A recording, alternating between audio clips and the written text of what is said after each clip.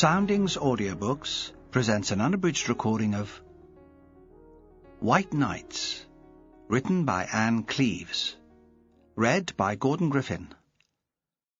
The moral right of the author has been asserted. This performance is owned by Soundings, Whitley Bay, NE 26 2JT. Prologue. The passengers streamed ashore from the cruise ship. They wore light jackets and sunglasses and jerseys tied around their shoulders. They had been told that the weather was unpredictable this far north. The ship was so big that from this perspective, looking up at it from Morrison's dock, the town beyond was dwarfed. Row after row of windows, each with its own balcony, a floating city. It was midday in Lerwick. The sun was bouncing off the still water, and the great white hull was so bright that you had to squint to look at it. In the car park a fleet of buses waited. The tourists would be taken to the archaeological sites in the south, to see the seabird cliffs, to photograph the puffins, and for a guided tour of the silverworks. At some point there would be a stop for a Shetland high tea. Waiting at the foot of the gangplank was a performer, a moving piece of art or street theatre, a slender man dressed as a Pierrot, a clown mask on his face. He didn't speak, but he acted out a pantomime for the visiting travellers. He made a lavish bow, one hand held across his stomach, the other sweeping towards the floor. The tourists smiled. They were willing to be entertained. To be accosted in a city was one thing. A city housed beggars and disturbed people, and it was safest to turn away, not to catch the eye. But this was Shetland. There could be nowhere more safe. And they wanted to meet the local people. How else would they have stories to take back home? The clown carried a bag made of red velvet and sewn with sequins. It glittered as he moved. He wore it slung across his body, the way elderly women, worried about street theft, carried their handbags. From his bag he took a handful of printed flyers which he began to distribute to the crowd. Then they understood. This was an advertising stunt. Perhaps this place wasn't so different from London, New York, or Chicago after all. But they kept their good humour. They were on holiday, and they took the brightly coloured paper and read it. They had a free evening in Lerwick. Perhaps there was a show they might take in. There was something about this guy that had appealed to them. He made them smile, despite the sinister mask on his face. As they climbed into the buses, they watched him disappear down a narrow lane into the town. He was still handing out his leaflets to passers-by. Chapter 1. Jimmy Perez glimpsed the back of the street performer as he drove through the town, but it didn't register. He had other things on his mind. He'd just landed at the airstrip in Tingwell after a short break in Fair Isle, staying at his parents' croft. 3 days of being spoiled by his mother and listening to his father complain about the price of sheep. As always after a trip home, he wondered why he found it so difficult to get on with his father. There were never arguments, no real antagonism, but he always left feeling an edgy mixture of guilt and inadequacy. Then there was work, the pile of paper he knew would be waiting on his desk. Sandy Wilson's expense forms, a day's labour in themselves, a report to complete for the Procurator Fiscal about a serious assault in a bar in Lerwick. And Fran. He'd arranged to pick her up at Ravenswick at 7:30. He'd need to get back to his house to grab a shower before then. This was a date, wasn't it? The first real date. They'd been knocking around together for 6 months, friends, but now he felt giddy as a teenager. He arrived at her house dead on time, his hair still wet, uncomfortable in a new shirt, which had a starchy, stiff feel to it, faint creases down the front where it had been folded in the packet. He was always nervous around clothes. What did you wear to a party to celebrate the opening of an art exhibition?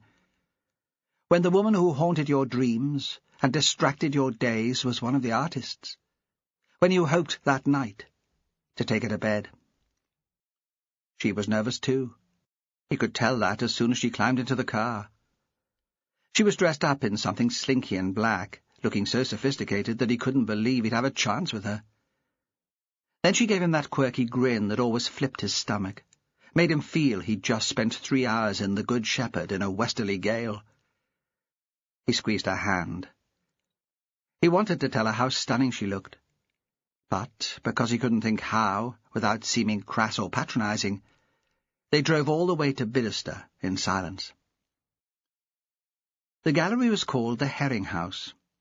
Once they had dried fish there. It was at the end of a low valley, right on the water, on the west coast. Further along the beach, there was a small stone pier where the fishing boats had pulled up to unload their catch. A couple of men still kept boats on the beach. Walk out of the door, and there'd be the smell of seaweed and salt. Bella Sinclair said that when she'd first taken over the place, there was still a whiff of the herring in the walls. Bella was the other artist exhibiting. Perez knew her, as almost everyone in Shetland knew her. To chat to at parties, but mostly second-hand, through the stories that were passed around about her. She was a Shetlander, Bidderster born and bred, wild in her youth, they said, but now rather unapproachable, intimidating, and rich. He still felt flustered after the rush from the plane, and by the sense that this was his one chance with Fran. He was so clumsy with people's feelings. What if he got it wrong? When he held out his hand to shake Bella's, he saw that it was trembling. Perhaps, too, he'd picked up Fran's anxiety about how her paintings would be received. When they began to circulate among the guests, to look at the work displayed on the bare walls, he felt the tension building even more. He could hardly take in what was happening around him. He talked to Fran, nodded to acquaintances, but there was no real engagement. He felt the pressure build against his forehead. It was like waiting for the thunderstorm on a warm, heavy day. But it was only when Roddy Sinclair was brought on to play for them that he could begin to relax for the first time, as if the rain had finally come. Roddy stood, framed by light, in the middle of the space. It was 9 in the evening, but still sunshine came through the windows, cut into the tall, sloping roof. It was reflected from the polished wooden floor and the whitewashed walls and lit his face. He stood still for a moment, grinning, waiting until the guests started to look at him, absolutely sure he would get their attention. Conversation faltered, and the room grew quiet. He looked at his aunt, who gave him a smile which was at once indulgent and grateful. He lifted his fiddle, gripped it under his chin, and waited again. There was a moment of silence, and he began to play. They had known what to expect, and he didn't disappoint them. He played like a madman. It was what he was known for, the show, that and the music. Shetland fiddle music, which had somehow caught the popular imagination, was played on national radio, raved about by television chat show hosts. Impossible to believe, a Shetland boy in the tabloids for drinking champagne and dating teenage actresses. He'd hit the big time suddenly. A rock star had named him as his favourite performer, and then he was everywhere, in newspapers and on the television and in glossy celebrity magazines. He hopped and jigged, and the respectable middle-aged people, the art critic from the south, the few great and good who'd driven north from Lerwick, set down their glasses and began to clap to the rhythm. He fell to his knees, lay back slowly so that he was flat on the floor, and continued playing without missing a beat, then sprang to his feet, and still the music continued. In one corner of the gallery, an elderly couple were dancing, surprisingly light-footed, arms linked. The playing was so furious that the watcher's eyes couldn't follow his fingers. Then suddenly the music stopped. The boy bowed. The people cheered. Perez had seen him play many times before, but was still moved by the performance, felt a jingoistic pride in it, which made him uncomfortable. He looked at Fran.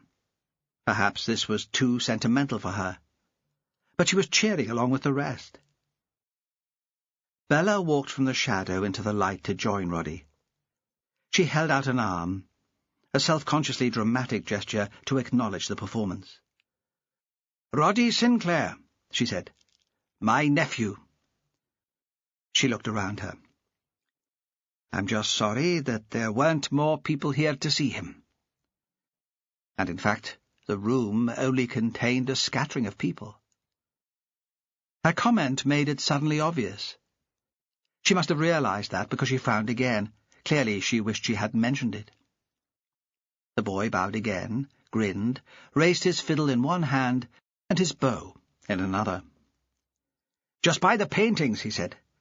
"That's why you're here. I'm only the warm-up act. The pictures are the main attraction." He turned away from them and took a glass of wine from a long trestle laid out against the one bare wall in the room. Chapter 2. Fran had already drunk several glasses of wine. She was more nervous than she'd expected to be. When she'd worked on a London magazine, she'd attended dozens of these events, first nights, openings, exhibitions. She'd circulated, chatted, remembered names and faces, hidden her boredom. But this was different. Some of the paintings on these walls were hers. She felt raw and exposed. If people rejected or dismissed her work, it would be as if they were dismissing her. She wanted to shout to the people who were catching up on island gossip, who stood with their back to the art. "Look properly at the images on the walls. Take them seriously. I don't care if you hate them, but please take them seriously." And there were fewer people here than she'd expected there to be. Bella's openings were always well attended. But even some of the people Fran had invited, people she'd considered friends, had failed to show. Perhaps they'd only been polite when she'd mentioned the exhibition. They'd seen her art and didn't care for it, at least not enough to turn out on a beautiful evening, when there were other things to do. This was the time of year for barbecues and being on the water. Fran took the poor turnout personally. Perez came up behind her. She sensed the movement and turned. The first thought, as it always was when he caught her in an unguarded moment, was that she wanted to sketch him. Her fingers itched to be holding charcoal. It would be a fluid drawing, no hard edges, very dark. Perez was a Shetlander. His family had lived in the islands since the 16th century, but there was no Viking blood in him. An ancestor had been washed ashore after the wreck of a ship from the Armada. At least, that was the story he told. She wondered if he'd just bought into the myth, because it was a way of explaining his difference. The strange name. There were a few people in the islands with his dark hair and olive skin, black Shetlanders, the locals called them. But in this gathering he stuck out, looked exotic and foreign.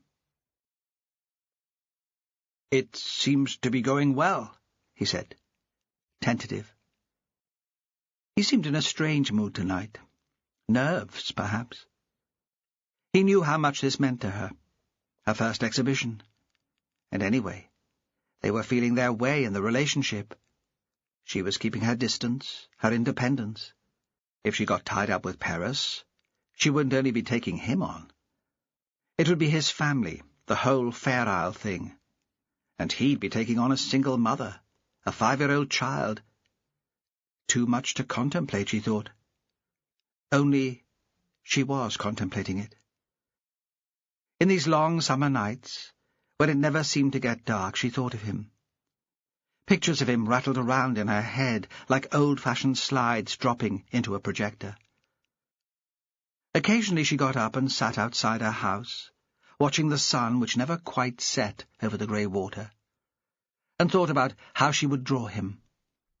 His long body turned away from her, the bones under his skin, the hard spine and the curve of buttock. And it was all in her imagination. He had kissed her cheek, touched her arm, but there had been no other physical contact. Perhaps there was some other woman in his life, someone he dreamed of when he too was kept awake by the light. Perhaps he was waiting for a decision from her. Soon after they'd met, she'd gone south for a month. She told herself it was for her daughter's sake. Cassie had been through the sort of drama that would traumatize an adult, and Fran had thought time away from Shetland would help her recover. When Fran had returned, Perez had contacted her, asking how things were with her and the girl. Professional interest, Fran had thought, hoping, however, that perhaps there'd been more to it. An easy friendship had developed. She hadn't pushed it. She was still an outsider here, and she wasn't sure exactly what was expected. The failure of her marriage had shattered her confidence. She couldn't face another rejection. "It's not going well at all," she said now. "There's hardly anyone here." She knew she sounded ungracious, but couldn't help herself. "You'd think people would come, if only for the free wine and the chance to see Roddy Sinclair." "But the people who are here are interested," he said. "Look." She turned away from him and back into the room. Perez was right. People had turned their attention from the wine and the music, and had begun to promenade around the gallery, looking at the paintings, stopping occasionally to concentrate on something specific. The space was evenly divided between her work and Bella's. The exhibition had been designed as a Bella Sinclair retrospective. She was showing 30 years' worth of art. Pictures and drawings had been pulled in from collections all over the country. The invitation for Fran to show with her had come out of the blue. "You should be proud," Perez said. She wasn't quite sure how to react. She hoped that he would say something flattering about her work. Tonight, jittery and exposed, she could use the flattery. But his attention was turned to the visitors.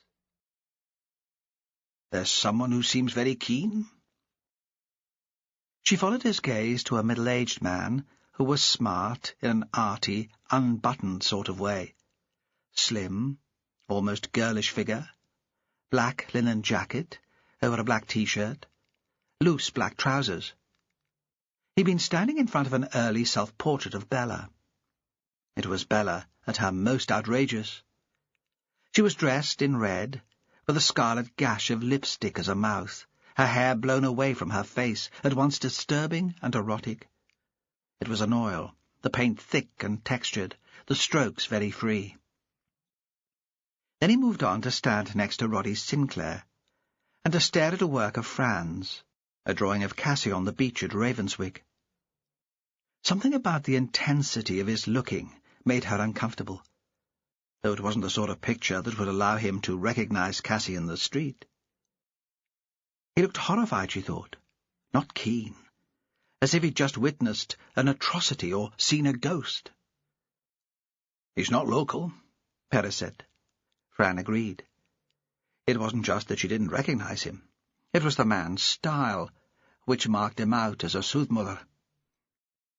The clothes, the way he held himself, and looked at the picture. "Who do you think he is?"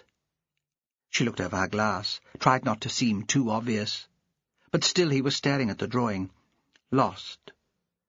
So she didn't think he'd notice even if he turned round. "Some rich collector," Perez said, smiling at her. "He's going to buy everything here and make you famous." She giggled, a brief release of tension. "Or the arts reporter for one of the Sundays. I'll feature in an article about the next new talent." "Seriously," he said. "Why not?" She turned to look at him, assuming that he was joking again, but he was frowning slightly. "Really?" He smiled again. "You're very good." She wasn't sure what to say, was groping for something witty and self-deprecating, when she saw the man turn round. He fell to his knees, much as Roddy had done when he was playing the violin. Then he put his hands over his face and began to weep. Chapter 3. Perez thought that at this time of year everyone went a bit crazy. It was the light. Intense during the day, and still there at night, the sun never quite slipping behind the horizon, so you could read outside at midnight. The winters were so bleak and black that in the summer folk were overtaken with a kind of frenzy, constant activity. There was the feeling that you had to make the most of it, be outside, enjoy it before the dark days came again. Here in Shetland, they called it the simmerdim. And this year was even worse. Usually the weather was unpredictable, changing by the hour, rain and wind and brief spells of bright sunshine. But this year it had been fine for nearly a fortnight. The lack of darkness hit people from the south, too. Occasionally their reaction was even more extreme than the locals. They weren't used to it. The birds still singing late into the evening, the dusk which lasted all night, nature slipping from its accustomed pattern. All that disturbed them. Watching as the man dressed in black knelt in the pool of sunshine and burst into tears, Perez thought it was a case of midsummer madness, and hoped someone else would deal with it. It was a theatrical gesture. The man wouldn't have come here on his own initiative. He would have been invited by Bella Sinclair, or been brought by a regular visitor. The herring house wasn't easy to get to from the south, even once you reached Lerwick. So it would be about a woman, Perez thought. Or he would be another artist wanting to draw attention to himself. In his experience, people who were really depressed, who felt like crying all the time, those people didn't seek out the limelight. They hid away in corners and made themselves invisible. But nobody went to the man's assistance. The people stopped talking and watched in a fascinated, embarrassed way as he continued to sob, his face turned up now to the light, his hands at his sides. Perez could sense Fran's disapproval beside him. She would expect him to do something.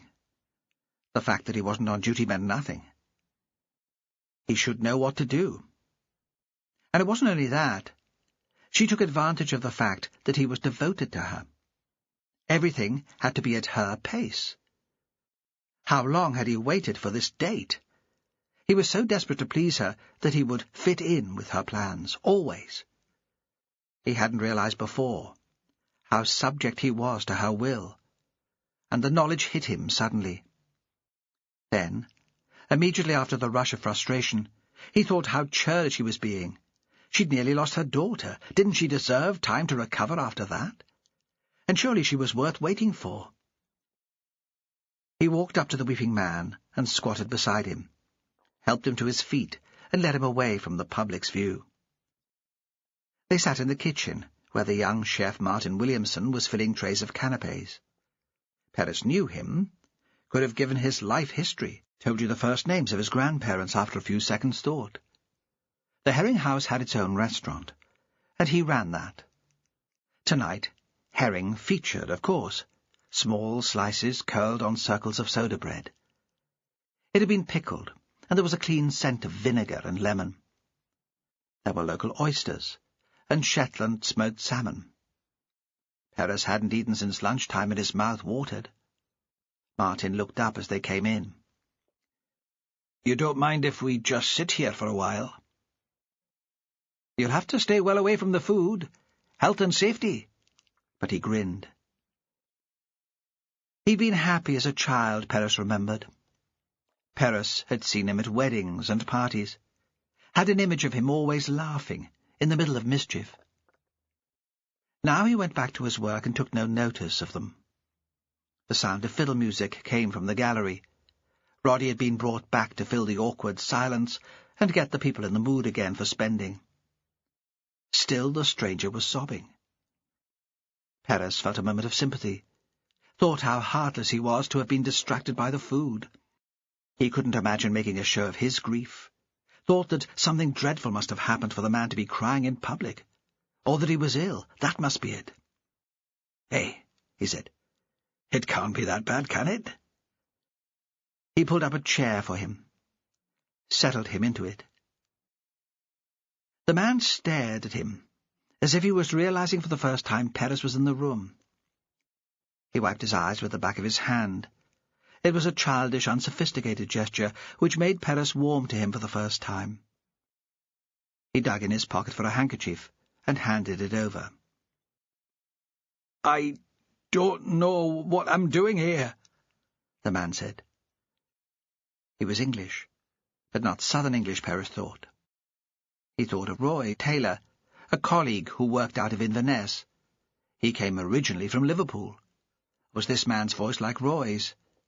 Not quite, he decided. "We all feel like that sometimes." "Who are you?" "Jimmy Perez. I'm a detective. But that's not why I'm in the Herring House. My friend's one of the artists." "Herring House?" "This place. The gallery. That's what it's called."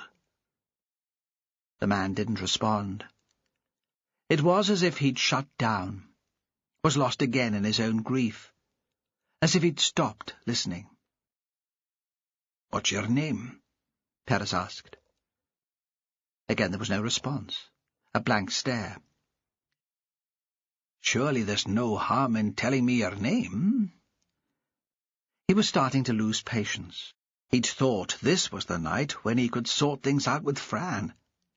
He'd imagined staying at her house.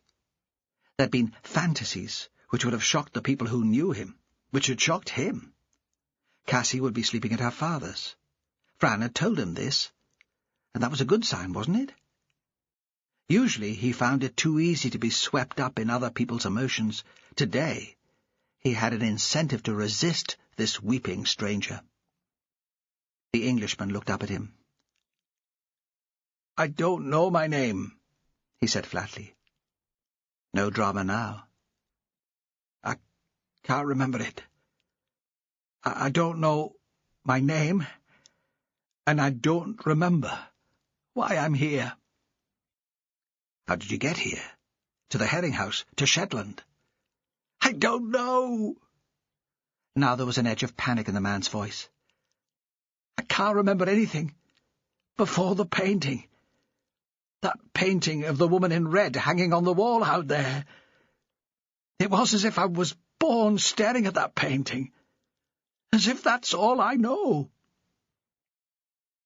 Perez was starting to wonder if this was some sort of practical joke. It was the kind of prank Sandy would think was funny. Sandy, who came from Walsey and worked with Perez, had a juvenile sense of humour. The whole team would know the boss was here tonight with the English lady artist, and he wouldn't put it past them to try to wreck his evening. They would think it a great joke. The man had no sign of a head injury. He looked so sleek, so well-groomed, it was hard to think he might have had an accident. But if it was an act, he was convincing.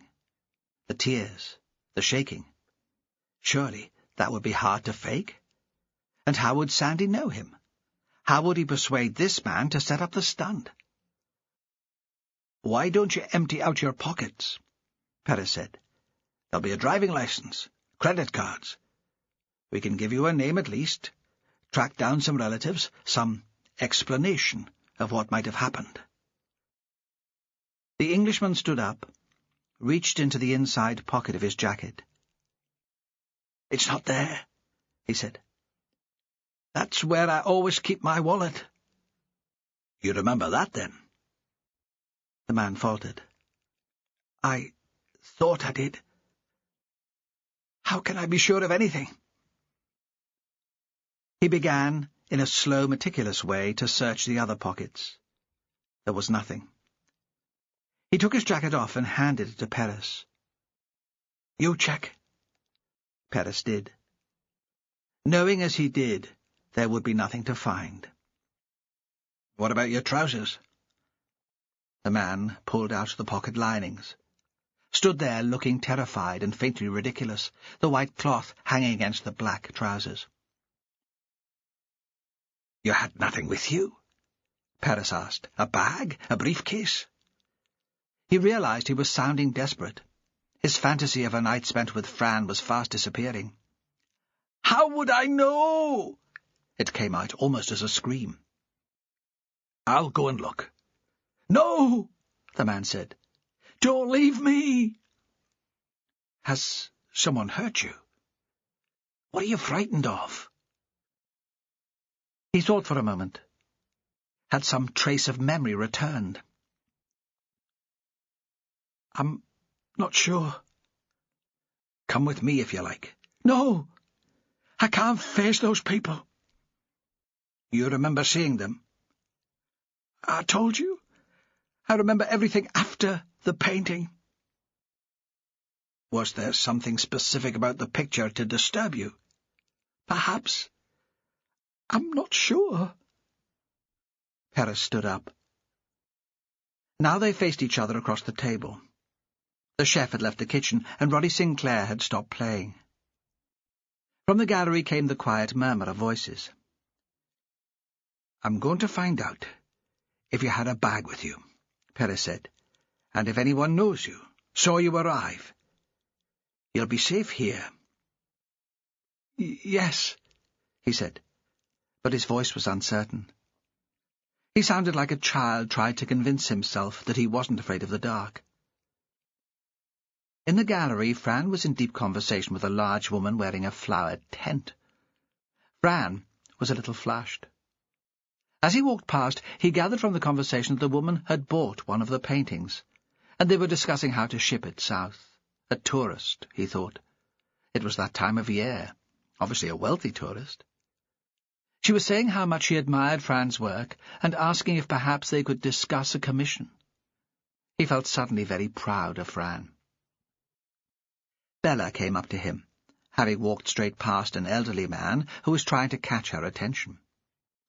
With her grey hair cropped very short, long silver earrings and grey silk shirt, Perez thought she looked like a large silvery fish. Something about her mouth, too, the wide, pale eyes. But she was attractive still. She'd been known as a beauty when she was younger, a legend, and something about her still demanded attention. "Thank you for dealing with that poor man, Jimmy. What was wrong with him?" She fixed him with her grey, unblinking eyes. "I'm not sure." Perez never gave away any information unless it was necessary. It was a habit learned from childhood.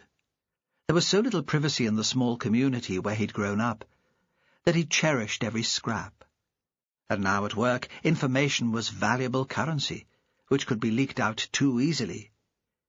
In other, more anonymous places, it didn't matter if a policeman was a little indiscreet. A word to a spouse over dinner, a funny story in a bar. Nobody ever knew. Here the stories had a way of coming back to haunt the teller. "Do you know him, Bella? Is he a dealer? A journalist? He's English." "No. I thought perhaps Fran had invited him." "He seemed very taken with your self-portrait."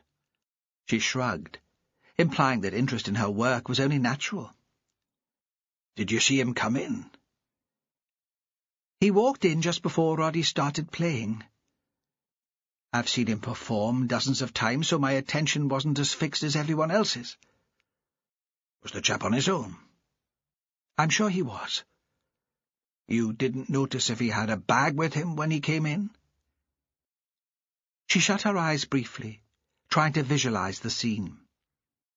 Her memory would be reliable. She was a painter. "No," she said. "No bag. His hands were in his pockets. He seemed quite relaxed at that point. He stood at the back of the crowd just watching until Roddy stopped playing. Then he walked over to my painting, before moving on to the drawing of Cassie. He seemed very moved by it, didn't you think?"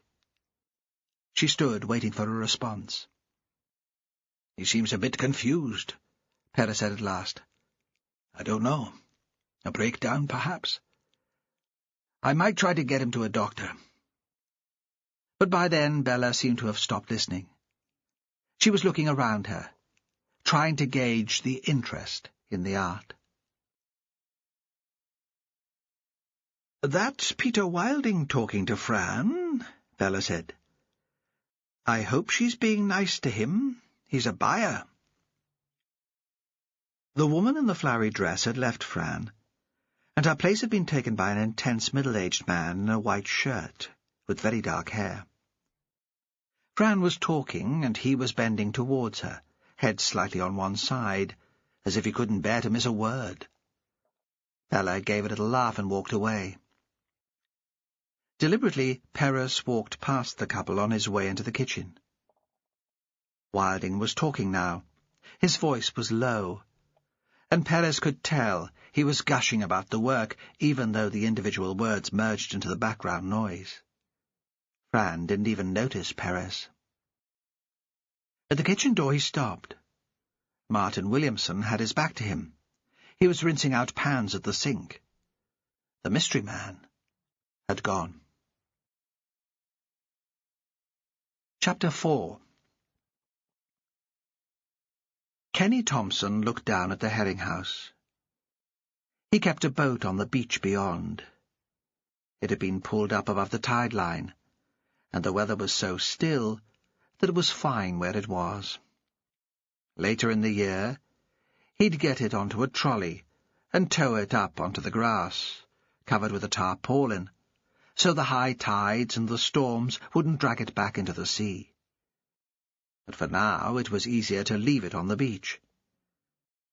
He was thinking that it might be a good night to go out and try for some piltock, and knew he probably wouldn't go. He enjoyed the fishing, but not so much as when he'd been a boy and a young man. Willie, one of the old Bidderster folk, had taken him and his brother out in his boat when they were children. And when they'd grown up, the two of them still liked fishing together. A fine night, and he'd be on the phone to Lawrence. "Do you fancy a couple of hours on the water?" But now Lawrence had left Shetland for good, and it wasn't quite the same. There were other men who could make up a party and would be keen enough to be asked, but Kenny knew he would have to make an effort to be pleasant to them. He would have to pretend to be interested in their lives, their work, their wives. With Lawrence, there had been no pretence at all. He was aware of the party going on at the herring house. He hadn't been invited, but he knew just the same. At one time, Bella had always invited him. She'd drive up the track in that smart four-wheel drive, although why she needed a car like that when she only went these days to Lerwick or to Sombra to get the plane south, he couldn't say. And come into his house, not waiting to be asked. "You will come, Kenny, won't you? You and Edith. I'd like you to be there. We wouldn't have the herring house if it hadn't been for all the hard work you and Lawrence put in." And that was true, too. Once she'd taken it into her head to buy the place and do it up, they'd been there most nights after he'd finished with the sheep, or in the fields, working on the building. Most of the labouring work had been theirs. A labour of love, Lawrence had called it. And it was true. They'd been paid very little.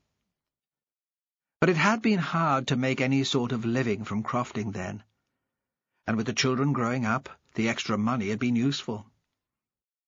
Bella had probably thought she was doing them a favour. Those days all the men could turn their hands to anything. After they'd finished working, Kenny would go home to Edith, leaving Lawrence to talk to Bella. Sometimes it would be so late when Kenny walked up the track to the house that he'd be sure Edith would already be asleep. But she was always awake waiting for him. She'd never been one for an early night. In the winter, she'd be sitting by the fire knitting. He'd known it was late because the house was tidy, the only time it was ever tidy, with the two children there during the day. This time of year she'd be outside, working in the garden, even in the small hours of the morning. She'd spit out one of her sharp comments about Bella taking advantage of him, before going with him into the house. It might even have been before Eric had started school, and that was hard to imagine, now they were both grown up. Ingrid was about to have a child of her own. She was a midwife close to Aberdeen, and Eric was farming in Orkney. Now Bella didn't ask any more. She knew Kenny wouldn't go. Edith might have been glad of a chance to dress up at one time, to go to the fancy party and drink the wine and listen to the talk about art and books. One way of getting their money's worth out of Bella at least. But Kenny had always put his foot down. Usually his wife was the one who laid down the law, but when it came to Bella Sinclair, he was firm. Lawrence might still be here if it wasn't for her. Once he'd almost added, "That woman broke his heart." But Edith would have mocked him for being so sentimental. She'd always had a wicked tongue in her head, even as a child. She still did. He smiled. More than 30 years married, and he was still scared of her. He looked at his watch. It was 9:30. Later than he'd thought. At this time of year it was easy to lose track. He came up onto the hill every night, unless the weather was so bad that there was no point to it. To check the sheep, he said. Though that was an excuse. It was an escape from Edith tapping away on the computer. A time for himself. When Edith was working, he felt that the house was just an extension of her office, and he never felt comfortable there.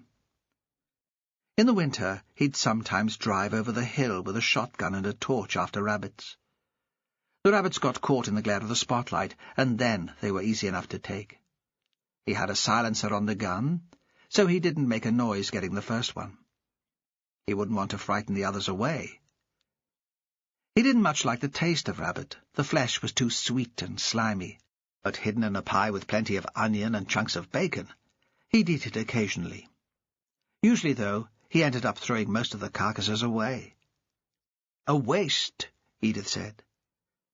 There had been no spare money when she was a child, and she still imagined the return of the bad times, even though she had a good job, and he took on a bit of building work beside the croft. She resented money ill spent, but they had savings now. They wouldn't starve in their old age or be dependent on their children. He called to Vela, his dog, and turned back towards his house. He could see it on a slight rise on the land, just in from the water, with the herring house much taller beyond. Further along the shore was the graveyard. In the old days, before the roads were built, they'd carried the corpses for burial by boat. That was why in Shetland the graveyards were always close to the water. He thought he'd quite like his body to be carried to its grave in his own boat. But he supposed there'd be some reason why it couldn't happen like that now. His attention was caught by movement on the road. His eyes weren't as good as they had been, but he thought he saw someone leaving the gallery. He watched. He pretended not to be interested in Bella's doings, but he couldn't help being curious. Usually her parties didn't finish this soon, and this guest didn't get into a car and drive back down the length of the Voe to the big road towards Lerwick. Instead, the person turned up the road the other way, past the post office, and the 3 houses on the slope towards the jetty. After that, it only led to the old manse where Bella lived, and to Kenny and Edith's house. Beyond Scholes, the track petered away into a footpath across the hill to the next valley. The only people to use that were Kenny, when he was checking on his sheep, and holiday-makers walking. Kenny stood and watched the figure until it disappeared out of sight, where the road fell into a dip. He was running, a strange loping run, leaning forward so it looked as if he was going to tip over. Kenny thought that was typical of the people Bella knocked around with. Artists. They couldn't even run like other folk. She'd always attracted strange people to her. The summers when they were all younger. The manse had been full of outsiders, drifting in and out with their odd clothes, weird music, coming through the open windows, and always the sound of their talking. Yet now she was quite alone, apart from that nephew of hers. She should have stayed with Lawrence. He carried on up to the hill, making a rough count of the sheep in his head. Later in the week, he'd have to round them up and bring them down for clipping. There were a couple of chaps from Unst who were coming to help him. and Martin Williamson had said that he'd give a hand too. When he got to the house, it was gone 11 o'clock, but Edith was still in the garden. She was hoeing between a row of beans, pushing away the weeds with short, aggressive jabs. She must have been stuck on the computer for most of the evening, though, because she hadn't done so much. When she heard him coming, she looked up. He thought she looked very tired. She'd had a meeting in Lerwick all day, and that always wore her out. "Come away inside," he said. "The mosquitoes will bite us both to death." "Just let me finish this row." He stood watching her bending over the work, and thought how stubborn she was and how strong. "Did you see that man?" he asked, when she straightened at last and rested the hoe against the wall of the house. "What man?" She looked up, pushed a stray hair from her face. He thought she was prettier now than she had been when she was young. When she'd been young, her face had been a bit pinched, and there'd been no flesh at all on her. What he'd felt for her then, it hadn't been love. Not the sort of love they showed on films, at least. The sort of love Lawrence had felt for Bella. It hadn't been that way for him or for Edith. But they'd got on, and he'd known it would work out. They would irritate each other unduly. Now that she'd reached 50, sometimes he looked at her with wonder. Her face was hardly lined, her eyes so blue. There was a passion between them that they'd never had the energy for when the children had been young. "What man?" she repeated. Not annoyed that she'd had to repeat herself, but half smiling, as if she could tell what he was thinking. "A man running away from the herring house. He must have come past here." "I didn't see," she said. She stood up, linked her arm into his, and led him inside. Edith got up early every morning. Even when they were on holiday or away visiting the children, she was usually up before him. He heard her in the kitchen, moving the kettle onto the hot plate, then the door opening. He knew what she would be doing, pulling on her boots over her pyjamas to go outside and let out the hens. She didn't start work until 9, and they'd have breakfast together before she set out. He didn't find it so easy to leave his bed. But at this time of year, Edith had trouble sleeping at all. Often when he woke in the night to go to the bathroom, he could tell she was awake, lying very still beside him. She'd put thick curtains at the window, but something about the white nights threw her body clock out. It took some people that way. When he didn't sleep, he became tense and frazzled, and the thoughts raced around his head. Edith became pale, though she never complained of being tired, and she never missed work. Once he persuaded her to go to the doctor to get some sleeping tablets, but she said they made her feel slow and heavy all the next day, so she didn't feel on top of things at the centre. He was glad when the days got shorter, and she returned to her old self. Kenny liked the half hour they had together over breakfast before she left. By the time he was washed and dressed, she had the tea made, and there was the smell of toasted bread. Edith was in the shower. He could hear the water tank refilling. She was the manager of a care centre for old and disabled people. He still found that hard to believe. His Edith, in charge of staff and a budget, going to meetings in Lerwick, smartly dressed with her hair tied up. She trained all the care staff in Shetland in manual handling, showing them how to move the people in their care safely. He marvelled at her strength and determination. Taxis and a bus brought old folk from all over this part of Shetland to the centre. Sometimes she talked about her clients by name, and it shocked him to realise the men and women he'd known in childhood as strong, rather frightening characters were now frail, confused, incontinent. He thought, will I come to that? Will I end my days playing bingo in the day centre? Once he had mentioned something of the sort to Edith, And she'd answered tartly, "You will if you're lucky. With the oil revenue fallen to nothing, and the cutbacks, the centre might not be there when we need it." He never mentioned his fears again. His only comfort was that he expected to die before her. Women always lived longer than men. He couldn't imagine what it must be like to live alone. He poured tea and put butter on the toast, and she came in, dressed, her hair still wet but tied into a knot. "What are your plans for today?" she asked. "Singling neeps," he said. She pulled a face in sympathy, understanding what boring, back-breaking work that was, hoeing out the unwanted seedlings to leave space for the turnips to grow. "Oh, well," she said, "it's a nice day for it." But since yesterday evening, he'd been thinking that he might get out in the boat today after all. He didn't say anything to Edith. She worked so hard, and he felt like a boy, considering playing truant from school. She finished the toast on her plate. Then she was away into the little bedroom, which had once been Ingrid's room, and which Edith now used as an office to gather up her papers into her bag. He walked outside with her and kissed her before watching her drive off. He'd intended to do a couple of hours with the neeps before getting out the boat, but found himself making the short walk down to the beach, to the hut where he kept the outboard and his lines and pots.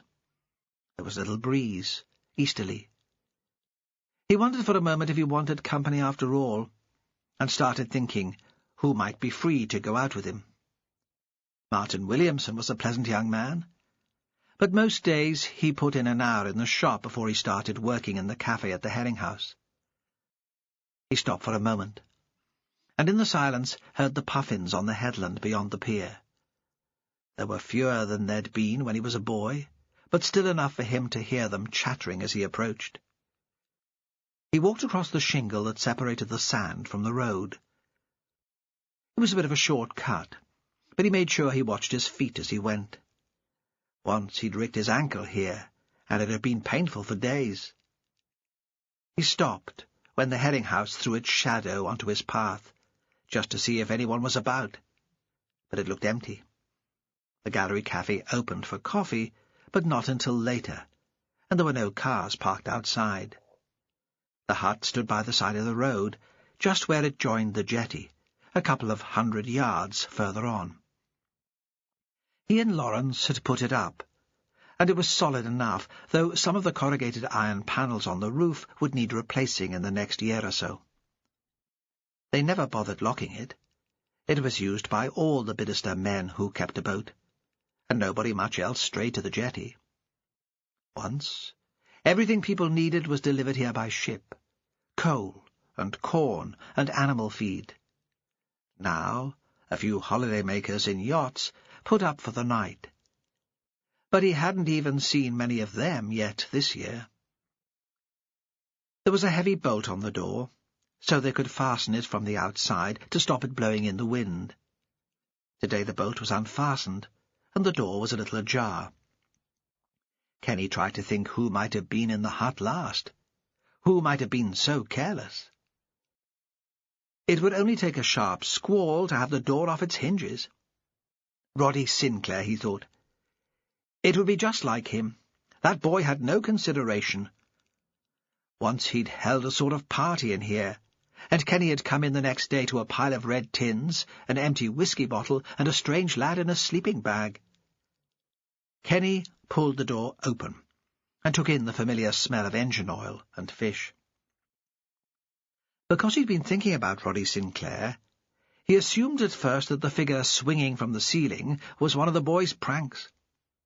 Roddy had got drunk at Bella's party, and thought he'd caused mischief.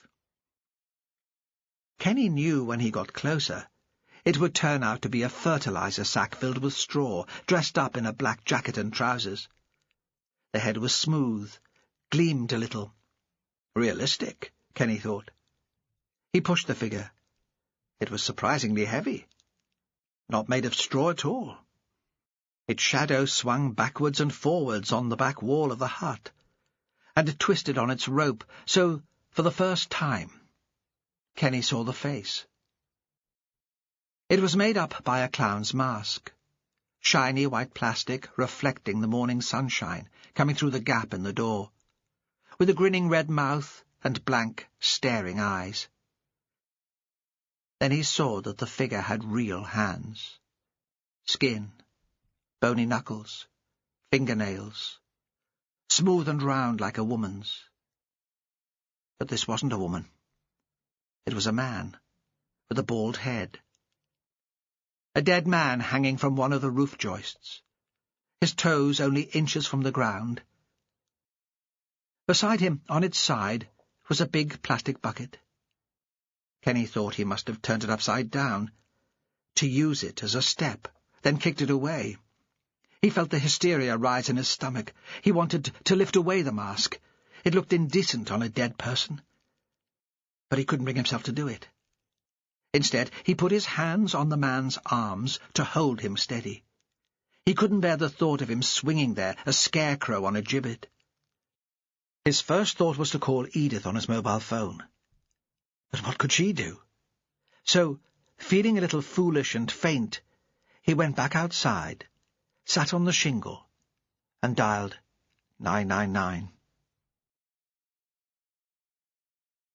Chapter 5. Perez heard the news on his mobile as he was on his way in to work from Fran's house. Before that, light-headed through lack of sleep, he was so absorbed in recalling the events of the night before that he was driving automatically, unaware of his surroundings. In his head was the music Fran had put on her CD player when they first got in. A woman singing, something lilting and Celtic he hadn't recognized. He wondered if he was reading too much into what had happened with Fran. That was his way. He brooded. His first wife, Sarah, had said he expected too much from her, that he made emotional demands. I should be tougher, more resilient, he thought. More of a man. I care too much what women think of me. Then he got the phone call, and he forced himself to concentrate. Work was a constant, something he did well, and Sandy, who had never been the most articulate person, always got incoherent at times of stress or excitement. It took Perez's full attention to deal with him. "We've got a suicide," Sandy said. "Kenny Thompson found him hanging in that hut where the Bidester lads keep their stuff for the fishing." "Who is it?" Perez asked. The voice on the end of the phone interrupted. "Kenny Thompson. You'll know him. He's lived out at Bidester all his life. They croft that land that runs away up the hill from the vault." "No, Sandy. I didn't mean who found him. Who's the suicide?" I don't know. Kenny didn't recognize him. At least he said he couldn't tell. I'm just on my way." "Don't touch anything," Perez said, "just in case." He knew Sandy shouldn't need telling, and knew anyway that he'd forget about the warning as soon as he got there, but it made him feel better to say it.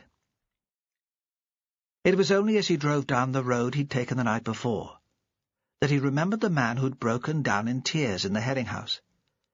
Perez hadn't made much of an effort to find him. He'd gone out of the kitchen door and looked onto the beach and up at the road, past the graveyard, but there'd been no sign. If he'd felt anything at all, it had been relief. The man must have been in a car after all. How else could he disappear so quickly? So he'd recovered, if indeed he had been ill.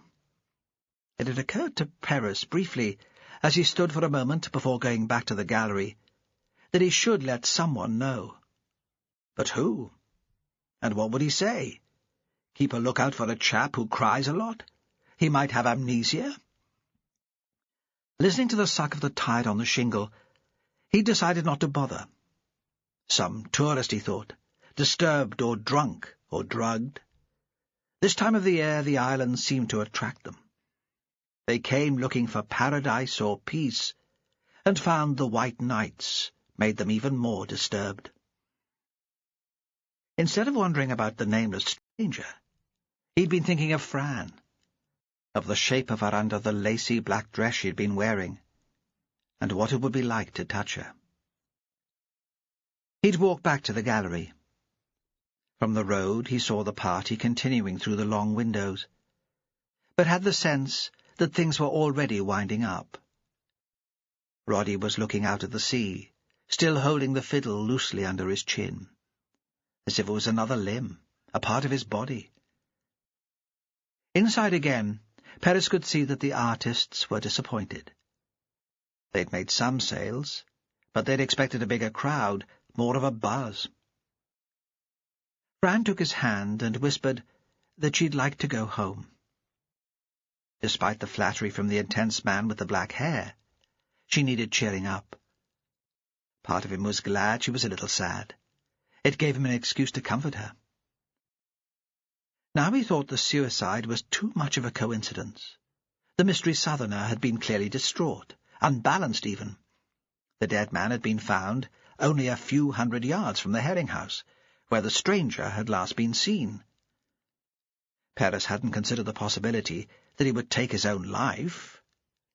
He felt guilty that he'd been so careless, responsible for a stranger he'd only once met. Then he tried to form in his head the words he'd use to explain the situation to Fran. Would she blame him for the man's suicide? And hoping against the odds that, when he reached the hut by the Bidester Pier, he would find that someone altogether different had killed himself.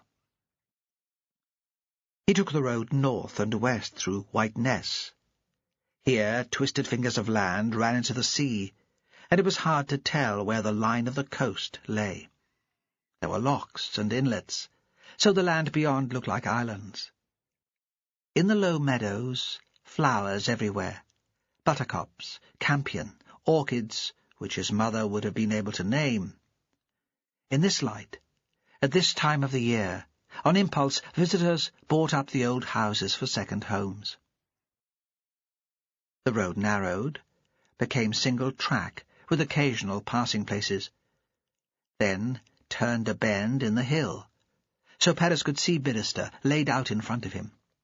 The cemetery, then the herring house close to the beach, the hut on the jetty, and beyond that 3 terraced single-story houses. The largest held the post office and shop. Then the track wound on past the manse where Bella Sinclair lived, until it came to Kenny Thompson's croft. Once the community had been bigger. There were traces of ruined houses in a number of Kenny's fields.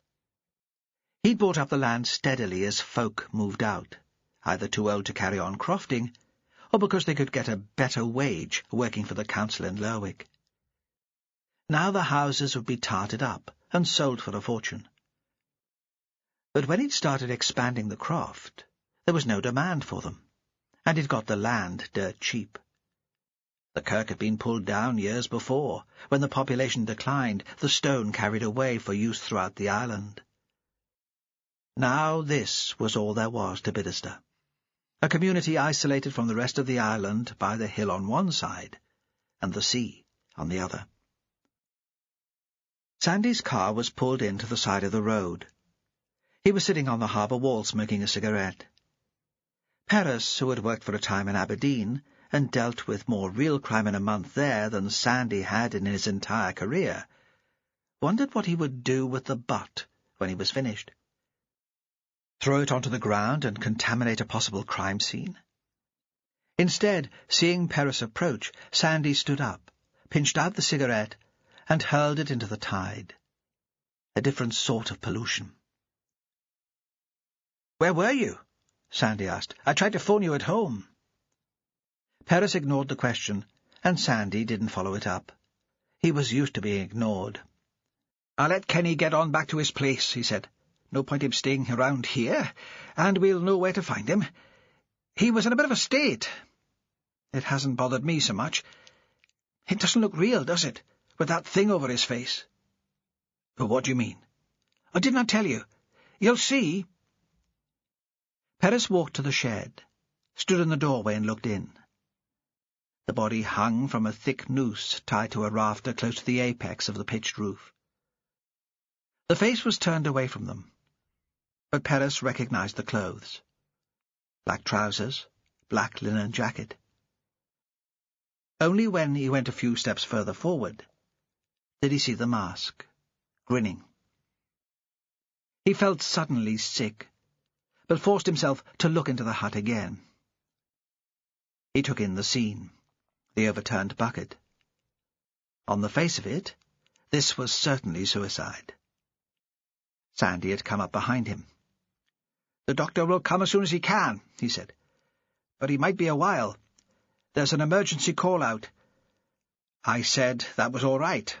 Our man isn't going anywhere. Sandy had an anxious-to-please Peary-boy air about him still. It made Perez want to reassure him that he was doing okay, even when he got things wrong. "Good. Who did you get hold of?" "That new man who's just moved in at Whiteness." Sandy paused. "What do you think's going on there? With the mask?" "I don't know." Perez had found it so disturbing that he turned his back on the hanging man. It was the bare shininess of it, the manic grin. After the gloom in the shed, the sunlight reflected from the water hurt his eyes for a moment. "He must be a tourist," Sandy said with absolute certainty. "Not anybody from Bidderstone, at least. Not according to Kenny." He could tell that without seeing the face. And a place this small he'd know. "I haven't checked his belongings for identity. You said not to touch." "Good," Perez said again, distracted. He was remembering the man the night before, standing with the linings of his pockets pulled out. There would be nothing to identify him in his clothes. He began to run through the process he'd follow to trace him. Phone calls to hotels and guest houses. Check with Northlink and British Airways. They might have to wait until the man failed to turn up for his return trip south, before they got a name for him. This time of year there were more visitors than locals on the islands. Despite himself, he was interested. What had led first to the loss of memory, and then for the man to become so desperate that he took his own life? "What do you think the mask is about?" Sometimes he asked Sandy questions, not expecting much of an answer, but because he wanted to make him think, hoping that it might become a habit. "I don't know." "Making some sort of statement, maybe?" What sort of statement? That his life had been a joke? He hadn't been laughing much the night before. "I'm sure I saw the man last night," Perez said. "He was one of the guests at the Herringhouse party." Then, as the thought suddenly occurred to him, I wonder where he got hold of the mask. He certainly didn't have it on him then. This time, Sandy didn't answer. I shouldn't have left the man alone, Perez thought. He was frightened of being left alone. "Do you mind waiting here for the doctor? I'll go and chat to Kenny Thompson. He might have some idea who the dead man might be, where he was staying. If someone in Bidderstone has been taking paying guests, Kenny will know." Sandy shrugged. "It seems a weird sort of place for a visitor to want to stay. What would you do all day here? Look at it, man. The peace. Nothing to do. This is what they come for." Sandy looked out across the water. "It's more likely he came up from Lerwick specially. Chose the loneliest sort of spot he could find to do away with himself." But Perez thought he hadn't just come here to kill himself. He'd been at the party for a reason.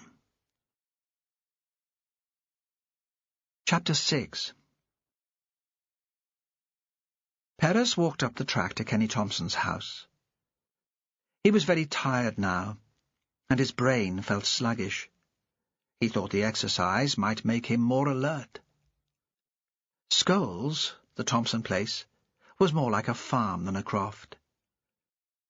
Since he'd bought up the land all around him, Kenny had more sheep than he needed for his own use, and there were cows in one of the low parks near the house. But everything was still done in the old way. Perez liked that. A field of tatties just coming up, the line straight and true, and a field of neeps, In lots of places, crofters were selling sites for new housing. But it seemed Kenny hadn't been tempted to go down that route. End of CD 1. CD 2. Perez tried to remember when he talked to Kenny last, but couldn't think. He might have nodded to him in town, bumped into him in Sombra, or in the bar on the ferry. But Kenny was more than a casual acquaintance. The year of Perez's 16th birthday, Kenny had spent the whole of one summer in Fair Isle, and they'd worked together. It was the time they did the major work on the harbour in the North Haven. Kenny had been brought in to oversee the building work, and Perez had been one of the labourers. His first proper job over the school holidays. He still remembered the blisters, the aching back and the ease with which Kenny, 20 years his senior, slender and dark then, could lift a Cala gas cylinder under each arm when he helped the islanders unload the boat, the way he could work all day at the same pace without seeming to get tired. Kenny had started off lodging in the hostel at the observatory, but after a couple of weeks had moved down the island to stay at Springfield with the Perez family. It was further away from the site, but he felt awkward in front of all the bird-watchers, he said, and it would be a bit more money for them if they took him on as a lodger. In the evening he would shower and then join the family for dinner. "Kenny's no bother at all." That was what Perez's mother had said. And it had been true. He had been unobtrusive, considerate, setting the table and helping her with the washing up afterwards. A perfect guest. Now, Perez tried to remember what the two of them had talked about as they were digging out drains and mixing cement. Kenny hadn't given very much of himself away. He'd listened to Perez talking about his plans for college and how much he hated life at school, but he'd hardly talked about himself at all. Occasionally, he let something slip about his life in Bidester and the other folks who lived there, but very rarely. And would I have been interested anyway, Perez thought. Kenny just seemed middle-aged and boring, a stickler for doing things right. He was already married to Edith, who had been left behind. She'd been staying at Scholes, taking care of Kenny's father, who was still alive. Kenny had mentioned Edith, but not with great affection. It couldn't have been easy for her, Perez thought, looking after an old man who wasn't even a relative. Kenny should have been more grateful. Then suddenly he remembered a party that had taken place in the Fair Isle Hall. A return wedding. An island boy who'd gone away to marry a southerner in her own town, then brought her back to celebrate properly on the Isle. The lass wearing the long white wedding dress, and carrying flowers just as she would have done in the English church. There'd been a meal in the hall, all the island invited, and afterwards a dance. Perez remembered Kenny dancing and ate some reel with his mother, swinging and lifting her until she laughed out loud. His father, watching from the side, had seemed slightly put out. Perhaps Kenny had been a little drunk that night. Perez himself had been drinking too, so perhaps his memory was at fault. Soon after the party, Kenny had returned to the observatory to stay. When Perez had asked why, he'd been as unforthcoming as ever. "It suits me better just now." When he came to the house, Perez knocked at the kitchen door. He stood for a moment. There was no answer, and he was wondering if he should let himself in, when Kenny came up behind him, a scruffy dog, completely silent beside him. "I was looking out for you," Kenny said. "Sandy said he'd called you, but I thought I might as well get on with some work. We're planning on clipping the sheep at the end of the week." "Do you want to carry on? We can talk just the same." "No, I was about ready for a coffee. You'll join me?" The kitchen was tidier than most Croft houses Perez had been in. Kenny stood at the door and unlaced his boots before walking inside with stockinged feet. Perez checked that his shoes were clean before following. The room was square with a table in the middle, a couple of easy chairs close to the Rayburn. The fitted cupboards and the fancy appliances, all Kenny's work, Perez thought, but chosen by Edith. A jug of campion stood on the windowsill, its deep pink matching a motif in the wall tiles. Everything planned and ordered. The breakfast things, still unwashed on the draining board, were the only items out of place. Kenny must have seen Perez looking at them. "I'll have those done before Edith gets in," he said. "It only seems right, when she's been at work all day. Are you all right with instant? Edith likes the real stuff. Ingrid bought her a fancy machine for Christmas, but I've always thought it kind of bitter." "Of course," Perez said. "Whatever you're having." He could have done with a strong espresso, but knew it wouldn't be right to ask. He waited until Kenny joined him at the kitchen table, before starting the questions. "What time did you find him?" Kenny considered. Everything he did would be slow and deliberate. Except dancing, thought Perez, remembering the scene in the Fair Isle Hall. He was a wild dancer. "It would have been about 9:10 this morning. Edith had left for work around 8:30, and I was thinking about starting on the Neeps. There aren't many days like this, even in the summer." He smiled. "I was tempted by the fishing. Thought we might have a bit of a barbecue tonight if I got lucky, and brought back some piltock or mackerel." Perez nodded. "I know you didn't see his face, but do you have any idea who the man might be?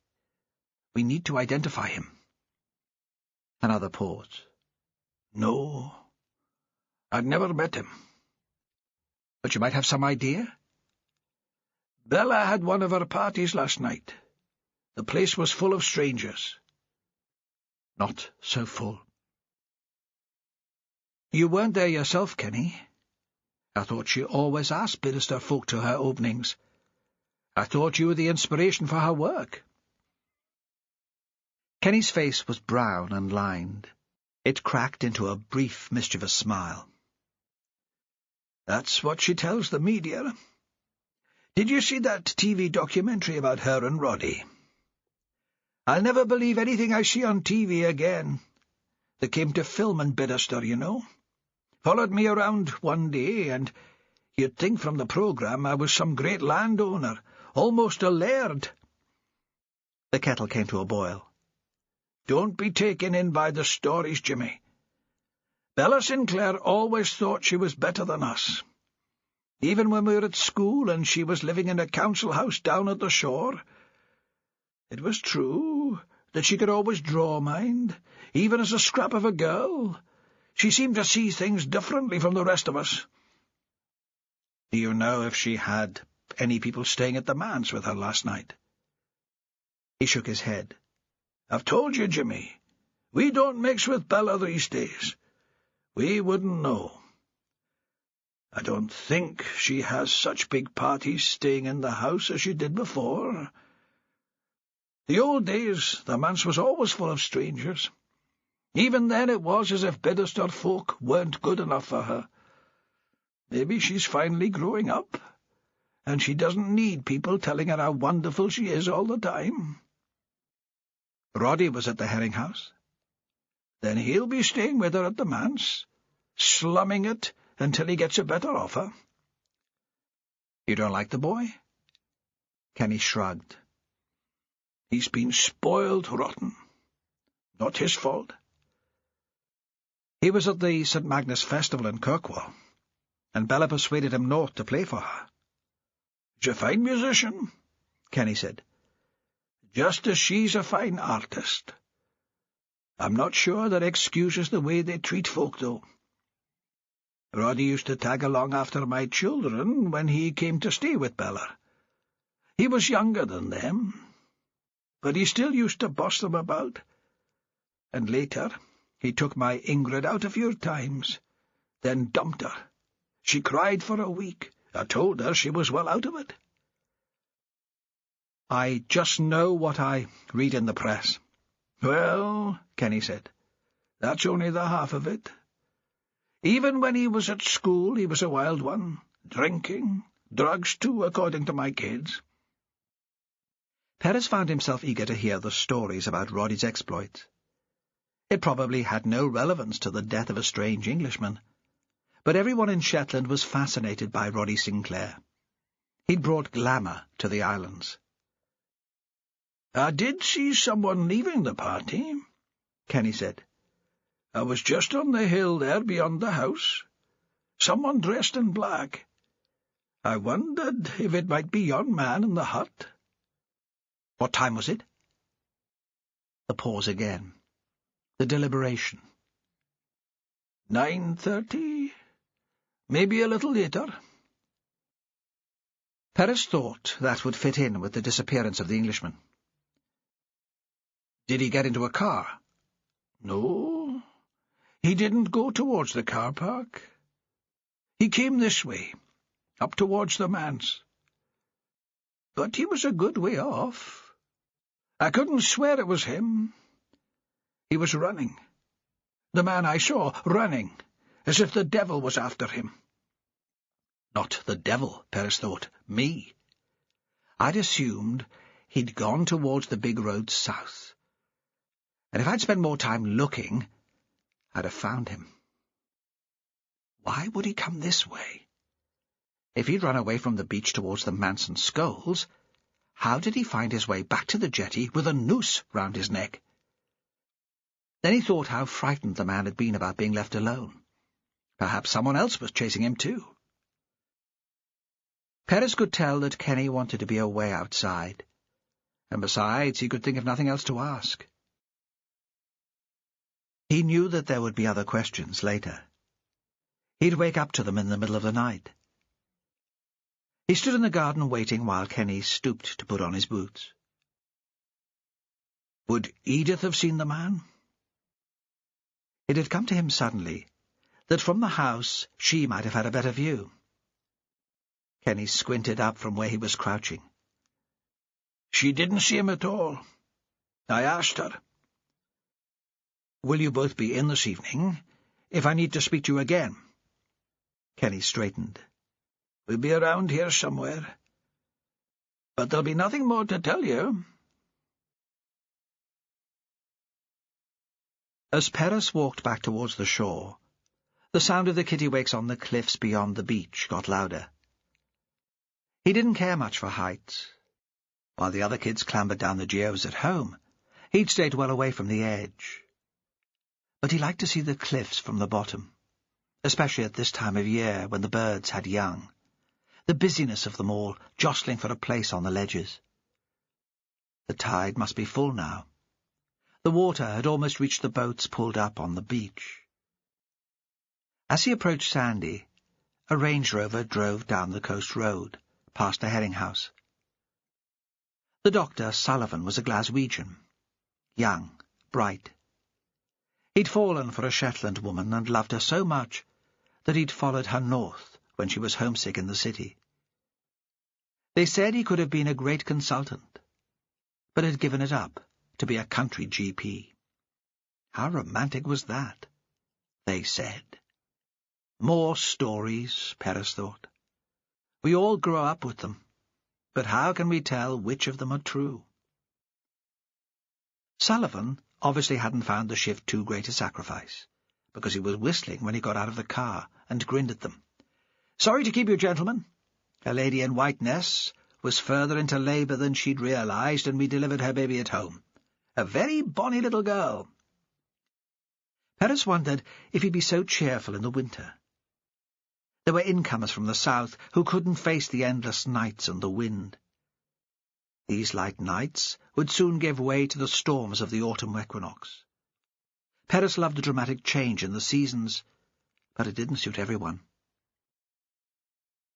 Sullivan took a quick look at the body from the door, then returned to his car.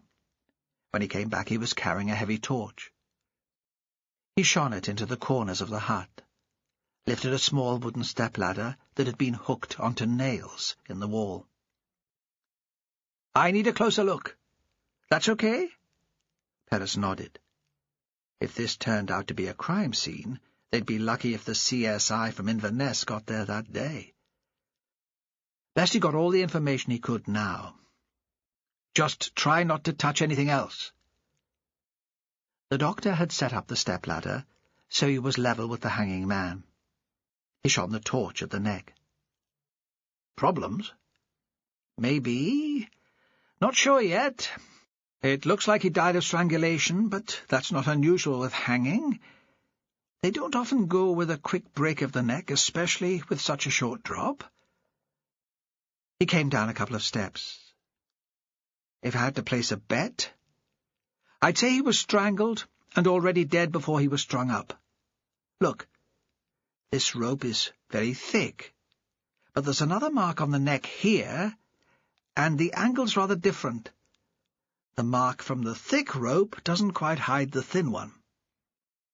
Now he was standing back beside them.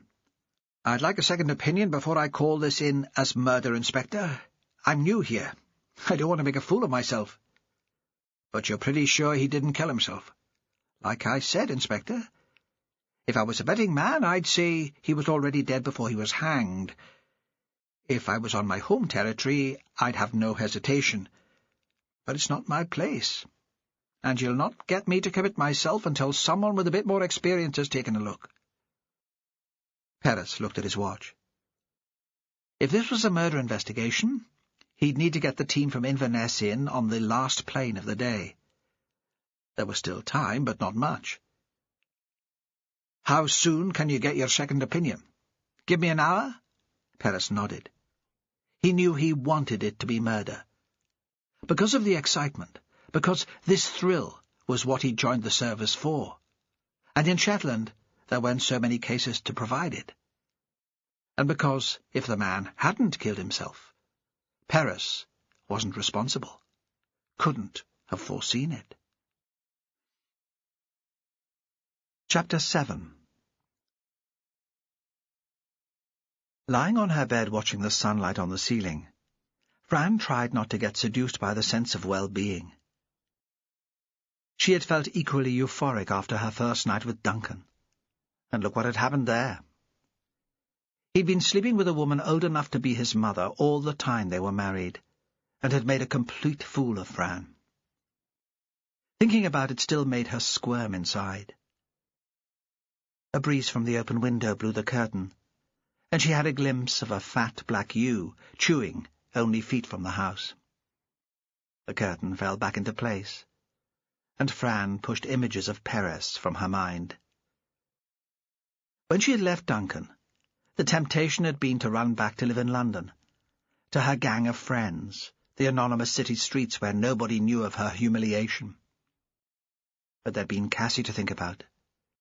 Cassie was nearly 6 now, had more freedom here than she'd ever have had in London. She had a right to know her father, and Fran had come to love Shetland, despite its bleakness. So she'd moved into a small house in Ravenswick, rented it over the winter, to give herself time to make up her mind about where she wanted to be. 3 months ago she'd bought it. She'd committed to Shetland. She wasn't sure, though, whether she could commit yet to Jimmy Perez. It was all too much to deal with at once. Safer to concentrate on the failure of the party at the Herring House. She wasn't sure what she'd expected of the exhibition opening, but she'd certainly hoped it would be more of an event. Even with Roddy Sinclair trying valiantly to bring a sense of occasion, the evening had been an anticlimax. The room half empty. Very few of her friends had been there to share the celebration. She dreamed of having the chance to show her work for so long that she felt cheated. And what would people remember? Not the art, after all, but a strange man having hysterics. Yet the residual disappointment, the childish "it wasn't fair," couldn't prevent her thoughts drifting back to Perez. To the first slightly clumsy coffee-tasting kiss. To the line of his back, just as she'd imagined it, the knots of his spine against her fingers. The phone rang. She assumed it would be Perez and got quickly out of bed, walked naked into the living room, which was also her kitchen, thinking she would tell him she had no clothes on. That would excite him, wouldn't it? She had so much to learn about him. The dress she'd worn to the opening was lying in a heap on the floor. On the table the dregs of coffee in a jug, 2 glasses. She picked up the phone. "Hello?" keeping her voice low and inviting. "Francis? Are you all right? You sound as if you've got a cold." It was Bella Sinclair. She'll blame me, Fran thought, for the disappointing turnout last night. If Bella had been the only person exhibiting, they'd have come. "I'm fine," she said. "A bit tired. Look, I need to talk to you. Can you come here? What time is it now? 11:30. Come for lunch, then, as soon as you can." What does she want? Fran knew it was ridiculous, but she was starting to panic. Bella had the ability to intimidate. Perhaps she wants money from me, she thought. Compensation for the expenses involved with setting up the party and the lack of sales. And she had no money. But of course she would obey Bella's summons. "Shall we meet in the Herring House Cafe at 12:30? She suggested tentatively. It would take her at least that long to dress and drive north. "No, no," Bella was impatient. "Not the Herring House. Here, at the manse, as quick as you can." Driving to Bidderster, Fran thought she could have put up more of a fight, arranged to come another day. Just because she admired Bella's work didn't mean she didn't have a mind of her own. Once she'd been known as strong-willed, assertive. But that had been in the old days, when she had a proper job, had a bunch of friends, and lived in London. Now she was struggling as an artist and to find her place in the community. As she drove past the Herring House, she wondered what the girls from the magazine would have made of Perez. So she didn't register the cars parked at the jetty, or the small group of men standing outside the corrugated iron hut. They were part of the landscape, men planning to go out fishing. My friends would say, he wasn't my type, she thought. Not strong enough to take me on. They'd say the relationship would never last. The manse was a square stone building, imposing, on a slight rise, looking down to the sea. Fran had seen it from the outside, but never been in. All her previous meetings with Bella had been in the Herring House Cafe with Martin Williamson dancing attendance, with coffee or tall glasses of wine. Bella must have heard the car on the gravel, because she had the door open before Fran had climbed out. She was wearing jeans and a loose linen shirt. Even at home she had style. "Come in!" Once there had been a kirk standing between the house and the beach, and the architecture of the manse reflected the religious connection. Inside, the staircase was lit by a tall, thin window, 2 stories high, a church window, but with clear glass which let the sunlight in. Fran stood just inside the door and took it all in. What a wonderful house! She saw at once that was the right thing to say. Bella knew it was a wonderful house, but she liked to be told. She relaxed a little, became less imperious. "Come into the kitchen. It's last night's leftovers, I'm afraid. But there are plenty of those." "I'm so sorry so few of the people I invited came. I had asked them." "Don't blame yourself," Bella said. "Oh, no. You mustn't blame yourself." Fran expected some explanation then, but Bella was moving on and talking about Bidderster and the house, not about the party. "I grew up in Bidderster, you know. Not here in the manse, but in one of the council houses down on the shore. They were council houses then. They've all sold now. None of the people I grew up with could afford them. Willie was the last of them to live there, and even he wasn't a council tenant in the end." Fran was a little flattered that Bella assumed she knew who she was talking about, was treating her as a Shetlander. She hadn't a clue, of course, but she let Bella continue. There was still a minister living in the manse in those days, an Englishman who'd been a missionary in the Far East and treated us as natives who needed educating. The kirk had already gone by then, and he held services in the dining room. Sometimes in the middle of a dinner party I think I can hear the hymns. The kitchen at the back of the house seemed a little dark after the sunlight in the hall. It, too, still had something of the church about it. A dark wood bench under the window, which could have been a pew, a high ceiling. All the ceilings seemed very high to Fran. She was used to being able to reach up and touch hers. Bella lifted plates covered with cling film from the fridge, and Fran recognized the buffet food from the night before. "I need wine," Bella said. "Let's see if Roddy has left any. He was still up when I went to bed last night, but I doubt if even he could have drunk his way through everything that was left. There are cases still in the herring house." She returned to the fridge, and came back with a bottle. "Would you like a glass? This one's rather good." Fran shook her head. "Will Roddy be joining us?" Despite herself, she was attracted by the celebrity of Roddy Sinclair. Being a Shetlander was his trademark, and his unique selling point. But for her he represented life away from the islands, her old life of wine bars and serious shopping and tabloid gossip. She told herself that world was shabby and vulgar, but she missed it. She found it alluring, caught herself reading Hello magazine when no one was looking. Bella looked at the clock. "I don't think Roddy's been out of his bed before mid-afternoon since he left school, unless he had a plane to catch." She set plates and cutlery on the table, lifted cling wrap from the trays of food. Fran still didn't understand the reason for the urgent summons. Was it just Bella reminding herself that she had the power to make things happen? "You said you wanted to talk to me. It sounded important."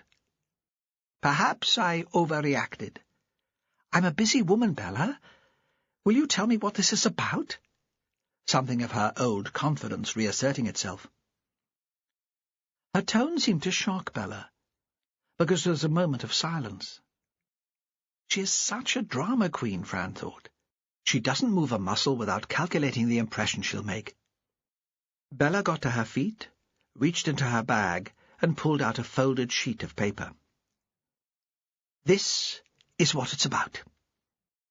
Andy from Visit Shetland dropped it in this morning. He couldn't understand it, of course. He had a day off yesterday and came straight to the party from his home." She put the paper on the table, unfolded it, and slid it towards Fran. "I don't suppose you know anything about it?" It was a computer-generated flyer, printed in red and black on white. Not professionally printed, but not badly designed.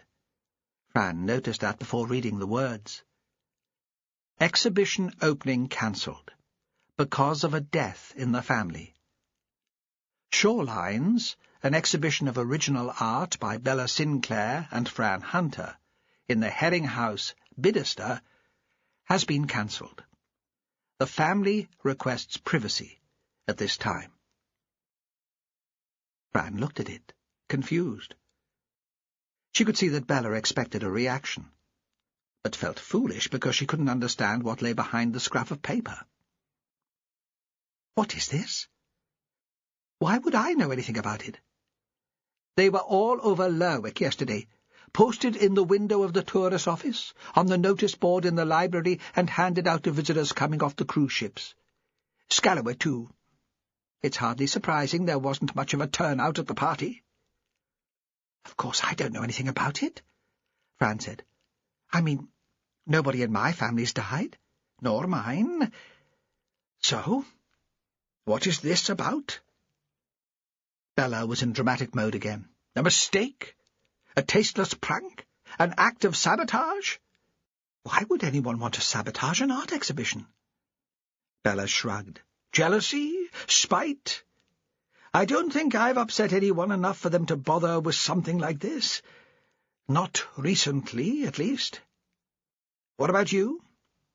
The first exhibition's a big deal. Anyone out there who'd want to spoil it for you? That's a horrible idea. No, absolutely not. It couldn't be your ex playing games? Duncan and I are being civilized at the moment for Cassie's sake. Besides, it's not his style. He has a temper, but this is petty and unpleasant. Anonymous, too. Duncan would want everyone to know it was him. She nodded towards the flyer.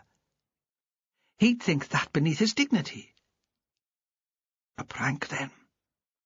Bella's voice was quiet. A joke that got out of hand. The doorbell rang. There was an old-fashioned pull which rang a bell in the hall. Perhaps the bell was cracked because the sound was tinny, grating. Bella seemed relieved by the interruption, jumped to her feet and hurried away. She returned, followed by Perez. He nodded to Fran, gave an embarrassed little smile. "I saw your car in the drive." "Were you looking for me?" Fran felt confused, as if the day was spinning out of control. It's the lack of sleep, she thought. She longed suddenly for dark nights, thunderclouds, rain. "No. I need to talk to Bella. It's work." "I should go, then." She was relieved to have an excuse to leave. She didn't want an inquest into the fiasco of the launch. The flyers were obviously part of some stupid game played by Roddy and his friends. It was the sort of imbecility he was famous for. Bella had been the target, and she, Fran, had been caught in the crossfire. Later, she'd be angry. Now, she just felt embarrassed. It was like being caught eavesdropping on a very personal row between a married couple. "No," Perez said. "I need to talk to you, too." She had a sudden panic. "What's the matter?" "Not Cassie," he said. "Nothing like that." Bella went to the fridge and absent-mindedly poured more wine. "If it's about the flyers cancelling the party last night," she said, "we know about them. Hardly a police matter, I'd have thought, even here. We don't want to press charges." "I might," Fran thought. "Don't speak for me." "This is why you're here, Jimmy?" Bella picked up the paper between her thumb and index finger, as if she could hardly bear to touch it, then dropped it on the table in front of him. Perez frowned as he read it. Fran decided the information was new to him. "That's why so few people turned up last night," she said. "These were all over Lerwick, apparently, and because of the final line, nobody liked to phone." She wanted him to know she did have friends, and that they would all have been there to support her if it hadn't been for this. "I'll have to take the flyer with me." "I've told you," Bella said sharply. "I don't want to press charges." "Do you think that little scene last night could be related to this?" he asked. "The hysterical Englishman who claimed to have no memory?" "Another attempt to disrupt the party? I suppose it could. Certainly after that drama people started to leave. He made them uncomfortable." Bella looked at him over her wineglass. "There's a body in the hut on the jetty," Perez said. "We're pretty sure it was the man who caused the scene last night." "Really?" For a moment Bella seemed to take an unsophisticated pleasure in the news. It was a story, gossip to pass on. "How did he die?" "We're not sure yet. The circumstances seem a little unclear." "What are you hiding?" Fran thought. "My God," Bella said. "Don't you think that's a bit spooky? The flyer, I mean, a death in the family? Do you think he was predicting his own death?" "But he wasn't family, was he?" "Don't be silly, Jimmy, of course not. I don't have any immediate family left. Only Roddy, and he's still alive. Thank God." "We want to inform the man's relatives, and he has no ID. "Are you sure you didn't recognize him, either of you?" Perez asked. "Quite sure," Fran said. "I didn't know him last night." Bella was twisting the stem of her glass. "But that doesn't mean he wasn't an acquaintance. Someone from my past. I met so many people, and my memory isn't what it was. I'm an old woman now, Jimmy." She smiled, waiting to be contradicted. It seemed to take him a moment to understand the rules of the game. Fran found that she was holding her breath. This was such a blatant cue for a compliment. Would he really have the nerve to ignore it? At last he smiled. "I'm sure you'll never seem old, Bella." In the silence that followed, Fran saw the scene as a painting, a gloomy Dutch interior, all dark wood and shadow.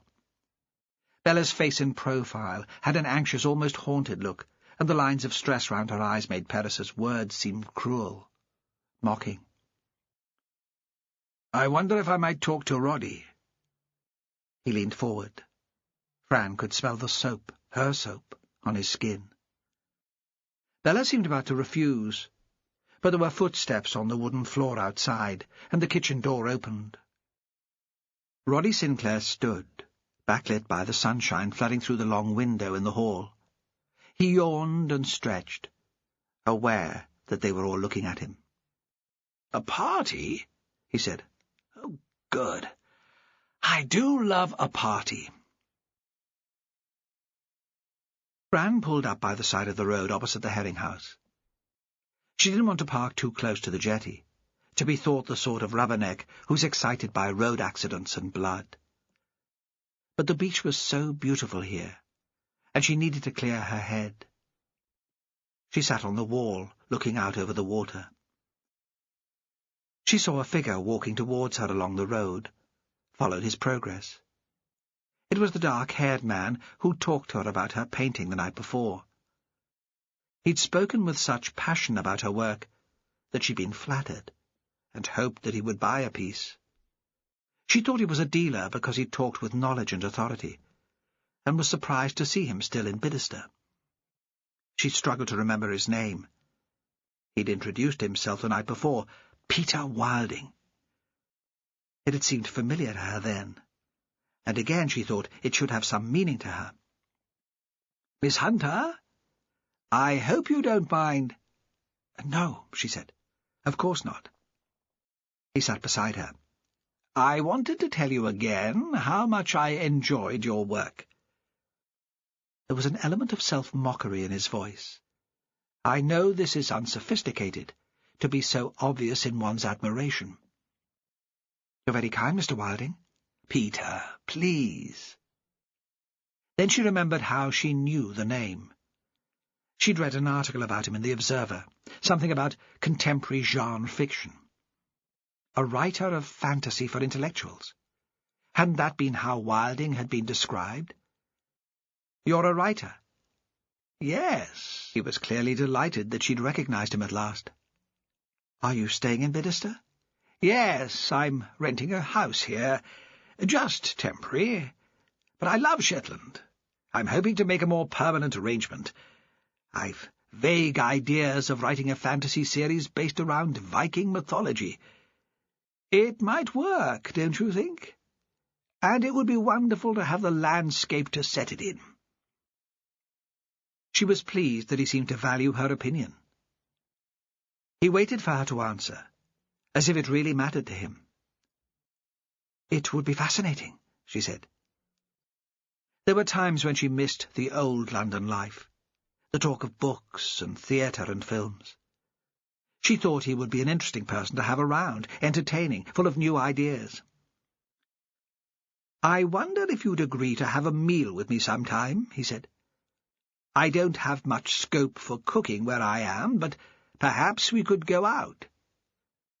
The invitation shocked her.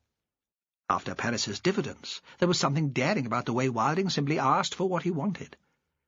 And she couldn't help being flattered. It sounded like an invitation to a date, but she could hardly say she was unavailable for romance.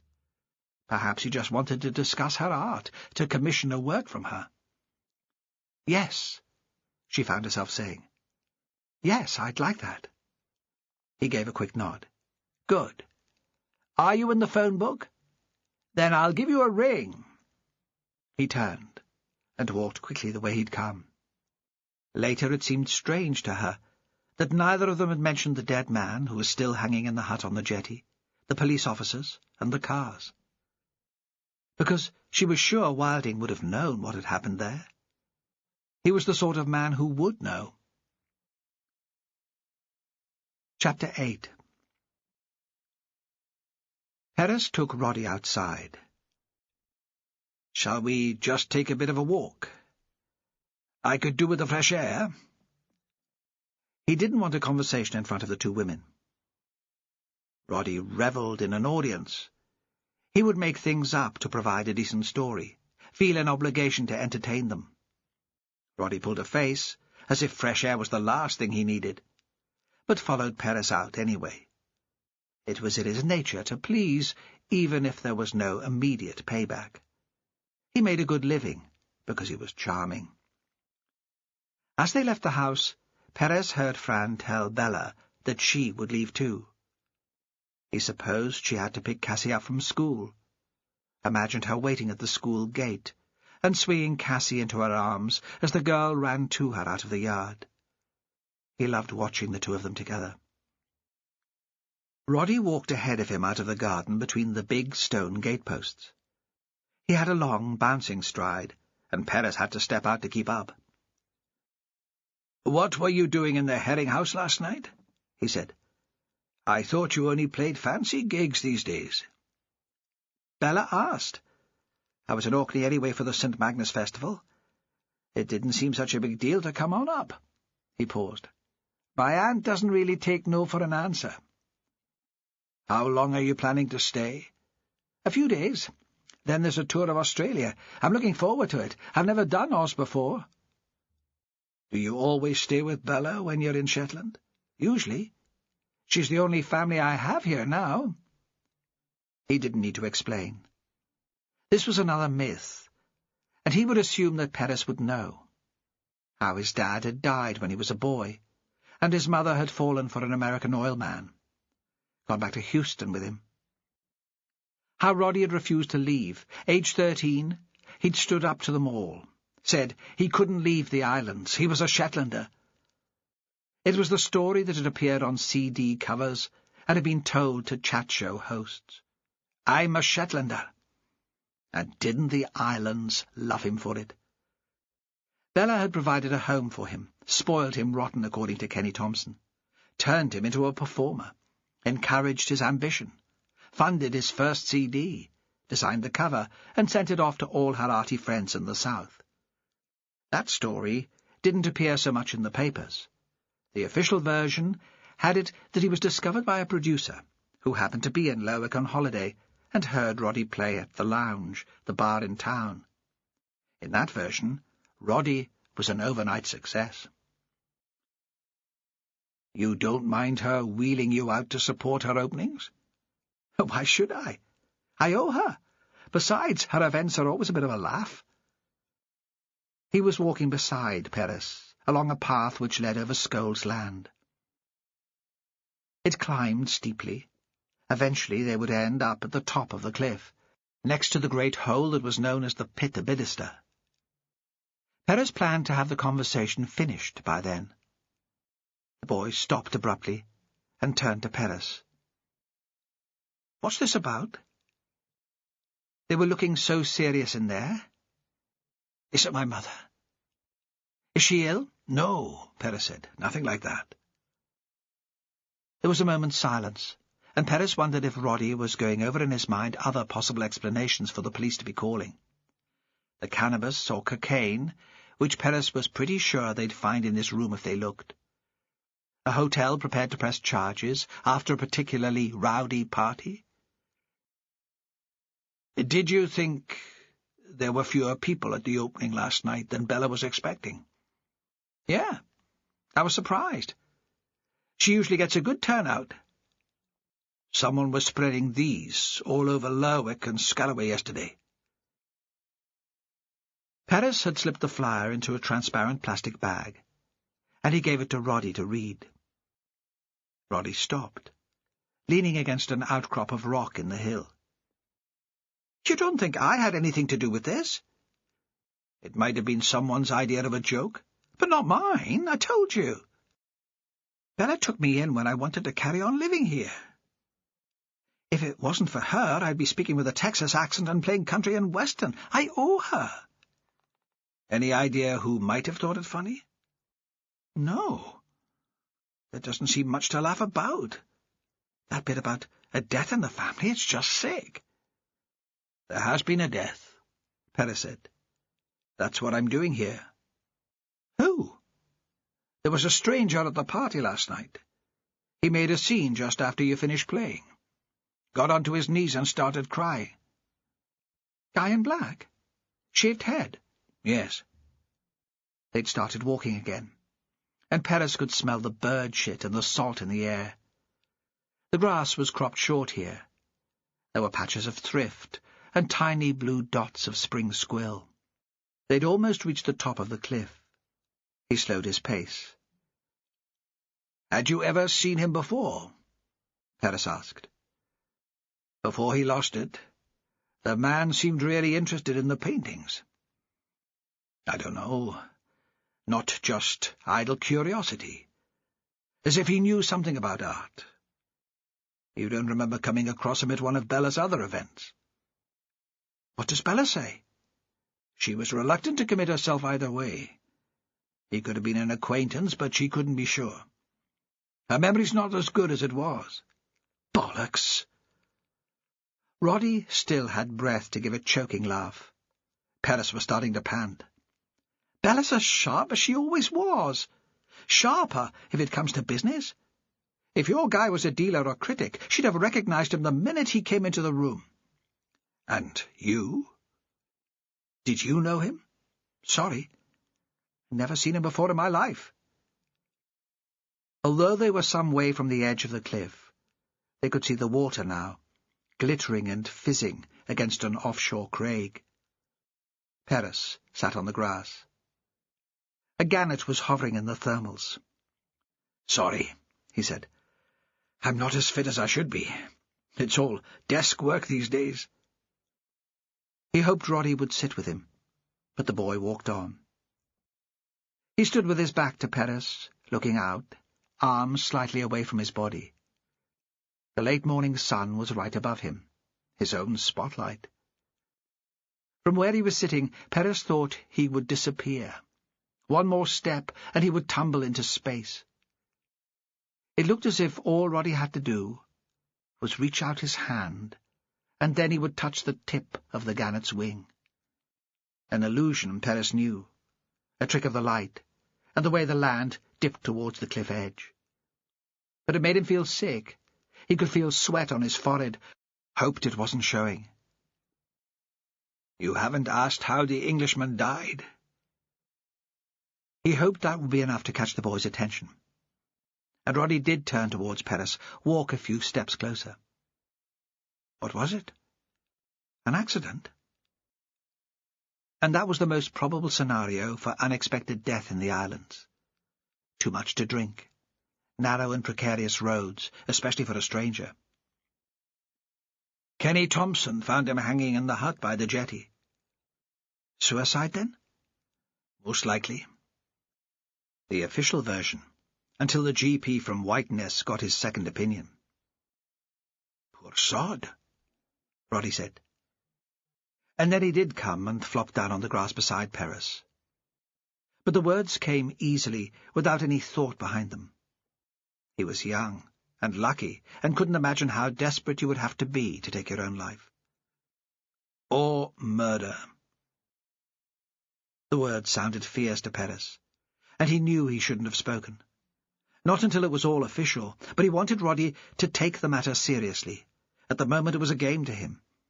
Besides, Perez trusted the young Glaswegian doctor, and by the time the team arrived from Inverness, the whole of Shetland would know what was going on. "Murder?" Still the boy's mouth had a twist at the corner, as if this was also a joke, too incredible to be true. "It's a possibility," Perez said. "You do see why I have to find out who he was." "Really? I'd never met him before." "Did you speak to him at all during the evening?" "He was standing in front of a painting by Fran Hunter. That silhouette of the child on the beach. I thought it was bloody brilliant. I mean, I love Bella's work, and I don't want to be disloyal, but I thought that painting the best piece in the exhibition. I can't get it out of my head. If it hasn't sold yet, I think I'll buy it, save it for when I have a home to move into. I was next to him, looking at it too, and he spoke to me. 'Good, isn't it?' That was all he said." "Accent?" Perez asked. "I couldn't place it, and you've travelled more than me." How old was Roddy Sinclair? 21, 22? And already he'd played his fiddle all over the world, except Australia, and soon he'd have been there too. "North of England?" Roddy said. "Yorkshire?" "But it was only 3 words. I can't be certain." "How did he seem?" "Like someone admiring a painting. I mean, calm, ordinary. I walked away, and 5 minutes later he was causing all that fuss, on his knees and bawling. It seemed really bizarre."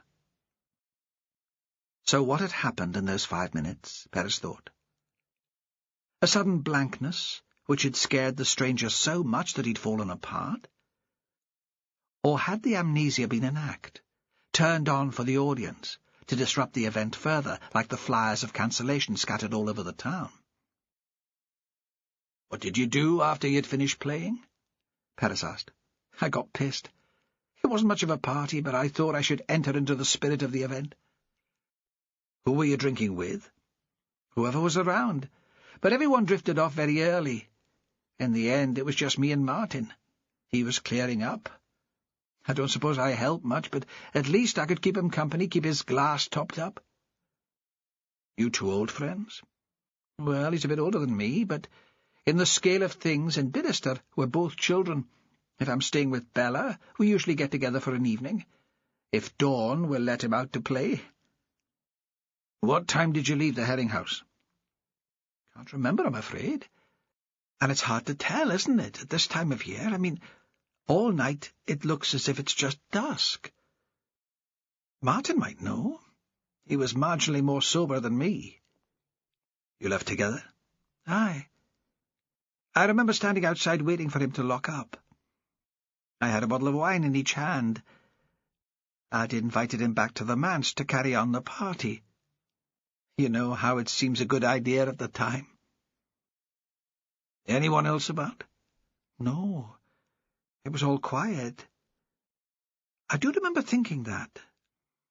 Most places in the world there's something. Traffic noise, music, a siren in the distance. Here it was just the birds, the water on the shingle. Then I started singing, and Martin told me to shut up, or I'd wake his daughter." "Martin walked up to the manse with you?" "No. In the end he went all sensible on me, said Dawn would kill him if he didn't get back at a decent time, and he'd promised to help in the shop in the morning. I walked with him as far as his house, then carried on by myself." "Still no one else about?" "I didn't see anyone." "Was Bella up when you got home?" "No. The place was empty. Quiet as the grave." Back on the jetty, the GP's car had gone. Sandy was still sitting by himself. He never seemed troubled by boredom. Perez wondered what he could be thinking about, sitting so still and nothing to occupy him. Some woman, perhaps? Sandy was given to brief and violent infatuations. The relationships never lasted, and each time he was left disappointed and confused.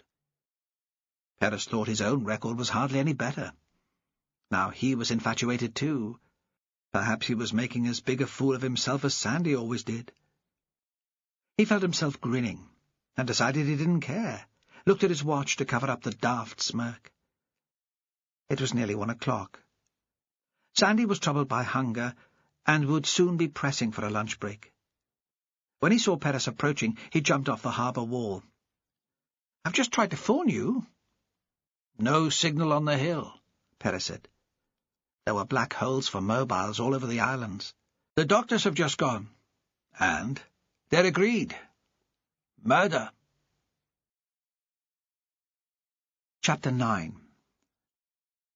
So now it was official. They couldn't just call out the paramedics, cut down the stranger in black and hand his body over to the health authorities. Perez looked at his watch. The squad from Inverness wouldn't get to Aberdeen in time for the ferry. But they should just make the last plane of the evening in. He was already dialing to let his team in Lerwick know what was happening, get things moving. Are you okay to stay here, Sandy? Mark it out as a crime scene and keep folks well away. I'll get them to send someone to relieve you as soon as we can. He supposed he should go back to town. There was all the bureaucracy that came with a suspicious death. His first priority should be to identify the dead man. He should speak to the fiscal, start the legal process of the investigation. But really he wanted to stay in Bidester. There were other people here to talk to, and he thought he'd get more out of them than would the incomers. Hey, I'm starving. Let me just go over to the shop and get some chocolate, huh? Sandy could whine like a 2-year-old. Perez thought sometimes he had the brains of a 2-year-old. Then he surprised them all with his technical competence. He was better at IT than anyone else in the office. Perez couldn't help liking him. You stay here. I'll get you something. Before Sandy could object, he was halfway across the road. He could hear the Walsay man shouting after him. A Mars bar, then, and crisps, salt and vinegar, and a can of Coke, not the bloody diet shite. The shop had been built onto the last house in the terrace, and was hardly bigger than an English suburban garage. There were shelves all around the walls for self-service, and a refrigerated counter with a lump of Orkney cheddar and a couple of pounds of vacuum-packed streaky bacon. In one corner, the post office, a rack of official forms, and some scales for weighing parcels. A young man stood behind the food counter. Perez recognized Martin Williamson, the chef who'd prepared the food for the exhibition the night before. Williamson's father had run a hotel in Scalloway, until he'd drunk all the profits, and the family had sold up and moved into Lerwick. The father had died soon after. He'd fallen into the water at the ferry terminal, full of drink. Rumour had it that he'd jumped, but nobody had seen him fall, so how could they know? Yet Martin had a reputation for good humour. Even at the old man's funeral, he'd been heard cracking a joke with one of his friends. There were people who disapproved of that. Others thought he was putting on a brave face. The story would be linked to him forever. It defined him. Martin Williamson, the man who laughed at his father's funeral. "He's always been a bit of a clown," his mother was quoted as saying, when the complaints got back to her. Apparently the comment had been made quite without judgment. Aggie Williamson had her name over the shop door, and lived in the house attached. The same rumour-mongers who gossiped about old man Williamson's drowning explained her sudden affluence, the ability to buy the business as the result of the payout from the insurance company after her husband's death. She'd grown up in Bidester, and had always wanted to return there. She'd never settled in Scalloway, or in the hotel. She was a quiet and withdrawn woman, and the noise of the hotel's public bar, the stress of facing strangers who came to holiday there, had unsettled her. She could scarcely make much of a living from the Bidester business, but the Royal Mail paid her a little, and anyway she preferred it when the shop was empty. Then she sat on the high stool next to the post office and read romantic novels set in the past. Martin lived in the house set in the middle of the terrace, with his wife Dawn and his young daughter. He helped his mother out when he wasn't working in the herring house. He had ambitions to open his own restaurant. All this Perez knew, although his dealings with the family had been limited. He wondered occasionally how it must be to live in a community where the backstories to people's lives remained untold. Exhilarating, he thought. It could be possible to reinvent yourself with every encounter. But it might be flat, and a little cold, too. Bidderstone had even fewer people than Fair Isle, where he grew up. He thought the folk here would make sure they had some secrets to keep to themselves. Nobody liked to think their neighbours knew everything about them. He realized that he must look very odd, just standing there, deep in thought, and roused himself. The shop was gloomy. The only light came from the open door. In the shadow, he saw a small child playing on the floor, a box of toys beside her. In her arms she held a knitted toy, a strange animal with elongated limbs and a snout. She held it round the middle and bounced it along the floor as if it was dancing. Martin looked at him over the counter, saw him staring at the toy, and laughed. "Don't ask what it is. Alice took a fancy to it at a sale of work, and now we can't get it off her, even to wash it." He grinned. "Twice in 2 days. What brings you to Bidderstone again so soon?" Perez ignored the question. "I thought you ran the cafe in the Herring House. Aren't you there today? The gallery's not open on a Tuesday. I give my mother a bit of a break by standing in here." Perez walked around the shelves, pulling off chocolate bars and crisps. No salt and vinegar. Would cheese and onion do? Sandy could be picky about his food. "I can't believe that I'm really worrying about this," Perez thought. "But I'm just about to start a murder investigation, and I'm bothered by Sandy's choice of a snack lunch." He landed up at the counter, took his wallet out of his back pocket. "That man who was at the gallery last night," he said. "You saw he was a bit upset. Did you recognize him?" Martin shook his head. "He looked like a visitor to me." He began to ring up Perez's purchases on the till. "I left him in the kitchen with you. What made him run off suddenly like that?" Martin looked up, a packet of crisps still in his hand. "Hey, it was nothing to do with me. I was still working on the buffet. A waste of time in the end. Half of it was uneaten. They didn't get as many people as they were expecting. Bella was furious." "So what happened? Did he just get up and walk out without a word?" "I don't know what happened. I carried a tray of food out to set on the trestle at the back of the gallery. When I got back to the kitchen, he'd gone. Maybe he just sorted himself out and went home." "No," Perez said. He saw that the girl was engrossed in her game, but still lowered his voice.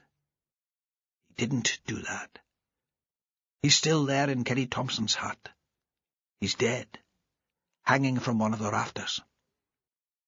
Martin's mouth stretched into the beginning of an embarrassed laugh. "You're joking." "No," Perez said. "Why would I joke about something like that? Kenny found him." "He hasn't said anything to you?" He found it hard to believe that this was news to Martin. A place like Bidderstone, information escaped, seeped into general knowledge without any effort. "Didn't you wonder what Sandy and the doctors were doing out there?" "I've been in here since the shop opened, nursing a bit of a hangover." "Why would you think I was joking?" How tasteless would that be, he thought. Like claiming a death in the family had caused an art exhibition to cancel its opening. "Well, I mean, it's a shock. Did he kill himself?" Suddenly, Martin lifted his daughter into his arms. He looked out of the doorway, down to the hut and Sandy, who was still sitting on the harbour wall. Why would he go into Kenny's hut to kill himself? Was Kenny the only person to use it? No. We'd just call it that because he built it. Everyone in Bidderstone can leave their gear there. Kenny, me, the new chap who's moved into the house at the end of the row, Bella, Roddy. Who's the new chap? He's from England. A writer, Peter Wilding. He had to finish a book, he said. Willie, who used to live in that house, moved into sheltered housing last year, and Wilding moved in. I'd never heard of him, but he obviously does all right at it, if he can afford to take the summer out. He doesn't seem to do much writing. Mostly he's sitting at his upstairs window, staring out over the water, maybe waiting for inspiration. The girl struggled to be released from his grip and ran back to her toys. "Does Wilding have a boat?" Perez asked. "No. I asked him out when I was going with Kenny once, just to be friendly, but a bit of a breeze blew up, and it made him kind of nervous. I think he felt ill. I don't think he'll go out again." "Why does he need to get into the hut, then?" "He asked if he could leave a couple of boxes of his things there. Willie's house is very small. If he's from England, maybe there's a connection with the dead man. They can't have been friends, though. A strange kind of friendship, at least, to see someone you know upset and do nothing to help him." "What do you mean?" "Wilding was at the party at the Herring House last night. Bella invited him. She likes famous people. He was there when the stranger had that turn. If he'd known him, he surely would have said so then." Then Perez remembered Bella mentioning the man, only she'd described him as a collector. "You can't think of anyone else round here who might have been putting up the dead man? We can't find a car. No one around Bidderster takes in paying guests."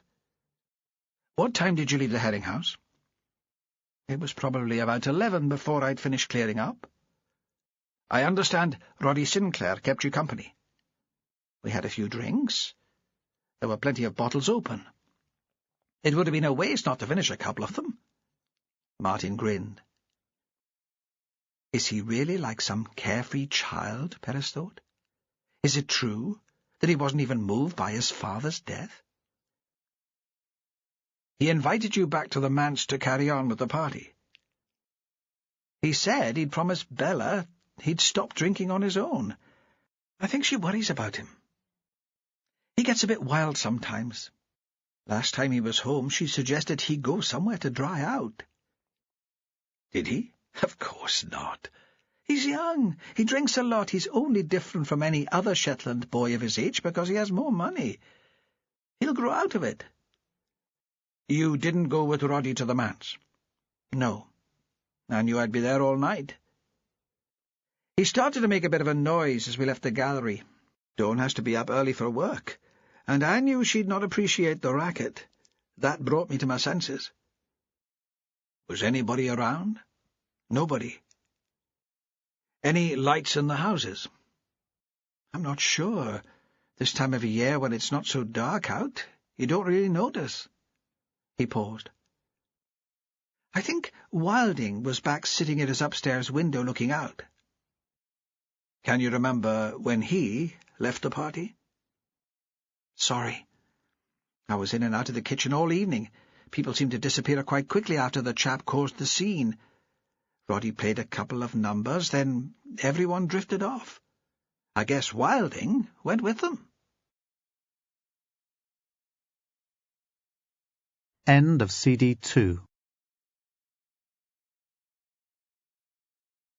CD 3. "Do you know anything about this?" Perez slipped the flyer, cancelling the exhibition onto the counter. Martin read it, frowning. "I don't understand," he said. "Who died?" "Bella didn't say anything about cancelling to me." "Nobody died," Perez said. "Only an Englishman dressed in black. It seems to have been some sort of practical joke, or someone wanting to wreck the opening. These were all over Lerwick yesterday." "It's pathetic." For the first time in the conversation, Martin seemed serious, intense. "What is?" "People being so jealous of Bella, because she's good at what she does and makes money from it." "Do you have anyone specific in mind?" Before Martin could answer, the child turned back from the toy box to face them. "Look at me!" She was wearing a clown's mask. Her hair, caught in the elastic, stuck up around it. The mask was identical to the one the stranger was still wearing as he hung in the jetty hut waiting for the crime scene investigator from Inverness. Perez felt his stomach flip as it had earlier that day. With a flight of fancy, he thought the mask stopped the child looking human. It was as if someone had stolen her soul. But Martin only laughed. "Hey, Alice," he said, "where did you get the hat? It's really freaky." The girl giggled and ran out of the shop into the sunshine without answering.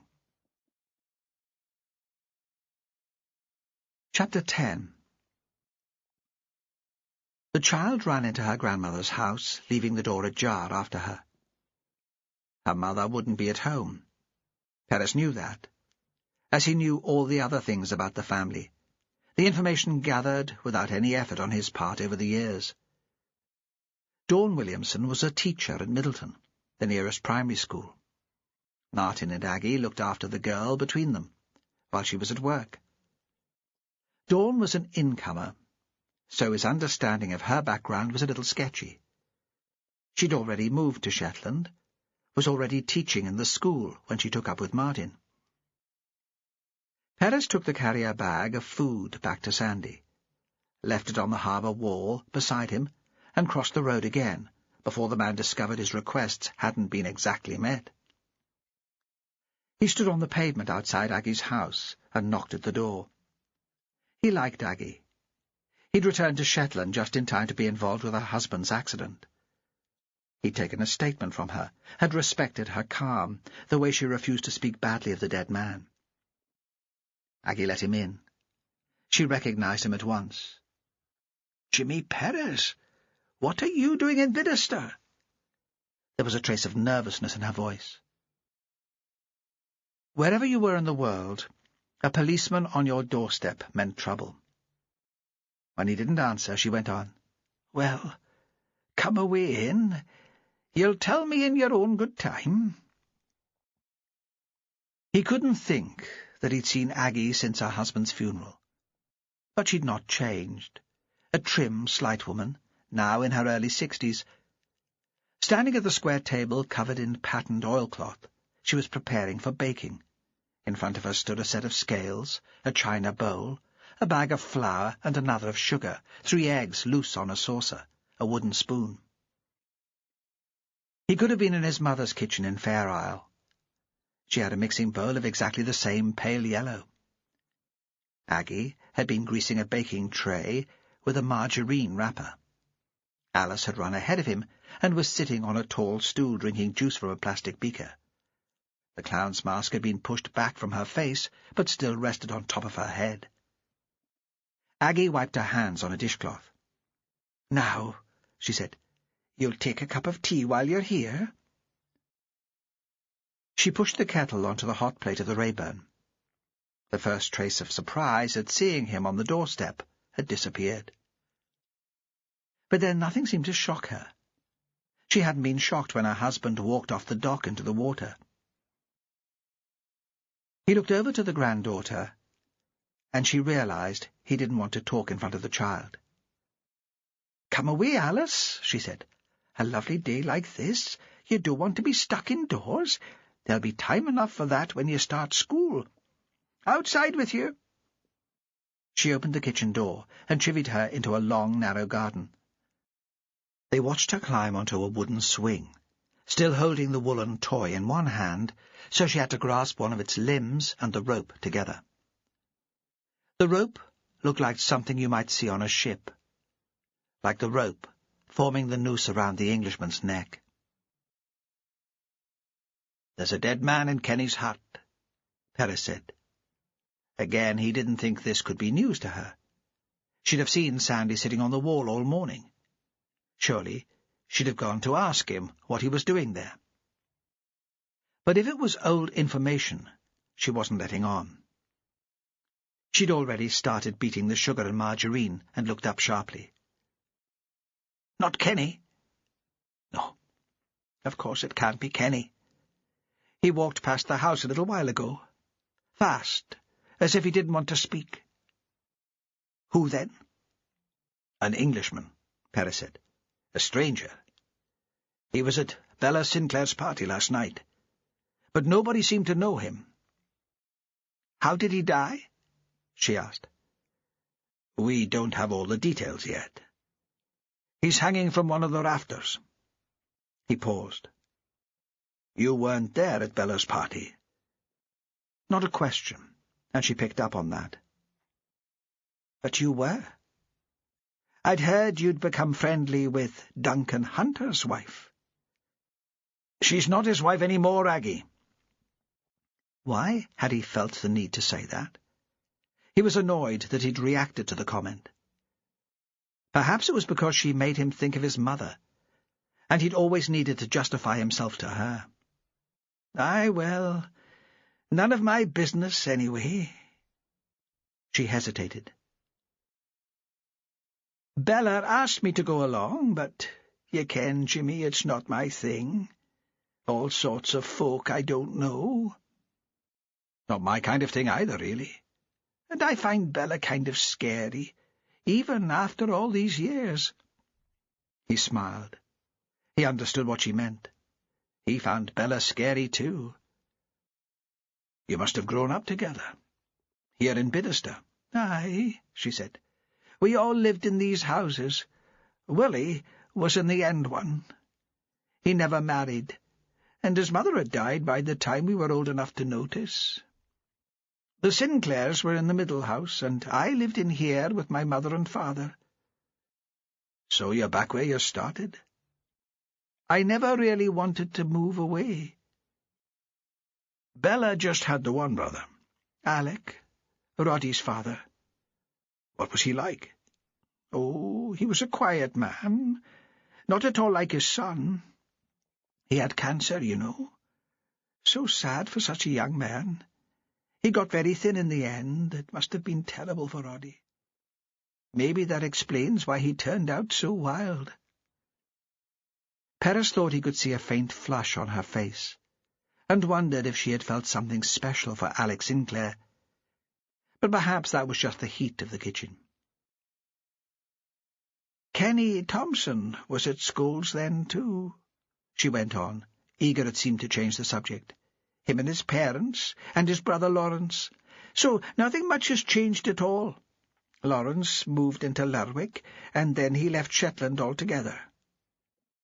"You haven't heard of any strangers around?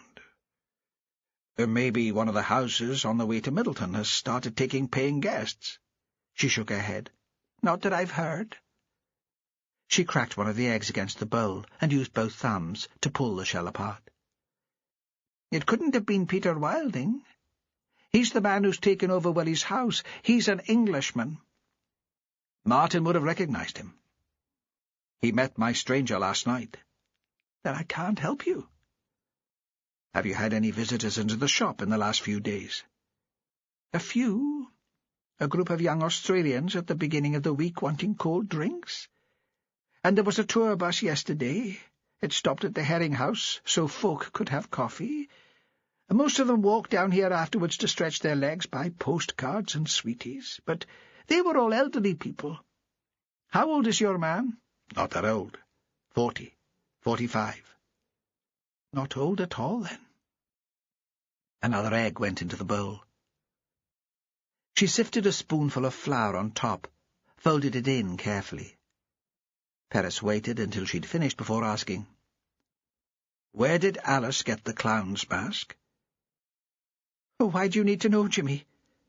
Do you want to get one for Fran Hunter's lass?" A faint mischievous smile, hoping to make him react again. "No, not that." He paused, then thought there was no harm in telling her. Word would get out soon enough. "The dead man was wearing something like it." She stood quite still, the bowl under one arm, the spoon in her other hand. Perhaps she had the picture in her head of a man she didn't know, the kiddie's mask around his head. "I didn't buy that thing for Alice." Neither did Martin. "It must have been Dawn, then. If you like, I'll talk to the child, see if she remembers. If you think it's important—" He shrugged. "It might help us identify him. There's not much else to go on." He was thinking that he might ask Dawn about the mask. She'd know more about it than Alice. He was intrigued by the coincidence and was tempted to drive to Middleton to talk to her. But he couldn't justify the time. He wanted an incident room ready and waiting when the Inverness boys got in. He didn't want them thinking the Shetland team couldn't handle a serious crime. Last time they were here, the thing had dragged on too long. Besides, he didn't want to make such a big deal of the man in the mask. If he turned up at the school and pulled Dawn out of her class, he'd have rumours spreading throughout the islands. He remembered the last murder they'd had in Shetland, the fear that seemed to freeze the community and change it into a quite different place. This was different. This was a stranger. But he didn't want that icy panic to take over again. "If Alice can't help, maybe you could mention it to Dawn," he said. "I will. "And I don't want news of this getting out just yet. I'd like to inform the relatives first, if we can ever find them. Don't worry. I'll not tell anyone, and I'll ask Dawn to keep it to herself." She spoke with a quiet assumption that her request would be honoured. Perez could imagine Fran being as compliant with his mother's wishes. She'd had a successful career before she moved to Shetland. Her confidence had taken a bit of a knock recently, but she still knew her own mind. Fran and my mother, he thought. How will that work? Aggie set down the mixing bowl and walked with him to the door. He realized for the first time that she was anxious for him to be gone. "I'm sorry," he said. "Perhaps this is difficult for you. The way Andrew died, I should have realized." She gave him a long, hard stare. "My husband's death was an accident. Not like this at all." Of course. He could feel his face become red, turned away quickly and walked out. Back in the street he heard the distant sound of a foghorn. Here the sun was still shining, and he thought at first they were testing it. Sometimes they did that, and it always shocked him, hearing the great booming noise in full sunlight. Then out to sea, he saw the thick bank of mist. It was just below the horizon, but it was rolling closer. Further south it must already have hit the land. Sandy had strung the tape around the hut, blue and white. "Police, do not enter." There was a police car parked, blocking off any vehicular access to the jetty. Now Perez could send Sandy back to Lerwick. It was just a matter of saving the scene from any further contamination before the CSI arrived. He wondered if Sandy had thought to tell the doctors that the CSI would need their shoes, and maybe their clothes for comparison. It was his fault. He should have reminded him. He was halfway along the road when his phone rang. Morag, one of his team. He'd set her to book places on the last plane for the Inverness team. "What's it like there with you?" "Sorry?" Was she being polite? Passing the time of day? Did she have no sense of urgency? "I've just had Sambra on the phone. They've got thick fog." "Any chance of it lifting this afternoon?" "I've just been on to Dave Wheeler." Dave was the Met man who lived in Fair Isle. He took all the weather readings for the shipping forecast. "Highly unlikely, he says, and the airport say they're not expecting any more planes in or out today." Perez switched off his phone and stood for a moment. The sun was already covered in a milky haze. So the team from Inverness wouldn't be in today. If the fog stayed down, and they had to get the ferry tomorrow evening, they wouldn't arrive until 7 o'clock the following morning. He was in charge. It was his investigation. He thought it was what he always wanted. His phone rang again. "Jimmy, it's Roy Taylor here, from Inverness." So, not his case at all. "This is how I want you to play it, until we arrive." Chapter 11. Singling neeps was the sort of job you could only do if your mind was somewhere else. It hurt your back, and thinning out the tiny turnip plants took no concentration or thought. It was mindless. The worst thing was, when you looked up, thinking that by now you must have nearly finished, done half the field at least, you'd see you'd hardly started, and there were rows and rows still left ahead of you. When they'd been boys, Kenny and Lawrence had played games to make it less boring, had races, working down the rows next to each other. Lawrence always won. He was faster at most things than Kenny. But not so thorough. Kenny's rows were always tidier, the plants evenly spaced, so he hadn't minded Lawrence winning, though it would have been nice to be first once in a while. Today, while he was working in the field, Kenny found himself thinking quite a lot about when they were children, the games they'd all played together. Perhaps that was to take his mind off the sight of the body swinging from the roof of his hut, the hut he'd built with Lawrence. He wondered if he'd think of the dead man every time he went in there to get his boat ready. He'd begun with the neeps as soon as Perez had gone, and now it was time to stop for lunch. But he had that compulsion to carry on, at least until he'd come to the end of the row. So he pushed the hoe backwards and forwards down the line, and remembered what had been like here nearly 50 years ago, when he'd been a Peary boy, all scabbed knees and snotty nose, blushing like a girl whenever anyone spoke to him. Today there was only one child in Bidderster, Aggie Williamson's granddaughter, Alice. When he'd been growing up, there'd been 5, him and Lawrence, Bella and Alex Sinclair, and Aggie, who hadn't been a Williamson then. He struggled for a moment to remember her maiden name. Watt. She'd been Aggie Watt, a timid little thing.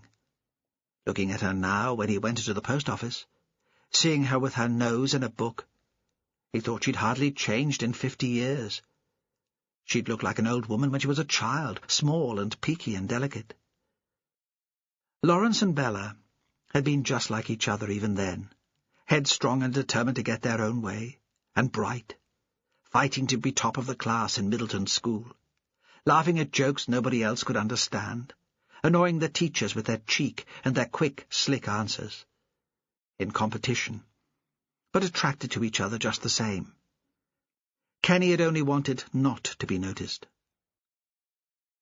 Now there were 3 of them left in Bidderster. Bella had turned into a grand artist. She'd been away to college, studied in Barcelona and New York, but she'd been living in the manse for more than 20 years. Aggie was back staying next door to the house where she'd grown up.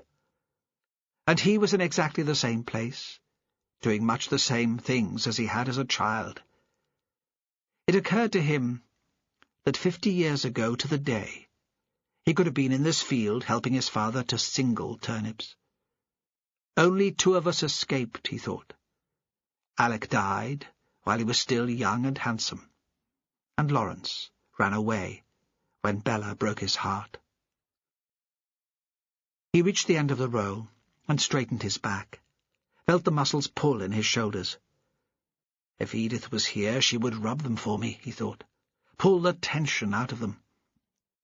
And he thought how much more skilled Edith was at touching him now than when they'd first got together.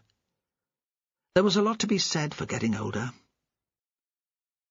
Edith's family hadn't come from Bidderster. He hadn't met her until he started at the big school. She was a few years younger than him. They'd gone in on the bus together, but he'd hardly noticed her until he was 15. She'd had freckles then and curly hair, mousy brown with a touch of red in it. He'd been too nervous to ask her out, and the first approach had come from her. She'd always known what she wanted. Later, he brought her to Bidderster, and she'd met the others, Lawrence and Bella, Alec and Aggie. She never quite fitted in. They'd been kind enough to her, even Bella.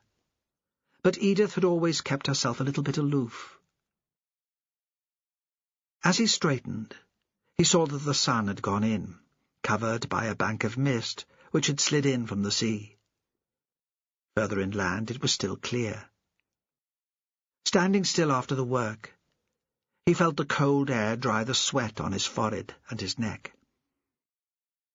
In the kitchen, he put the kettle on and looked in the fridge for food. At one time, Edith always made him lunch. When he was doing building work, and it was too far from home, she'd pack him up sandwiches, a thick piece of date slice, or that chocolate biscuit cake they all called Pete.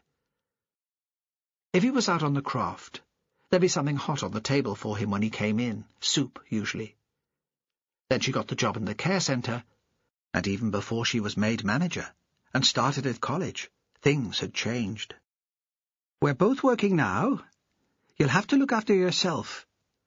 It's only fair," she told him. Kenny could see the justice in that. It was the sort of thing Bella might say. Bella had never married because she wanted to keep her independence. "I like being a single woman. I celebrate being alone." Kenny had read that in one of the Sunday papers, an interview with Bella after an exhibition in Edinburgh. Edith had brought back the paper one of the days she was at college and shown him. There was some cold lamb in the fridge left over from the roast they'd had on Sunday. He sliced it up and made a sandwich with it. By the time he'd finished doing that, the kettle had boiled, and he made tea. Now the fog was so thick that he couldn't see anything out of the kitchen window, not even the wall which marked the end of the garden, or his truck standing outside the door. He was glad now he hadn't taken the boat out. He didn't have any of that fancy GPS equipment. He'd have been left to find his way back to the jetty using a compass and chart, and he was a bit rusty these days. He hoped Edith would take care driving back from the centre. It would be easy to leave the road in this weather, or to hit something coming in the other direction. Since seeing the man in black hanging in his hut, he'd had death at the back of his mind. He sat in the easy chair with his plate on his knee and the mug of tea within reach on the Rayburn, listening to the news on Radio Shetland. There was nothing about the dead man, but Jimmy Perez wouldn't be able to keep it quiet for very much longer. Then he switched the radio to Longwave for the shipping forecast. That was habit. When he finished eating, he felt himself doze. Half asleep, he found himself remembering the summer he'd met Jimmy in Fair Isle, working in the South Lighthouse. It seemed even longer ago than when he'd been a boy singling neeps. Kenny came to with a start and realized that someone had opened the door. He knew where he was at once. It had been one of those afternoon naps that are more like daydreaming than sleep. His first thought was that it must be Edith, home early for some reason, and he decided they might go to bed. He liked sex during the day more than anything. It seemed stolen time to him, illicit. But when he turned his arms slightly open to hold her, he saw that it wasn't Edith at all. It was Aggie Williamson. The mist was caught in her hair, millions of tiny drops of water trapped in the thin, wispy tangle, silver on grey. "Aggie," he said, "is anything wrong?" They had known each other for all that time, but still she had never come into his house uninvited. Even as a child, when she'd wanted to play with them, she'd hung around outside waiting for them to join her. She'd never knocked on the door. Bella and Alec would have just burst in, sat at the table, assumed that the milk and biscuits were for them too. "That policeman came by," Aggie said. "Perez. He told me there was a body in the hut." "I know. I found the man." He preferred to think of him as a man rather than a body. Had she just come to gossip? It seemed unlike her. Usually in places like Bidderster, the shop was the place for gossip. But Aggie never encouraged it. She sat behind the counter. Her book would be face down, but you could tell she was waiting to get back to it. She still seemed preoccupied by the story, indifferent to the rumours being spread. "Do you have no idea who he is?" she said. "I couldn't see his face," Kenny said. "It was covered with a mask, a clown's mask." "Jimmy Perez said that too?" She paused, fixed him with her eyes. "It couldn't have been Lawrence?" She waited for Kenny to consider the possibility. watched for a reaction. And when none came, she went on. "Martin described him to me. He saw him alive. Might have been the last person to see him alive. I just couldn't help thinking." "The dead man is English," Kenny said. "He spoke with an English accent. Perez told me." "Lawrence has been away for a long time. He might speak differently now." "You're talking as if you wanted to be Lawrence," he said. "No." "I would have recognized him," Kenny said stubbornly, "even without seeing his face." "Would you? Really? How long is it since he's been here?" "Years. Certainly he left before Alice was born. And I can't mind any visits." Kenny tried to fix a picture of his brother in his mind, to see his height, the proportions of his body. He thought of the man he'd seen the night before, loping down the track. Could that have been Lawrence? "When's the last time you heard from him?" Aggie asked. Kenny knew exactly, but he wasn't going to tell Aggie. He wasn't going to admit that Lawrence cared so little for him, that there'd been nothing but a second-hand message left with Bella. "Lawrence says he's going away again. He told me to tell you." Kenny hadn't even been there to say goodbye when his brother left. Perhaps Lawrence had chosen the moment especially. He'd known that Kenny would persuade him to stay. "The man in the hut isn't Lawrence," he said. He thought she would say more to convince him that it might be, but she suddenly gave up the fight. "Of course," she said. "You're right. I'm being foolish. I don't know what's been wrong with me today. My head's full of all kinds of fancies." "You would know your own brother." She paused. "After the policeman left, I even wondered for a moment if it might be Andrew. They didn't find his body until weeks after he fell. The tide was so strong the Coast Guard said he must have been taken out to open water. I thought maybe he survived after all. For all those weeks I kept hoping. There was some chance he'd survived, swum ashore somewhere, taken himself away to sober up.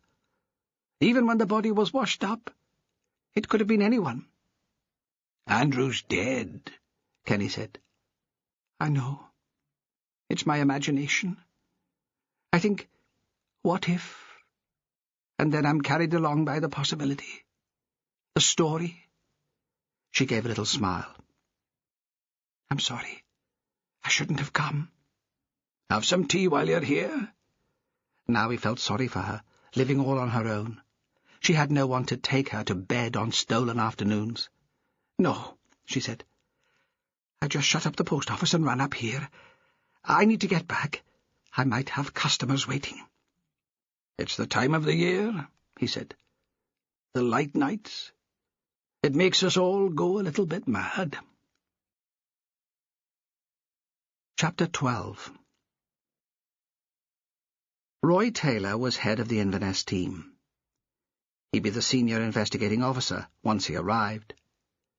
Perez had worked with him before, and they'd become friends of a sort. Not close friends.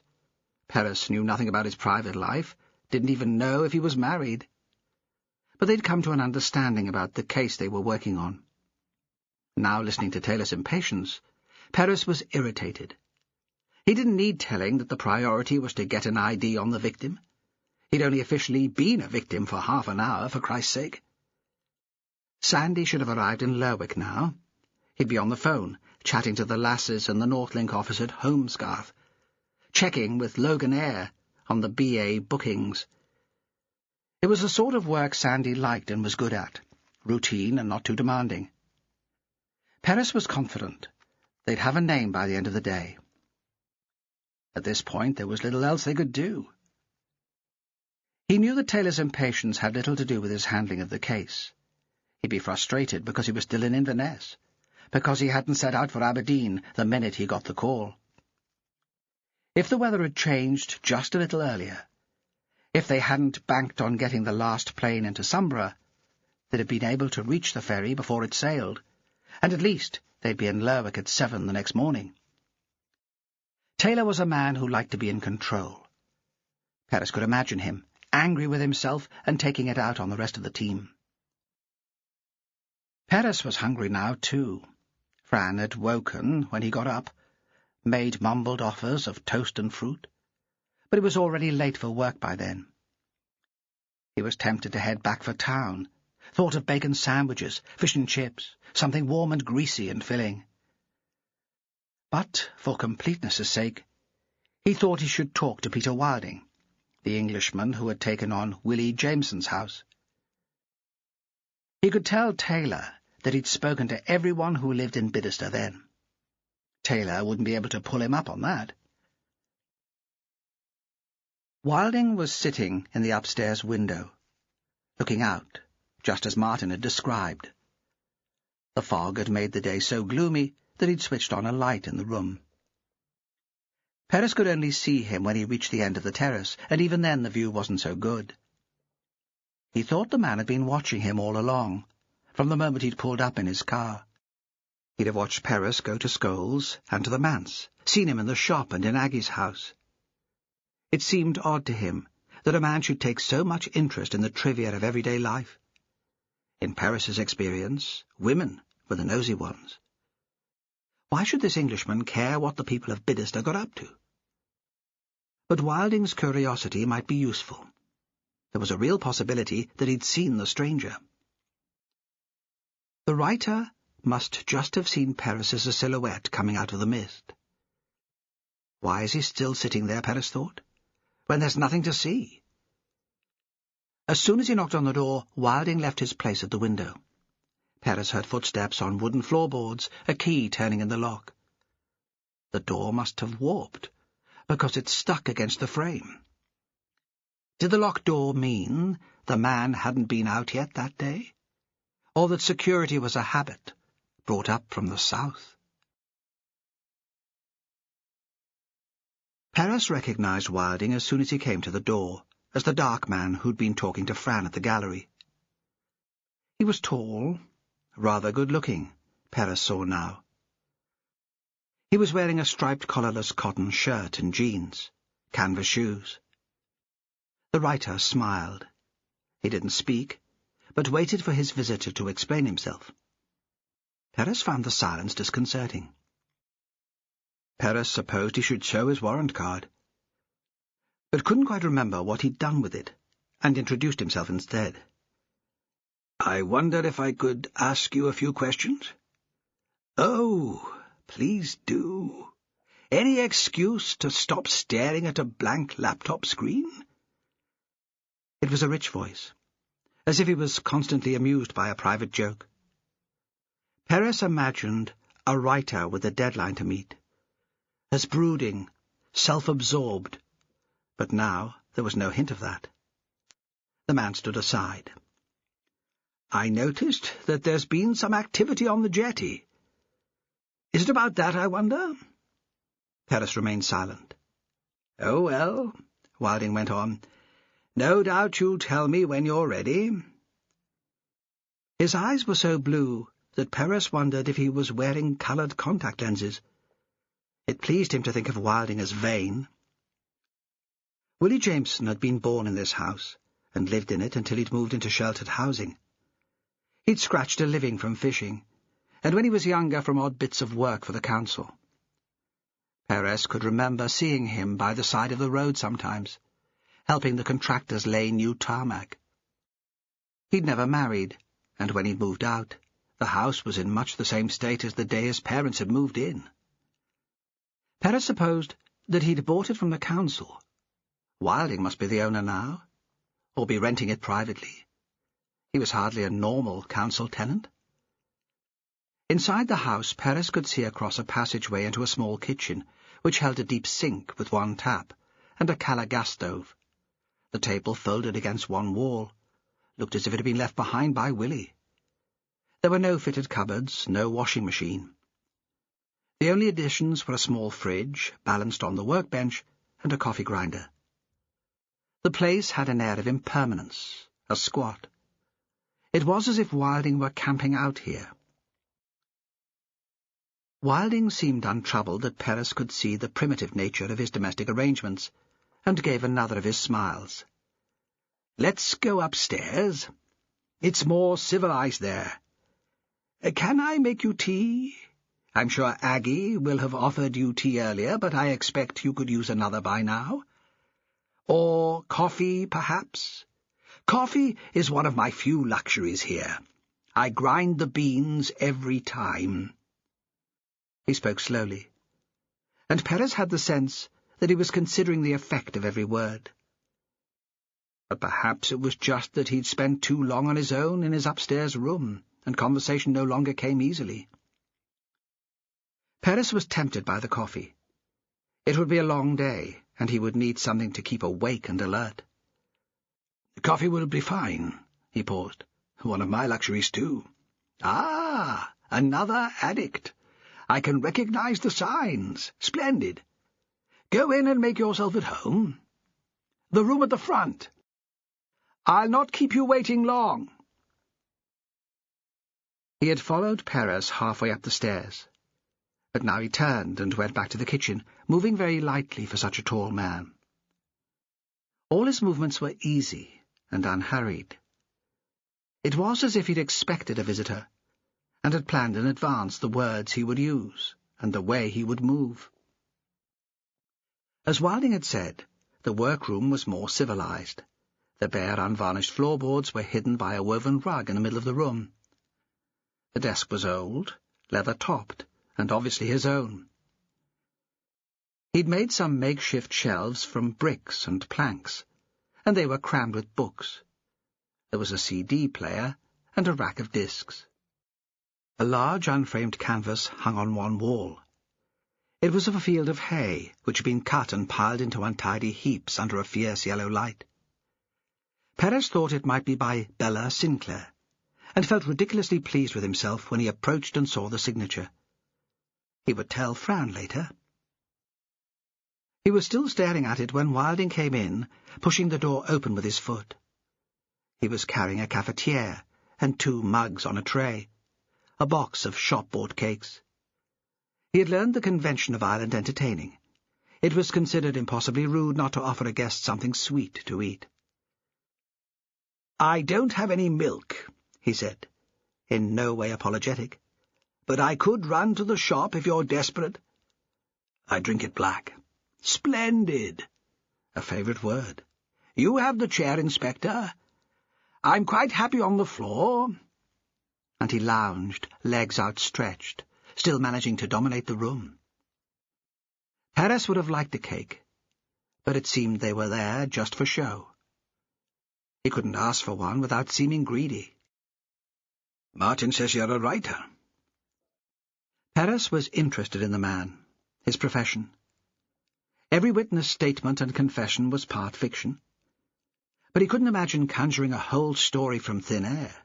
Couldn't see where you would start. "Do you write under your own name?" Wilding laughed. "Oh, yes, Inspector. But don't worry if you've never heard of me. Few people have. I write fantasy, an acquired taste." He seemed rather pleased that he was unknown. "Fortunately, I do quite well in the States and Japan." Perez thought some comment of congratulation was expected, but wasn't sure what to say. Instead, he sipped his coffee, took a moment to enjoy it. "Have you had any visitors recently, Mr. Wilding? Friends from the south, perhaps?" "No, Inspector. I moved here to escape distractions. The last thing I need is people under my feet. There was an Englishman in Bidester yesterday. You might have seen him. Nobody came to the house, and I was in all day, but not in the evening. Then you were at the exhibition at the Herring House, as was the Englishman. And so were you. Of course, I recognize you now. You were there with the attractive young artist, Miss Hunter. A great new talent. Art, I must confess, is another of my luxuries. I love Bella's work. It was she who inspired my first visit to Shetland, and so I was delighted to receive an invitation to the opening. There were fewer people than I was expecting. I suppose I thought it was going to be more of a local event. People are very busy in the summer. Perez wondered why he felt so defensive. It wasn't the time to explain that the event had been the subject of a practical joke. But he didn't want the man thinking there was no interest in Shetland in Fran's work. "Do you remember the man who became a little emotional? The guy in black?" "Of course." Wilde paused. For the first time dropped the light, affected tone. "I felt sorry for him. I've suffered from mental health problems too. I understood his desperation." "You thought his distress was genuine?" "Oh, I think so." "Don't you? It seemed real enough to me." Perez didn't answer. "What happened to the man?" Perez thought Wilding seemed unnaturally concerned about a stranger. "Has he been admitted to hospital? Sometimes for a short while it's the only solution with depression." "I'm afraid he's dead," Perez said.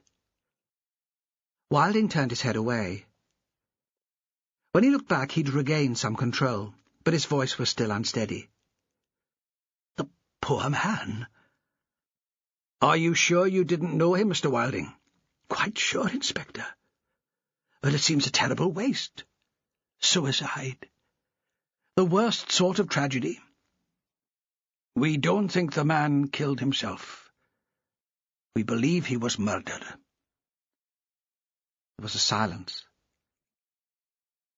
"When I moved here," Wilding said at last, "I thought I'd escaped mindless violence." "Oh, we can do mindless violence," Perez thought. "Scraps in bars, fueled by drink and frustration." But this death wasn't like that at all. "What time did you leave the Herring House?" he asked. "Soon after you. The heart seemed to go out of the party when the man made that scene." "Did you come straight back here?" "I walked along the beach for a while. It was such a lovely evening, just as far as the rocks and back. And then I came inside." "What did you do then?" "I made coffee, brought it here to the window." "Did you see anyone?" "You have a good view of the jetty from here." "No. It was surprisingly quiet. I think the last people must have left the Herring House when I was walking. I didn't notice anything when I was on the beach. I was thinking about my book. There's the sticky patch with the plot. It's been troubling me for a few days. I was concentrating on that." "But you were here with your coffee by 11 o'clock. I can't remember looking at my watch, but yes, I must have been. I hadn't been out so long." "Roddy Sinclair and Martin Williamson left the gallery at about 11. Did you notice them?" "No," Wilding said. "But that doesn't mean they weren't there. Apparently Roddy became rather rowdy. All the same, I didn't notice them. My mind was still elsewhere, Inspector." "On your book?" "Yes, the book, of course." Standing in the road outside the house, Perez tried to decide what he made of Wilding. What had really brought him here? He couldn't see Shetland as a natural home for the man. Did he have no friends or family to keep him in the south? There was something unsettling about the intensity of his gaze, and the voyeuristic pleasure he took in watching his neighbours. Chapter 13. In her office at the top of the converted textile mill in Denby Dale, West Yorkshire, Martha Tyler was putting together the rehearsal schedule for the week. This show was about bullying. The next would be around racism. Schools didn't seem interested in hiring the Interact Theatre and Education Group to entertain their pupils. There always had to be a message. The young actors, with their new degrees in performance, rolled their eyes when they saw the scripts, clunky with politically correct jargon. But it was work. They might dream of the Royal Shakespeare Company, or a lucrative television ad. But Interact work counted towards their equity card, and the pay kept them in beer. The company shared the mill with other small businesses. There was a decent wine merchant in the basement, a middle-aged woman who made silver jewellery, and an acupuncturist. But Interact had the whole of the top floor. One big space for rehearsals, a couple of offices, and a small room with a microwave and a kettle where they took their breaks. This wasn't one of these smart conversions that had taken place in other parts of Cleeves. The mill was a rackety jumble of stairways and levels. The floors were uneven, and the windows leaked. 2 of the actors had already arrived. Martha could hear them in the tea-room sharing stories of a nightmare tour of Hull, which had become apocryphal. The teacher who'd had a breakdown in the middle of a performance, kids pulling knives, a pregnant 14-year-old who claimed to have gone into labour. All exaggeration. That was the trouble with people in the theatre business. They began to believe their own fictions. You could never tell where the acting stopped. That made her think of Jeremy. If you believed all his stories, he'd travelled the world, acted with Olivier, and made love to at least half a dozen minor Hollywood film stars. She didn't believe a word, of course. Why would anyone like that end up running a crummy theatre and education company in West Yorkshire? Martha checked her mobile phone. Still no call from him. What had started out as mild irritation had changed to anger, and now to concern. Jeremy was an arrogant prat and a congenital liar, but he made his living from Interact, and he cared about its reputation. Martha was at the company as part of a higher apprenticeship in arts management. After taking a good degree in drama from Bristol, the apprenticeship seemed a better option than an MA. There was a modest bursary, and the chance for hands-on experience. Jeremy was taking the piss, of course. A placement at Interact wasn't supposed to provide him with an unpaid skivvy, yet it wasn't unusual for him to disappear for a couple of days, leaving her in charge. "It's great practice, love. Think how it'd look on your CV." But he'd been away for 4 days now, and she hadn't heard anything. She tried his mobile, but it seemed to be switched off. She tried to remember exactly what he'd said this time. They'd been in the pub the week before, the end of a debrief on the drugs awareness tour of the Midlands. For once, he'd been almost generous. Had bought a couple of rounds for the actors. There'd been a suppressed excitement about him. She'd come in from Huddersfield on the train, so she'd been drinking too. Somehow, she'd found herself sitting at a small table next to him. The rest of the group had been drinking all afternoon and were singing some dreadful song from the show. She'd had to struggle to make out what Jeremy had been saying. "Something's come up, love. A great chance. You can cope on your own for a bit, can't you? A girl with your talents. I'll pay you. Make it worth your while." She thought perhaps it was an audition. She'd worked around actors enough to recognize the excitement that came out of the possibility of a part, the part that would change a career. Even actors as old as Jeremy fell under the magic, lost all their reason. She couldn't understand it herself. She'd never been bitten by the acting bug. Jeremy told everyone that performance was his first love. He'd set up Interact to pay the bills, and because the rent on the mill was subsidized for the first year, but made it clear that if the right offer came his way, he'd wind up the company like a shot. There were always deals in the offing. A friend who worked for Granada was planning a soap which had a part just right for him. He'd bumped into a script editor who thought he was perfect for the lead in a 90-minute drama. None of these possibilities ever came to anything. Martha had never seen Jeremy act, but she had watched him lead rehearsals. She thought he probably was a bit better than the average jobbing actor. He held her attention, and anyone who could bring those dreadful lines to life must have some skill. But theatre was all about luck, and if it hadn't happened for Jeremy by now, she thought it was hardly likely to. If he'd been to an audition, even in London, he should have been home days ago. If he'd set his heart on a part, failed to get it, and been drowning his sorrows, he should be back by now.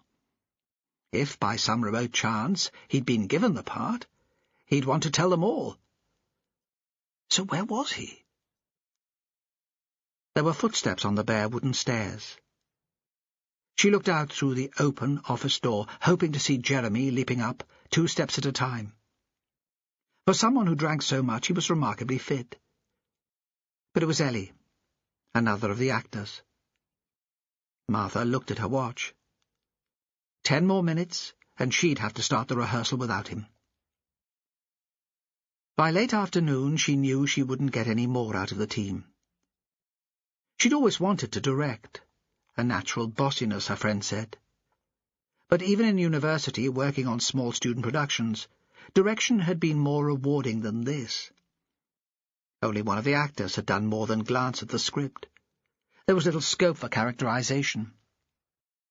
At least by now she'd blocked in the moves, and helped them put some meaning into the words. There wasn't much else she could do, until they'd learned the lines. She sent them home with threats and bribes. In the office she checked her mobile again. Still no message. She wasn't sure what she could do. Who she should tell about Jeremy's disappearance. He lived alone. She had an idea that he might have been married once, but he didn't talk about children. He lived in Denby Dale, in a little terraced house close to the mill. Everyone in the village knew him, but she didn't think he had any close friends. The regulars in the Fleece chatted to him most evenings, but she doubted they had any more idea about his private life or background than she did. It didn't occur to her to go to the police. Jeremy wouldn't want anyone prying into the business. She thought he probably sailed very close to the wind when it came to VAT and health and safety. She knew he paid some of the actors cash in hand. Besides, it was ridiculous. He'd said he'd be away for a few days. He hadn't yet been gone for a week. All the same, she hated the feeling of helplessness. She wished he would phone her. The actors had gone back to the digs in the village where they stayed when they were rehearsing. None of them was local. Jeremy employed different actors for each tour. Martha locked up the office, and on the key ring saw the spare key to Jeremy's house. He'd given it to her when he'd asked her to stay there one morning to let in the plumber, the sort of work experience not set out in the apprenticeship job description. She'd offered it back to him, but he'd told her to hang on to it. She thought it wouldn't do any harm to go in and look. It would set her mind at rest. Perhaps he'd returned from wherever he'd been and taken ill. The house was a traditional weaver's cottage, part of a terrace close to the viaduct, backing on to the River Dern.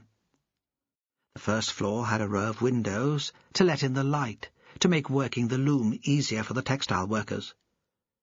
It was very narrow, a kitchen and small living room on the ground floor, 2 bedrooms and a bathroom upstairs. She'd had a quick snoop round while she'd been waiting for the plumber. She unlocked the front door, which led straight from the pavement, struggling for a moment with the unfamiliar key. The door stuck when she pushed it. There was a pile of mail inside. She picked it up and put it on the table. "Jeremy?" Not shouting. She didn't really think he was there. Jeremy wasn't the sort to get ill, at least not without an audience. It seemed very hot and airless, as if the cottage had been shut up for a long time. Now she felt foolish. Imagined neighbours watching her. But she couldn't just leave without checking upstairs. She closed the door behind her and opened a window. A train rattled over the viaduct, and she imagined she could feel the vibration of it under her feet. In the tiny kitchen there was a sweet, unpleasant smell. The gas cooker was covered in grease, and there was a layer of white fat on the bottom of the grill pan. But she didn't think the smell came from that. Even if it did, she wasn't going to clean up for him. She wanted a good report on her placement, but there were some things she wouldn't do to get one. She wondered what would happen to her if Jeremy never came back. Would they pass her work experience anyway? On impulse she opened the fridge, and the smell got a lot worse. There was half a packet of sausages, which must have been well past their sell-by date before he left, and were now revolting. She lifted them into a carrier bag, opened the back door into the yard, and dumped them in the bin, thinking that Jeremy owed her big time. In the main bedroom there were signs that he'd left very quickly. One of the drawers was open, and clothes spilled out. The bed was unmade, though she thought that didn't mean much. She'd never yet met a man who made a bed when he got up. It was hard to judge how much he'd packed. She looked in the wardrobe. His favourite black linen jacket, the one he thought made him look cool even when it was crumpled and grubby, was missing. The small suitcase he used when he went for overnight trips to check on a performance was there, propped against the wall in a corner. She didn't see a bigger bag. Did that mean he'd been planning to be away for longer all the time? That he hadn't told her because he thought she'd refuse to take charge while he was swanning off on holiday? Too right, she thought. What sort of mug do you think I am? Perhaps she should phone the Arts Council office, who was supervising her placement. Drop Jeremy Booth right in the shit? But she knew she wouldn't do it. She developed an affection for the man. He made her laugh. But when he finally got home, he'd owe her. She'd stand over him in his office and dictate the report she wanted, wait until he'd signed it, and post it off herself. The small bedroom was at the back of the cottage. It had a view of the yard and the dustbin, then to the river and the bigger houses beyond, their trees and gardens. It was set up like an office with a desk and PC, a filing cabinet and bookcase. On the wall was a cork-pin board. It had notes about rehearsals, things to-do lists, scraps of reviews cut from small regional newspapers, a few faded photos which looked as if they'd travelled with him. One was of a youngish man. She thought it must be of Jeremy, though it was hard to tell. The man in the photograph had hair and a beard. He was wearing a jersey and jeans. She couldn't imagine Jeremy looking so casual. But the features were the same, the long straight nose, the fine cheekbones. He was sitting on an upturned boat on a beach. The second photograph was of an older man wearing navy overalls. He had crinkly grey hair, and he was beaming into the camera. He stood between a small boy and a pretty young woman with a serious face. Then the same woman, with a man a little older, who stood with his arm around her shoulder. On the way downstairs, Martha was shocked by the sound of the phone ringing. She found it on the living-room wall, picked it up before the answer phone cut in. "Hello? Jeremy Booth's phone?" There was silence. "Hello? Is Jeremy there?" A young woman's voice. "No, I'm sorry. He's away at the moment." The phone went dead. Chapter 14. When Jimmy Perez woke the next morning, it was still to thick fog. His house was in Lerwick, close to the pier. It backed onto the sea, and the outside walls were green to the high tide mark. The fog made the light different. There was no reflection from the water. It was like waking in winter. His first thought was of Fran, and the second was of the investigation. He'd wanted to visit Fran the night before, but it had been late by the time he'd finished work. He'd phoned to explain. Had been too eager in his apologies, he realized now, had assumed too much. Perhaps she'd had no expectations of a visit. She was from the south, sophisticated. There they would do things differently. He looked at the clock by the bed. 7. She would be awake now. Her daughter was an early riser. Fran had laughed about that. Said she had fond memories of life before motherhood, long lie-ins with the Sunday papers, coffee and croissants, which left crumbs in the bed. The memories of his youth had been very different. His parents had always found work for him on the Fair Isle Croft. He thought it would be good to lie in with Fran on the Sunday mornings when Cassie was with her father. He would like to take her breakfast in bed. He put the kettle on for coffee and went into the shower. Back in the kitchen, which was as narrow as a ship's galley, he switched on the radio. A blast of music from SIBC, then a 5-minute news slot, and the first report of the stranger's death. A tourist was found dead in suspicious circumstances yesterday in Bidester. The police are anxious to identify him. Then a brief description, and a request that anyone who might recognize the dead man should phone the incident room. It struck him that the tone would be very different if the dead man were a Shetlander. The fact that he was described immediately as a tourist took any sense of panic from the news. It was as if the reporter was describing an incident that had occurred elsewhere. A visitor's death was almost a source of entertainment. While he made coffee and stuck 2 slices of bread into the toaster, he listened for the weather forecast. The fog should clear around midday. Perhaps Taylor and his team from Inverness would get in, after all, today on the plane. Taylor would be pleased. 13 hours on the ferry would be purgatory to him.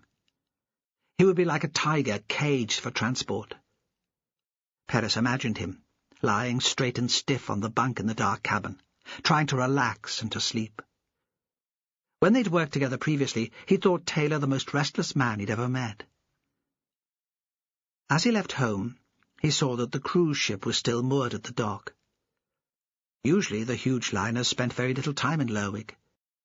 The passengers disembarked, caught the complimentary bus to the town centre, had a trip round the Tourist and Information Centre, the Shetland Times bookshop, and the gift shops, then went back to the luxury of the ship.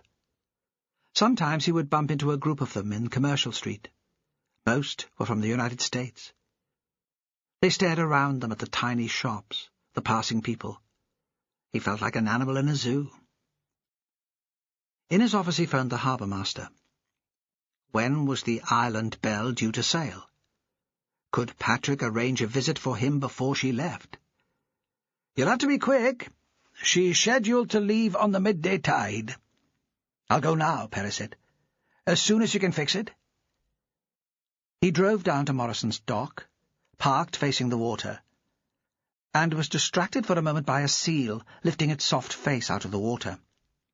When he was a boy, he'd used the Fair Isle seals for target practice with his father's shotgun, until his mother had found out. "What harm did they ever do to you?" "William says they take fish, and that's why the catch is so poor now." William was an older lad. At that time the font of all wisdom and knowledge. "Nonsense. The catch is so poor because we've been overfishing the North Sea for years." His mother, who had been a member of Greenpeace when she was a student, still had theories about the environment that his father found dangerous and extreme. To be honest, Jimmy had been glad of an excuse not to shoot the seals any more. He'd hated the slick of blood which floated on the water when he'd hit the target. Sometimes he'd tried to miss, but William's ridicule had been hard to face too. Patrick must have warned the cruise ship that he was coming, because it seemed they were expecting him. He was shown at once into the purser's office. After the Good Shepherd, the mail boat which ran from Greutness to Fair Isle, the North Link ferries had seemed enormous. But this was monstrous, a towering white skyscraper of a ship, taller than any of the buildings at Lerwick. The purser was a lowland Scot. It seemed Shetland wasn't his favourite stop on the tour. "You'd have heard that a tourist was killed yesterday in Bidester?" Perez asked him. "No," implying, why would I care? "Have any of your passengers explored the island that far west?" "Look, Inspector, we don't usually spend this long in Lerwick. It's a bit of a dead loss. They come expecting something scenic, and it's not exactly pretty, is it? Grey little houses. We do the Seabird tour and the Silverworks, then everyone heaves a sigh of relief and we're off to Orkney. St. Magnus's Cathedral. Now that is a building worth taking a photo of. And the Highland Park Distillery. The thought of malt whisky seemed to cheer him immediately. Perez had an urge to defend Shetland, to say it had a beauty of its own, that there were visitors who loved the low horizons and big skies, the huge bare hills. But he could tell that the purser would never be a convert. "Why are you here so long this trip?" "A problem with one of the engines. It's fixed now, thank the Lord, and we can be on our way." "You're not missing any of your passengers, then?" "No one's reported one missing." "Have you any evidence to suggest your dead man is one of ours?" "There was nothing to identify him at all." The purser seemed relieved. He stood up. "They could leave the ship if they wanted to?"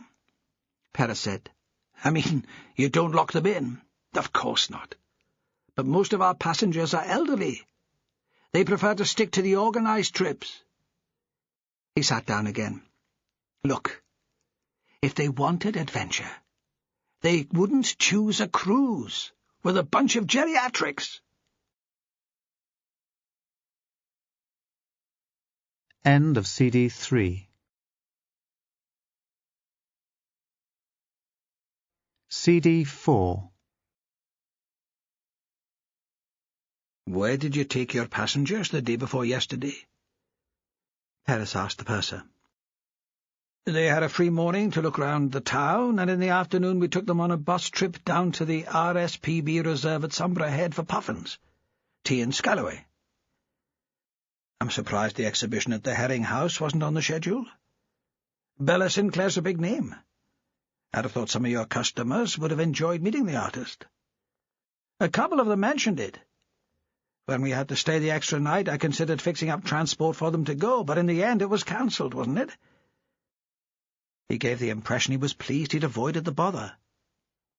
"Who told you it was cancelled?" "Nobody told me.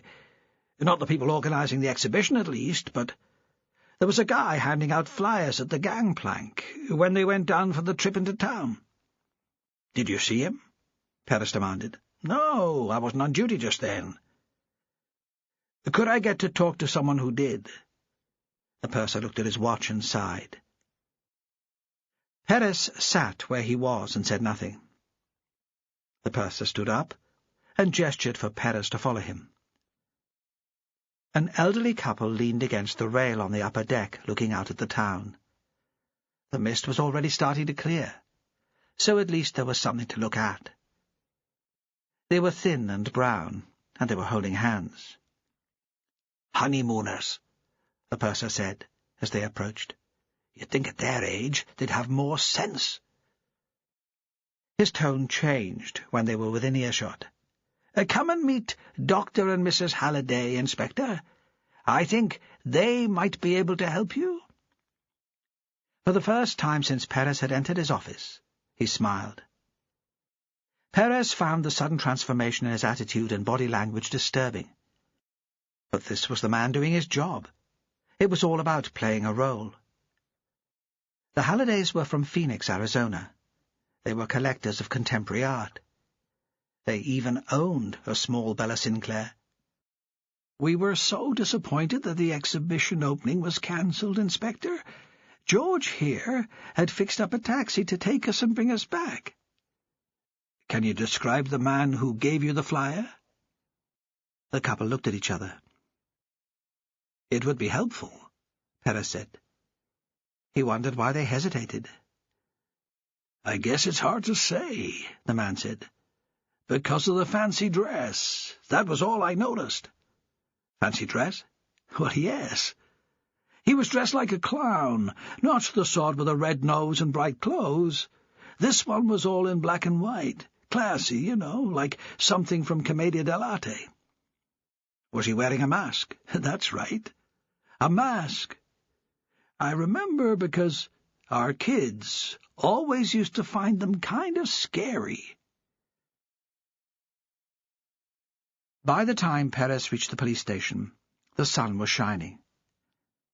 Taylor had been on the telephone to say that they were already at the airport at Dice, and scheduled on the first available flight out. You'll meet me and take me straight to the scene."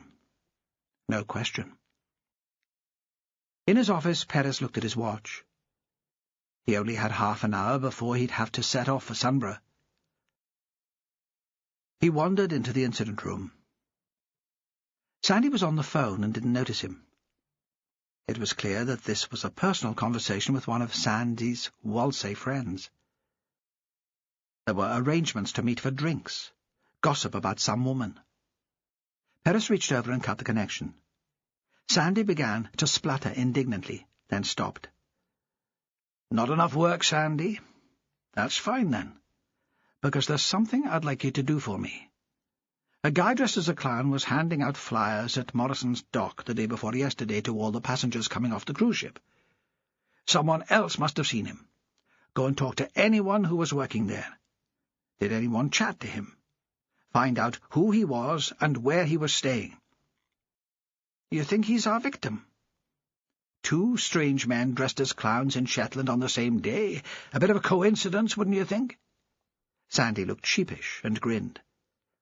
"Someone phoned for you," he said. "Kenny Thompson." "What did he want?" "I don't know. He wouldn't speak to me. Nothing that won't wait. He said it wasn't urgent."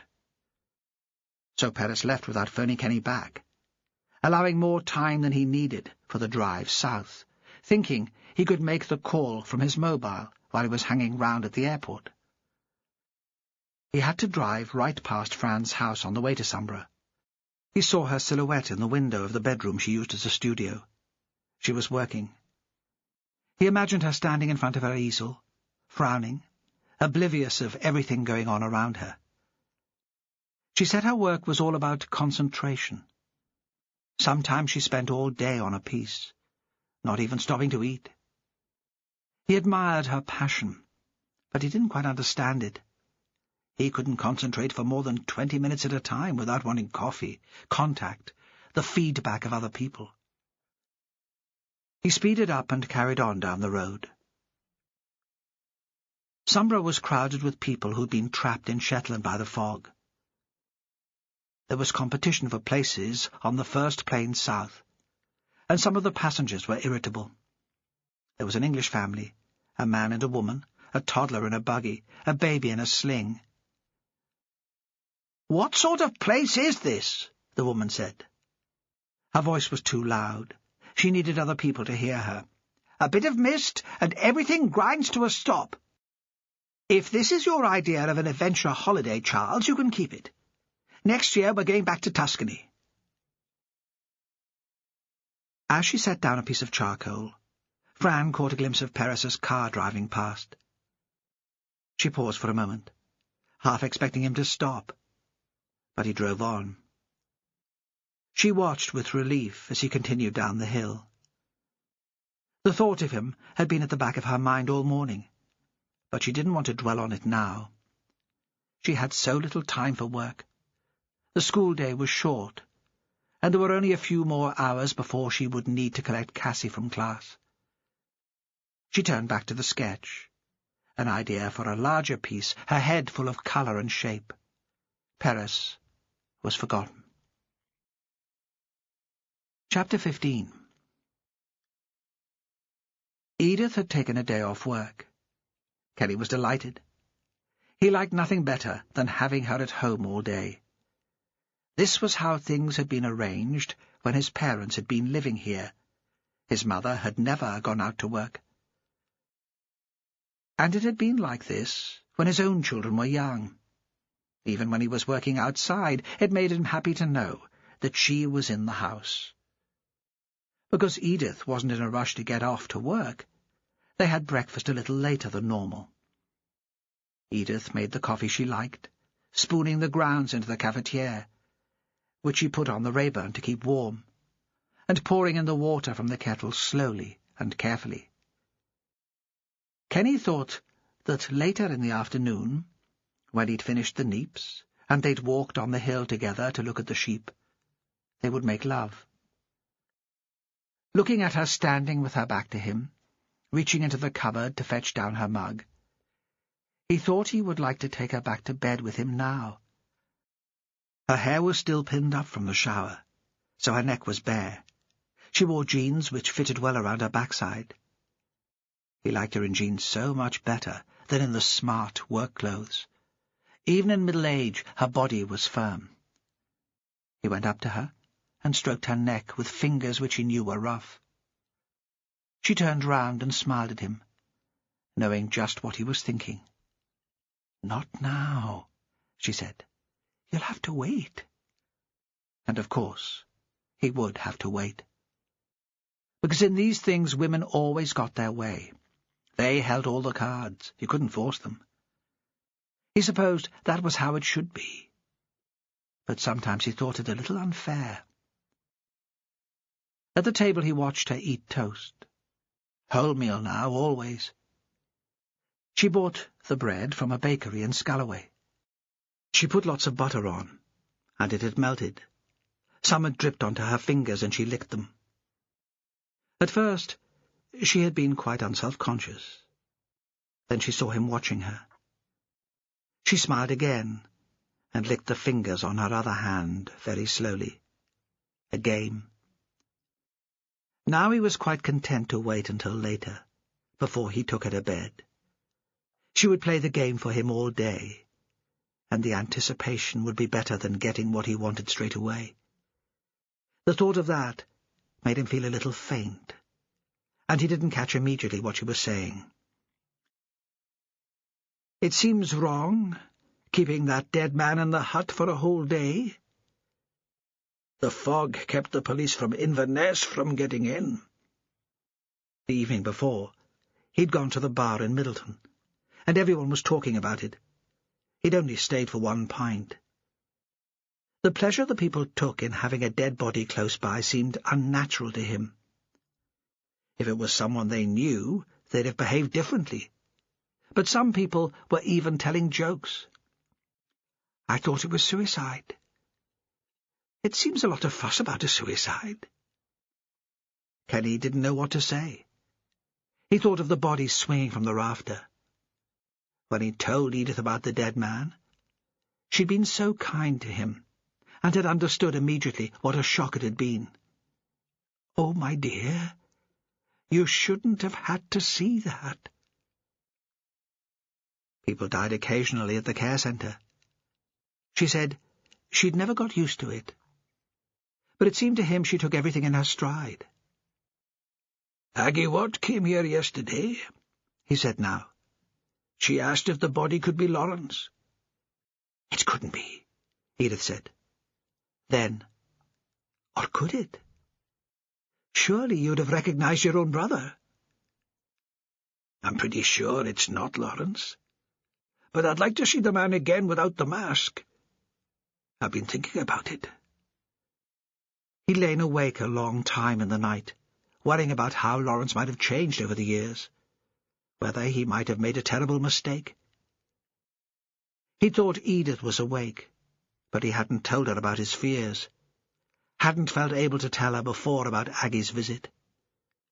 He'd needed to sort out in his own mind what he thought before discussing it with her.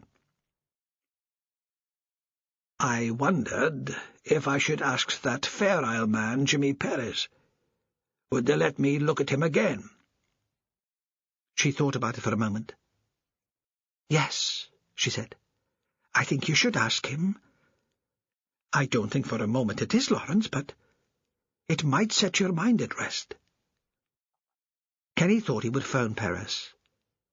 He wouldn't wait until the policeman was back at the jetty. He didn't want to see the dead man again, there, lying out in a mortuary somewhere, the mask taken from his face. That would be different, more dignified. All morning, while he was working in the field, he caught glimpses of Edith. She'd done a pile of washing, and once the fog lifted, she came to hang it out on the line behind the house. He stopped for a moment and watched her, so deft, lifting the sheets from the basket, folding and stretching them, and pinning them on the line. He waited for her to turn and wave to him, but she didn't seem to notice he was there. When he went down for his coffee, she'd just finished washing the kitchen floor. She was on her hands and knees, on a folded towel, wiping the last corner with a cloth. He stood in the porch in his stockinged feet. Again she must have heard him come in, but she didn't acknowledge his presence until she'd finished. Then she turned and smiled at him. "Just wait for a minute until it dries." She was still kneeling at his feet, and had to tilt her head to look up at him. "Why don't we walk down to the herring house?" he said. "Get one of Martin's posh coffees there. He'll surely be open now." "I can't go looking like this." But he could tell she was pleased by the suggestion. "Why not? You look lovely. You always look lovely." They walked down the track together, hand in hand. Kenny felt as if he was on holiday too. He took a quick look towards the jetty. There was a police car there, and tape stretched right across the entrance. But nothing much seemed to be happening. He guessed that the police from Inverness hadn't arrived yet. The cafe at the herring house let in all the light, whatever time of day it was. Extra windows had been built into the wall facing the water. There were more people there than you'd usually get on a weekday morning, and Kenny recognized some of them. A couple of elderly ladies from Middleton, who'd taken a trip out in case there was anything to see. They turned out for any reported accident or disaster. A journalist from the Shetland Times. It occurred to Kenny that the plane bringing in the Inverness police would also be carrying reporters from the national press. Now he was here, he felt awkward. He supposed he and Edith were just like the others. They'd come to the herring house in hope of news. Martin Williamson came out from the kitchen to take their order. He had a light, almost dancing way of walking that made Kenny think of a racehorse just before it went into the stalls. Kenny nodded at the other customers. "At least it's good for business, then? Having a dead body next door?" Martin grinned. "Aye, I'll not be sorry when they take it away, though. It seems kind of weird, leaving it there all night. Her mother's in a right state about it. I don't think she slept." "I know she's upset. She came to see me yesterday." "You can't blame her," Edith said. "When you think what happened to your father, it must bring it all back." "Have you heard when the police from Inverness will get here?" Kenny asked. He was thinking that Perez hadn't phoned him back. When the dead man was taken away, he'd have a chance to see him. Then he'd know for certain that it couldn't be Lawrence. The more he struggled to conjure his brother's features in his head, the more they became blurred and slid away from him. "First plane out of Aberdeen," Martin said. "They'll be in any time." Kenny asked for a cappuccino for Edith and a latte for himself. They always had the same when they came here. Because it seemed like a holiday, he added a couple of pieces of cake to the order, and Martin danced away. They'd almost finished when Roddy Sinclair made an entrance. He stood at the door and heads turned. Everyone recognized him, and there was a brief moment of silence before the conversation continued. He looked as if he'd just got out of his bed. His hair was tousled, and he still seemed half asleep, or maybe Kenny thought he'd been up all night. He didn't find a table and wait for Martin to take his order, but walked towards the kitchen, leaned on the doorframe and shouted in, "Double espresso, strong as you like." There were other people at the tables waiting to order, but nobody seemed to mind him jumping the queue. Typical Sinclair, Kenny thought. They're arrogant, the lot of them.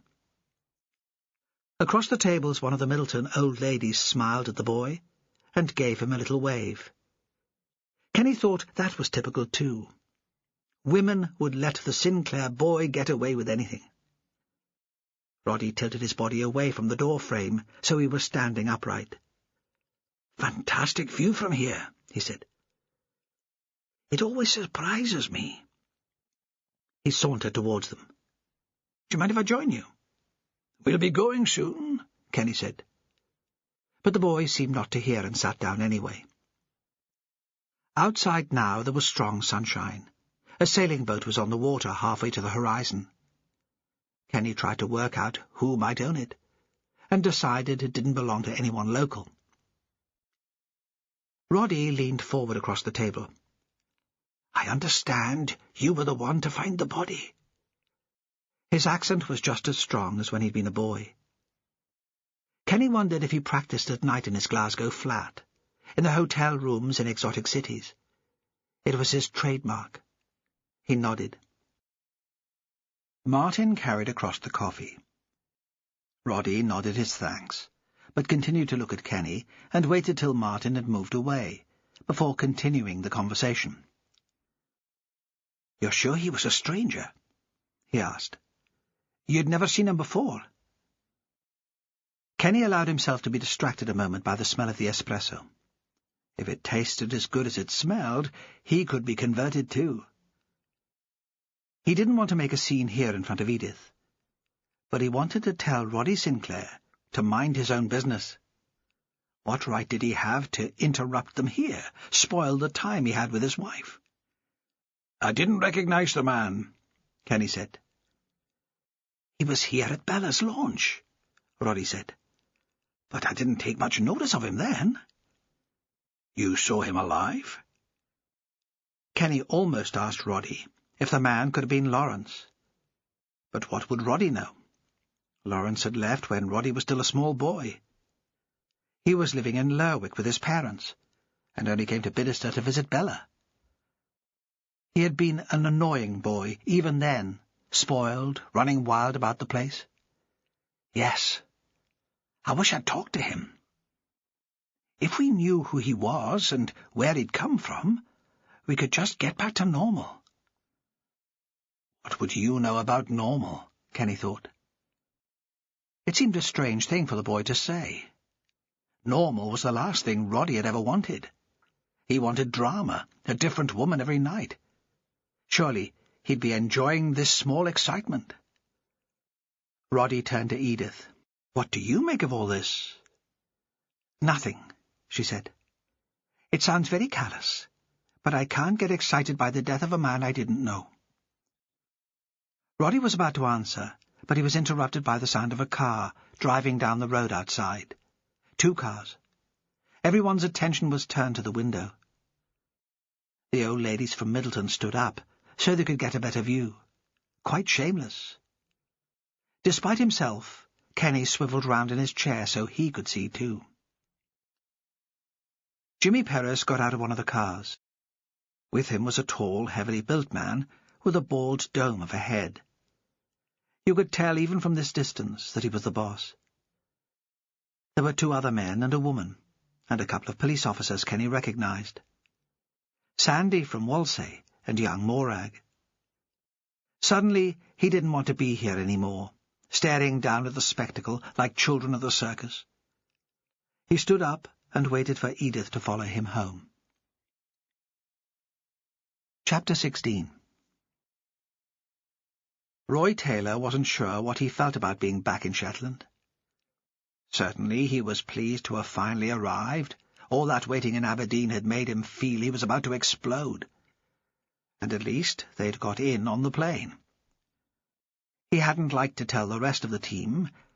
He didn't believe leaders should admit to weakness. All that sharing, caring stuff wasn't for him. But he felt queasy on the Mersey ferry. An overnight crossing on the boat, and he knew he'd have thrown up. Now, standing at the front of the queue waiting to get off the plane, that memory of the Mersey ferry suddenly made him homesick. A series of images played in sentimental succession in his head. The view of the Liverpool skyline from the river, Scouse voices in busy pubs, singing his heart and soul out in the Cop on a Saturday afternoon. It made him wonder if it wasn't finally time to go back. His father was dead, and couldn't hurt him now. He dwelled briefly on the possibility of returning, then pushed it from his mind. He had other things to think about. He'd headed for Inverness because it was the farthest place from home he could find. There'd been a masochistic pleasure in landing in a town so alien, so unlike anywhere he would otherwise have chosen to live. As if he'd wanted to punish himself as well as the family he'd left behind. And now he was back in Shetland, which was even more remote and more strange. The plane door opened. He took the steps at a trot and strode across the tarmac to the little door in the terminal building. He'd given instructions that his team should only bring carry-on luggage. They'd wasted enough time, and he didn't want them hanging around again for the stuff from the hold to appear. Jimmy Perez was waiting for them. They'd worked well together on a previous investigation, and had got on, perhaps because they had such different styles. If Perez had been a full-time member of his team, Taylor would have found the unconventional attitude, the long hair and the lack of urgency, irritating. Here in Shetland, the quiet approach seemed to work, perhaps too well. Taylor had always been competitive, and mixed with the affection was a residual resentment because Perez had been credited with solving the Catherine Ross case.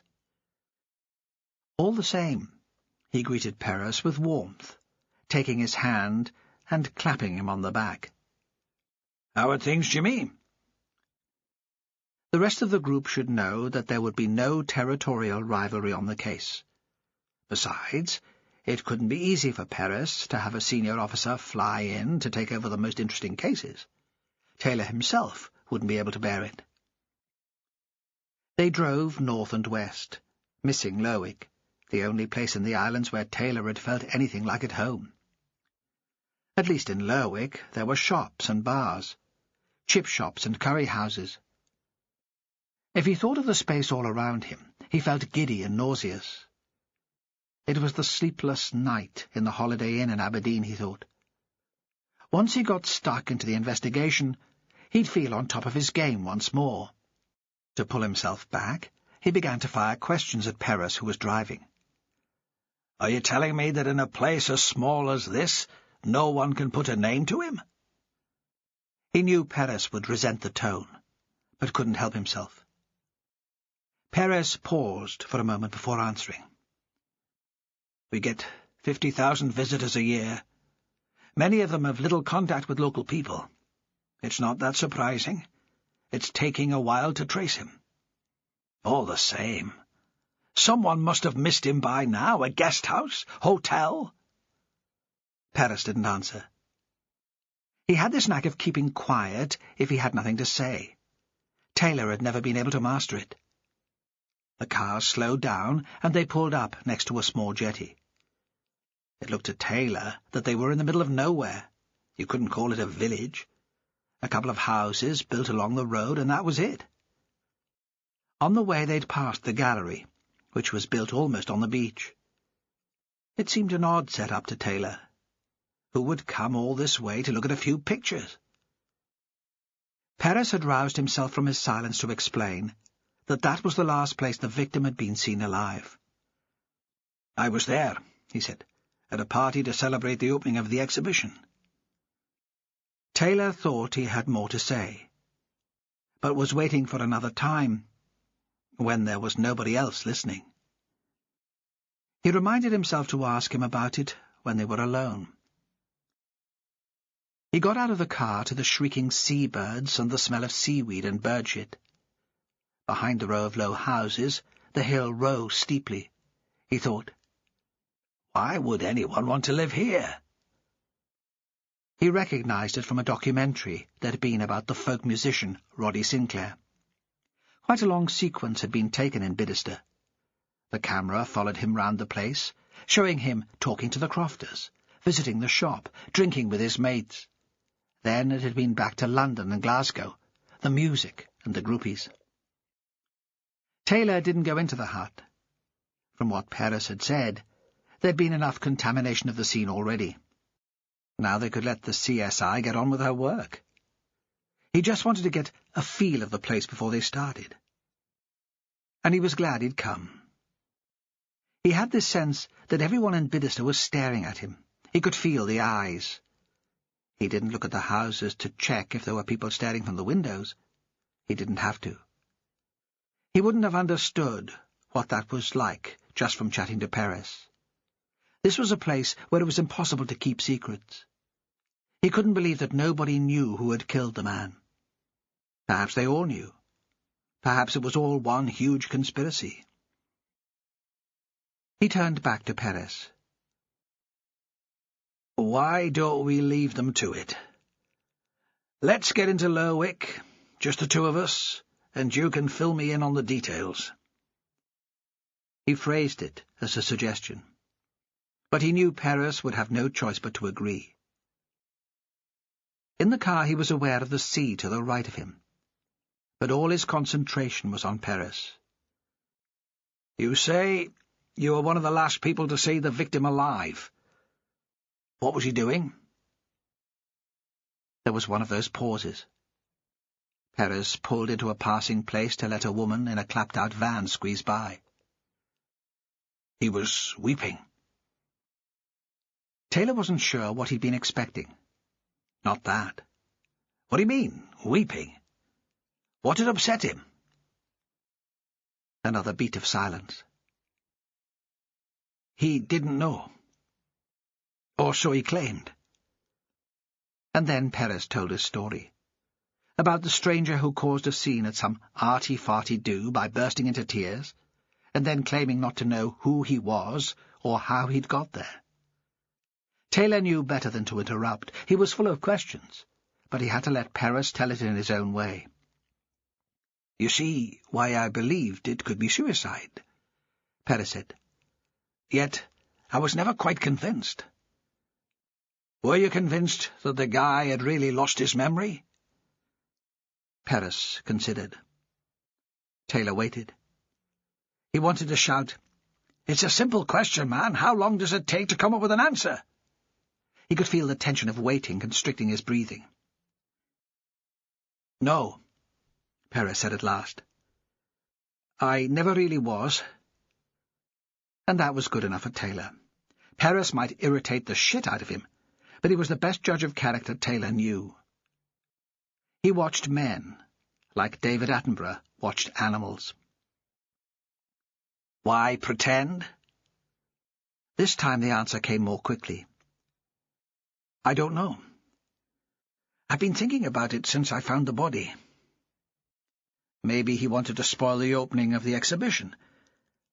But why would a stranger from England want to do that? What could he have against Bella Sinclair or Fran Hunter? Taylor recognized the name. Isn't that the same woman who found Catherine Ross? Aye. There was a small flutter of the eyelids. That's why I was there. She's become a sort of friend. Anyone else, and Taylor would have taken the piss. What sort of friend would that be, then? The sort you sleep with? But he didn't want to offend Perez. No way could he work here without the man on his side. Perez changed the subject. It's possible that the victim tried to stop the opening from happening at all. Someone went round Lerwick giving out flyers which said it had been cancelled. He was wearing a mask like a clown. But neither of the artists recognised him. A silence. So they say. Another pause. The flyer said the opening had been cancelled because of a death in the family. Almost as if he'd been predicting his own murder. Lerwick wasn't as grey as Taylor had remembered. But the last time he'd been here had been midwinter. Today the sun was shining, and the people weren't huddled in heavy coats. The light was reflected from the water. Moored in the harbour was a boat kitted out like a theatre. It had a red tarpaulin banner slung over the side advertising the most recent production. He nodded towards it. That's new? No, Perez said. It's been coming for as long as I can remember. But it's only here in the summer. It travels around the islands. The visitors like it. God, Taylor said, I'm starving. He'd had a horrible bun on the plane, and it seemed ages ago. They bought fish and chips, and ate from greasy paper, looking over the water. Taylor recalled it wasn't far from here to where Perez lived. You still live in the same place?" Perez nodded. "You haven't moved in with the gorgeous Miss Hunter yet, then?" He knew it was none of his business, but he couldn't help himself. Curiosity, a vital character trait for a cop. He knew he was a tiny bit jealous, too. Perez finished the last of his chips. "It's not like that."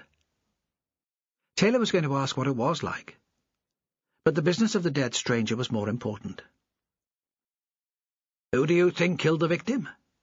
Someone local?" "There are people in Bidderster who have things to hide," Perez said at last. "But it doesn't have to be murder." Taylor nodded. He understood that. The police turn up at the door, and there's always something to feel guilty about. Speeding, defrauding the taxman, having it off with the wife's best friend. The detective picks up the guilt. It's easy to believe that it's to do with the current case. Perez shook out the chip paper, and a couple of herring gulls came squawking at his feet. "I need to make a call," he said. "Meant to do it earlier. Kenny Thompson, the guy who found the body, left a message for me." He walked a few feet away from Taylor, and stood with his back to him, so he couldn't hear the conversation. He wasn't sure he'd have understood it anyway. When Perez lapsed into dialect, he could have been talking another bloody language. He remembered how he'd felt when his mother had left him and moved to North Wales. There'd been an access order which his father had kicked off about. The arrangement hadn't lasted long, but for nearly a year Taylor had been sent to spend a weekend with her every month. Walking into a shop, everyone staring, everyone speaking a language he couldn't understand. He knew they'd been talking about him, and about his mother, setting up home with the respectable chapel man, leading him astray. Hussy, a word stolen from the English. Perez had switched off the phone and was waiting for Taylor to ask about the call. "Well?" Taylor asked. "He wants another look at the body. Imagination going into overdrive, if you ask me. He thinks it could be his brother." Perez paused, corrected himself. He always liked to get things right. "No. He doesn't think it could be him, wants to check that it isn't." "Wouldn't he know his own brother?" "He left to go travelling. Hasn't been back in years. And Kenny didn't get a brilliant view. Only side on. And then there was the mask covering his face. Like I said, it's just a matter of ruling him out. It's obviously been bothering him."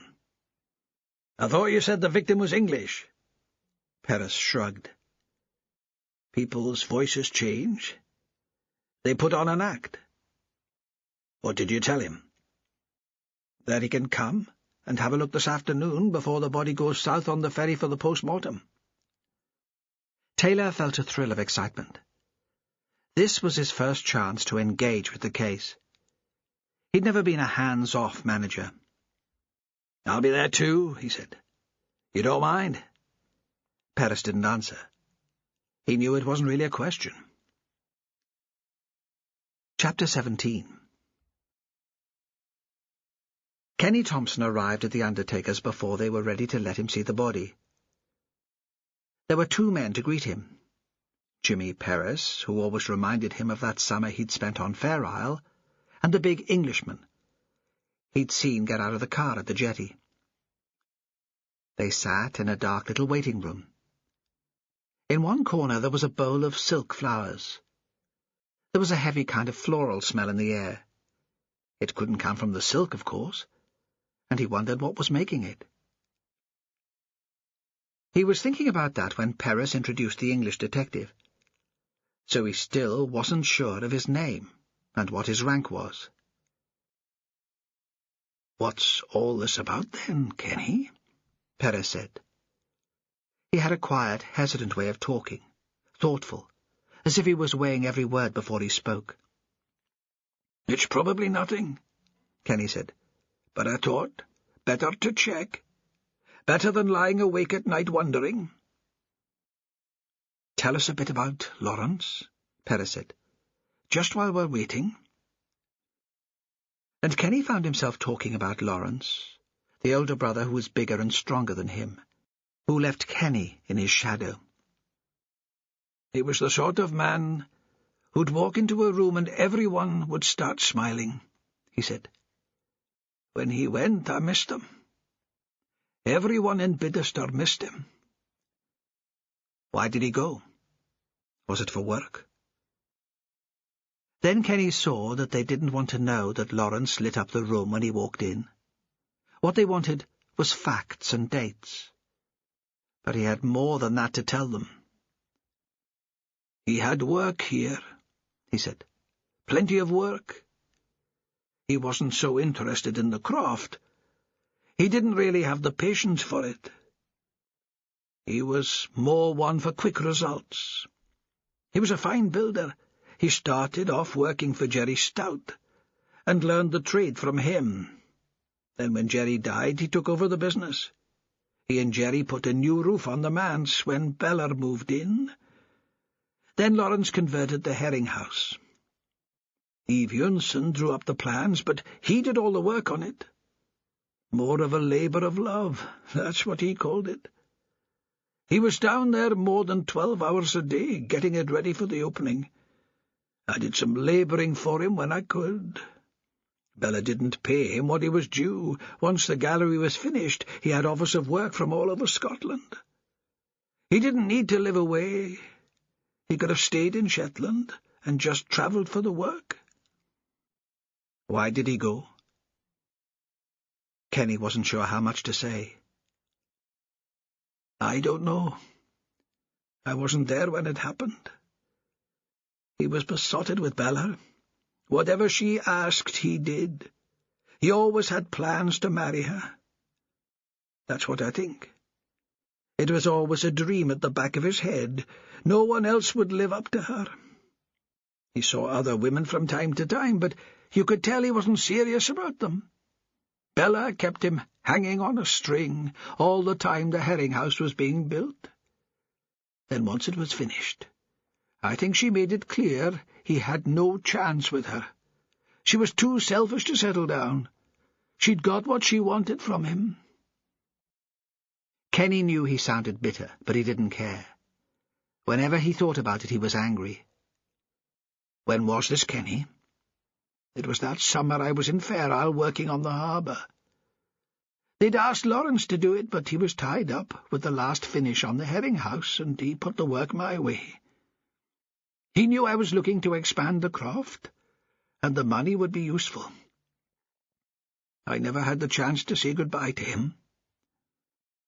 "He didn't ask your advice about leaving?" Kenny smiled to himself. When had Lawrence ever asked anyone's advice? "That wasn't his style," he said. "He was kind of impulsive. It wasn't the first time he'd gone off without telling anyone. When he was 19, he disappeared. He just left a note for my parents. That time it was backpacking around Australia." "What did he intend to do this time?" "I think maybe the Merchant Navy. He was always talking about that. The way to travel and get paid for it. He was always easy in a boat. You know the kids in Bidderstone? They're out in a dinghy almost as soon as they can walk. It was natural for him." Kenny stopped speaking for a moment. He was thinking of one of those still summer evenings. Him and Lawrence out after mackerel. The boat at anchor, moving with the swell. Lawrence on his feet, balanced and laughing at some joke Kenny had made. Perez looked at him, waiting for him to continue. "Besides," Kenny went on, "it was a great romantic gesture, wasn't it? Running away to sea. Lawrence would be one for the big romantic gesture." "When did you last hear from him?" "I never have. He left a message with Bella to say he was leaving, and he was never in touch with us again." He turned to Perez. "He could have phoned me at the hostel, couldn't he? To say goodbye. We didn't have mobiles then, but he could have tracked me down somewhere. Maybe he was frightened I'd persuade him to stay. Will you recognize him, do you think? Perez asked. I've been thinking about that. I got out some photos. There'd been one of him, Lawrence, Edith and Bella, standing on the jetty, grinning into the camera. He couldn't remember who'd taken it. Aggie, maybe. Though surely she'd have been married by then. She wouldn't still be living at home. But she'd come back to Bidderstone whenever she could. She'd never been able to stay away. All the same, it's been a long time, and people look different when they're dead. He had a birthmark on his right shoulder, Kenny said. However he's changed, I'll know him by that. We could check that for you, if you don't want to look at the body again. But Kenny shook his head. If this did happen to be Lawrence, he wanted to identify him for himself. This was his brother. Then it seemed it was time to look at the body. Kenny couldn't tell why suddenly they decided the time was right. Nobody came in to tell them. He thought the delay had probably just been an excuse to get him talking. The body was lying on a steel table. There was no one else in the room. Perez stood by the table and prepared to lift back a sheet, so Kenny could see the face. The English policeman still hadn't said anything, except for a few words of greeting when Perez had introduced him. But he'd followed them in, and now stood at Kenny's shoulder. Kenny wished he'd moved back a bit, to give him some space. Perez turned, and Kenny nodded to show he was ready. As soon as he saw the face, he knew it wasn't Lawrence. There was no likeness. He wondered how he could ever have doubted his first impression. He should never have listened to Aggie Williamson. He should never have got caught up in her panic. Lawrence had a full, deep forehead, and a mouth which was wide, even when he wasn't laughing. This man had delicate features, thin lips. It could have been a woman's face, if it hadn't been for the slight stubble on the chin, the hairy eyebrows. Kenny had a terrible desire to giggle.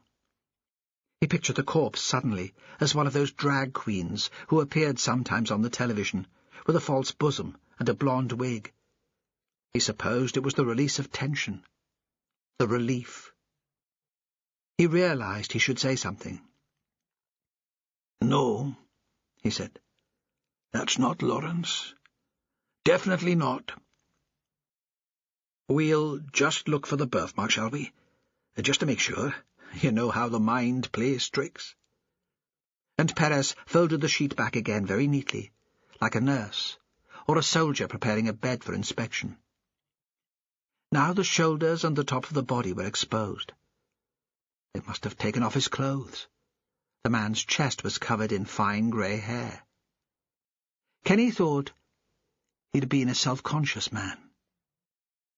He shaved his head when his hair turned grey. Lawrence could be vain right enough. But there was no birthmark on the shoulder. This wasn't him. "No," he said. "I've not seen this man before in my life." "Are you sure?" Perez was poised, holding the sheet in both his hands. He was leaning across the body. "This couldn't have been the man you saw running away from the herring house, the night of the party?" Kenny thought about that. "Aye," he said. "It could have been, if he was dressed in black. He seems the right sort of height and build, but I couldn't swear to it. He was a long way off." Then Perez replaced the sheet, and they returned to the small room with the dusty silk flowers. Kenny had thought the meeting would be over now. It would be all right to go. He imagined Edith waiting for him at home. He'd wasted most of the afternoon driving here and then sitting in this room waiting. But it seemed the Englishman had other ideas. "You don't mind if I just follow up a couple of points?" Kenny wasn't sure if he was asking Jimmy Perez or him. "Will it take long?" "Not long at all." Could we go out then? He wanted to escape that strange, sweet smell. He needed some fresh air. Of course we can go out. Let's get you a drink somewhere. I expect you could do with one. I could use one myself. You'd think you'd get used to dead bodies in this business, but I never have. So Kenny found himself in the Lerwick Hotel, tucked in a corner in the bar. A couple of men were sitting at a table in the restaurant, drinking coffee after a late lunch. Businessmen of some kind, Kenny thought. Something to do with oil or tourism. They weren't local. Otherwise the place was deserted. Taylor came back from the bar with 3 whiskies and a jug of water. Kenny couldn't remember ordering a drink, but perhaps he had. He was more shaken than he'd realized. Probably it was good not to go back to Edith straight away in this state. Taylor waited until his glass was nearly empty before he put his question. "Someone killed that man," he said. "They strangled him, and then stuck a noose round his neck and hoisted him up onto the rafter. Do you know anyone who would have been capable of that? It wouldn't have taken such a deal of strength." Kenny thought for the first time of the practicalities. He was a slight man, not a lot of weight to him. The rope to make the noose was there in the hut. Anyone could have done it. Taylor smiled. His head was like a skull just covered in skin. When he smiled, all his teeth were suddenly visible. "I wasn't thinking of that. Though you're right, of course, but I wasn't thinking about who might be capable physically. I meant mentally. Who do you know who could do that? Follow the man, or lure him into the hut, kill him, set out the body so it looked like suicide? Who would be calm enough to do that? Who would have the nerve?" Kenny felt sick. It had never occurred to him that the murder had been planned. There was violent crime in Shetland, but it was never premeditated. It was men fighting in bars when they were steaming drunk, falling out over some woman or some imagined insult. "I don't know," he said. "Really?" Taylor leaned forward so Kenny could smell the whiskey on his breath. "The way I understand it, you grow up with most of the people who live in that community. You know them better than anyone. Who could commit murder, then lie about it the next day?" "I don't know," Kenny said again. "If you live that close to people, you don't pry. You don't try to get under their skin. You have to live alongside each other, and everyone needs some space. Do you understand what I'm saying?" "Yeah," Taylor said. "I think I do." That was when he said he didn't have any other questions. He thanked Kenny for his help and said he could go. It wasn't until Kenny was driving down the hill towards Bidderster and he saw the light on the water that he realized what he intended to do. This evening, after he'd shared a meal with Edith, he was going to take his boat out and try to get some fish. It was a perfect evening for it. Then he was going to track down Lawrence. He'd accepted his brother's going too easily. He'd got into the habit of doing just what Lawrence told him. He'd left a message with Bella for Kenny. "Tell him I'm going away again." But things were different now. Bella was almost an old woman. Why shouldn't he come home? And these days it was easier to find people. There was the Internet. Edith knew all about the Internet, and she would help him. Driving up to the house, he felt excited at the prospect of seeing Lawrence again. He imagined meeting him from the boat. Lawrence would walk down the stairs in the terminal. He'd see Kenny there to meet him, and he'd throw back his head and laugh. Chapter 18. Cassie was already in bed when Perez turned up at Fran's house. He'd phoned earlier to ask if he could call. It might be late. If you'd rather not be disturbed. She'd been surprised by the effect his voice had on her. A sensation that the floor had disappeared beneath her feet. "No," she'd said quickly. "It doesn't matter how late you are. I never get to bed before 11, and this time of year it's impossible to sleep anyway." She was sitting on a white wooden bench by the side of her front door, looking out over Raven Head when he arrived. She'd had one glass of wine, and was thinking she might help herself to another when she heard the car on the road. He pulled into the verge and walked up the short path, then sat beside her. He looked very tired. "I'll fetch you a drink," she said. "Beer? Wine? Whiskey?" Could I have some coffee?" She thought then that he wouldn't be staying. She supposed it would be less complicated. There was Cassie to think about. The night of the exhibition, Cassie had been staying with her father. She didn't want Cassie to wake up and find Jimmy in her mother's bed, not yet. Not until she'd had a chance to explain to Cassie what was going on. But all the same, Fran was disappointed. She left him sitting outside and put on the kettle.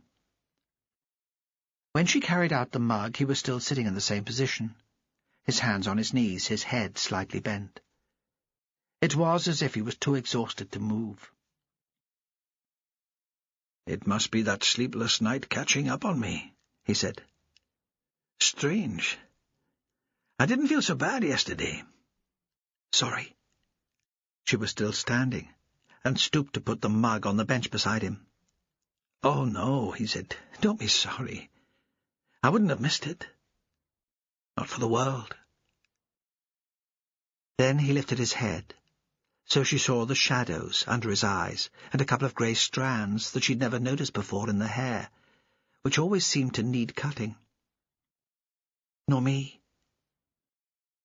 She tried to form the words to tell him what the night had meant to her, but he cut in on her thoughts. "I have to ask some questions. Work. I'm so sorry it has to intrude." "It always will, won't it?" she said. "Perhaps. Sarah could never cope with it."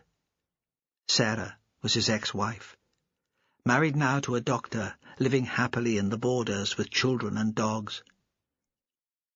"I don't think it'll be a problem," she said. "I could never understand someone who wasn't passionate about their work." "Am I passionate?" "Oh, yes," she said. "I can testify to that." He laughed, and she felt some of the tension go from the situation. "Ask away," she said. "But I'll get some more wine first." She was glad she still felt easy with him. Really, nothing between them had changed. When she returned, she sat beside him again. "It's about the exhibition," he said. "Why would anyone want to spoil it for you?" "I don't know," she said. "Unless it was some warped idea of a joke. And then I don't think I would be the target." "You're thinking of Roddy Sinclair?" "Perhaps. He's the only person I can think of who might go to those lengths.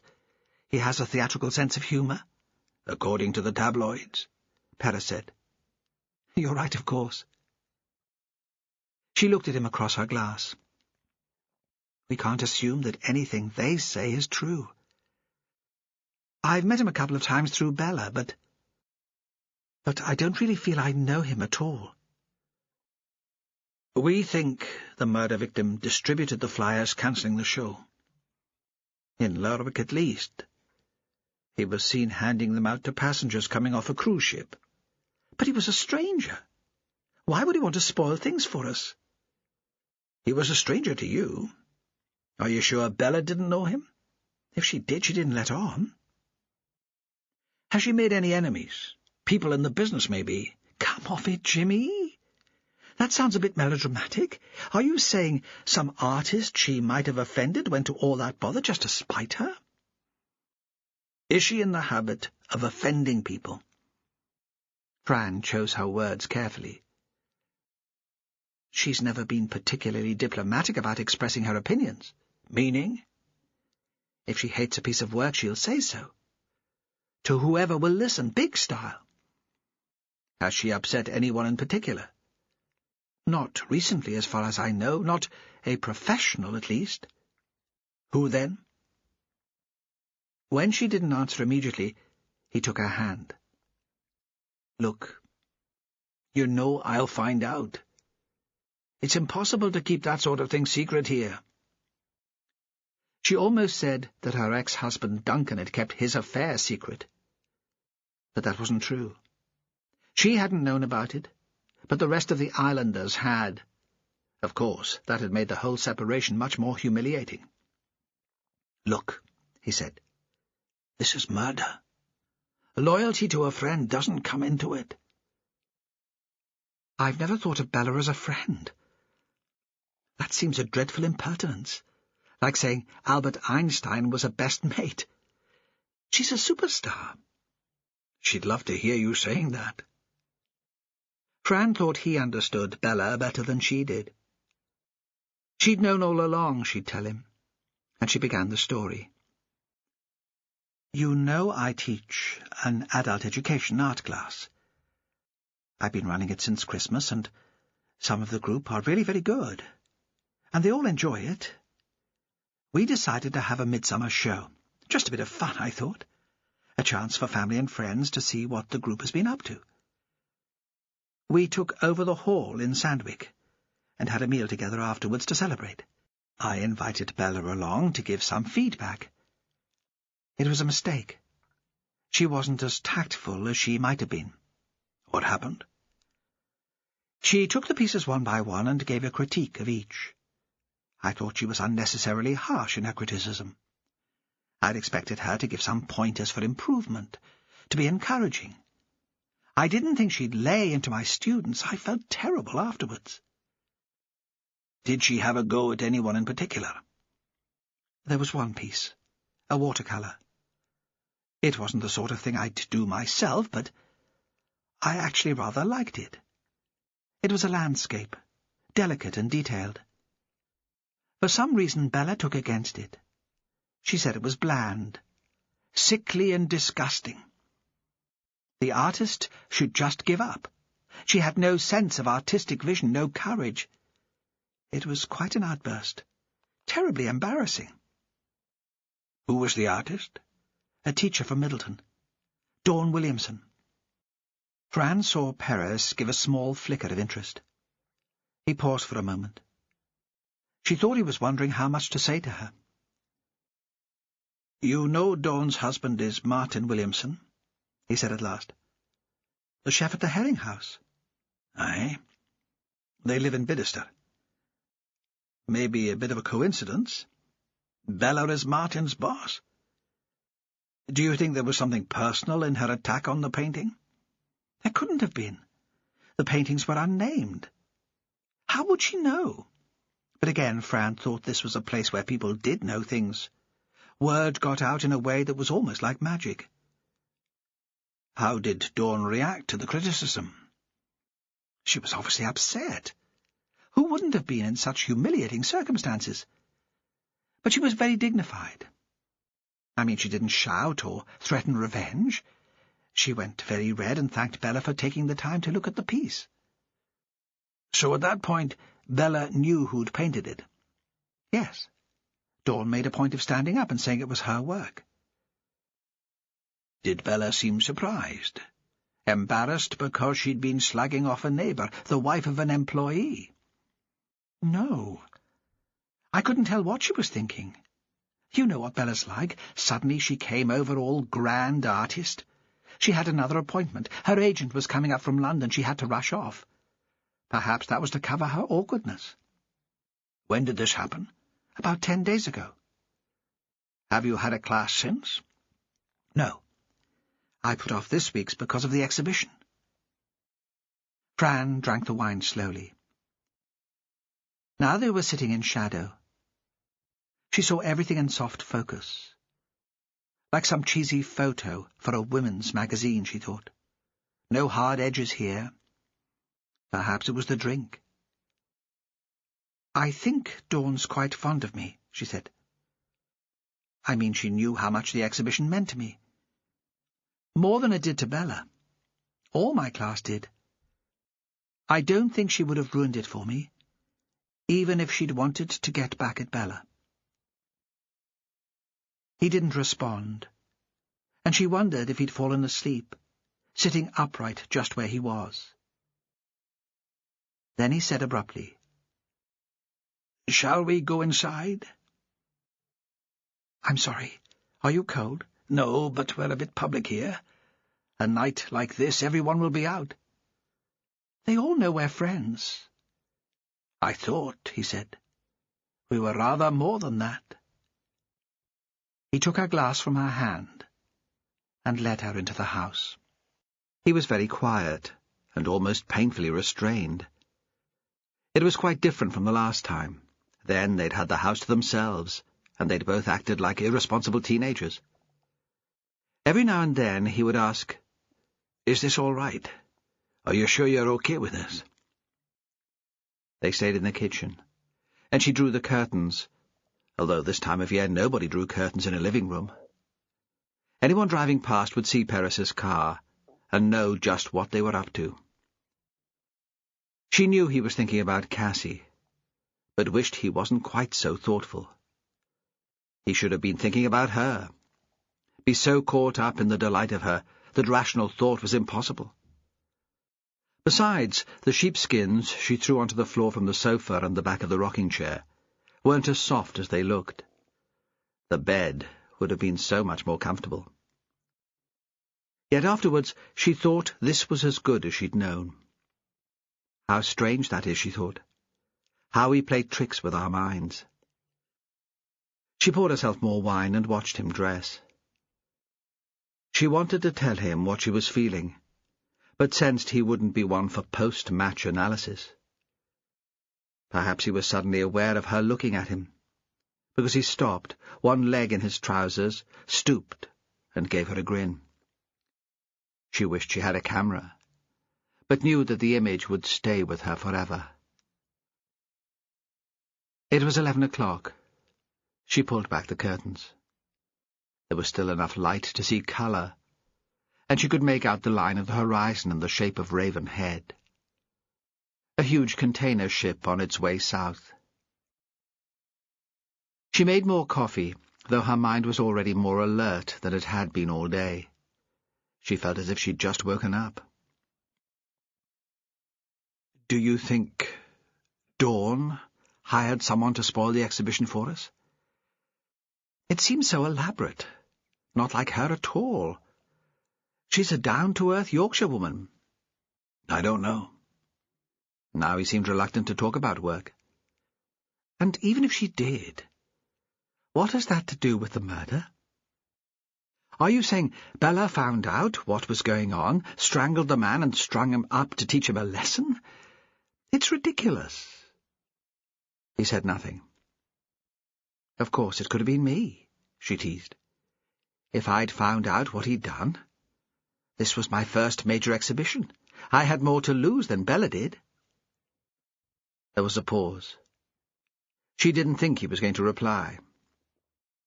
"Of course I know it wasn't," he said lightly. "You're the one person that couldn't have been. I was with you all night." He went up to her and put his hands on her shoulders, pulled her towards him and kissed her forehead. "I'll always remember that evening. Not for the murder. That was work, and in time it'll be an interesting case, nothing more. But because it was the first night I spent with you." He rinsed out his mug under the tap and set it carefully on the draining board.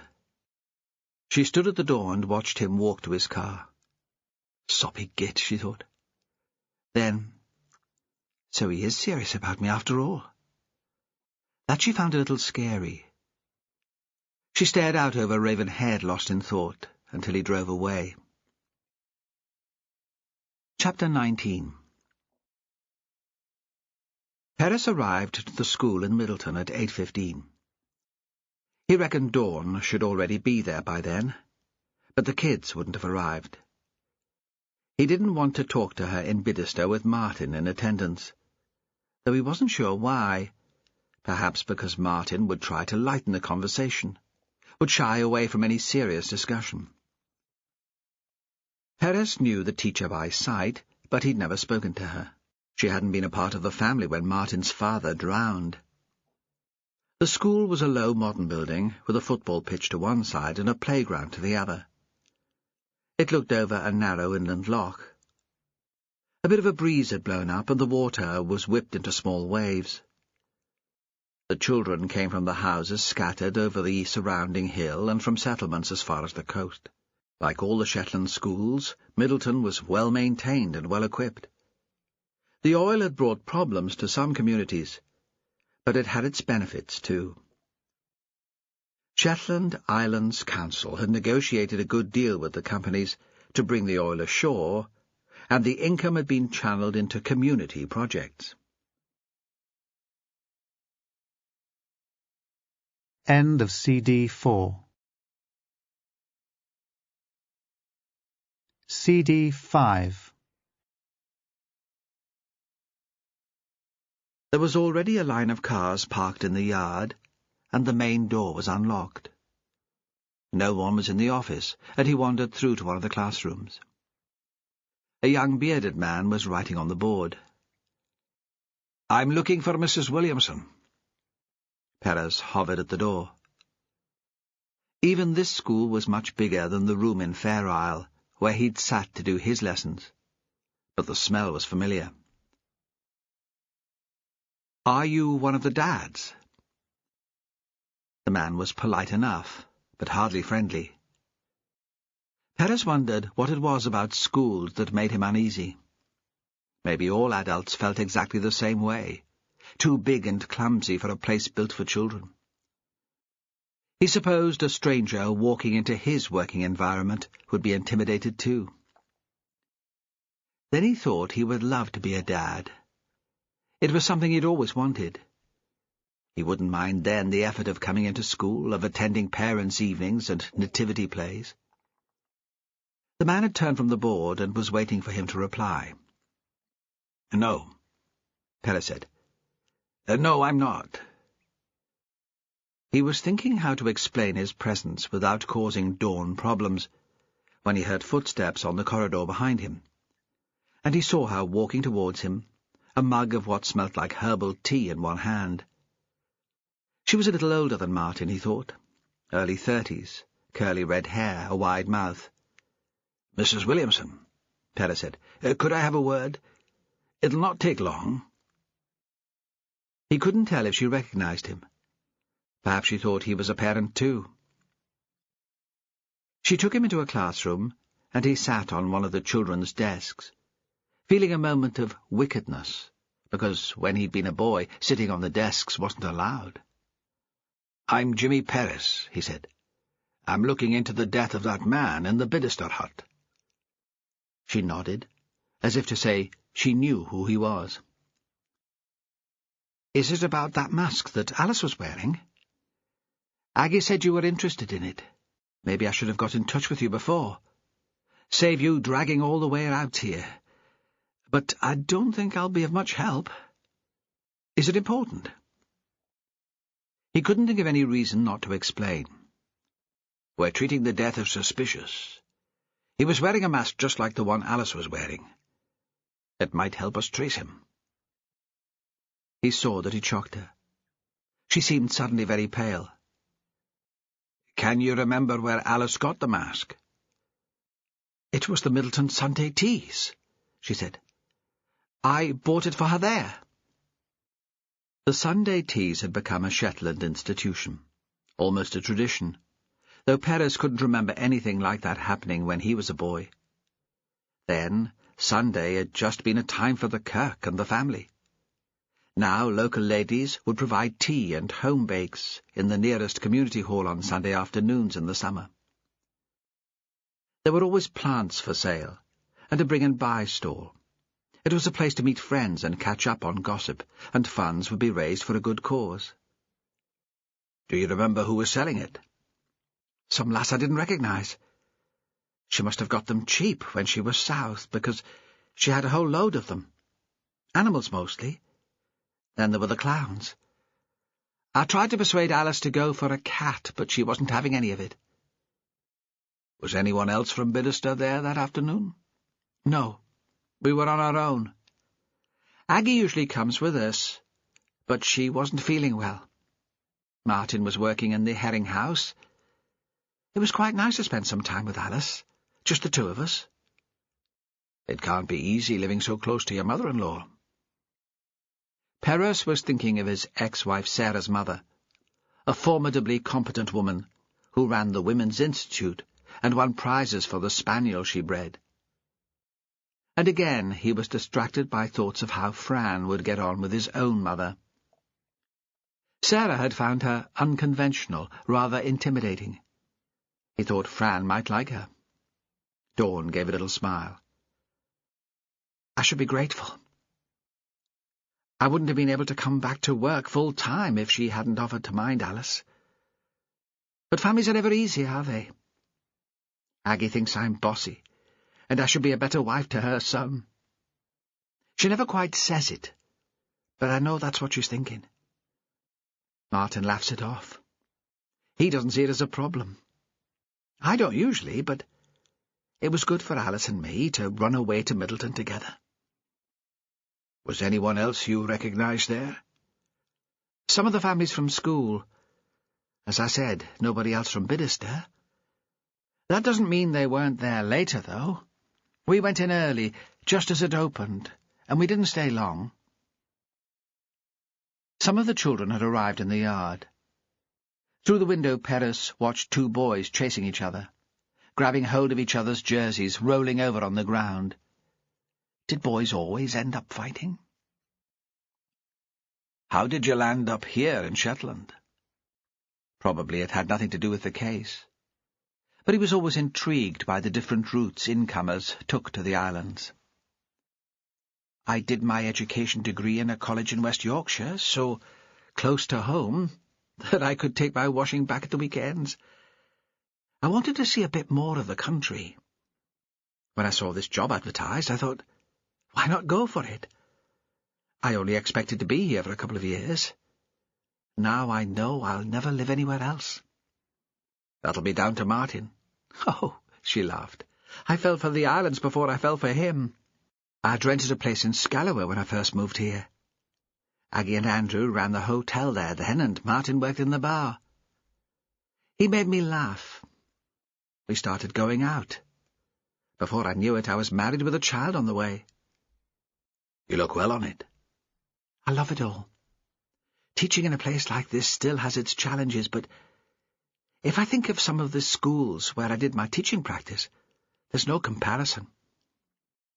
And Martin is pretty much in charge of the cafe and restaurant at the herring house.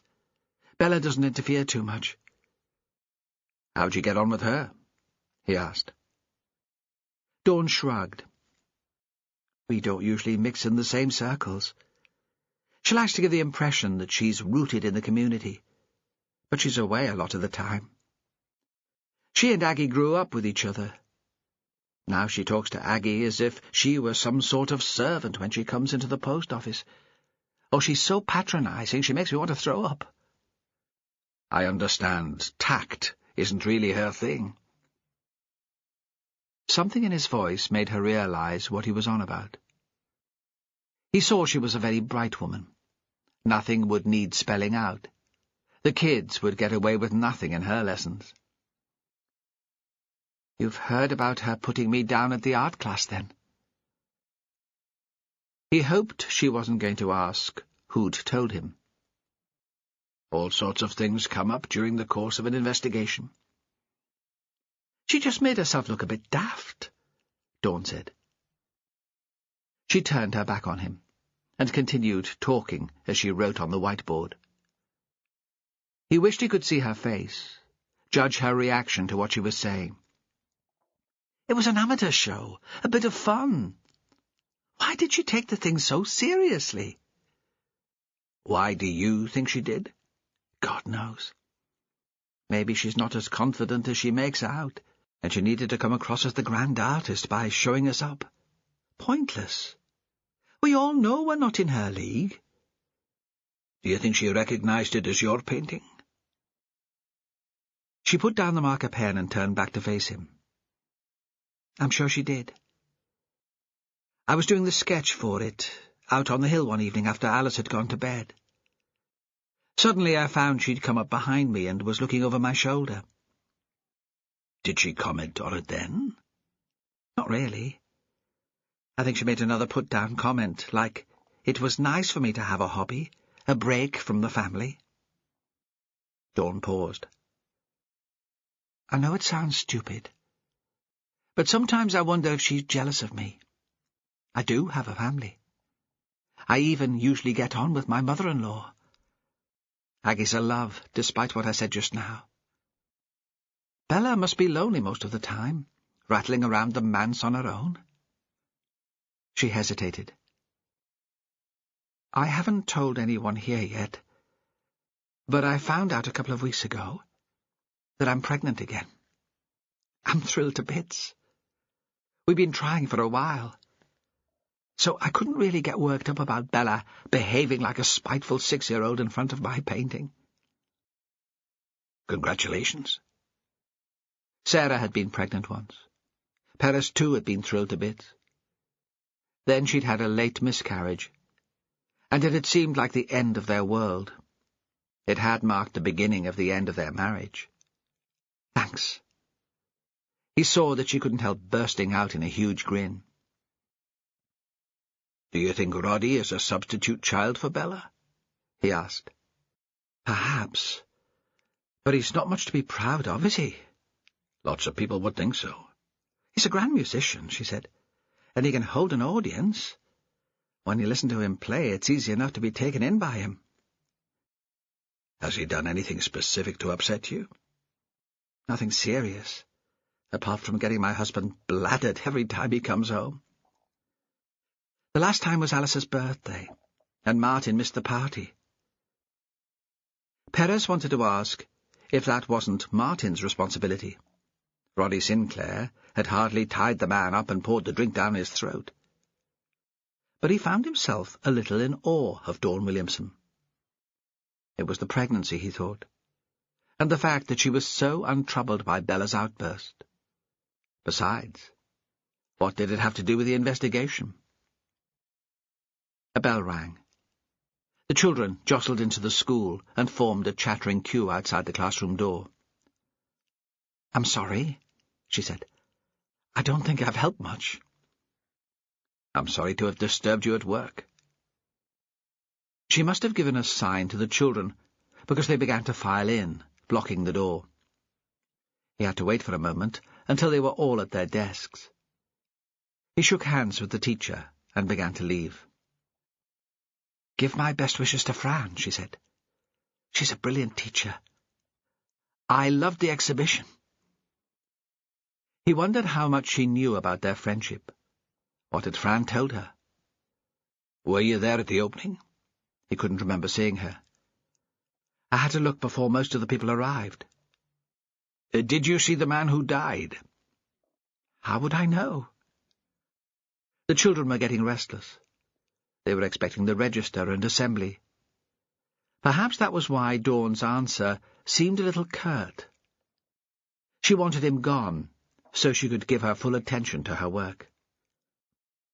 He was the one who caused the scene by crying. I must have left before then.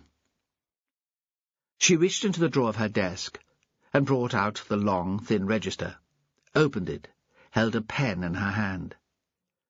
I didn't see that. If you were outside and on your way home, you might have seen him arrive, slight shaved head, dressed in black. He was standing at the door to let her know that he was about to go, and his words were gabbled to show he was hurrying. It would only take a moment for her to answer this last point. She stood poised, torn between calling the names of the children and considering his question. I think I did see him. He was getting out of a car. Was he driving? No. Someone dropped him off. Anyone you recognized? No. It was a young man. The car was pretty old and battered. And no, I didn't see the number, and I don't know what kind it was. It was white, I think, but mucky. She saw he wanted to ask her more, but cut him off. "I'm sorry. There's really nothing else I can tell you, and I have to get on with my work." From the corridor he watched her. She smiled at each child as she called out his or her name. Further down the hall, other classes were already gathering for assembly. The bearded man was playing the piano. By the time he reached his car, the children had begun to sing the first song. Perez drove back to Bidderstone. The evening before, Taylor had arranged for a sketch of the murdered man's face to be released to the national press. Until they had identification, he said, they couldn't move forward. Perez had taken the comment as a statement of his own incompetence. He should have focused on tracing the victim, not spent 2 days drinking tea in Croft kitchens. Yet now, Taylor was keen to get to know the people in the community too. Driving west, the sun was behind him, and made the driving easy. At least he had something to offer Taylor, a battered white car which had dropped the victim off. He'd get Sandy onto finding that. If he didn't know already who it belonged to, he would by the end of the day. The land tilted slightly, and Perez had a view down towards the main road from the south and Bidderstone beyond.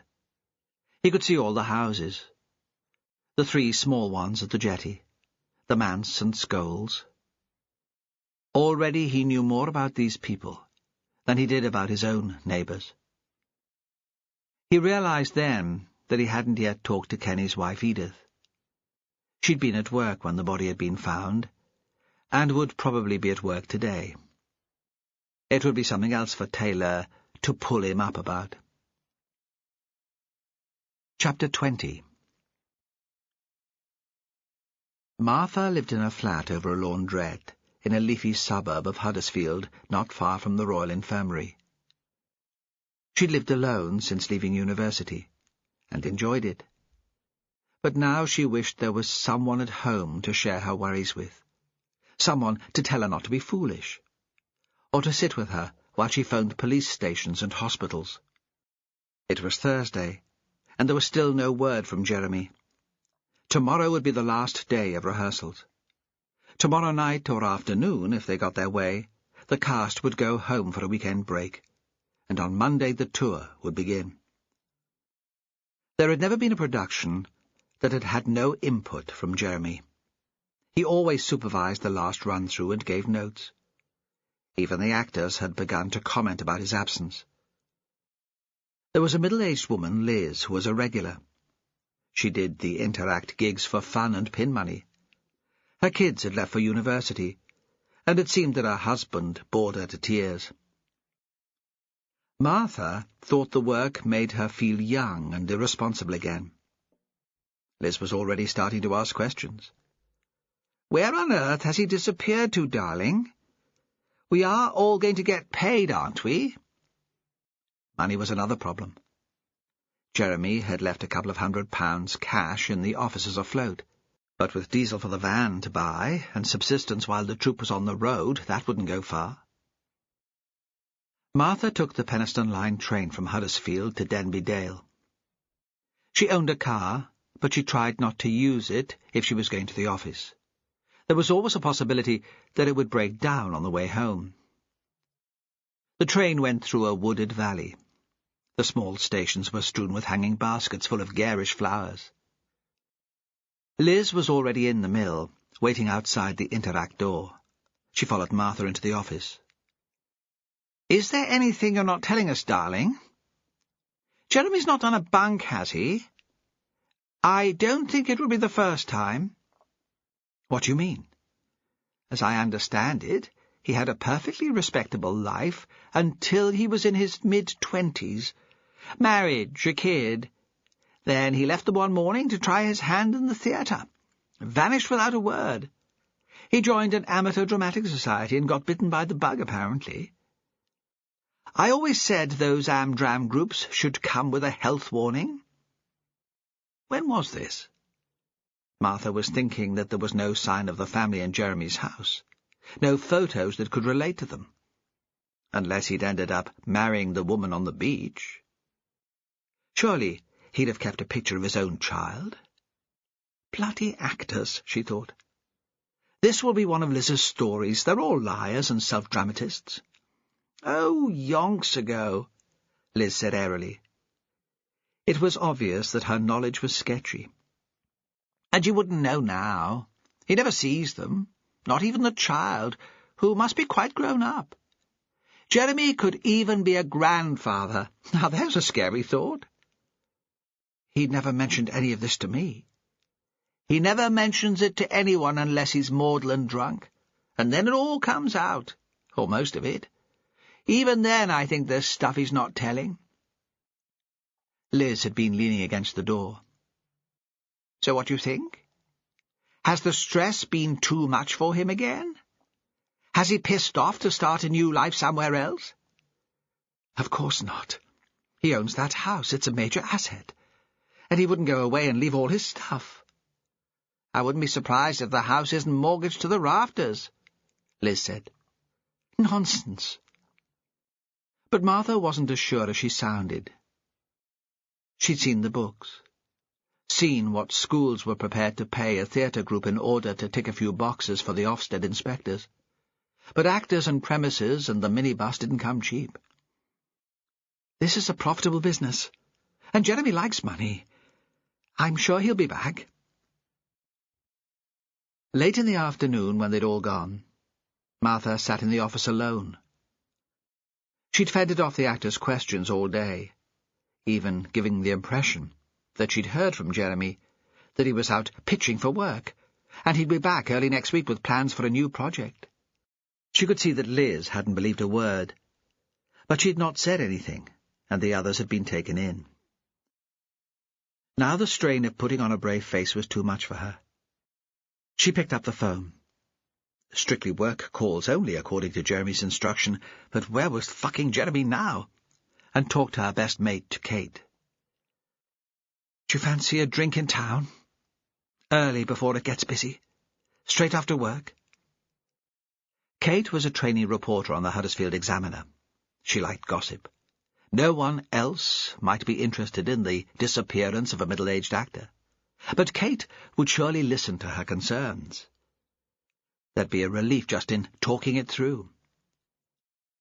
Have you seen the papers today? Kate had ambitions beyond a local daily in West Yorkshire. She took the qualities and read them every day. No, I'd been too busy, Martha thought, suddenly sorry for herself, keeping this bloody show on the road. There's some guy they're trying to identify. They found the body up north somewhere. Suspicious circumstances. That means murder. There's a drawing of him. It looks just like your boss. There was a giggle in her voice. Like she was saying, weird coincidence, huh? But not believing that it really could be Jeremy. Martha couldn't speak. Found she could hardly breathe. Kate must have sensed something was wrong. Martha? What is it? My boss, Jeremy. He seems to have disappeared. My God. Don't move. I'm coming to get you now. Martha knew this wasn't just about Kate coming to support a friend. It was Kate smelling a story a mile off, and wanting to be on it before anyone else found out. Chapter 21. It was the apparent lack of urgency around the investigation that got under Roy Taylor's skin, made him fidget and itch. There was so much to do, and these local guys seemed to think there was all the time in the world. In his own patch, he'd have shouted and ranted, and soon got his staff moving, and he'd have felt better for letting off steam. Here he knew he had to contain his temper, and that added to the tension and the impatience. He arrived at Bidderster a quarter of an hour before he'd arranged to meet Perez, but still he felt irritated because the man wasn't there. At the jetty, the scene tape had been removed, and any of the locals could get in now to fetch out their gear for fishing. Waiting for Perez to arrive, Taylor thought fishing would be like torture to him. Being on the sea in a small boat, not being able to move, having to remain quiet, wanting to throw up as soon as they left dry land. He knew he wouldn't be able to bear it. He'd end up diving into the water to escape, just to be moving. Then he realized that Perez's car had pulled up beside him. 5 minutes early. He had a moment of disappointment. He would have liked an excuse to criticize even inside his head. He had to be so pleasant to Perez that it hurt. They sat for a moment on the low wall that bordered the road. "Got anything for me?" Again, as Taylor asked the question, he hoped in a perverse way that there was nothing. Every relationship for him was a sort of competition, and he liked winning. Even here, when it was part of the job to be cooperative. The last Shetland case had ended with Perez as a local hero. Taylor would never let it show, but it still rankled. That wasn't how events should have played out. He should have been the one to make the difference, to reach the conclusion. The stranger coming in to clean up town, like in all those cowboy films he watched on the telly when he was a lad. He knew it was pathetic and childish, but he couldn't help it. The fact that his work had been recognized more widely within the force helped. But each case was a challenge. He needed to succeed every time. "A couple of things," Perez said. "Great," Taylor said, shaking his head up and down to prove how pleased he was. "Great. I found a witness who thinks that she might have seen the victim being dropped off here. I've got Sandy tracing the driver. And the same woman says that the plastic mask over the victim's face could have been bought at the Middleton Sunday Teas last week." "Sunday Teas?" Perez considered. "I suppose the English equivalent would be a village fete." "We didn't have many of those in Liverpool." Taylor wasn't sure where he'd feel more alien, here, miles from anywhere surrounded by sea, or in an English village with a vicarage, spinsters on bicycles, duck ponds. He thought he didn't really feel at home anywhere. Perhaps he should go back to Merseyside, just for a long weekend, see how he felt. He still wasn't sure he could contemplate a permanent move. "How do you want to play it today?" he said. He had to ask. Whatever he felt about being the boss, this was always going to be Perez's show, his patch. Besides, by now, Taylor didn't really care who they saw first. He just wanted to make something happen. Perez hesitated, and Taylor made the decision for him, couldn't help himself. "Let's go and see the artist, Bella Sinclair." From everything he'd heard, Taylor saw her right at the centre of the case, a fat spider in her web. The victim had been at her party just before he died. He'd been involved in some sort of campaign to persuade people not to turn up. Taylor couldn't believe the dead man was really a stranger to her. He looked at Perez, wanting some sort of response, maybe his approval. That's what he expected from his own team. Great idea, boss. But again he thought, you could never really tell what Perez was thinking. In the end, the Shetlander looked at his watch and smiled. "Why not?"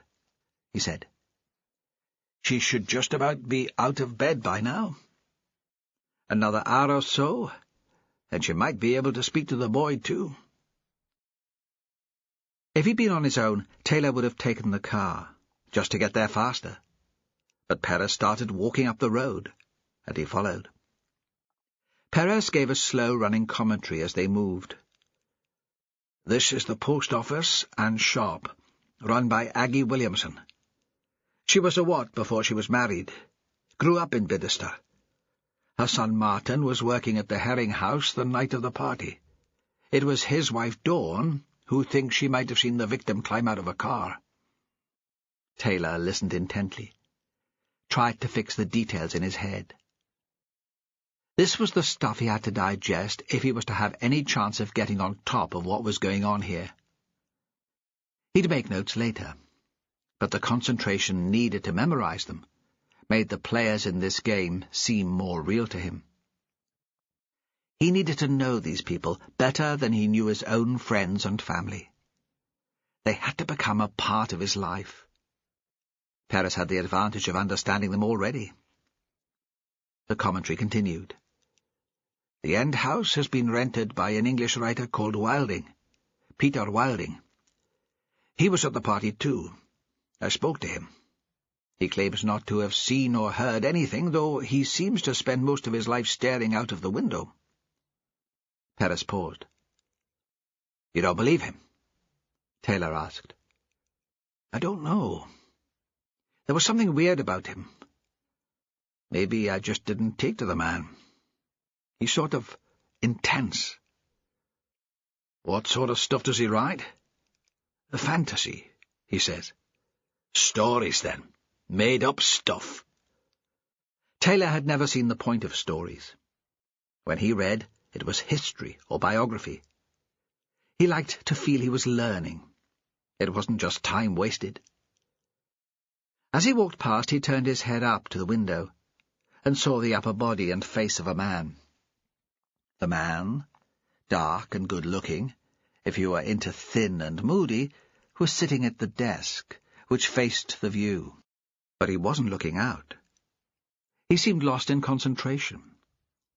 Taylor realized that he hadn't noticed them. Hardly an ideal witness, then. He wondered if the same point had occurred to Perez, and turned his head surreptitiously to check. But Perez was looking the other way, out to sea. That's Kenny Thompson's boat, he said.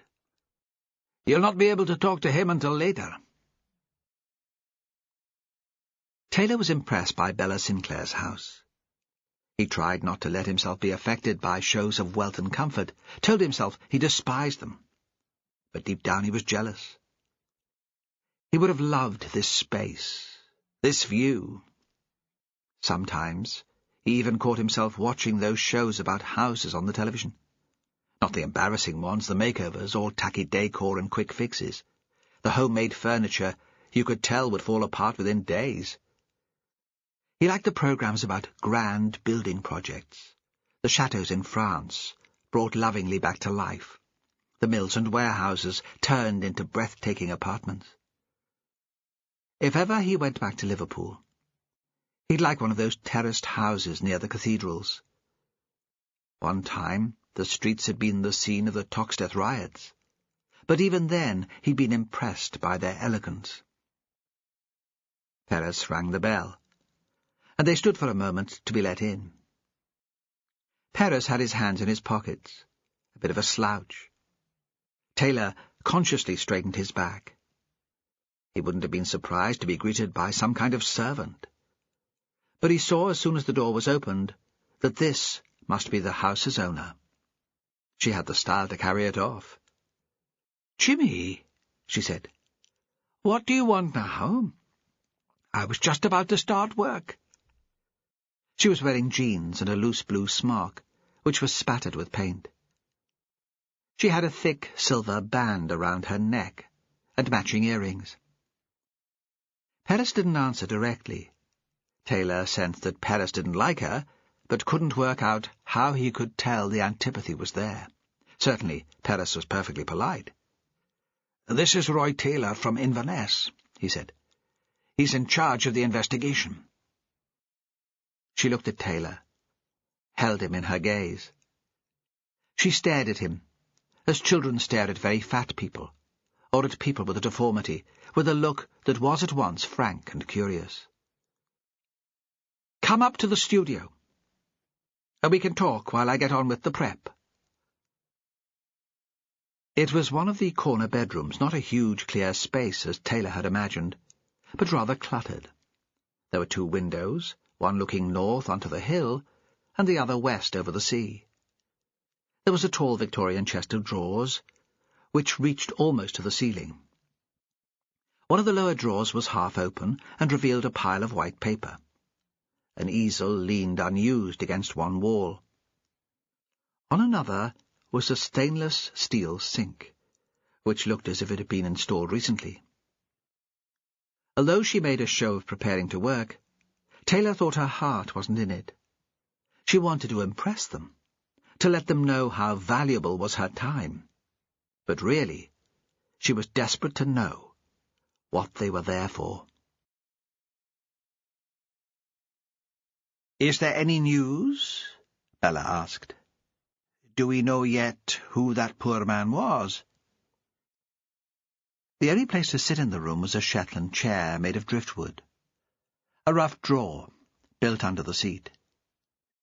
On it was curled a black and white cat. They all remained standing, and it made the conversation seem awkward, hurried, as if they'd just met on the street, and were about to move on in opposite directions. "We think he was involved in spreading the word that your exhibition had been cancelled," Taylor said. "Seems a weird thing for a stranger to do." Bella looked at him, with the same curious gaze. "I've already explained to Jimmy that I didn't know who he was." "So why would he do it?" Taylor was persistent. "Sounds to me like someone with a grudge."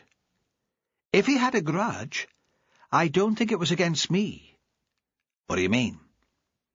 "It wasn't only my exhibition. It was a shared project. I was working with a new artist, Fran Hunter." Taylor noticed that she didn't look at Perez during this conversation. He was meant to notice. Bella continued. "Fran's English. It seems the stranger was English, more likely surely that she knew him than I did." At that point Perez interrupted. "Did Fran give any indication that she recognized the man?" "I'm not sure she noticed him. She was too busy talking to Peter Wilding." There was a silence. Taylor couldn't understand what might have caused the awkwardness. What was Perez keeping from him? "Is Roddy around?" Perez asked. "I think DCI Taylor would like to talk to him, too." "Roddy's leaving today," she said. "This was only going to be a flying visit. He's off to Australia next week." "You'll miss him." Taylor couldn't tell if Perez meant the words.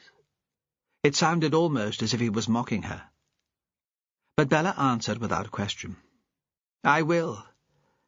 And I'm not sure when he'll be back. Each time he comes, he seems less at home here. Maybe it's easier for him to be a Shetlander when he's away from the islands." "Where will we find him?" Perez asked. "He was packing, but I think I heard him go out." She paused. "You might find him in the graveyard. He goes there sometimes, usually just before he leaves, to say goodbye to his father." Chapter 22. Roddy Sinclair was just where Bella had said he'd be. The graveyard was a bleak sort of place, and Taylor thought he wouldn't want to end his days here, right next to the sea, drowned with salt spray during the gales and picked over by seabirds. Most of the headstones were very old and misshapen, looking, Taylor thought, like a mouthful of crooked teeth. Roddy had moved away from the graves and was standing by the low, dry stone wall looking out over the water. He wore a bright yellow sweatshirt, with a design on the back which could have come from an album cover. Taylor recognized him immediately, the floppy fair hair and the grin. What must it be like to have people know you wherever you went? On the beach to the north a young man was playing with a child, holding both her hands and swinging her around. It was a long way off, but they could hear her laughter. Perez muttered under his breath that the man was Martin Williamson, the chef at the Herring House. And for a moment Taylor's attention was distracted.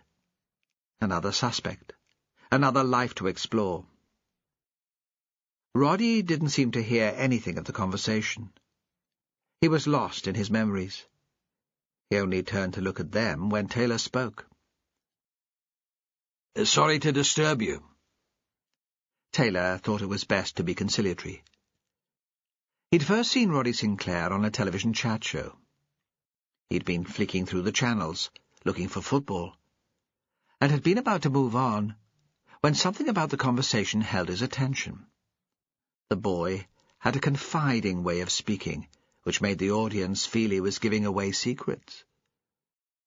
A couple of months later, he'd been on the TV again, the documentary. Taylor would have liked to be a celebrity. He found the idea of such attention, the small courtesies and luxuries, immensely appealing. And despite himself, he was attracted by famous people, a little overawed by them. "This is DCI Taylor," Perez said. "He's in charge of the investigation into the man who was killed at the jetty. We shouldn't take up too much of your time." "No problem." The young man smiled. He looked at Taylor like a boy, much younger than his actual age. A schoolboy, too young to drink, too young to drive. Perhaps that was part of his appeal for the people who bought his music. "I come here sometimes to talk to my dad." Daft, huh? "Were you very close?" "We were. I was an only child.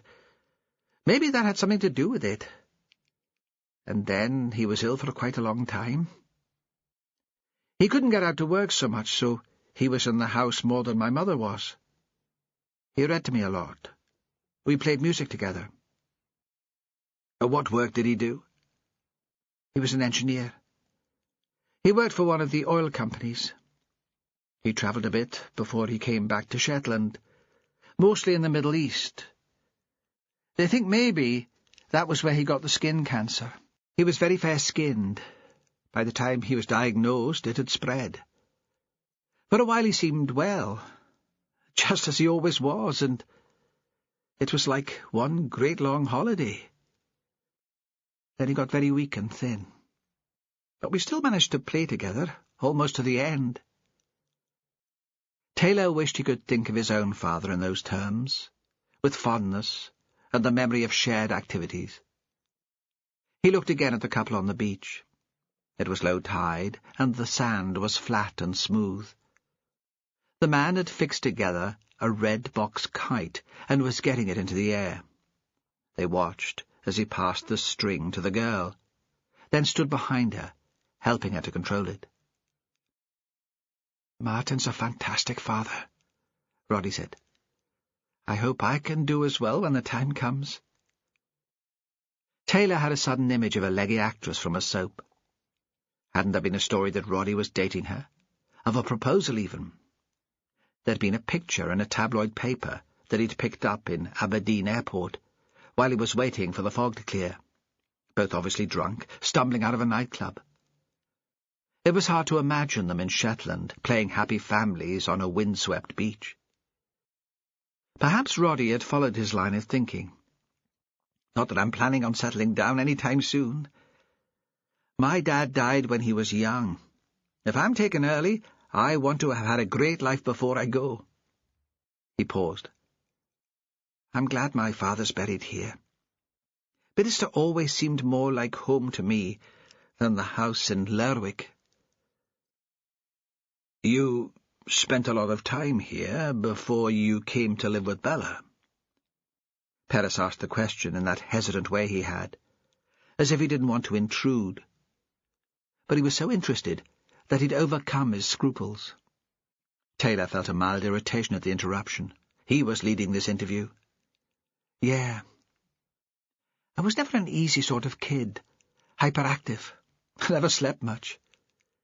It can't have been great for my mother, with Dad to look after. So I came here to stay with Bella most weekends and holidays. I loved it. There was always something going on, people staying, artists, musicians. Maybe that's when I got addicted to partying. And I was the centre of attention, constantly entertained. I remember there was one guy who was a brilliant magician. He did this fantastic magic show just for me, the whole lot, rabbits from a hat, card tricks. Later I realised it was more for Bella's benefit than mine. They all wanted to please her. But at the time it was wicked. There was the freedom here that I never really had in town. Bella was pretty relaxed about bedtimes and mealtimes, and I was just allowed to roam." "Real life would have been hard after that." Perez said. Yeah. I think I've been spending the rest of my life trying to recapture the magic. Roddy gave a self-deprecating grin. Nothing ever quite lives up to it. Did Bella have a serious relationship with any of the visitors? Definitely not serious. I guess she might have slept with them, but I never really knew about that. Do you manage to see much of your mother? Perez asked. We get on okay these days. I was very hard on her when I was younger. Just grief, maybe. I couldn't understand how she could take up with another man. Things are still a bit tricky between me and her husband, but we managed to be polite to each other for her sake. The Englishman who died, Taylor said. We think he was the person who was trying to sabotage your aunt's exhibition. Do you have any idea why he would want to do that? Why would anyone? Your aunt doesn't have enemies. Lots of spurned lovers, Roddy said. Bella's always attracted men. Like I said, when I was growing up, Bidderstone was full of visitors who imagined themselves besotted with her. From spotty students to earnest, elderly intellectuals. It was all very amusing for a child. There's nothing a kid likes more than grown-ups making prats of themselves. And even now she still pulls people in. She's flattered by the attention. Sometimes I think she's quite lonely. But she'll never settle down. Has there been a recent admirer? Not that I'm aware of. But I haven't been home for a while. I might not know. She didn't mention anyone. That she was being stalked by an Englishman with no hair and a penchant for weeping in public? No, Inspector. And if that was the case, she wouldn't need to kill him to get rid of him. She's an assertive woman. She can get her own way without resorting to violence. On the beach the wind must have changed suddenly, because the kite twisted and dived into the sand. The little girl dropped the string and ran towards it, arms outstretched, mimicking the zigzag movement as it crashed to the earth. Kenny Thompson brought his boat back towards the shore. Roddy continued. If that scene at the party was a stunt to hurt Bella, it was all rather pointless, wasn't it? The Englishman didn't succeed in wrecking the show. All my aunt's London friends were there. They'll still write reviews. The paintings will go back to the galleries. It was just a gesture, an anticlimax. He smiled again. Inspector Perez accused me of being behind the flyers to cancel the party. But if I'd wanted to sabotage the exhibition, I'd have made a far better job of it. Your aunt says you're planning to leave Shetland.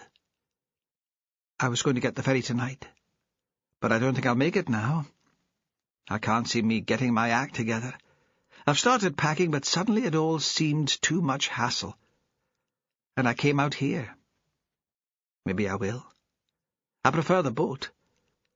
Otherwise, I'll take a plane first thing in the morning. That would give me another evening, a chance to say goodbye properly to folks here. Is there something urgent to take you south? There's always work, of course, but I think it's more that there's nothing to keep me here. Taylor thought the boy sounded like an old man, disillusioned and world-weary. Roddy leaned against the wall and looked at the two men, waiting for more questions to come. Taylor couldn't think of anything else to ask. If there's nothing more, Roddy said, I'll go. Get on with the packing. Without waiting for a reply, he ran through a gap in the wall and down the grassy slope to the beach. They watched him jog along the tide line until he joined the Williamsons. He lifted the little girl onto his shoulders, and they walked together towards the houses. Taylor turned back to find Perez standing by one of the graves. This is it. This is where his father is buried. The headstone looked less weathered than the rest. The words were still fresh and easy to read. In loving memory of Alexander Ian Sinclair. He died too young. Taylor thought the same could be said of the Englishman, lying on the table of the mortuary. but it seemed there was no one yet to grieve for him. Chapter 23. Perez wasn't sure what to make of the conversation with Roddy Sinclair. He thought in a way it had been like talking to a criminal, one of those old offenders who'd been questioned so often by the police that they know how to play the game. Roddy spent his life fending off awkward questions from the media. He knew what impression he wanted to give, and he stuck to his story. Fran had said she'd met the musician a few times, but didn't feel she really knew him. Perhaps he'd been taken in by the hype too, had lost a sense of his own identity. Perez wished Taylor hadn't been there at the graveyard. He'd had a sense that there were things the boy had wanted to say, but Taylor's abrasive style had put him off.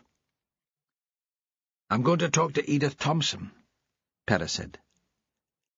They were walking down the road now, back towards the jetty and the cars. "She's Kenny's wife. She wasn't at the Herring House party, but she was at home that evening. She might have seen something, and she's known Bella for years." "Isn't she the one that works in the old folks' home, the care centre?" Perez said. "I thought I'd catch her there. Would you like to be in on that?"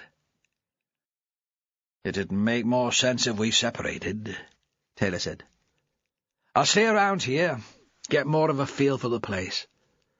I might catch up with Martin Williamson."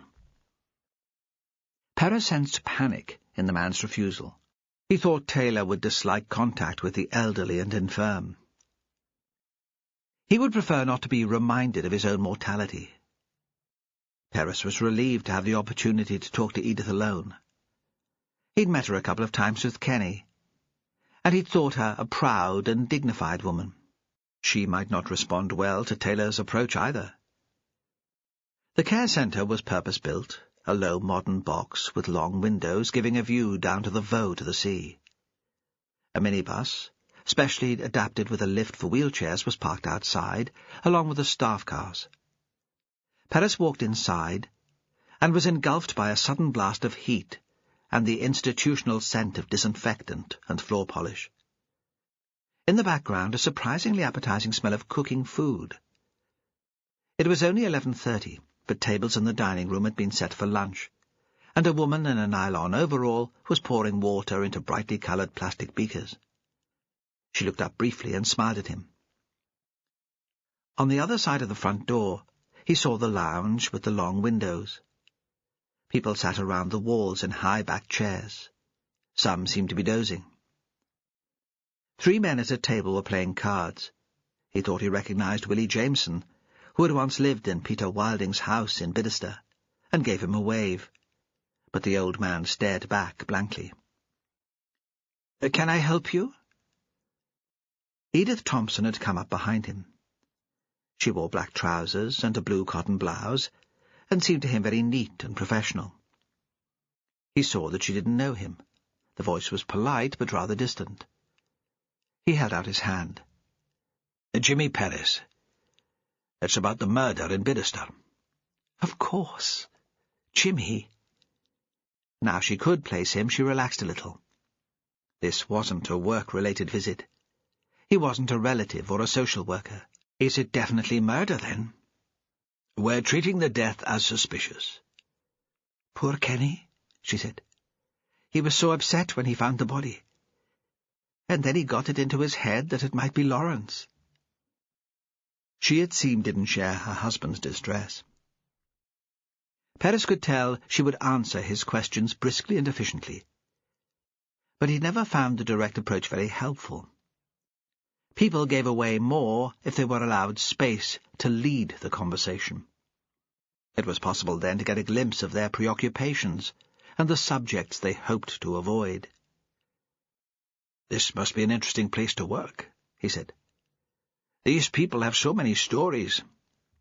"We're trying to record them. Keep the tapes in the museum. Life here is changing so quickly." "Isn't that Willie in there?" "I knew him to say hi to at one time. when he lived in Bidderstone and worked on the roads, but he seemed not to recognise me. On his bad days he doesn't recognise anyone, she said. He's full of stories too. But sometimes they're just a muddle. We can't make head nor tail of them, and he gets so frustrated. He has Alzheimer's. It developed very quickly, such a shame. He was always a lively man, and even when he first moved into sheltered housing, he could manage most things for himself. Could I talk to him later? Sure, she said. He'd be glad of the company. I just need to ask you a few questions first. Of course. Come through to my office. Coffee? The office was as neat and efficient as she was. A beech desk with a PC, clear and uncluttered. A tall filing cabinet. On the wall a planner marked with coloured stars. He wondered how she and Kenny got on together. Did he resent her career, the full days away from the croft? She probably earned more than her husband did. Did she try to organise him as she did her staff? There was a filter coffee machine on a small table in a corner, a Pyrex jug half full, keeping hot. She poured him a mug. Tell me about the night the man died, he said. I don't know exactly when that was. Was it just before Kenny found him? We assume it was the night of the Herring House party. If not that evening, it would have been early the next morning. I have nothing to tell you. I can't help you. I didn't go to the party. She sat behind her desk, her hands in her lap, not obstructive, interested, but lacking the excitement that most people seem to feel when they were involved in a murder inquiry. But you have a good view down to the shore from your house? Perhaps you saw someone leaving the party. I was in the garden, she said. Each year I think I'll get away with growing a great crop of vegetables. Then there's a west wind and the salt ruins them all. But still, I'm optimistic, and I weed and water. You can't see the Herring House from there. Later I had some work to catch up with. I have an office in the spare bedroom. If I did all my paperwork while I was here, I'd never have time to spend with our clients. It's at the back of the house. You can't see much but the hill from there. Kenny thought he saw someone running up the track towards the manse. Then I'm sure he did. He's not one for making things up. And he was on the hill. He'd have a good view from there. Why do you think Lawrence left home so suddenly? The sudden change of tack caught her off guard. She frowned slightly.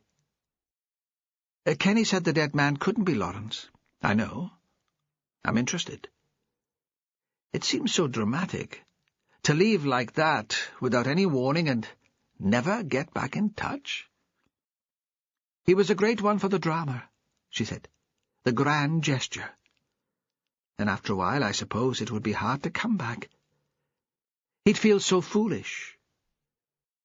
Do you have any idea why he went? Kenny thought it was all about Bella, she said, frowning. I suppose that could have been it. But he was never the most stable sort of man. Did you ever meet him? Perez shook his head. I don't think I did. Were Lawrence and Bella having a relationship? I'm not sure. She was always an attractive woman. A bit willful, but men seemed not to mind that. Maybe Lawrence had hopes, and Bella strung him along. She loved having admirers. Edith paused, looked up at Perez with a grin. I think she still does. Perez considered. Does Bella have an admirer at the moment? Edith shrugged. How would I know? She's too grand for us now. You'd have heard, though. Perez was quite certain about that. Even if Bella didn't mix socially with the Bidderstone folk now, she'd be the subject of talk. And if Edith was too proud to gossip, she'd hear the news, from the staff in the care centre, the clients she worked with, from the relatives. There was some gossip about her and that writer, Peter Wilding. He followed her up here, they say. Rented Willie's old house just to be close to her. She looked at him again to gauge his reaction. It seems a creepy kind of thing to do to me. I wouldn't want a stranger tracking me down. Did they say what she thought of that? She liked the fact that he went to all that bother, she said. She sat for a moment in silence, thinking. I'm not sure Bella could ever do a real relationship. It would get in the way of the one thing that's most important to her. What's that? She gave a brief, mischievous smile. Bella Sinclair. Her work. Her reputation. Where does Roddy fit into that? He makes her feel good about herself. And he does her reputation no harm at all, either. Do you not like him, then? Is this relevant to your inquiry? Probably not. But I'm interested in your opinion. Everything's come too easy to him, she said. Looks, talent, money. I don't think that's good for a young boy. He flaunted all he had in front of our kids. But maybe I'm just jealous. Kenny and me, we had to work for everything we have. Kenny told me Roddy went out with your daughter a couple of times. Roddy always has to have a woman in tow. Just like Lawrence in that respect. Someone prettier came along and he dropped her. That made me angry. He lost his father when he was still a child. And his mother too, in a way. He's lonely, Perez thought. He's portrayed as a golden boy, but he has no real friends. She considered for a moment.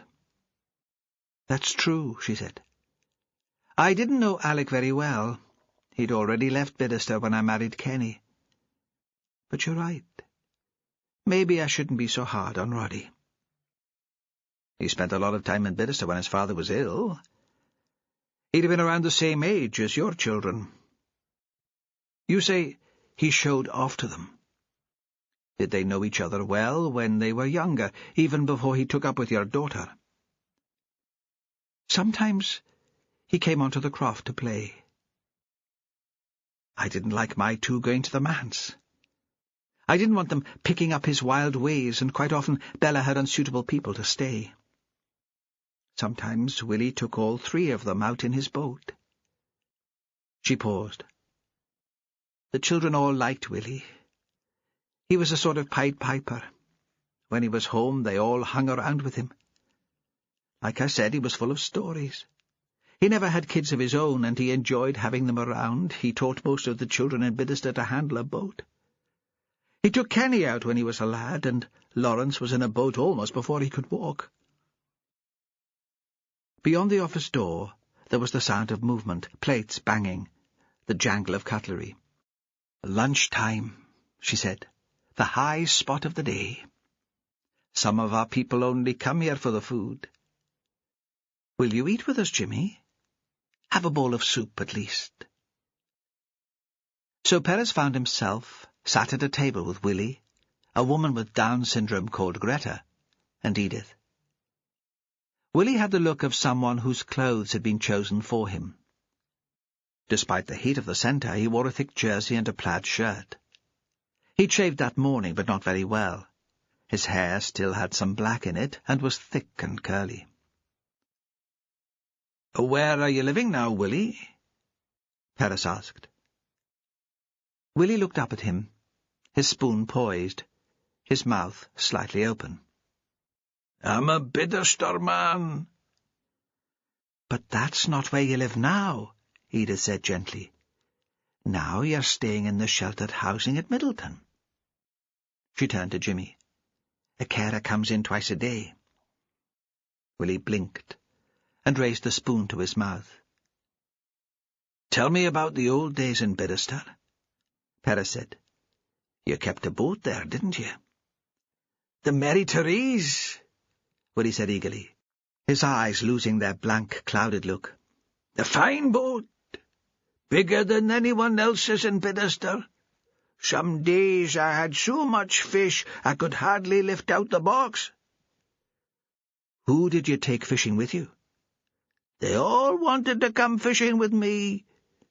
All the lads, Kenny and Lawrence Thompson, Alex Sinclair, the lasses too, Bella Sinclair and Aggie Watt, though Aggie was a timid little thing, and they were awful cruel the way they teased her. Bella was as strong on the boat as a boy. Nothing frightened her. He stared into the distance, and Perez thought he was imagining midsummer evenings out on the water, the children laughing and fighting, the family he'd never had.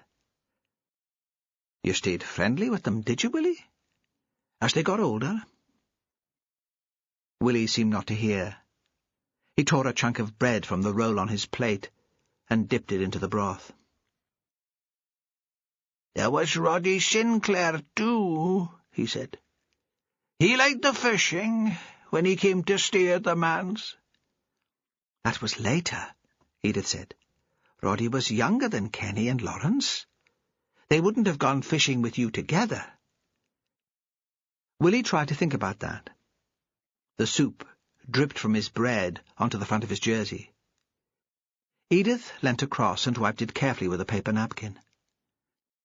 Willie shook his head as if trying to clear the pictures in his mind. "Did you ever have any English friends, Willie?" Perez asked. Willie suddenly gave a wide grin. "I liked going out with the Englishmen. They brought a hamper full of food and tins of beer. Sometimes later we'd build a fire on the beach to cook the fish, and they always had a bottle of whiskey. You remember that, Edith, don't you? The summer when Lawrence and me took the Englishmen fishing." "I remember that Lawrence always liked to drink," she said. Willie grinned again. "What were the Englishmen's names?" Perez asked. "It was a fine time," Willie said. "A fine time." He returned to his meal, suddenly eating with great gusto. And Perez thought he was tasting the fresh fish caught just that day and cooked over the driftwood beach fire. Perez turned to Edith. He didn't want to pull Willie back to the present, to the indignity of slopped food and endless games of cards. "Do you know who he's talking about? Were there any regular English visitors to Bidderstone?" She shook her head. "Willie used to hire out his boat for fishing to the tourists, but I don't remember anyone regular. Perhaps it was before my time." Willie jerked out of his reverie. "The Englishmen came asking me questions. Just the other day," he said. "But I told him nothing." "Which Englishman would that be?" Perez asked Edith. "There's a writer called Wilding who comes after the traditional stories," she said. "Something to do with the book he's writing. That must be who he means." Perez would have liked to spend the afternoon there, sitting in the sun flooding in through the windows, listening to Willie talking about fishing and the Bidderstone children. But he knew he couldn't justify it. How would he account for his time to Taylor? Edith got up from the table and walked with him to the door. "Come back," she said. "Any time." In the car, his mobile phone suddenly got a signal again. It bleeped and showed a couple of missed calls, both from Sandy. Perez rang him, could hear the buzz of the incident room in the background. Sandy seemed to have his mouth full of food, and it was a moment before Perez could make out what he was saying. "I've tracked down the lad who gave the Englishman a lift, Stuart Leask. He works on the desk at the Northlink terminal, and he'll be there all afternoon." End of CD 5. CD 6. Chapter 24. Fran was working on a still life, some pieces of driftwood, and a scrap of fishing net she'd found on the beach. It was more as practice than for a picture to sell. She'd become obsessed by the need to improve her drawing. Even at art school, she thought, She hadn't paid it enough attention. The phone call came just as she'd taken a break from work and put on the kettle for tea. She thought it would be Perez. He was her lover, the man who had been there at the back of her thoughts for months. But when she heard the English voice at the end of the line, there was a thrill of guilty excitement. She'd looked Wilding up on the internet. He had his own website, which listed the reviews. Perhaps he wasn't bestseller popular, but he was recognized as an interesting and original author. One of his short stories was in production for a feature film. There was, in his celebrity, the same glamour that surrounded Roddy and Bella. "What are you doing?" His voice was easy, slightly amused. "I'm working." "So I won't be able to persuade you to meet me for lunch, then?" The invitation reminded her of the spontaneous arrangements that had been part of her city life. A call from a friend, a meeting in a wine bar or over coffee. There'd be gossip and laughter, then she'd run back to the office to finish the day's work. Things weren't quite so easy here. Perhaps in Lerwick it might be possible, though the choices of venue were limited. Here in Ravenswick, miles from anywhere, it was all much more complicated. Socializing took place in friends' houses. There was nothing new. "I've got a hire car," he said. "I can pick you up half an hour." "I'll have to be back at 3 to collect my little girl from school." As soon as the words were spoken, she realized they'd be taken as acceptance of the invitation. "No problem. See you soon." And the line was dead. It was as easy as that. She felt a pleasurable guilt, as if she'd already been unfaithful. She went back to work, but couldn't concentrate. Where would he take her? Of course, they would bump into someone she knew, a friend of Perez's, or a friend of Duncan's. She started forming the excuses and explanations in her mind. He wants to commission a piece of art. Of course, I had to talk to him. It was just a business lunch. Should she phone Perez now and tell him what was happening? But then that would give the meeting more importance than it warranted. And how should she dress? He arrived before she was quite ready, and she felt flustered. She had to invite him into the house to wait, and was aware how small it was. Saw the dead house-plant on the windowsill, Cassie's toys all over the floor, through his eyes. He remained standing while she ran into the bedroom to get her bag. She'd compromised on clothes, jeans with a silk top she'd bought on her last trip south. She'd meant to put on makeup, but he'd arrived before it was done, and she couldn't cope with the thought of him watching her. Down in the valley it was lunchtime in Ravenswick School. She could just make out the figures of the children running in the yard. She wanted to mention Cassie. "My daughter will be one of those. Maybe you can pick her out. She's wearing a red cardigan." But before she could form the words, he'd handed her into the car, and they were on their way. She was glad she had no near neighbours to watch. Away from Ravenswick, she began to let go of the guilt. Why shouldn't she have some time just for herself? In the run-up to the exhibition, she'd done nothing but work.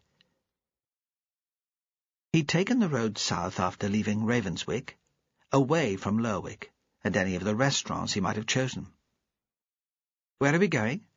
"Wait and see." He turned towards her. "You're looking lovely," he said. "Really?" In her old life, she'd have been able to bat away a compliment like that with a flippant, witty one-liner. Now she felt herself blushing. He signalled west off the Sombra Road, and they were driving on a narrow track which she didn't think she'd ever been down.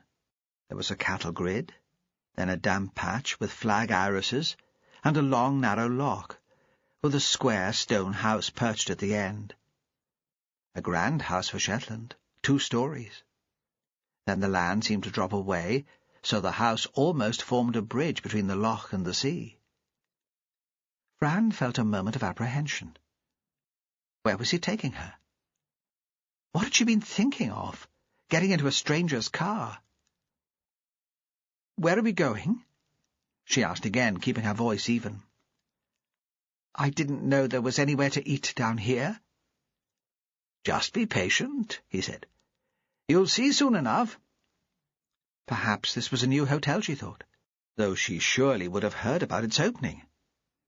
And there'd been no sign on the main road. Besides, when they got closer, she could see it was empty, almost derelict. There were slates missing on the roof, and the window frames were rotten, the paint entirely peeled away. Frayed, threadbare curtains hung at the windows. She thought he was waiting for more questions.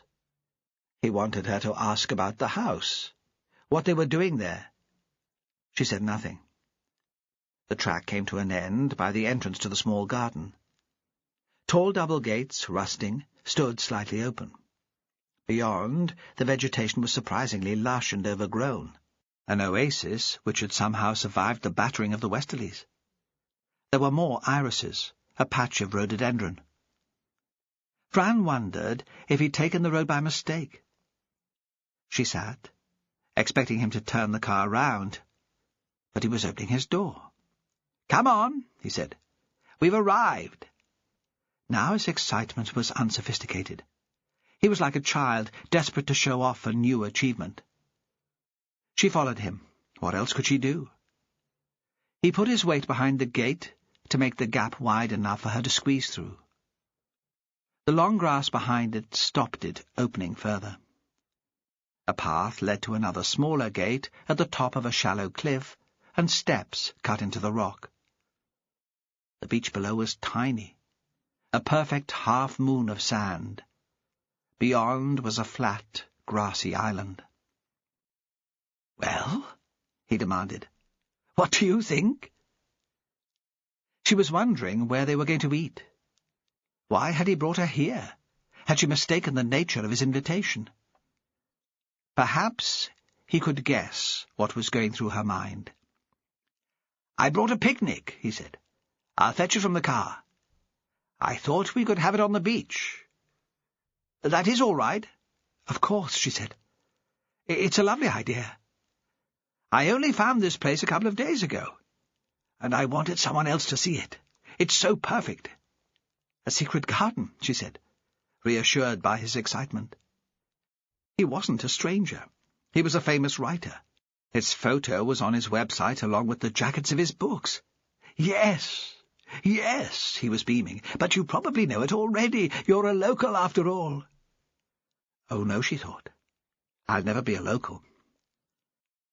"I've not been here before," she said. "Thank you for bringing me." She could tell he wanted her to be as excited as he was, and realized she sounded like a polite child who'd been taken out for an unwanted treat. But the lunch date was turning out to be so different from what she'd been expecting that she wasn't quite sure how to respond. She'd imagined a lunch in a crowded restaurant, conversation about art and books, not a picnic on the beach. The food was in a cold bag. Wilding carried it from the car with a woven rug, which he draped over his shoulder. It made him look as if he was in fancy dress, and only added to Fran's sense of unreality. "I cheated," he said. "I asked Martin Williamson from the Herring House to put something together for me. I hope that's okay." He set off down the steps in the cliff without waiting for an answer. On the beach, sheltered from the breeze, it felt very warm. Warmer than Fran could ever remember feeling in Shetland. The sand was white and fine. Seals were hauled up on rocks at the end of the island. Wilding spread out the rug. She lay on her side, propped on one elbow, watching him unpack the picnic. He took out a bottle of wine, still chilled so the glass was misty, pulled a corkscrew from his pocket with a flourish and opened it. There were real glasses. But Fran thought the heat and the light had made her feel slightly drunk already. "How did you find this place?" "I was house hunting." "The house is for sale?" "Not exactly." He gave a sudden, wide grin. Not any more. You bought it? It seemed to her an astonishing thing to do on the spur of the moment. He hadn't even been in Shetland that long. She thought of Perez, the agonizing there'd been over his future, where he would live. She admired Wilding's ability to take a life-changing decision so lightly. Once I saw it, I had to have it. I tracked down the owner and put in an offer. A very good offer. I don't think she'll turn it down. It was left to an elderly woman who lives in Perth, and she hardly ever visits. I can't show you round the house. I haven't got a key yet. I'll hear for certain at the beginning of next week. I would like to see what you make of it. It's to be a project. I was hoping you might advise on the design. So she thought. We'll have more excuses to meet. Still, she wasn't sure what she felt about that. Of course, he hadn't bought the house just to provide an opportunity to spend time with her. But still she felt she was being manipulated, that she, like the house, was one of his projects. Now the food was spread out on the rug.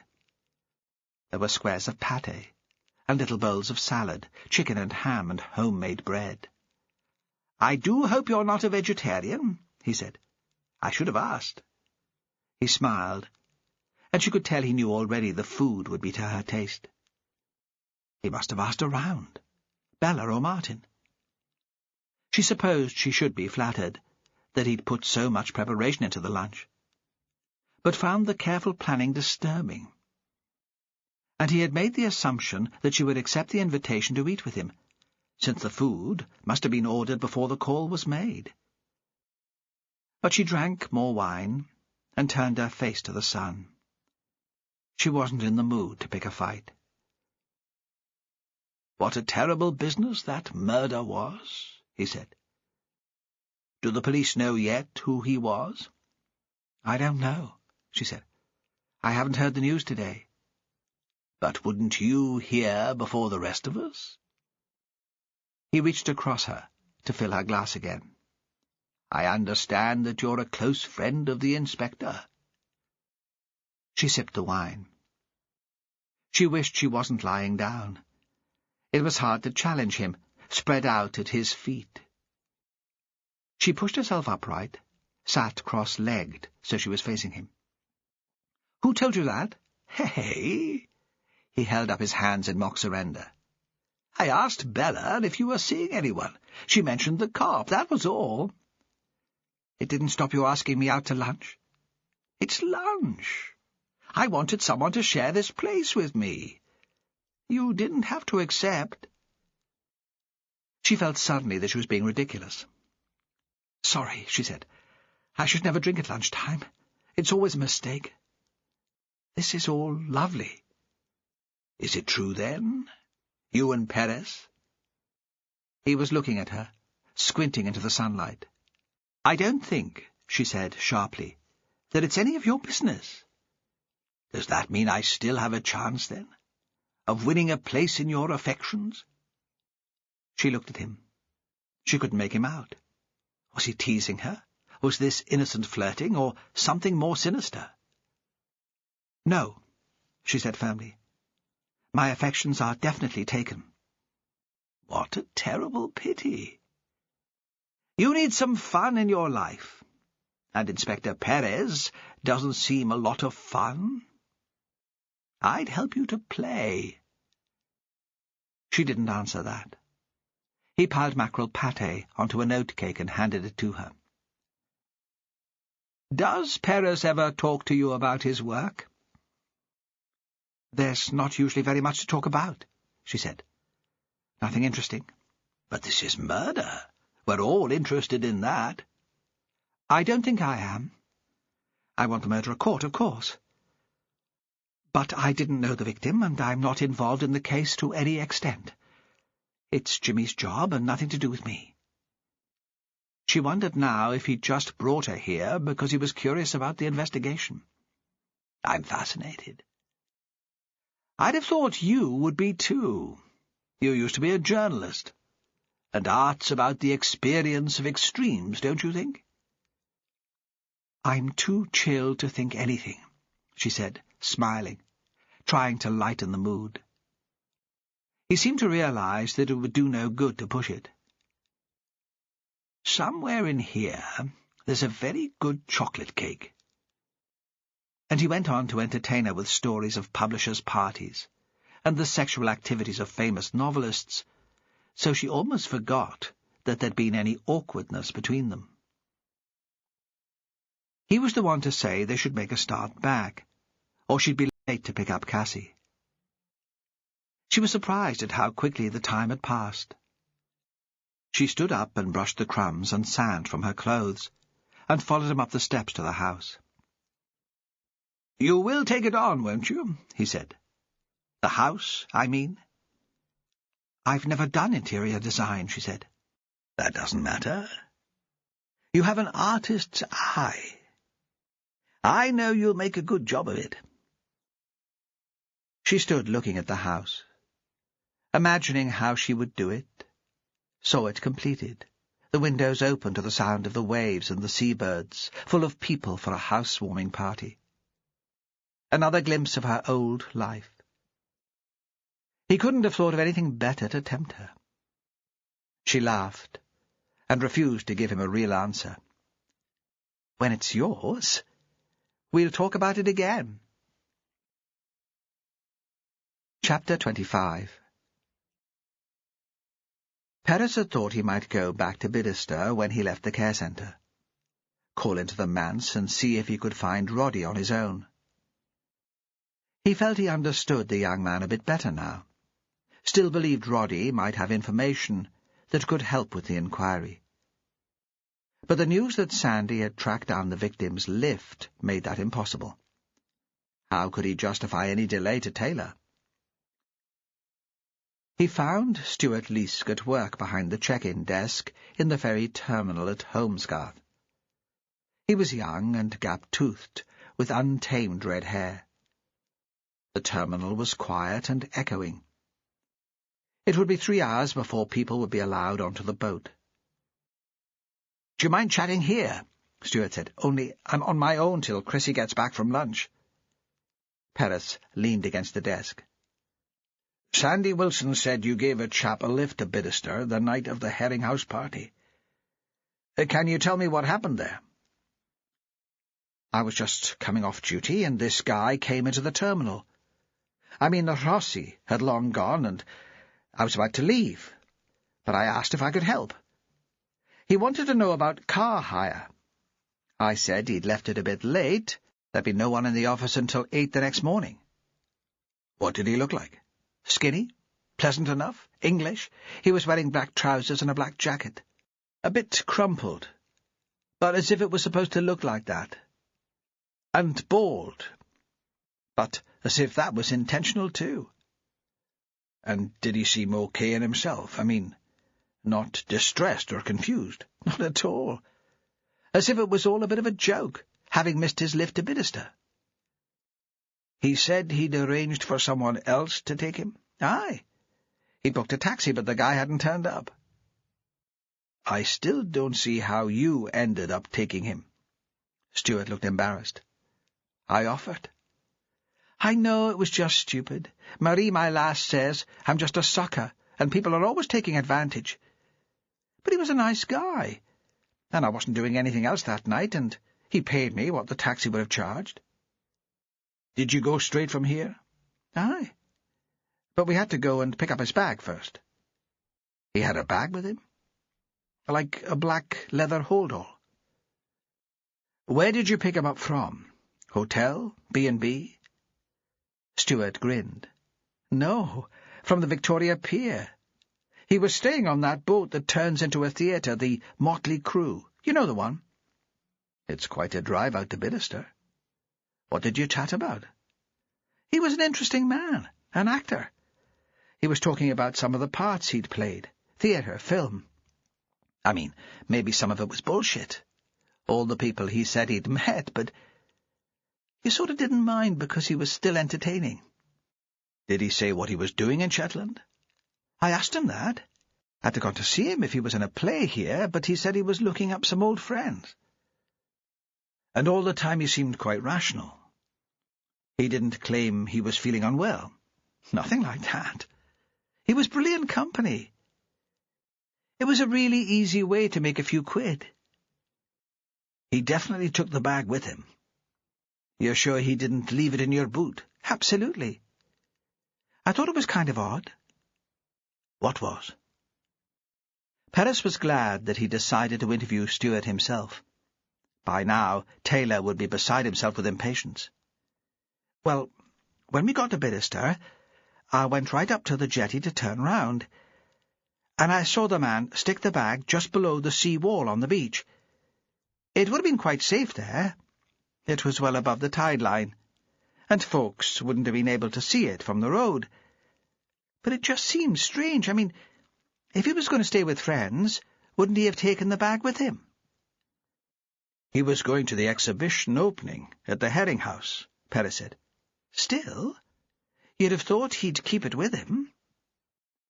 I'm sure there'd have been somewhere to leave it. This detail seemed to fascinate Stuart more than the reason for the man's death. Did he say where he planned to sleep that night? I imagined he'd be staying with his friends. He didn't seem worried at all about getting a lift back to town. Did he tell you who his friends were? No, and I asked him. Aggie, who runs the post office, is a sort of relative, a cousin of my grandmother, something like that. But he just launched into another story, so I never found out. He must have told you his name, Perez said. Just his first name. And that wasn't anything I'd heard before. I thought maybe it was something popular in the South, or a nickname. So what was it? Perez thought that soon even his patience would run out. Jem. Not Jim. Jem. Before he left the ferry terminal for Victoria Pier, Perez phoned Sandy and asked about the bag. There'd been a search around the jetty at Bidderster, but he wasn't sure how far it had extended along the beach. He couldn't believe they'd have missed it, but he needed to check. He drove too fast into the town. He had a sudden panic that he would arrive at the pier and find the theatre ship had gone. But it was still there, moored near the end of the jetty. A big new banner strapped to the wooden hull read, "Last performance, Saturday." A young woman was sitting on the deck, sunning herself like a cat.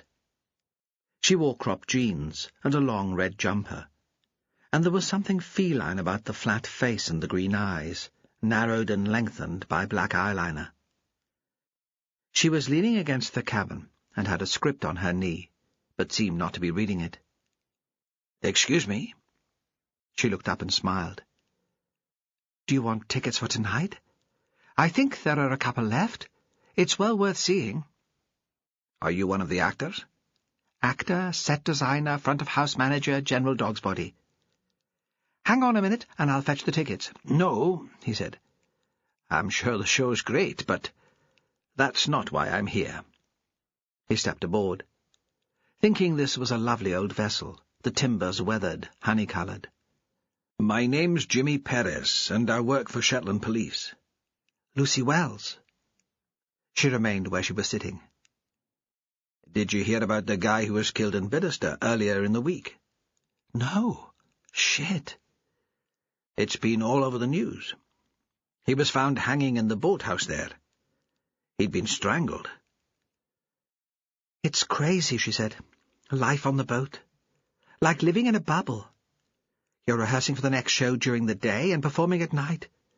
The country could have gone to war, and I'd not have known about it." "Are you missing one of your actors?" "No."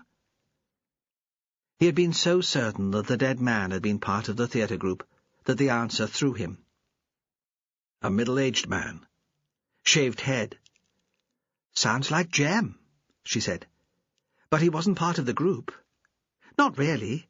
He was more of a hanger-on, a friend of the management. And he didn't go missing. We knew he was leaving." "We think he might be the dead man," Perez said. "Would you be able to identify him from a photo?" She nodded. He saw she had started to cry. Are you okay? Sorry. It's just a shock. I didn't even like him particularly. He was a bit of a nuisance. Not his fault. He was pleasant enough, but the accommodation here is cramped as it is, and he was foisted onto us. It's horrible to think he's dead. I couldn't wait to see the back of him. So it's almost as if it's my fault. Wish fulfillment. What was Jem's full name? Booth. Jeremy Booth. How did he land up with you? Like I said, he's a friend of the management. He was one of the original team. The motley crew's been touring the Scottish coast for donkey's years. Jem needed somewhere to crash, and we were told to put him up. What was he doing in Shetland? Who knows? None of us took a lot of notice of him. He was full of himself and his own importance. He made out that he was here on some mysterious mission, the deal of a lifetime. We thought it was all crap, and we were just pleased he was leaving. If you could remember exactly what Mr. Booth said about the deal, it would be very useful. Even a small detail might help. Perez paused. There was a moment of silence. She set the script carefully face down on the deck. Then she closed her eyes. He talked about a weird coincidence, a blast from the past, a rave from the grave. That was the way he spoke. You know, kind of knowing, self-mocking, but still thinking he was hip. He was a joker, one of those people who are full of gags that never quite make you laugh. He said there was a nice little deal which would set him up for a few years if he could play it right. Did he mention any names? She shook her head. I'm sure he didn't. Like I said, he enjoyed being mysterious. When did he arrive with you? The 22nd. 2 days after the motley arrived in Lerwick. And 2 days before Booth was seen handing out the notices which cancelled the Herringhouse exhibition to the cruise passengers. Did he come on the plane or the ferry? The ferry.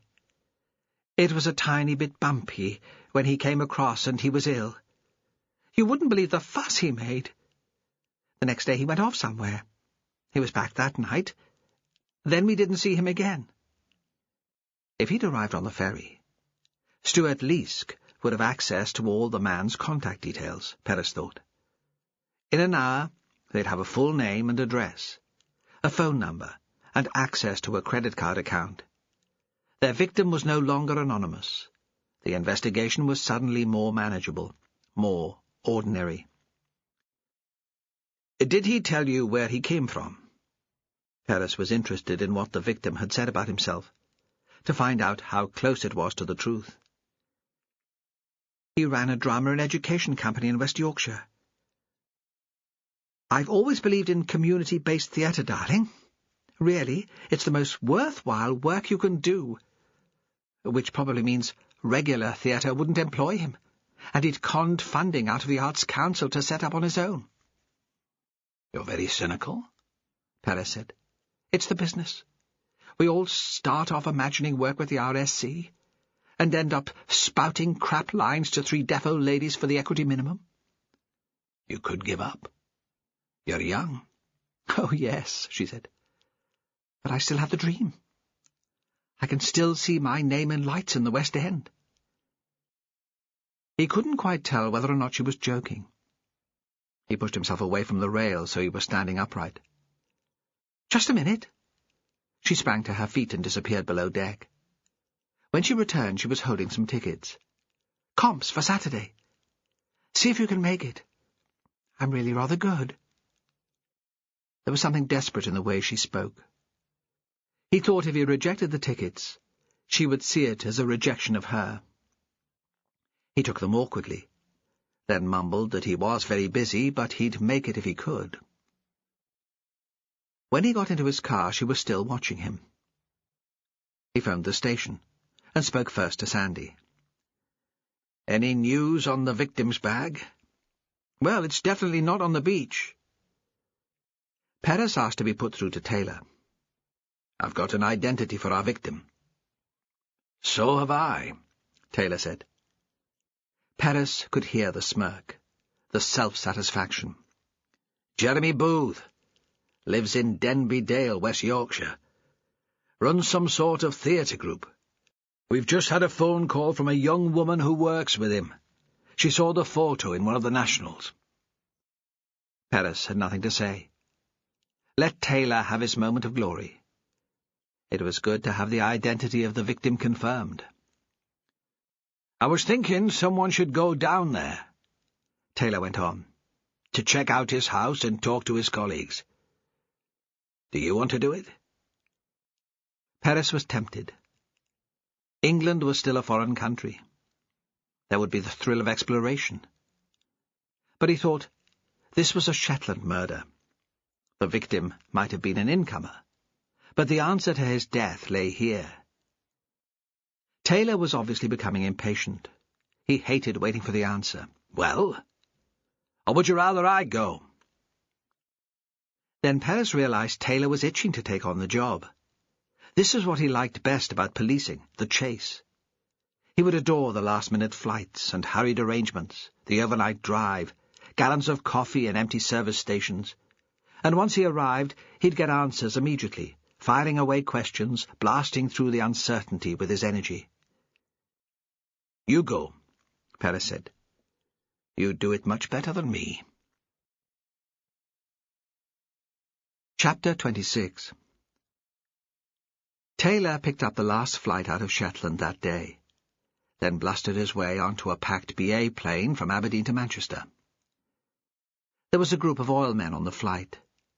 They just finished a stint on the rigs and were rowdy, determined to celebrate. A couple of them came from Liverpool, and trying to catch an hour's sleep, Taylor felt the old resentment against his home city coming back. Resentment, mixed with a strange kind of kindred spirit. At Manchester Airport, he picked up a hire car, and as he hit the M62, he realized he was only half an hour from home. Turn west, and he could be there before his brothers were back from the pub. How would they receive him if he knocked on the door, a bottle of whiskey under his arm, and a dopey grin on his face? "Hi, remember me? Any chance of a bed for the night?" Becoming a cop had been seen as a betrayal. He joined up on the wrong side in the class war.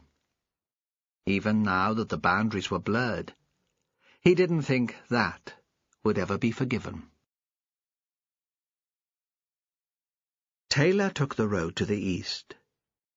It was dark, and he could tell he was climbing the Pennines because of the absence of lights, not because of the view. The motorway was unusually empty, and he found himself running over a fantasy in his head about how he'd tracked down some fact or relationship that explained Booth's death so far away from home. How his Liverpool relations would see him on the national TV news talking about the arrest.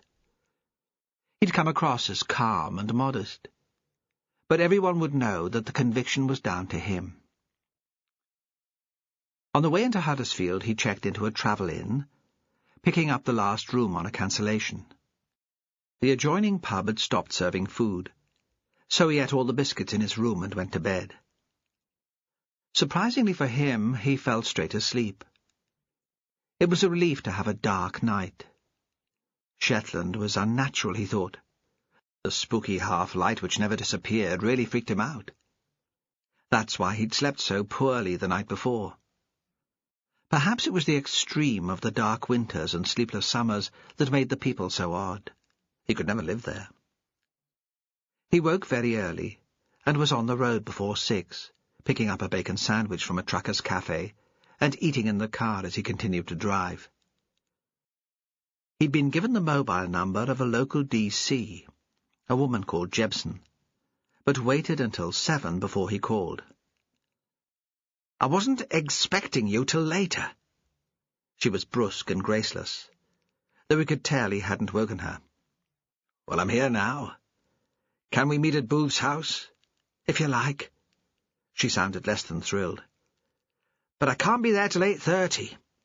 He heard a child's voice in the background, and thought that was the problem with women in the service. Work never came first with them. It was either their men or their kids. He was about to comment, but thought better of it. It would only take one complaint from a lass with a chip on her shoulder for his whole career to go down the pan.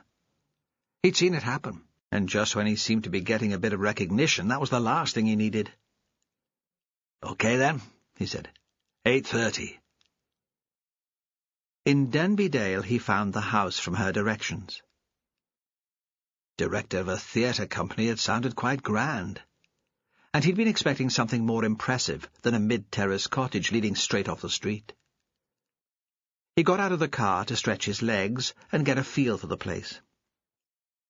A neighbour opened her door a crack to bring in a bottle of milk. Through the narrow slit, he saw she was wearing a dressing gown which slipped to reveal one bare leg. He couldn't make out her face, just an arm reaching out to the doorstep. "Excuse me, police. Have you got a minute?" He'd startled her. The milk remained where it was. She opened the door a little wider, pulled her dressing gown around her. She was middle-aged, but wearing well. "Could we have a chat?" he said. "It'll not take long." An animal feed lorry rolled past, bringing with it a strange, yeasty smell. "You best come in," she said. "I'm hardly decent for talking in the street." Her name was Mandy, and she was a library assistant in Huddersfield, divorced, the kids all grown up. Today, she wasn't starting work till midday. "What was he like, then? The bloke next door?" Taylor was sitting at the table in the small kitchen. She'd made him tea, very strong, and there was bread in the toaster. "Why? What's happened to him?" She lit a cigarette. "The first of the day," she said, relishing it. There were times when Taylor wished he still smoked. "Didn't you see his picture in the paper?" "I don't bother with the paper these days." "He's dead," Taylor said. "He was found strangled in Shetland." "Where?" She was curious, but she didn't seem terribly upset that her neighbour had died. "The Shetland Islands, right off the north of Scotland." "Oh." She finished the cigarette and stubbed it out in her saucer. "I thought I hadn't seen him lately. But he keeps strange hours. I suppose the house'll be up for sale. I hope we don't get a noisy bugger moving in." "Was Mr. Booth noisy?" "Not really. Occasionally he'd have friends in late. I'd hear them talking. Maybe a bit of music. But they weren't rowdy. Nothing you could complain about." "How long had he lived there?" "About 5 years. He moved in after me." Was he on his own for the whole of that time? No girlfriends, boyfriends?" "He wasn't gay," she said seriously. "At least I don't think he was. He'd been married once. And he'd had a child, but he left them. Quite suddenly." "How do you know all that?" "He told me," she said. "Close, were you?" "No. We lived our own lives. I don't want the whole village knowing my business, and nor did he. But one night he'd locked himself out of his house. He'd left all his keys in the mill. There was a lass who works for him, lives in Huddersfield, and she had a set, but it took a while to get hold of her, and so we waited in mine. I'd just opened a bottle of wine, and we ended up sharing it. It was the only time we really talked. That was the time he told me about his wife. He regretted just walking out on her. But she didn't understand his dreams." She paused, looked at Taylor. "Dreams? You're all the same, you men. Selfish bastards." Taylor wanted to reply that in his experience it was the women who were the dreamy ones, but he made no comment. "He didn't tell you he was going away this time, then?" "No. Like I said, we weren't that sort of neighbours. I just noticed that I'd not seen him around for a few days." The toaster popped. She nodded towards it. "Do you fancy a piece?"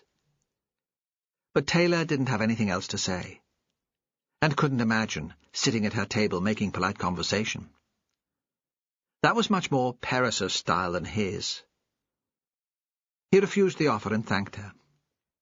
As she showed him out, she was already lighting another cigarette. Back on the street, teenagers were coming out of the houses and wandering towards the bus stop for school. How old would Booth's child be now? He wondered if Jebson had traced the wife, if she'd even found out that the man had been married. A small train wound along a viaduct crossing the valley. The sun was already hot enough for Taylor to feel warm in his jacket. Jebson arrived dead on time. He'd gone into a newsagent's and was sitting in the car trying to concentrate on a paper. She was square, with very dark hair and dark eyebrows. He'd have marked her out as CID from 100 yards, but wasn't sure why. He got out of his car and joined her on the doorstep of Booth's house. She pulled a bunch of keys from her bag. "Where did you get those?" "Martha Tyler. Booth's assistant. She's been in the house once. She was worried when he didn't come back. He'd said he'd only be away for a couple of days. She imagined some sort of accident." Inside, it had the feel of a bachelor household. Tidy enough, but not very clean. His place was much the same. He walked quickly through, stopping at the door of each room and looking inside. A small kitchen, the microwave the most prominent piece of equipment, a living room with a sofa and a coffee table, a convenient height for eating takeaway food in front of the TV. "Have you found the wife?" he asked. "What wife?" He felt a stab of satisfaction. He'd been here an hour, and already he was showing the Yorkies how to do the job. "According to a neighbour, he deserted a wife and child. A few years ago now. Didn't Miss Tyler mention it? You must have asked her about next of kin?" Jebson shrugged. "She said she didn't have any contact details for relatives." Suddenly, he hated being in the small house. It was too depressing, too close to home. If he died suddenly, would anyone know who to contact for him? "We should leave this for the search team," he said. "We'll only get in the way. First priority is to check phone calls and emails. Work computer and home PC. He had some reason for going to Shetland. He knew people there, though no one's admitting to it at the minute. And he must have been in touch to make the arrangements for the visit, and get into his bank account. He might have left his wife and child, but he should have been supporting them financially. The CSA ought to have records." "You'll have to check with the boss," she said. "The way he sees it, it's not even our case." "Well, I'm hardly going to send a search team from Shetland." She shrugged again. Out on the pavement again, he realized he should have handled things differently. But he'd used up all his sweetness and charm with Perez and his team. "Sorry," he said. "I shouldn't have made assumptions. It's a sort of a case. But you can see we need to know more about Booth, and you're the people on the ground." "Like I said, you'll have to have a word with the boss." She looked at her watch. Martha Tyler said she'd get into work early today. She should be there by now. I'm due in court at 9:30, but I'll point you in the direction of the mill. Martha Tyler was in the office drinking coffee. Her hair was tied into one plait, so long that it reached halfway down her back. It seemed old-fashioned, and at odds with the jeans and the skimpy green vest top. She watched Taylor approaching across the rehearsal room, and got up to meet him. She looked as if she'd had a heavy night. "I don't know what to do with the company," she said. "The actors are supposed to start a school tour on Monday. Should we carry on?" "Did Mr. Booth have an accountant? A lawyer? Perhaps it would be wise to check the legal position with them." "I don't know. I'm only here on a sort of work experience." She returned to the office, sat behind the desk, motioned for Taylor to take the other chair. "It even seems odd sitting here. This was Jeremy's domain. Tell me about him.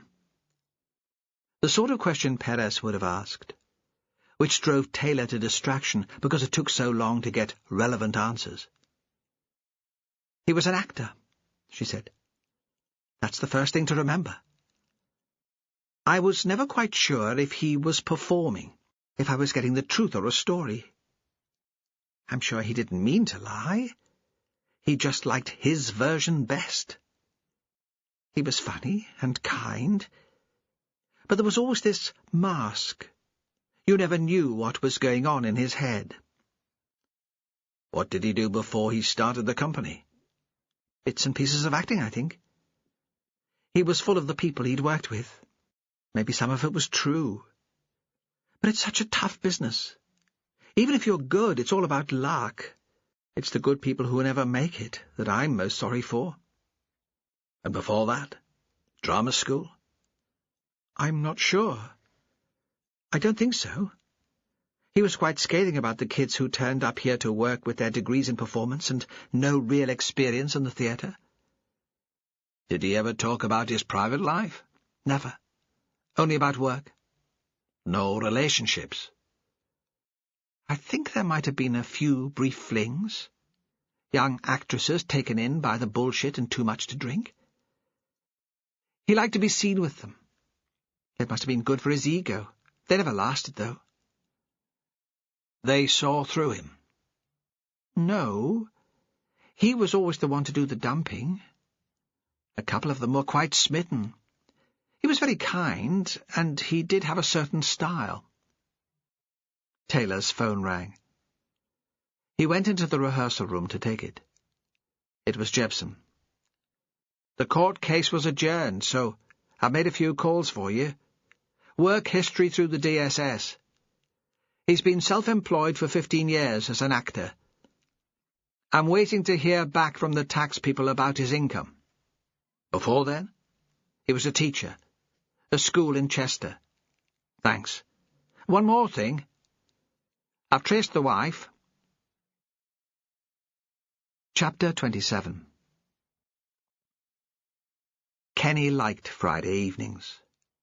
Edith didn't work at the weekend, and when she arrived home from the care centre, he knew he would have her at home all to himself for 2 days. She arrived home late, as she often did on Friday, looking tired and a little strained. She'd said she'd been out of the centre all afternoon doing home visits.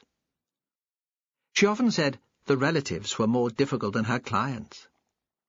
He took a bottle of wine from the fridge as soon as he heard her car outside, opened it, and poured her a glass, so it was ready on the bench as soon as she came in. An end-of-the-week ritual. She dropped her bag on the floor, and took off her jacket, kissed him lightly, then took the wine with her to run a bath. Another ritual. He heard the water run into the tub. When she came out, she'd be the old Edith, wearing jeans and a sweater, calmer, more relaxed. Earlier, he'd been on the phone to friends about helping to bring the sheep down from the hill for clipping. The forecast had been fine for the following day. He enjoyed the sense of occasion that came with clipping the sheep. It was one of the days that marked midsummer. Everyone walking across the hill together in line, pushing the beasts ahead of them until they reached the dyke, then walking them down towards the croft. It took him back to his childhood, when there'd been more communal work. He liked the banter and the edge of competition as everyone tried to get the fleeces off whole, not nicking the flesh, but keeping up the pace so they weren't at it all day. And then in the evening they'd all come into the house for beer, and a few drams, maybe some music. Edith came into the kitchen, all rosy from the bath, not dressed at all, but wrapped in a big white towel. Her shoulders seemed very narrow, and her neck very long. She finished the wine and poured herself another glass. "I was wondering," she said, "if it was worth me getting dressed just yet." Kenny thought he must be the happiest man in the world. Later, he grilled some of the piltuck he'd caught the day before. She sat at the table, dressed now as you'd imagined, in jeans and a sweater, and she watched him carefully as he scaled the fish, cut off the heads, sliced the belly, and pulled out the guts. Was it a bad day at work? He'd sensed some tension in her. "I'm worried about Willie," she said. "Something's making him anxious. He gets all flustered and confused. I hate to see him like that." Maybe being questioned by Jimmy Perez didn't help. "I don't believe it was that," she said. "Jimmy was fine with the old man. He's a good listener, and he has a gentle way about him." She paused. "I'm not sure he's cut out for the police. What do you think?" Kenny thought Jimmy's mother had a gentle way about her too. But he didn't want to think about her, and the strange obsession that had taken hold of him that summer when he was working in Fair Isle. "Peter Wilding came in to visit Willie late this afternoon," Edith said suddenly.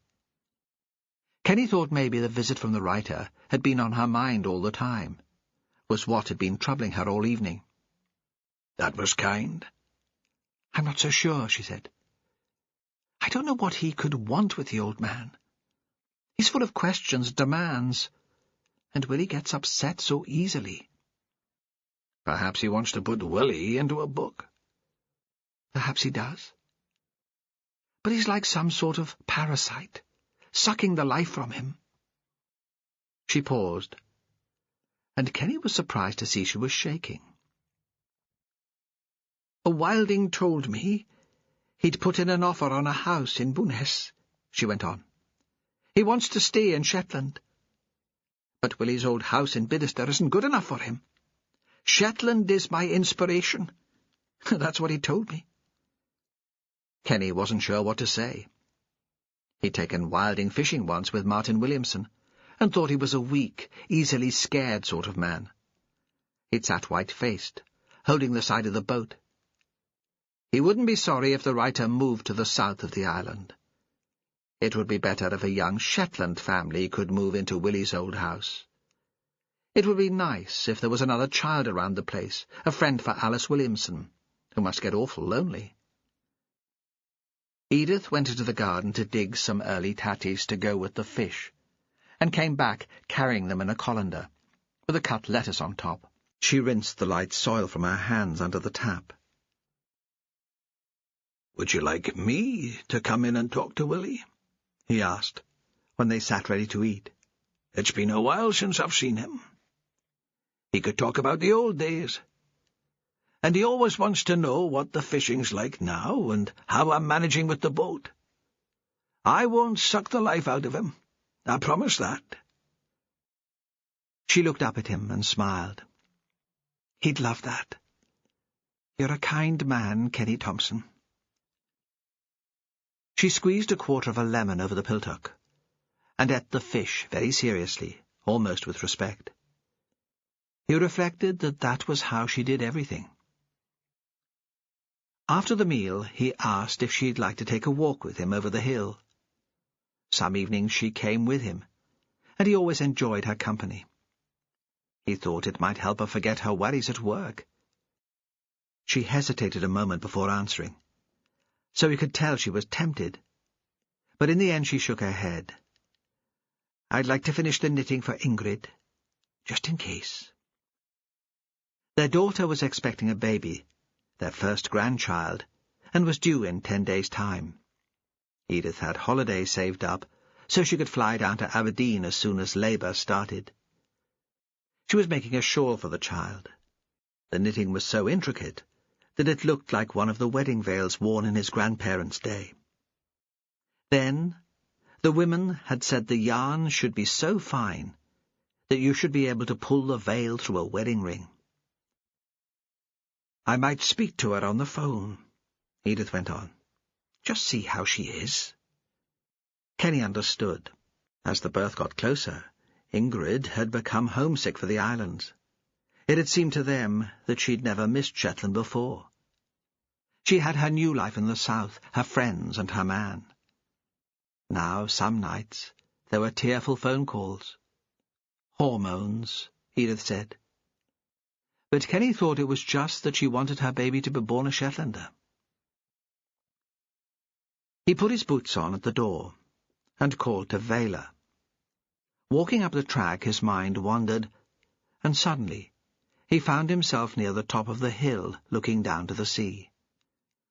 A bonxie dived at him, just missing the crown off his cap. They were always aggressive this time of the year when they had young. But he was used to the skewers on the hill, and he didn't miss a step. He never had to worry about where he was putting his feet. The hill was so familiar, and the way he took was the same every evening. If I had paint on my boots, he thought, there'd be one set of footprints on the grass even after a week, because I never vary my path. It was a clear evening, so still that he fancied he could hear the waves breaking on the rocks at the foot of the hill. There were cars outside the herring house. Martin opened the cafe there for dinner on Friday night. It seemed having a murder so close by hadn't put people off coming. Tonight he thought he would walk on a little further, break the usual routine, check how many sheep there were up near the pit of Bidester.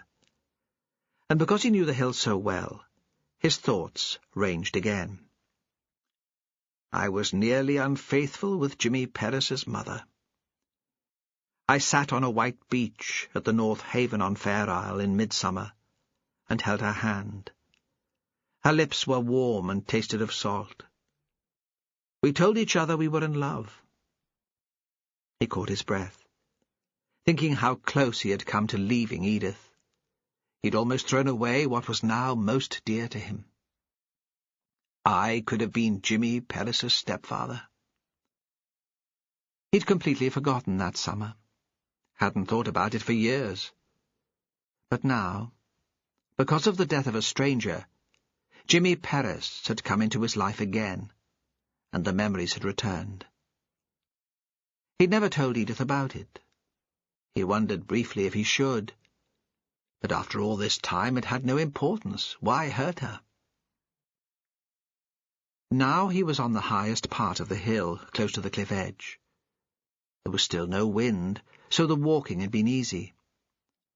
But he felt a strain in his knee, a dull pain which came occasionally, and he was a little bit breathless.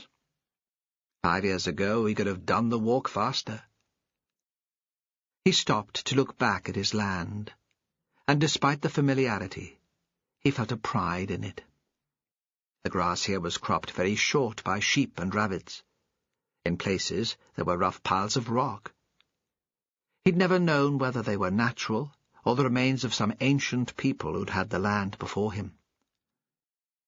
He stood on the rocky bridge between the sea and the pit of Bidester. The pit was a great gouge out of the land, all the way down to sea level. When they were children, Willie had told them a story about how it had been made. He said it had been formed by a giant who lost his heart to a Shetland lass. She'd been frightened of him, not realizing he only meant her well, and running away from him she'd fallen over the cliff. In his grief and rage, the giant had scooped out a hole in the rock and flung the debris into the sea, where it formed the stacks that ran away from the coast. Kenny thought it looked more like the core had been taken out of a huge apple. But a lovesick giant made a better story for children. Willie had entertained generations of them with his stories. It wasn't a sheer drop into the pit on all sides. The side nearest to the sea was all rock, an almost flat cliff, cut with ledges where the kittiwakes nested. But the landward side was grass all the way down, pink with thrift and crossed by rabbit tracks. At the bottom of the seaward side, a tunnel ran out to the beach, and with a very high tide the water was funneled through it, churning and boiling with the pressure, spitting spray almost to the top. They played there when they were children, sliding down the grass slope to the bottom, so their pants were stained green and their knees covered with mud. But never at high water. Then they lay on their stomachs and peered into the hole below.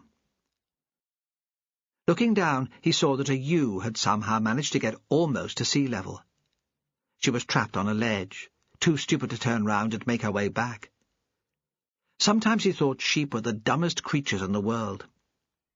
Her fleece was thick and ragged, so heavy that it almost seemed to be falling off her back. She should be clipped with the others the next day. He began to edge down the slope towards her. He tried to get behind her and persuade her to scramble up. Although the grass was dry enough, it was still greasy underfoot. He was glad of the texture of the thrift to give him grip. He felt suddenly, startlingly very happy. The pain in his knee was forgotten. It was a fine summer evening, and Edith would be home all weekend. And he could still climb down the pit of Bidester, as he had when he was a boy. He circled round the back of the sheep, moving slowly so he shouldn't scare her. He didn't think he'd have any chance of bringing her up if she went any deeper. Then he was there, right behind her, standing on the same ledge, arms outstretched so she wouldn't get past him. "Go on, girl. Up you go." All of a sudden she scrambled up, not following the tracks, but taking the direct route to the top, floundering, her feet somehow getting purchase. All he could see was the mucky behind, the loose curls of fleece. Then she was over the edge, and invisible to him. He stood where he was and looked down. Here everything was in shadow, the sun too low to reach this depth. Very few people in the world had seen this view.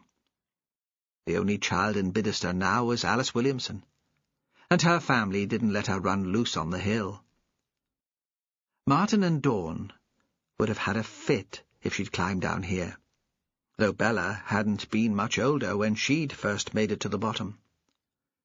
She'd been as reckless as any of the boys.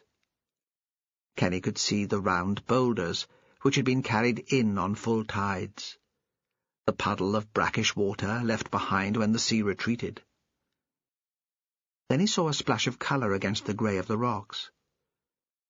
Because he'd been thinking about Alice Williamson, there was a heart-stopping moment when he thought it could be her, that she'd finally broken free from the protective parents, run up onto the hill and lost her footing. He imagined her tumbling over and over down the slope, her head smacking on a boulder, her skull smashing like an eggshell. But it couldn't be the child lying down there. The figure was too big. His eyes must be playing tricks. Edith was always telling him he needed glasses, and he'd been aware of it himself. He shouldn't be so proud. He should get himself into Lerwick for an eye test. It was probably one of those blue plastic sacks the fertilizer came in. He was tempted to turn his back on it and return up the slope to where the dog was lying on the grass waiting. As he was thinking that, he was slithering further down. The light faded the further he went. There was the smell of rotting seaweed. Roddy Sinclair was dead. Kenny didn't need new glasses to tell him that. The body was twisted, and its head was smashed on a rock, just as he'd imagined Alice Williamson's to be. He knew he should get to the surface again as soon as he could. He should run back to the house and get on the phone to Jimmy Perez. But he wasn't sure how he'd do it. His legs had turned to water, and he was exhausted. Only the horror of being here, next to the broken body of the boy, set him on his way. Chapter 28. Perez had spent the day in Lerwick, a frustrating round of phone calls and emails, trying to track Booth's movements since his arrival in Shetland. The incident room was airless and overheated, and despite the impetus given to the investigation by the identification of the victim, by late afternoon he felt little had been achieved. After work he set off to Ravenswick to Fran's house. He hadn't phoned in advance to say he was coming, and felt ridiculously nervous. He'd been looking forward to seeing her all day and worried, as he always did, that he wouldn't live up to her expectations. Cassie was sitting at the kitchen table reading a schoolbook. She was frowning in concentration. There was a smudge of paint on her cheek, and he thought how she was growing to look very like her mother. He stood awkwardly on the doorstep, afraid of intruding, of doing the wrong thing. "Is this not a good time?" "Of course it is." Fran stood aside to let him in. "Tea? Beer?" He sat next to Cassie and asked her how things were going at school, but all the time he was thinking that Fran seemed a little uncomfortable too. He always thought of her as the confident one, and wondered what she could be nervous about. She put the kettle on, then told Cassie that was enough homework for one night, and what about a DVD for a treat? When Cassie was settled, they took their drinks outside.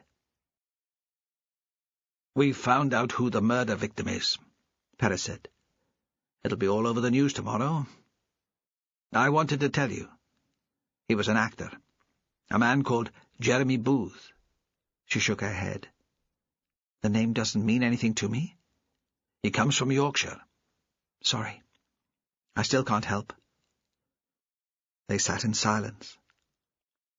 On the hill behind them, a curlew was calling. "I met Peter Wilding for lunch yesterday," she said at last. She was twisting the mug of tea in her hands. He could tell this was the cause of her tension. He wasn't sure how he should react, and ended up saying nothing. "He plans to stay in Shetland. He's put in an offer on a house in Bowness. Do you know it? The big place, right by the beach?" "Very nice." Then, sensing more was required, "It'll take some work to get it fit for living in." His head was bursting with questions about what had happened, and why she'd gone with Wilding in the first place. But maybe none of that was his business. "I'm not sure why he asked me to meet him," she said.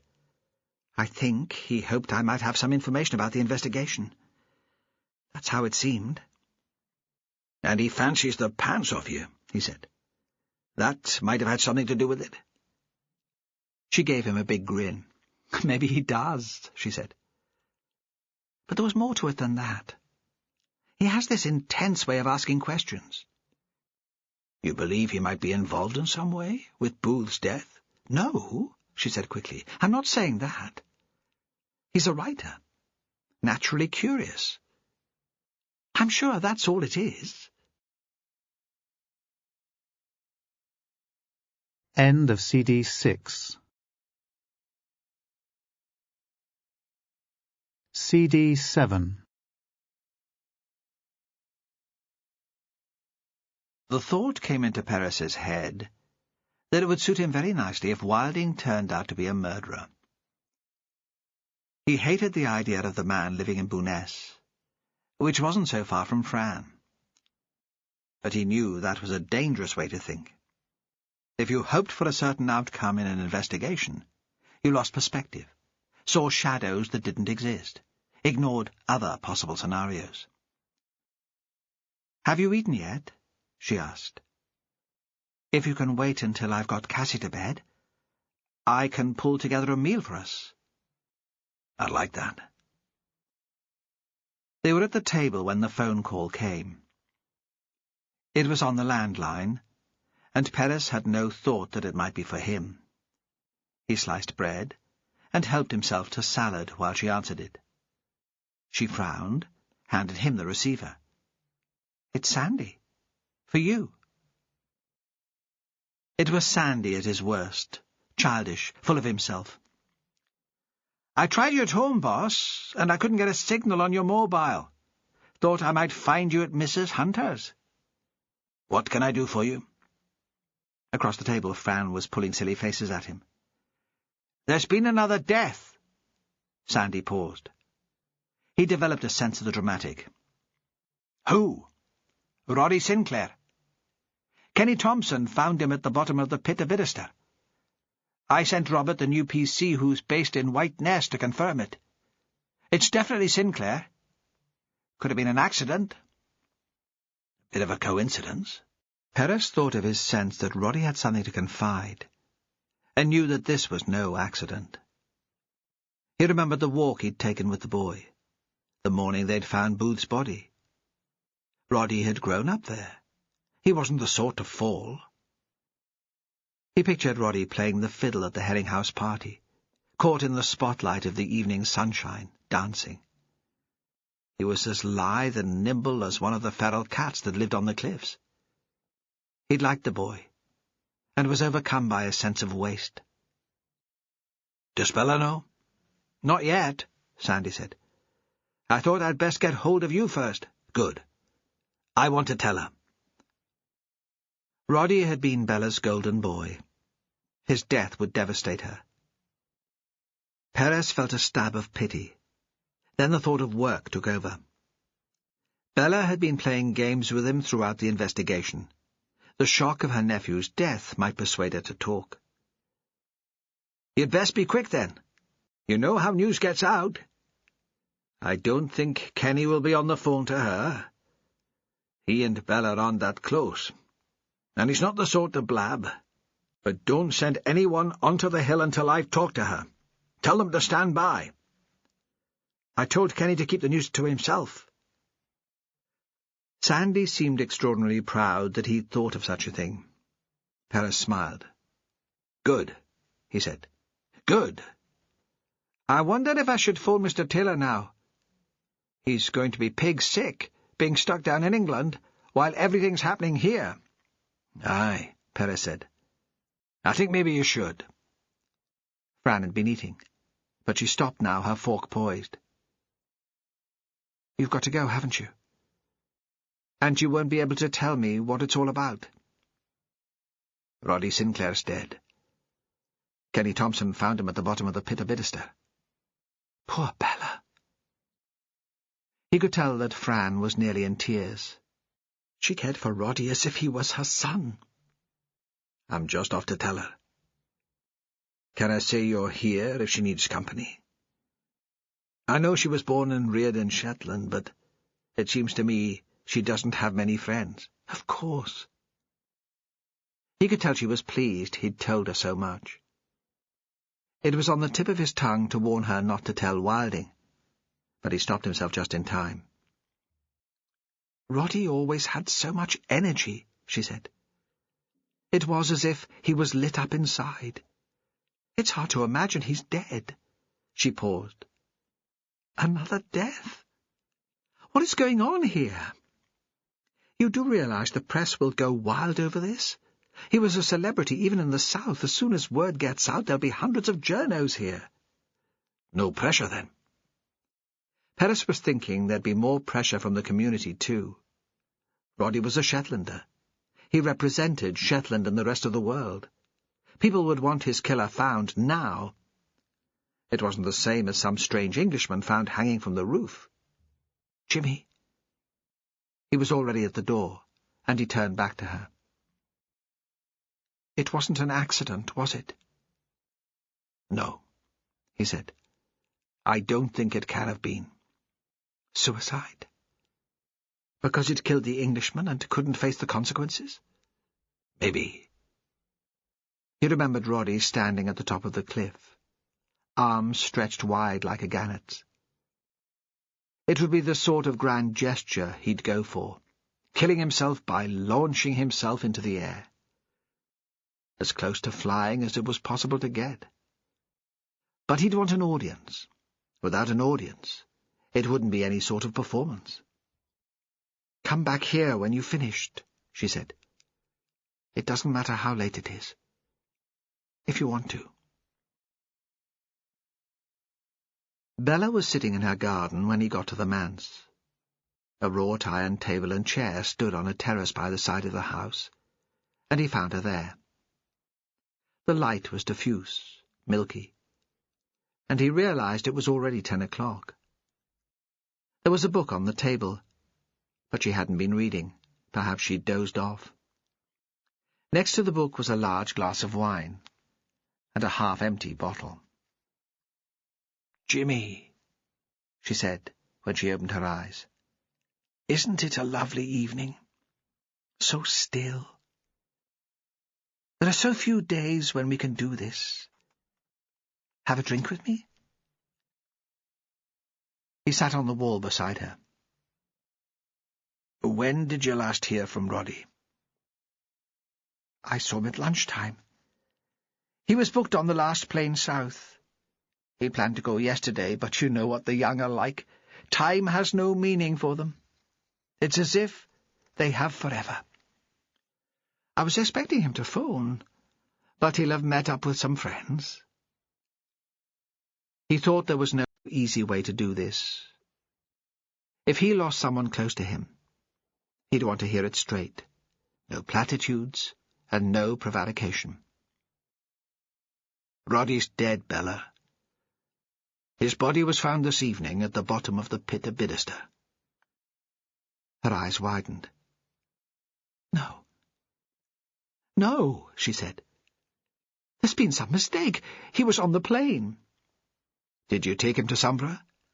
I had a meeting in Lerwick this afternoon. He said he'd get himself there. He was going to drive? She stood and began to walk backwards and forwards across the terrace, her glass still in her hand. I assumed he was, but when I got back his car was still here, so I thought he'd got a lift from a friend. Can I have a look in his car? Of course. Perez could see she was sure she'd be proved right. Bella Sinclair had never admitted to being wrong in her life. She'd convinced herself Roddy was in some bar in Aberdeen surrounded by admirers. That was why he hadn't phoned her to say he'd arrived safely. The car was an old black Beetle, restored. It had probably cost more than Perez's new saloon. It wasn't locked. In the boot, he found the bag Roddy must have been packing the day before, when it all got too much for him, and he went to visit his father's grave. Lying on top of it was his violin. Perez had left Bella sitting on the terrace, but now she came up behind him. He heard her footsteps, then a throaty cry, so quiet it sounded as she was just catching her breath. "So it's true," she said. "He's dead. He'd never have left his fiddle behind." She wrapped her arms around her body, and bending double she began to weep. Perez led her into the house and into the kitchen. There was little light now. Sitting on the dark wood bench, she seemed small and very frail, like a child in Sunday school. "What's been going on here, Bella? The hoax around the gallery opening was one thing, but now Roddy's dead. Who hates you enough to do this to you?" She took her hands from her face, so he could see her big eyes red and wet with tears. "I don't know," she said. "Really, I don't know." He stayed with Bella until Morag arrived from Lerwick to sit with her. During that time she refused to answer questions. "I've told you, Jimmy. I don't know anything." He asked if she'd like him to drive her to Fran's house, but she said she wanted to stay in her own home. "I need to be here." He was disappointed. He hoped she might take Fran into her confidence. By the time he reached the hill, the greyest part of the night had already gone, and the sun was starting to slide up from the horizon again. A different sort of dawn. A wren had been singing in Bella's garden when he left the house. The team had managed to get a Land Rover right up to the cliff edge, and from a distance he saw a number of people at the lip of the pit. He hoped he wouldn't have to climb down there. It was a crime scene, wasn't it? So it should be preserved. He didn't find the idea as horrifying as being on the edge of the cliff, with space and air all around him. But if he could avoid the climb, he would do. Sandy was talking to the young doctor who'd called Booth's death as murder. He waved to Perez when he saw him approaching. "I've called in the Coast Guard to help bring up the body," he said. "That is okay?" Perez tried not to be surprised at Sandy's initiative. "Sure. If they're finished down there." "I went down with the doctor," Sandy said. "I found this. I wrapped it in the polythene, didn't get my fingerprints on it, but it was lying near the gully out to the sea, and I thought it might get washed out."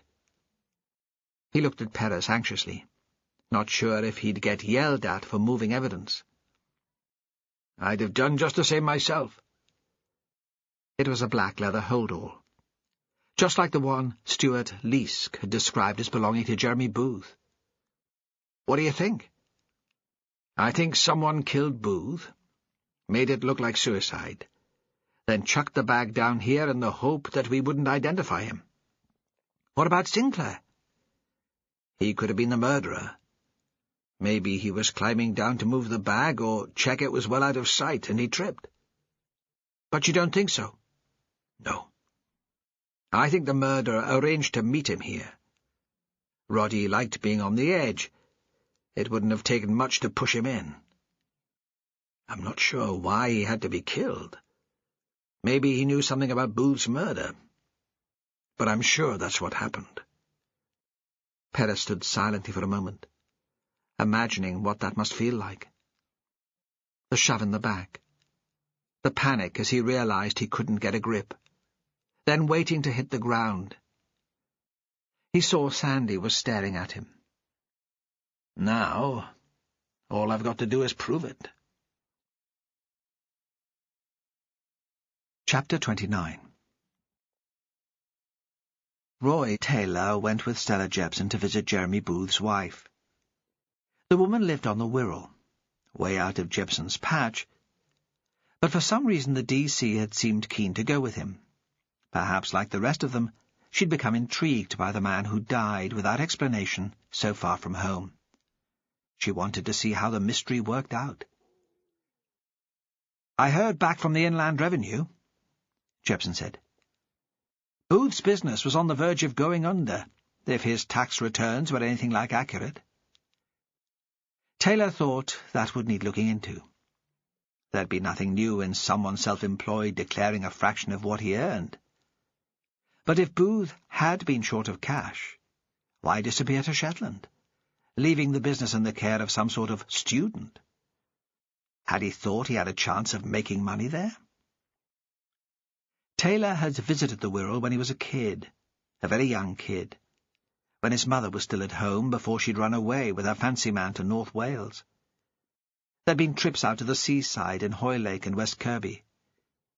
He remembered them as happy times, picnics and ice cream, fishing in the rock pools with little nets on bamboo sticks. His dad had never been with them. He didn't mention any of that to Jepson on the drive across. There was nothing as boring as other people's reminiscences.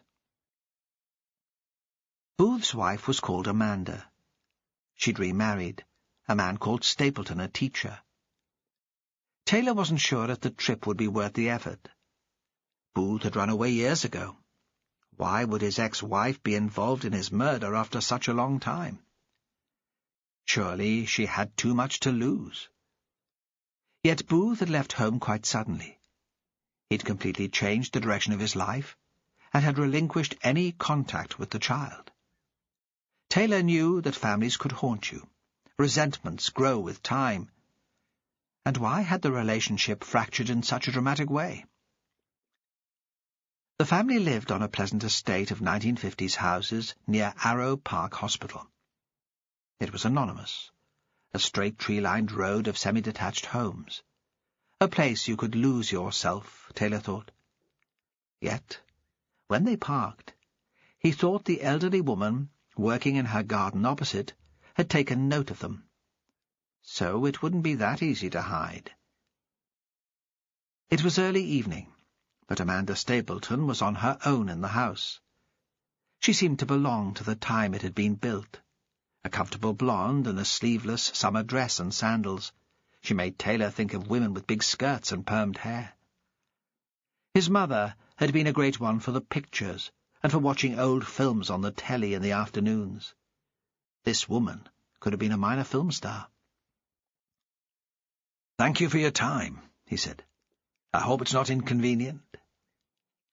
"I'm a stay-at-home mum," she said. "Sometimes I think I should look for work now the children are older. But I love being here for them when they get back from school. John got promoted to deputy head last year, so we can afford it." She'd been told about Booth's death, but seemed unaffected. Taylor wondered if she would get round to mentioning it. She took them into a living room at the back of the house. The door was open into the garden. "I'll make tea, shall I?" She returned with a tray, homemade biscuits on a plate, a teapot, milk jug, sugar bowl. "The boys have cricket practice tonight," she said. "John will pick them up after work. It's not usually this peaceful." "What about your daughter?" "Oh, Ruthie makes her own way home. She's in her last year at school. A grown-up, really, or so she thinks. She'll be here soon.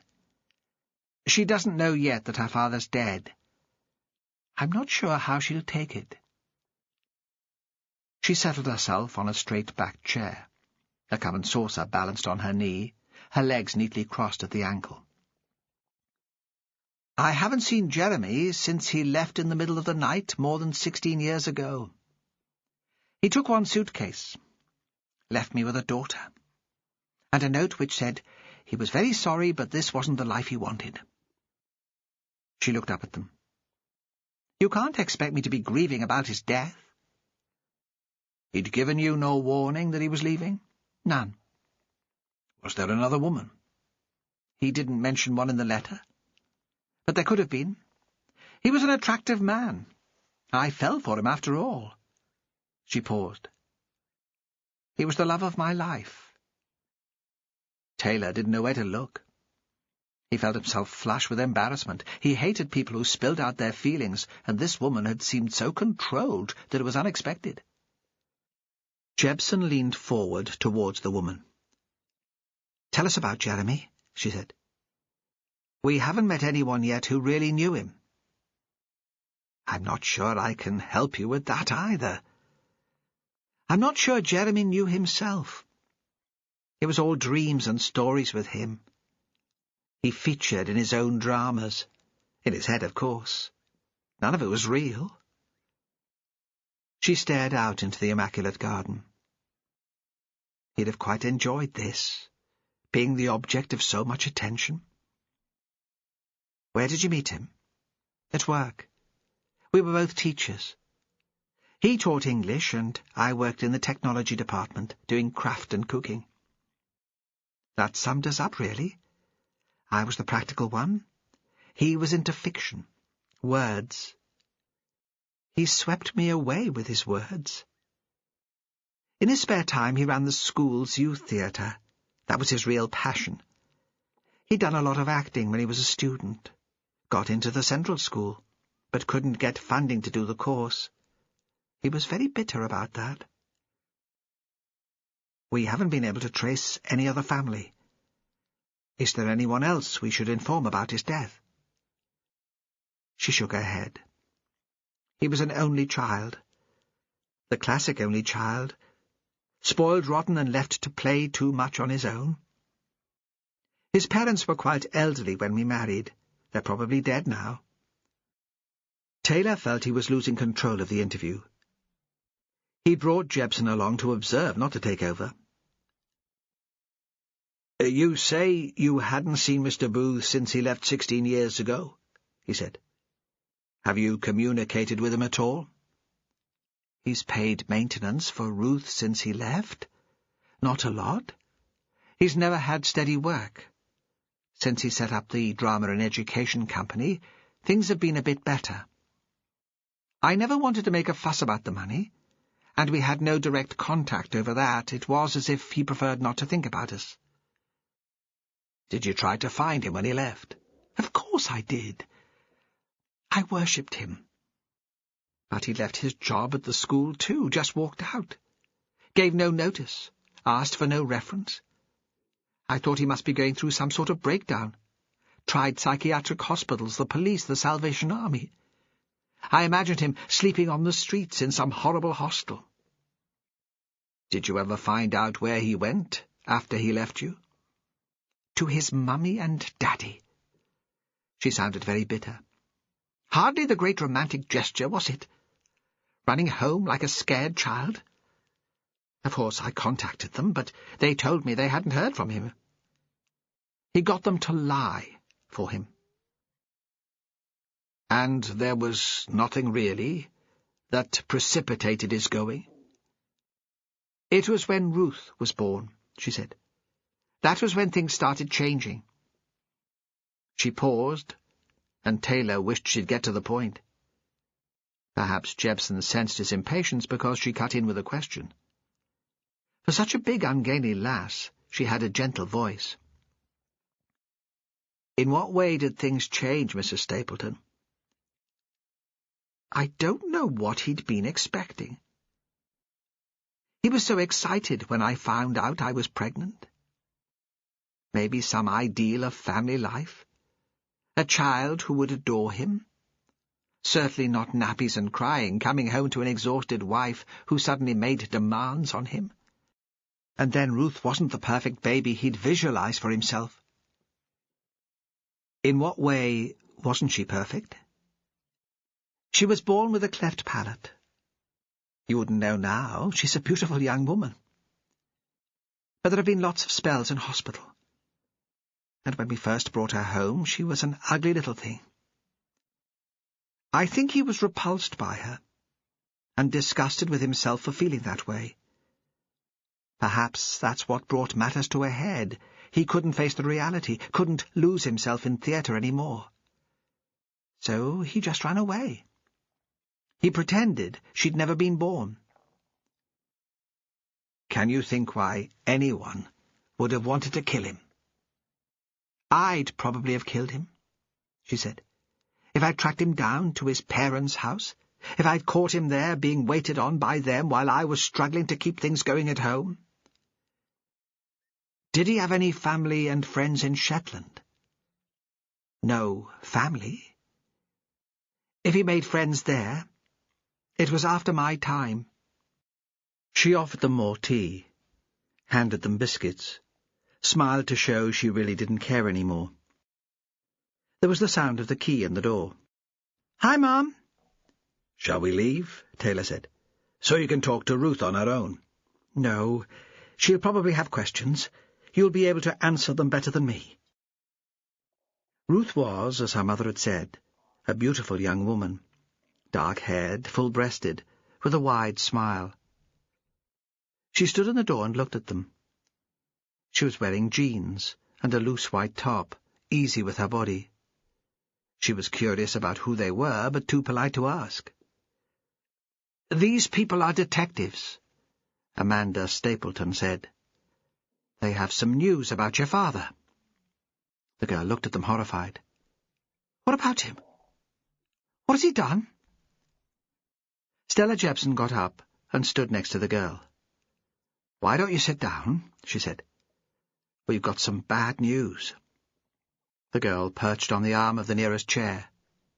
"What's happened?" "He's dead," Jebson said. Perhaps she'd realized that Amanda would find it hard to say the words. "I'm really sorry, love." "How did he die? Was he ill?" "He was murdered. We're here because we're trying to find out who killed him." The girl started to sob, taking in great gulps of air. It was hard to tell if it was grief or shock. Taylor thought it was a dramatic way to carry on, when she hadn't seen her father since she was born. But that was teenage girls for you. They were all drama queens. Her mother got to her feet, awkwardly put her arms around her daughter, held the girl to her, stroked her hair. "I've told them you wouldn't be able to help them," Amanda said. "But I wanted them to be here if there was anything you wanted to know." Again, Taylor found himself disturbed by the show of emotion. "We'll leave you," he said. "I'll give you my number. Call me if you think of anything." They were standing at the car when Ruth ran out of the door to join them. Amanda was at the front window watching them. "I want to talk to you," Ruth said. Her eyes were very red. "But not here. Not with my mother around. Where then? There's a coffee shop in the main street in Heswell. It's open until 7. I'll see you there in an hour. I'll tell them I'm meeting my boyfriend. The last thing Taylor wanted was to kick his heels in the Wirral for an hour, but there was something so fierce about the demand to meet that he couldn't refuse. The girl turned up 10 minutes late, looking harassed and drawn. The coffee shop was one of a chain, all brown leather sofas, piped bland music and hissing machines. Taylor stood up to buy her a coffee, and when he got back from the counter with her cappuccino, she was already deep in conversation with Jebson. Ruth's been in contact with her father recently, Jebson said. That was what she wanted to talk to us about. Why did he get in touch with you? Taylor asked. He didn't. I found him. How? Interact. His theatre company came to do a gig at school. Drug awareness. You know, the sort of thing. He wasn't there, but his name was all over the publicity. And there was a phone number. I knew he'd gone into acting. Thought it was probably a coincidence, but I gave him a ring anyway. Plucked up courage when I had an afternoon study leave and no one was about. I didn't tell my mother. I knew she'd go ape. She'd just be worried about him pissing me about. And I didn't want to hurt John, my stepdad. I love him to bits. What did you say when you phoned? Jebson seemed genuinely interested. I think you might be my father. Something like that. I thought, why not go for the direct approach? Was he pleased to hear from you? I think it was a shock, but... Yeah, he said he was pleased. We were on the phone for ages talking. It cost me a fortune. It was my mobile, and he never thought to call me back. Classic Dad. What did you talk about? Oh, you know, it was just catching up. What he'd been doing. Where I was at school, plans for the future, that sort of thing. What were his plans for the future? Taylor asked. He said he was going away, to Shetland. He asked if I'd ever been there, and I said I hadn't. To be honest, I wasn't even sure where it was. I went onto the computer later and looked the islands up. He said they were beautiful. Very bleak, but beautiful. He couldn't wait to go back. Did he say why he was going? Basically business, he said. He was going to do some work there. Not really the sort of gig he usually took on, but it would give him a chance to catch up with old friends. Did he mention the names of the friends? I don't think so. If he did, I don't remember. She'd been speaking very quickly, answering Taylor's questions as soon as they were asked. But now she paused. We'd arranged to meet. He was going to come here when he got back. He said he wanted to be a proper father again. To help me follow my dreams. She looked up and smiled at them. That was how he spoke. The sort of thing he said. I'd emailed a photo of myself, so he'd know me. And there's a picture of him on his website. It was weird to see him after all these years of imagining what he'd look like. There's a resemblance, don't you think? You'd know I was his daughter. She paused. I phoned him at home a few days ago. I thought he should be back by then. Some woman answered. They were on their way back to Yorkshire when Taylor took the call from Sandy Wilson, saying there'd been another death. He dropped Jebson in Huddersfield and began the drive north. Excited to be on the move again, but sick that he wasn't there to take control. Chapter 30. Perez went straight from Fran's house to collect Taylor from the airport at Sunborough. It was a gusty, showery day, with brief flashes of sunshine, then the shadows of clouds blown across the flat land around the runways. The water at Grutness was choppy, blown into thousands of little waves which scattered the light, but the wind wasn't strong enough to cause a delay. He arrived a little early and sat in the terminal building drinking coffee. A group of Japanese tourists waited for the plane. Perez had stayed in Bidderstone until Roddy's body had been lifted out of the pit on a stretcher. He felt the boy deserved that, and opening the body bag to look at him, he had the strange sense that for the first time he was seeing Roddy Sinclair in the flesh. Before, it had all been image, glossy and unreal as a magazine advert. By the time he had got to Ravenswick, it was 4 a.m, and as bright as midday. Fran was asleep, must have been disturbed by dreams, because she'd thrown off the covers and lay naked on top of the twisted sheet. There was a white blind at the bedroom window, and she looked somehow smudged, like one of her own paintings in the filtered light. He straightened the sheet and pulled it on top of her, then slid in beside her. It seemed like an unforgivable intrusion. But he didn't want to wake her, and he was exhausted. Her skin was cool and smooth. She stirred and smiled at him, wrapped herself around him. They both slept very deeply, and were lying in exactly the same position when the television in the next room woke them. Cassie was singing along to a Saturday morning children's program. "You do realize," Fran said, "that this will be all round Ravenswick School on Monday morning?" "I'm sorry. I should have thought." He wasn't sure now what he should have thought. She'd invited him after all. Did she not want it known that they were seeing each other? "Don't worry. They think I'm a scarlet woman anyway." And she pulled on jeans and a sweatshirt and went to make tea. Later they had pancakes for breakfast, with syrup and chocolate sauce. Cassie, still in her pyjamas, was getting silly and excited because of the novelty of the treat. But all the time he was wishing that he knew exactly what Fran was thinking, and that he had some rules to follow. This relationship was so important to him, and he didn't want to get things wrong. "Maybe I should ask her to marry me," he thought suddenly. "Then at least I'd know where I was." The idea was at once tantalizing and ludicrous, so he found himself grinning. Fran asked what he was laughing about. "Nothing," he said. "I'm happy. That's all."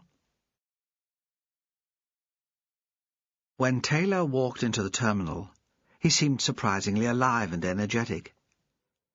He said he'd had a few hours' sleep in the hotel at Dice, and now what he really wanted was caffeine and carbs, and he'd be fit for anything. Perez took him into the Sunborough Hotel. The bar was quiet. The barman, a gaunt Englishman, who'd lived in Shetland for so long that he spoke like a native, was chatting in a low voice to an old man sitting on a tall stool. Taylor ordered a burger and a Coke. And when that was finished, he couldn't stop talking. Perez was reminded of Cassie, bouncing around the kitchen in Ravenswick, full of sugar and E-numbers. "I found Booth's wife and daughter. Nice lass.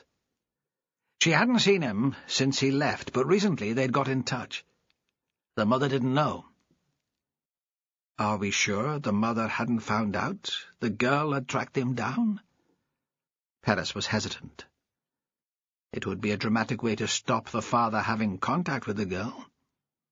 "But I suppose we should consider it." Taylor paused for a moment. Thoughts chased each other across his face, like the cloud shadows outside. "I don't know," he said at last. "I hadn't seen that as a possibility. If the mother was involved, she's a better actor than Booth ever was. She couldn't have done it personally. She was at home looking after her family." "What else did you learn from the daughter?" "That Booth definitely had friends in Shetland. That was what he told the girl. He was mixing business with pleasure, taking the chance to catch up on old friends." "Someone he met when he was here working on the theatre boat, maybe," Perez said. "I've contacted the management of the boat, the Motley Crew. He did a couple of tours of the Northern Isles in the early 90s. Must have been soon after he ran away from his wife. The company have no record of him working here after that, but he kept in touch with them." "Could he have had a fling with Bella Sinclair?" Taylor said. It had been on his mind. Perez imagined him in the plane, working over the scenario. Now his voice was eager. You could see it. They're around the same age, two arty types together. The relationship obviously didn't work out for some reason, but that could be our link. And that's why he tried to sabotage our exhibition. Perez kept his voice even. Taylor took offence easily and didn't like to be contradicted. He'd kept a grudge after all this time. People do, Taylor said. But you're right, of course. Something must have happened to bring him back. But what? Had he had any contact from Shetland? Phone calls? Email? No phone calls to his landline, we know that. I haven't heard about the emails. We need to get that sorted. Taylor leaned back in his chair and punched a number into his phone. Perez watched from the other side of the table, felt mildly embarrassed as he harangued some poor DC in West Yorkshire to fast-track the information.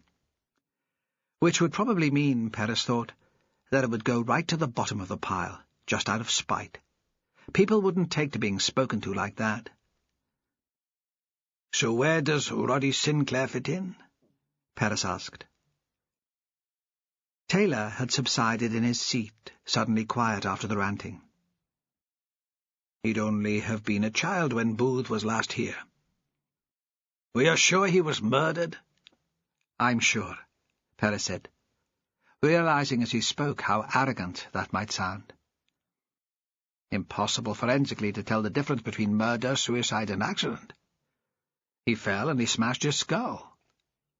But he knew the cliffs very well. He grew up there, and he was all set to get the plane south. You were with me when he talked about it. His car was loaded up. Something must have taken him out onto the hill. The murderer arranged to meet him there?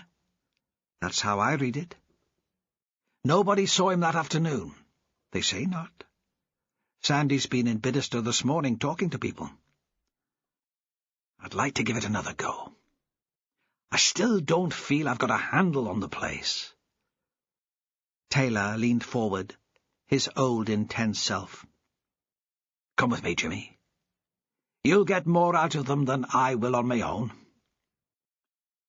So Perez found himself back in Bidderstone, parked again by the herring house, all his attention focused on 3 ordinary families, and Peter Wilding, to whom he'd taken an irrational dislike. Saturday was the herring house's busiest day. There was a coach outside, and a party of elderly Americans was climbing out and trooping into the gallery. Perez supposed there was another cruise ship in Lerwick. Upstairs the cafe was full. They took one look in and decided it would be impossible to get Martin Williamson's attention now. Perez had expected the place to be closed as a mark of respect. But he suspected Bella hadn't given the gallery a thought, and Martin had decided there were so many people booked in that it would be easier to stay open. The post office had just shut, and they found Aggie at home. She was in the garden, taking washing from the line. Perez held out his arms to help her fold the sheets, and they stood for a moment in silence, the sheet stretched between them, while Taylor watched as if they were performing a ritual dance. Inside she moved the kettle onto the hot plate. "You'll have heard about Roddy?" Perez said. He thought she looked very tired, more timid and mouse-like than ever. "That he's dead? No details? There was a lad that came to talk to me this morning, was all questions and no answers." "Roddy was found at the bottom of the pit of Bidderstone." "You'll have heard that." "We don't know how he got there. We need to find out." "You do see Aggie?" "I do," she said. "Poor Bella. I know what it's like to live with uncertainty. There are some things you can never know." "You didn't see him yesterday?" "Not on the hill. He came into the post office in the morning." "What did he want?" "To buy some sweeties, to take on the plane with him," she said. "He had a very sweet tooth, you ken, Jimmy. just like a Peary boy. Did you have any sort of conversation? I asked him when he'd be back. I know he offended people. Dawn didn't like the way he kept dragging Martin into Lerwick to parties. All the young girls threw themselves at Roddy, and maybe she thought Martin would get caught up with the same sort of thing. I told her she didn't need to worry. Martin has more sense, and he loves her to bits. It's good for him to have a pal. He doesn't get so much company out here. Roddy said he was doing a show in the town hall in Lerwick in 6 weeks' time, and he'd be back for that. He was quiet, thoughtful, but he didn't seem depressed. I thought maybe he was starting to grow up. She paused. Have you seen Bella? Only last night. I don't know how she'll cope with this, Aggie said. That boy was her life. They left her sitting in the rocking chair in the kitchen reading a novel, its cover showing a young woman with a shawl thrown over her head, staring into the distance.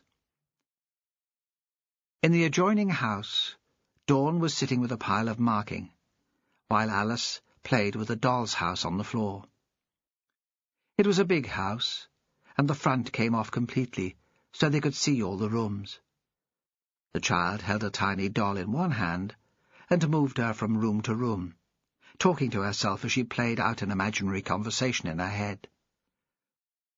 Perez and Taylor watched her for a moment through the window from the pavement. Dawn was frowning at something one of the children had written.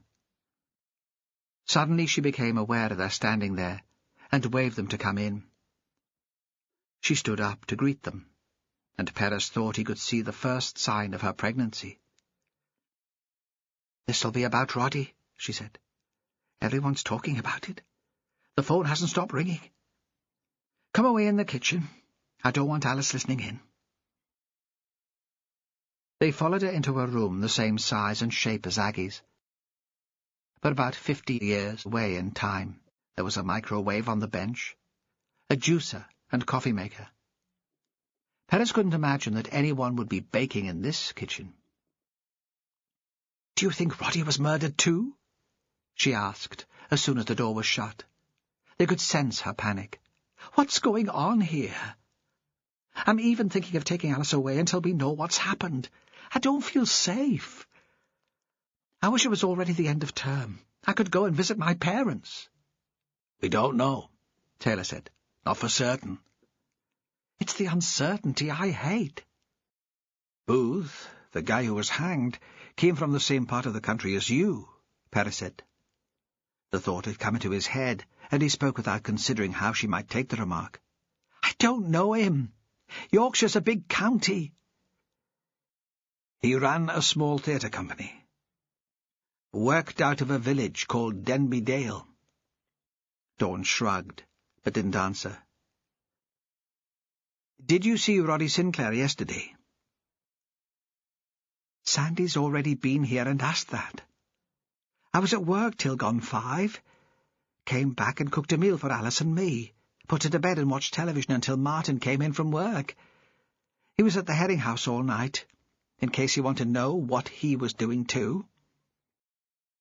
She seemed niggly and out of sorts.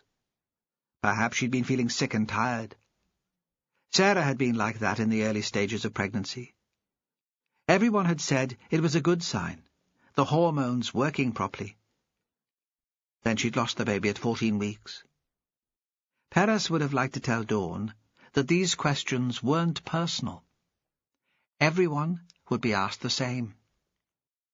But perhaps at a time like this, her feelings weren't so important. "Do you know why anyone would want to kill Roddy?" he asked. "He and Martin were friends. Roddy would tell him, wouldn't he, if anything was bothering him?"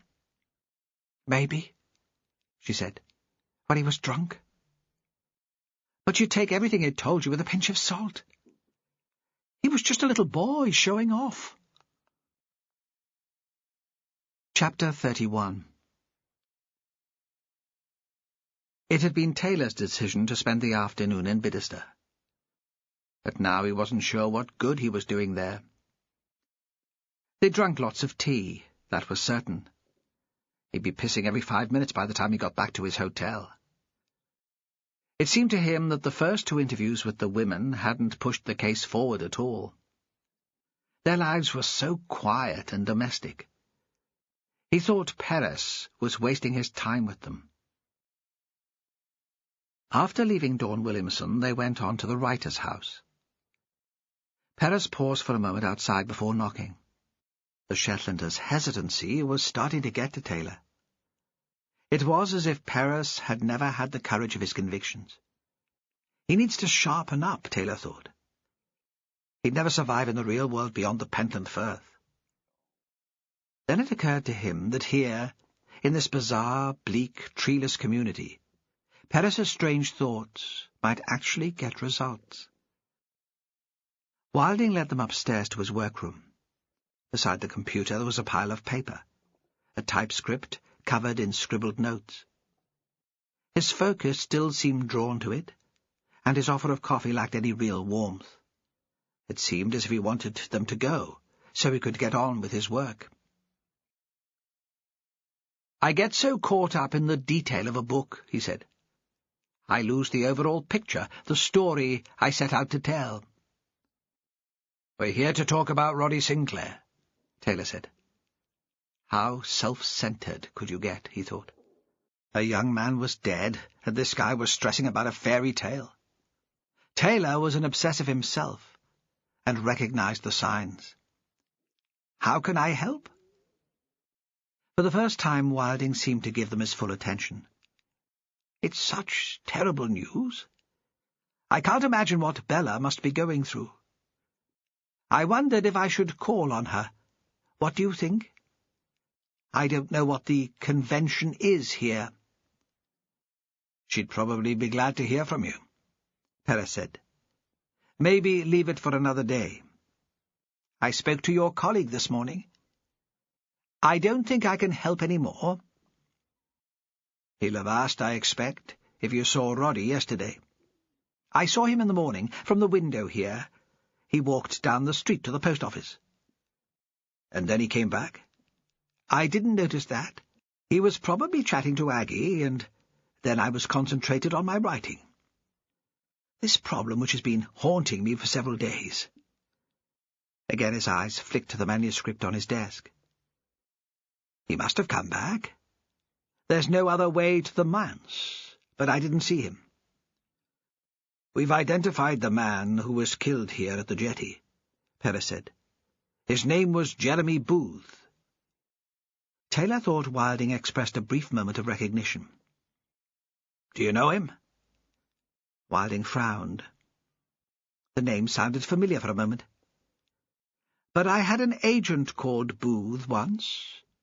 Perhaps that was it. I had to sack him. His name was Norman, probably no relation to the victim. This is a serious matter. There was an edge to Perez's voice which surprised Taylor. Are you sure you've never heard of the man? No, Wilding replied. I don't think I have. Sorry, I didn't mean to sound flippant. Taylor thought he didn't sound sorry, either. How did you come to live in Bidderster? I think I explained before that I've always admired Bella's work. I wrote to her years ago to tell her how much pleasure I took from her paintings, and we began a correspondence. He paused, saw that more explanation was required. I've recently separated. My partner left me. It was unexpected, to me at least. I thought we were happy. But she'd been seeing someone else. I had a sort of breakdown. I even spent a couple of weeks in hospital. He stopped, and looked over to where they were sitting. Perhaps you know all this already. I suppose you checked the backgrounds of people close to a murder case? Not well enough, Taylor thought, obviously. He felt the old anger at a job not properly done. Wilding continued. I suppose I behaved rather badly. I followed my partner, sent her flowers and presents. Tried to persuade her to change her mind. Her lawyer called it harassment, though I didn't see it that way. I was never charged with an offence, but she took out an injunction to stop me bothering her. I thought it would be safest to move away.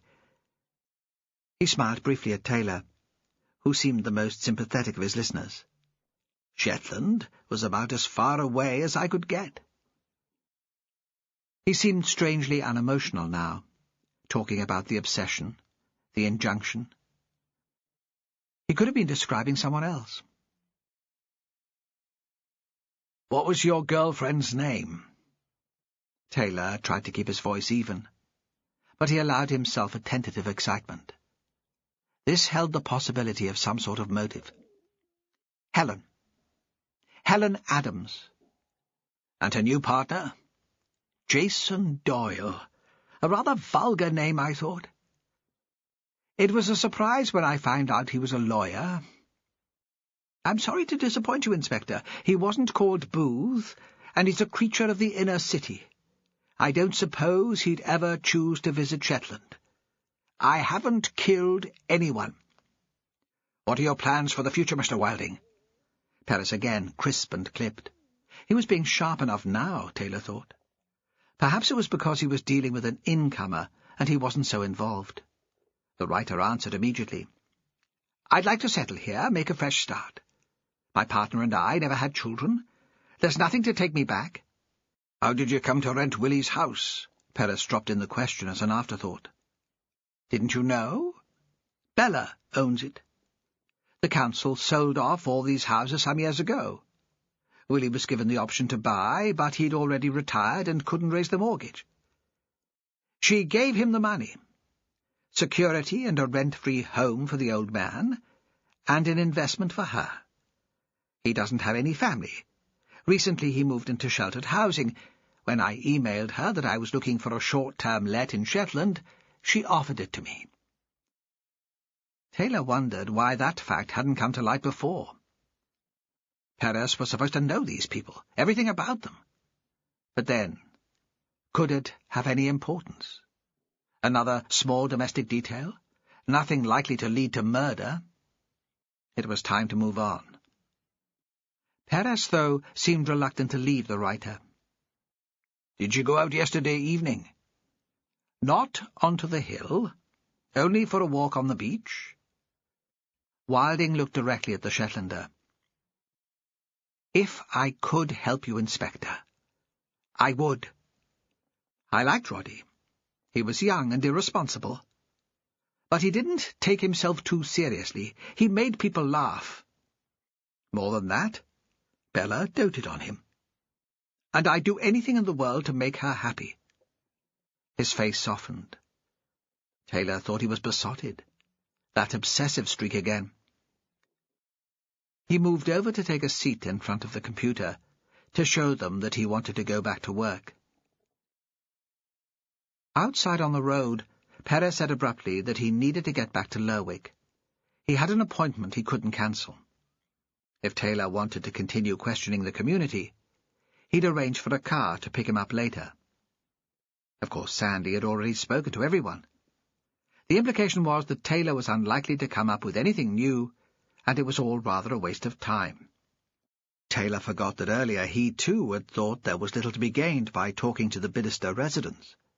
He saw this as a chance to beat Perez on his home ground.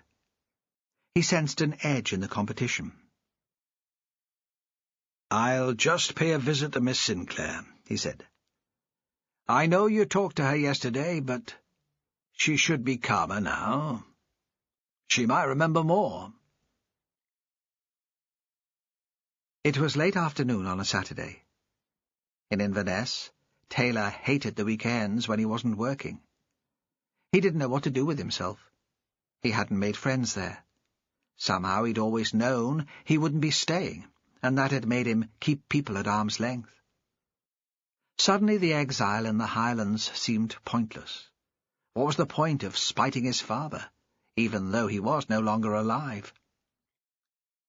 He was so wrapped up in these thoughts that he arrived at the manse without realizing. He rang the bell and heard the tinny ring inside. The door was opened by a woman he didn't recognize. She was wiry, smartly dressed. His first thought was that she might be a housekeeper or cleaner, but that was dispelled by the calm air of authority when she spoke. "If you're a reporter, Miss Sinclair isn't speaking to anyone." Taylor thought the woman could be a member of Perez's team, an officer he hadn't yet met. He introduced himself, and she invited him in, as if she were doing him a favour, not that he was there by right. "We haven't met," she said. "I'm Edith Thompson. I thought Bella needed someone with her." "Of course. At a time like this she'll need her friends." Edith looked at him thoughtfully. "We're not exactly friends, but I couldn't leave her alone at a time like this. I was imagining how I'd feel if I'd lost one of my children." "He was her nephew," Taylor said. "Not quite the same." "It felt the same to her." "Your husband found the body. Both bodies." She looked at him, through him, decided to ignore the challenge under the words. "I know. It'll haunt him forever. He's already having nightmares."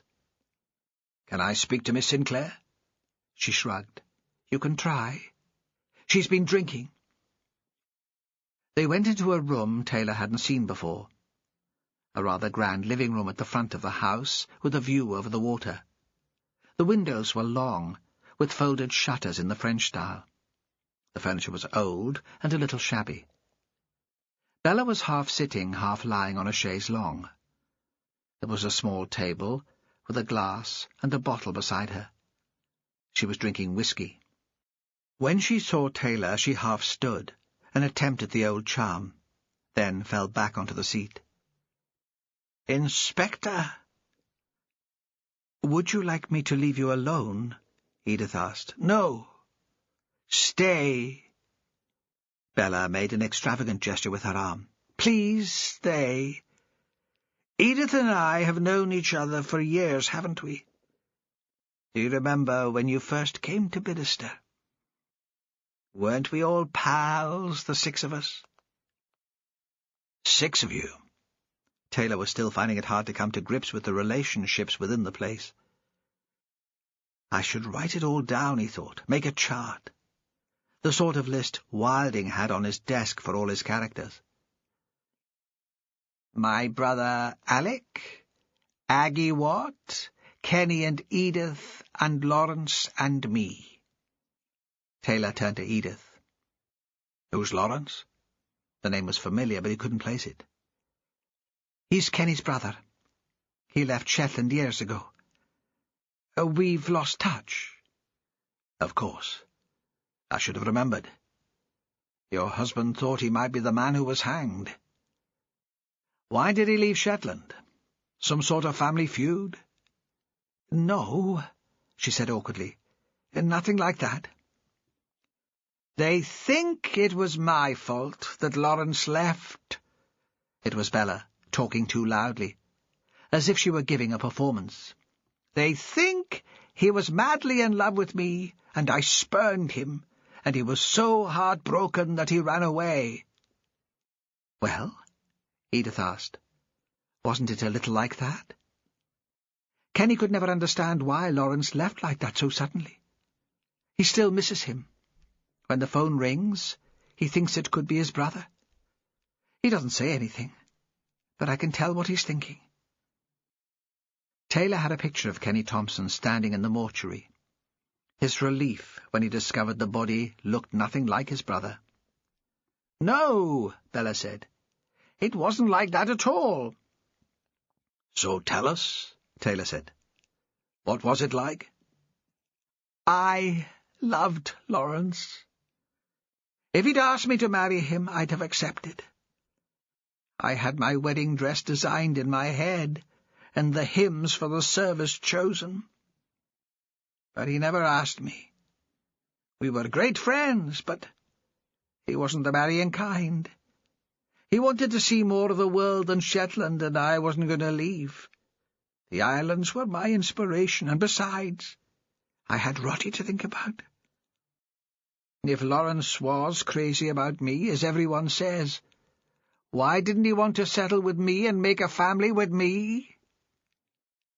She looked at them with a haunted desperation, which was only partly to do with the drink. Taylor thought how much energy she must have put in over the years, putting on a brave face. It suited her for people to think she'd been the one to reject Lawrence Thompson. At least that way she'd managed to maintain her pride. "He never contacted you either?" Edith asked. Bella shook her head. She'd started to cry. "Kenny's not the only one who has a flicker of hope every time the phone rings." She wiped her eyes. Taylor found himself thinking that part of her was enjoying the drama. He wished he knew how much of it was real. "Tell me about your relationship with Mr. Wilding," he said. "I don't have a relationship with him." "He's your tenant." "Yes?" "But that's Willie's house," Edith said. "It's Willie's house? But I gave him the money when the council gave him the right to buy. He gave me the house when he moved into the sheltered housing. All legal and above board. I wanted to give him a bit of security. I didn't need the rent. I told him he was looking after my investment for me. I didn't know. There are lots of things about me folk don't know." Bella dabbed at her eyes with a tissue. "I gave him the money.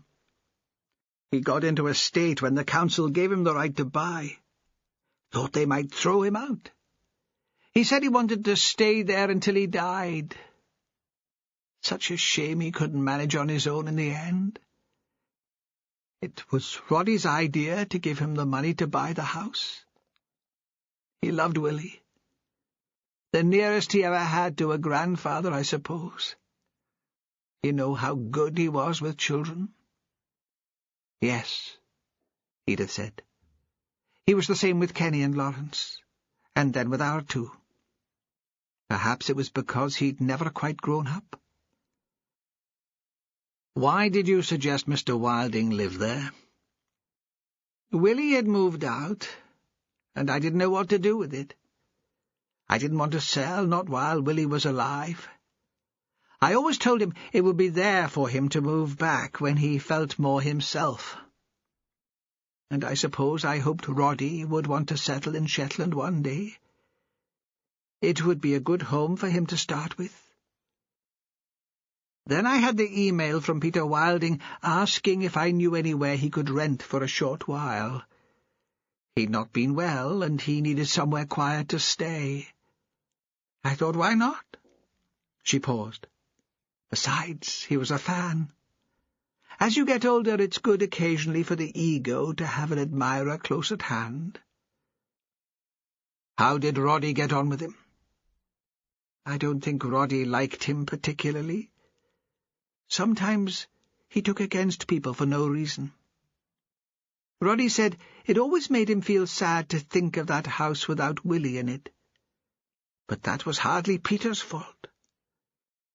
Roddy loved the old man, and visited there whenever he came home from tour. Take a bottle of whiskey and stay up half the night talking about old times. He said he'd heard Willie's stories hundreds of times, but he never tired of them. He still kept in contact, even after Willie moved into the sheltered housing. That's a part of his life the press never picked up on." Suddenly she got to her feet, more sober than she'd seemed throughout the rest of the encounter. She carried the whiskey bottle to the sideboard and put it away. "I'm going to make coffee," she said. "Would anyone like one? Edith, you don't need to stay, you know. I'm quite used to being on my own." Chapter 32. The appointment Perez couldn't miss was the final performance on the motley crew. He'd invited Fran and Cassie before Roddy's body had been discovered. Fran would understand if he cried off. But he decided suddenly, sitting listening to Dawn, that he should be there. If he pulled out this time, it would set a precedent for other occasions, other times when there were pressing things to do at work. He wanted to be part of a family again. He collected them from Ravenswick. Cassie was wearing a new pink cardigan, and Fran had put on makeup and the earrings he'd given her for her birthday. I should have made more of an effort, he thought. It seemed as if he'd been wearing the same clothes for days. The show took place in the saloon below deck, so the audience were crammed into seats very close together. As Lucy Wells had said, it was packed. Mostly families, mostly visitors. It still smelled of a boat, wood with a hint of tar. And they could feel the movement of the water under them. The show was an environmental piece aimed mostly at children. There were songs about the rainforest and melting ice floes, but enough of a pacey story to keep Cassie enthralled. Lucy played a green fairy, dressed mostly in emerald lycra with a couple of wispy wings. Perez found his eyes drawn towards her, became lost for a moment in a sexy fantasy, thought of the possibilities that would be closed to him if he was committed to Fran. After the show, the actors jumped down from the low stage and mixed with the audience, following up some of the issues raised in the piece. Lucy came up to Perez. "You made it," she said. "I didn't think you would." She seemed extraordinarily pleased to see him. Perhaps that's what actors do, he thought, disconcerted. They exaggerate without meaning to. She was playing with some green glass beads she wore round her neck, and he saw that her hands were plump and soft. "Did you enjoy it?" "Very much." He paused and saw that a compliment was in order. "You were very good." "It's not a role that requires much characterization," she said, smiling. "Fun, though." He was flattered by her attention. There were all these people to speak with, and she'd chosen him. Beyond her he could see Cassie and Fran chatting to friends. "When do you leave?" he asked. "Tomorrow afternoon." Something in her reply made him think that if he suggested they might spend the evening together, she would agree, that she'd be delighted. He was horrified that the thought had even crossed his mind. "Good luck," he said to Lucy. "I hope everything goes well for you. When you're famous, I'll be able to tell folk I met you." End of CD 7. CD 8. Perez moved away from Lucy and put his arm around Fran's shoulder, asked her in a whisper if she was ready to leave. Later, he wondered if it was a good thing he'd done, walking away from a lonely young woman who wanted his company, or if he was just a coward. That night he stayed at Fran's place again. While she prepared supper, he sat on Cassie's bed and read her a story. She was asleep by the time it was finished, and he stayed for a moment, thinking how it must be for her, having a new man in her mother's life, and how it would work for him, sharing her with Duncan Hunter, her father, a man he didn't much care for, though once they had been best friends. Back in the kitchen, Fran was draining rice. Her face was flushed. She'd taken off her jacket and was wearing a sleeveless white T-shirt. He could see the lacy pattern of her bra in relief through the fabric. Distracted, he returned to the subject of her ex-husband. "What will Duncan make of us, seeing so much of each other?" She tipped the rice into a brown earthenware bowl. "I like everything I've seen of you. If you're talking literally." "I'm being serious." "You're way too serious. It's my mission to get you to lighten up. Anyway, who cares what Duncan thinks? It's none of his business." "Cassie's his business." "I'd never stop him seeing Cassie, and neither would you." He could tell she thought he was making difficulties where none existed. In London, she'd been surrounded by unconventional families. She'd told him about close lesbian friends who'd fostered a son. Many of her colleagues were divorced and remarried, and for them weekends had been a time of shared parenting, the entertainment of visiting stepchildren. He was used to more traditional ways, but didn't want to question her judgment. He didn't want her to think him narrow-minded. The subject must have been on her mind throughout the evening, because at the end of the meal she returned to it. She reached across the table and took his hand. "It was because of Cassie I didn't rush into this.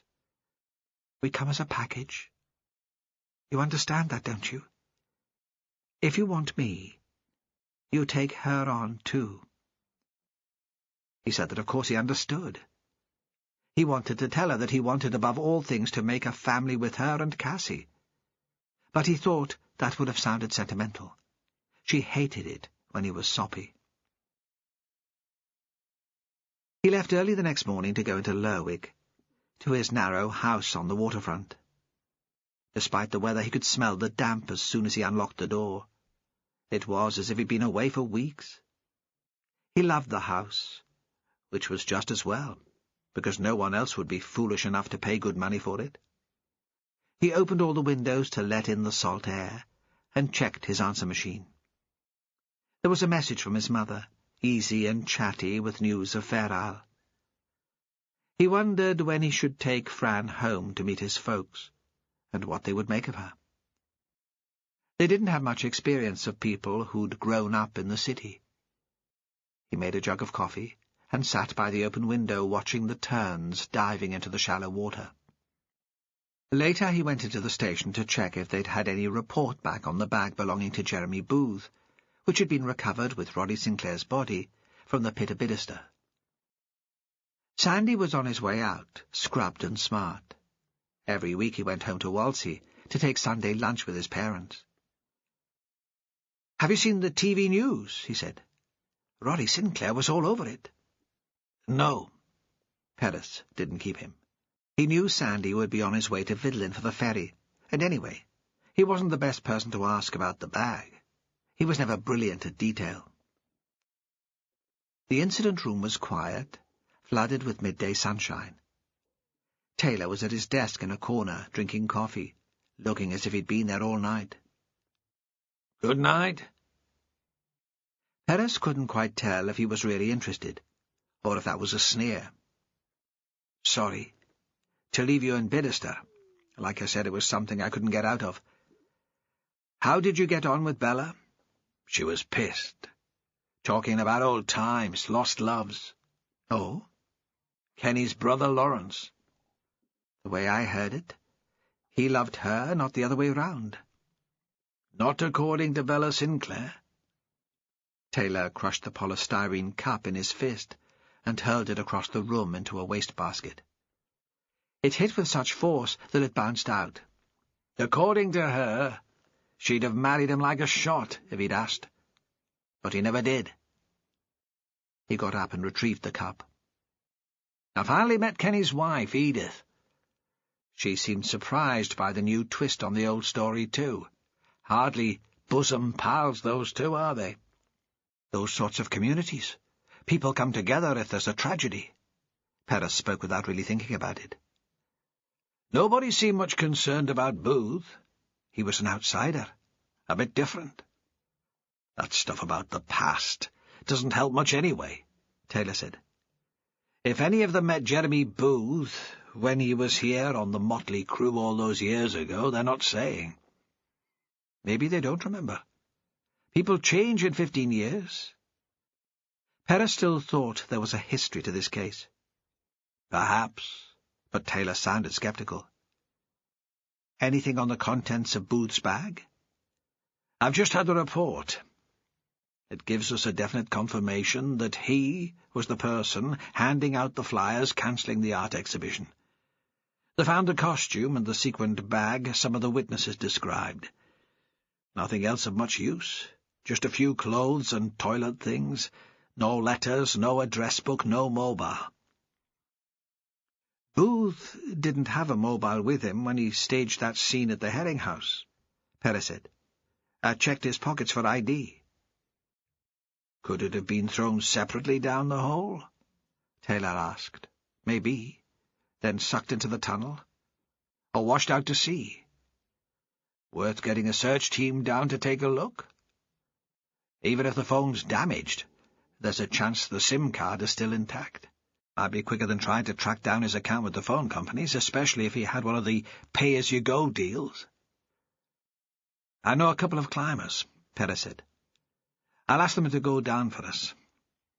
I could scramble to the bottom of the grass slope myself, but I'd not be confident to go through the tunnel, and it could be wedged on a ledge in the rock face." He knew he should have thought of the phone himself. His head was too full of personal stuff. He was losing concentration. Before he could forget, he went through to his office and called a friend who volunteered with the cliff rescue. She couldn't make the climb that day, but said she'd sort something out for Monday, if that would do. The tides were low now, so if the phone was down there, it wouldn't be shifting anywhere. Back in the incident room, Taylor was still at his desk, staring at the computer screen as if he could force it to provide answers just through the effort of his will. "We need to find a link between Booth and someone at Bidderster," he said. "That's all it'll take." He swiveled round in his chair so he was facing Perez. "Fancy a pint? I'm going crazy sitting here." Perez hesitated. In the previous case they'd worked on together, he'd enjoyed the informal contact, Taylor's restless energy. But Fran would be waiting for him. "I thought I'd take a run out to the Sunday teas in Middleton. See if I can find the lass who sold the masks. Maybe it's not so important now, but it'd tie up a loose end." He waited for Taylor to ask if he could come too. He was like a hyperactive boy who needed constant stimulation. But the Sunday teas were too tame for him, and he turned back to the computer screen. The hall in Middleton had been the school before the new smart place was built. Perez parked in what had once been the playground, next to a row of trestle tables, where a big woman was selling plants. Fran was with him.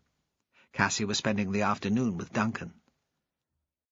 He'd asked Fran the night before if she'd like to come with him to the teas. He hadn't thought she'd be interested. Usually she spent the days when Cassie was away, working.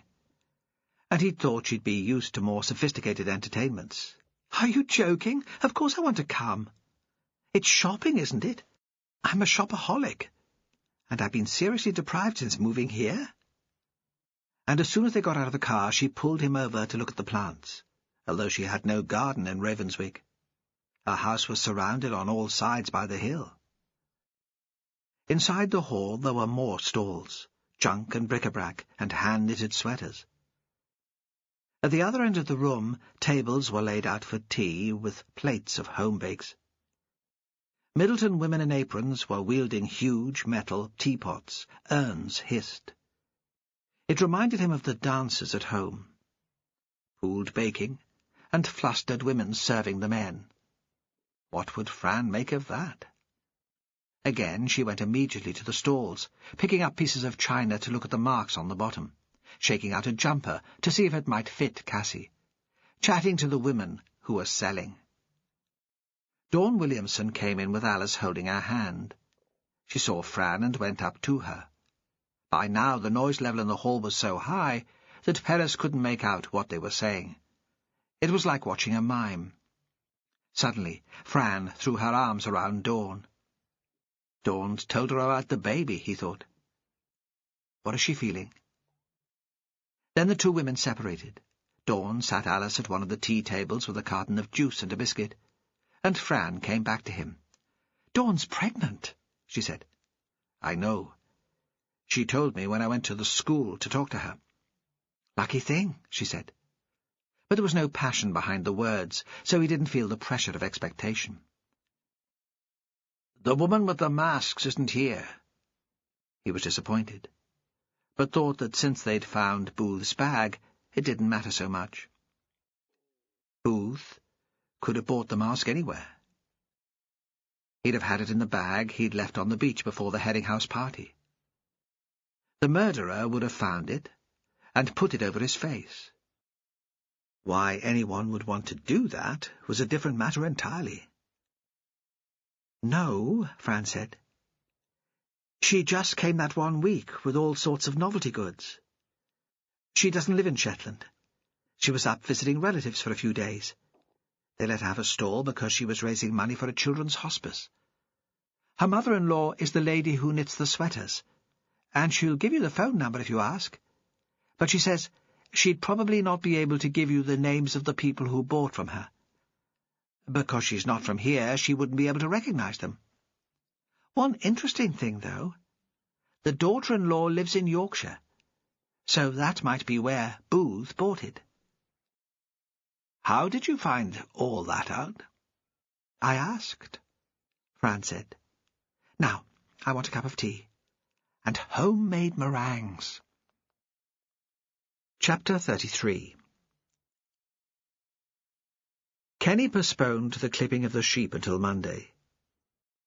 He couldn't have done it on Saturday, just after he'd found Roddy's body. He might not have thought much of the boy, but it was a matter of respect. Some things had to be done properly, whatever he made of the personalities involved. In the same way, it had been the right thing for Edith to spend Saturday at the manse with Bella. She was grieving, and couldn't be left on her own the state she was in. Edith was the only person in Bidderstone to calm her. Aggie was frail and nervy herself, and Dawn, though she was capable enough, came from outside and wouldn't really understand what was needed. He would have been able to get more of the boys out on Sunday to help, but he had a kind of superstition about working on Sundays. When he'd been growing up, nothing was done on the Lord's Day. The women wouldn't have considered hanging washing on the lines, and most of the preparation of the dinner was done the day before. Certainly, there was no work outside on the croft. Kenny wasn't religious himself, but he liked to keep the old traditions. If Willie had still lived in his house, it would have upset him to see the line of men crossing the hill on a Sunday morning. He'd been a regular at the kirk in Middleton. One of the congregation would collect him each Sunday. Willie would be ready and waiting at the door, dressed in a suit which was quite shiny with wear. Kenny wondered if they still took him to the kirk from the sheltered housing. He hoped they did. So there would be fewer men available to help on the hill on Monday. They all had their own work to go to. But if they missed a few sheep, he could go back later in the week and fetch them in. Edith had arranged to take the day's leave from the care centre, so she would be there to help. He was grateful for that. He knew she'd be saving as much holiday as possible to go south when their grandchild arrived. Martin Williamson came along. He'd opened the Herring-house on Saturday, because it was always so busy, and he'd heard nothing from Bella to the contrary. But when she'd found out, she'd been furious, and had insisted on closing the gallery and the restaurant for the rest of the week. He said he didn't mind, as long as she continued to pay him, and he'd be glad to help with the sheep. Kenny was surprised by his flippancy. He thought Martin and Roddy had been friends of a kind. But perhaps that was just the way he was, always making light of things. And there was a group of retired men, all from Unst, who still worked a bit of croftland as a hobby. They turned out for events like this, and stood now outside the house, identical in their caps and boiler suits, talking about the old times, their dogs panting at their feet. Kenny could tell the men were happy to be there. It was such fine weather, and they were glad to be useful. Although he knew exactly what he planned to do when he got onto the hill, he'd almost as much experience as them. He asked their opinion, and nodded seriously when they told him the best line to take. Edith came out of the house to join them. She was wearing overalls and boots, and had her hair tied away from her face. She'd caught the sun in the last few weeks of good weather, and there was a pale mark where her hair usually hung. She carried the stick that his father had always used.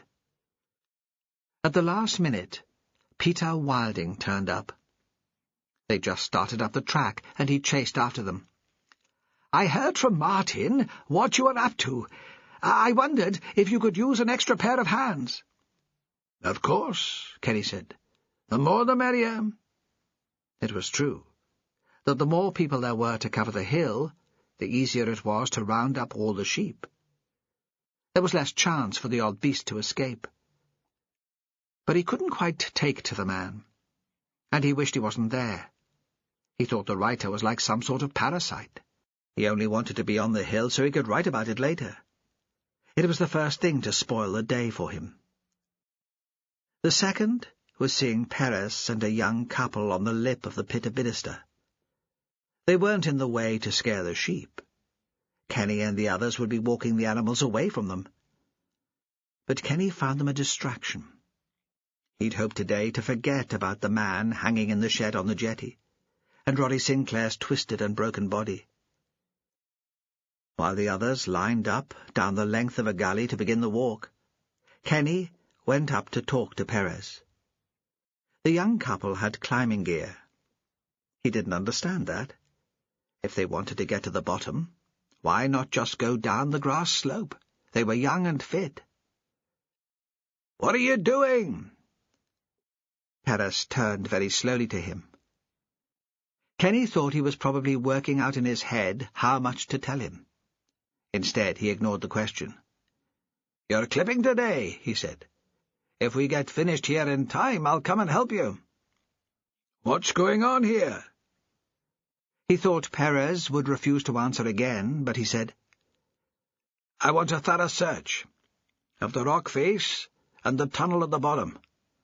There are some items that are still missing." "How long will this go on?" Kenny demanded. "When will we be left in peace?" "When I know what happened," Perez said. "When I know who killed 2 men." The young people had been ignoring the exchange and preparing for their climb. The woman was already at the edge of the cliff, leaning out, held by the nylon rope. Kenny turned away. If he had his back to them, perhaps he could pretend that none of this was happening. He ran to catch up with the line of people walking slowly across the hill. The dogs chased between them, filling in the gaps. The men had their arms outstretched and whooped and called to move the sheep ahead of them.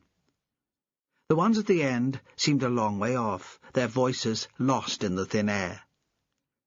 Kenny stood beside Edith, who was waving the stick and yelling like the rest of them. "What's going on up there?" She had to shout to be heard above the noise of the men, the dogs, and the sheep. "Some sort of search. I don't know. I hate it. I hate all this happening so close to home." She seemed to be shouting back some words of comfort, but he couldn't make them out because of the noise. They had the sheep gathered up in a circle of dry stone, with a rough wooden gate held across the gap, and let them out one at a time for clipping. The old men sat with an animal each, turned on its back, the front legs held firm, and hand-clipped with sure, firm bites until the fleece was free. Then the poor bald beast was let loose to run away. The men's hands were brown and soiled and calloused. Kenny looked at his own, and saw that they were going much the same way. Edith's hands were soft, and he thought she'd have a few blisters by the end of the day. But she was just as accurate as the men, and as strong as most of them, too. She had a fine, deft way with the clippers, and she could keep her sheep calm. But she wasn't as quick as they were. Sometimes they looked over and teased her about how slow she was, and she laughed back at them, not minding at all. At midday, she brought out flasks of tea and thick sandwiches made with cheese, and a ham which she'd cooked herself. They ate, although their hands were still greasy with lanolin, just rubbing them on the cropped grass to get rid of the worst of the muck.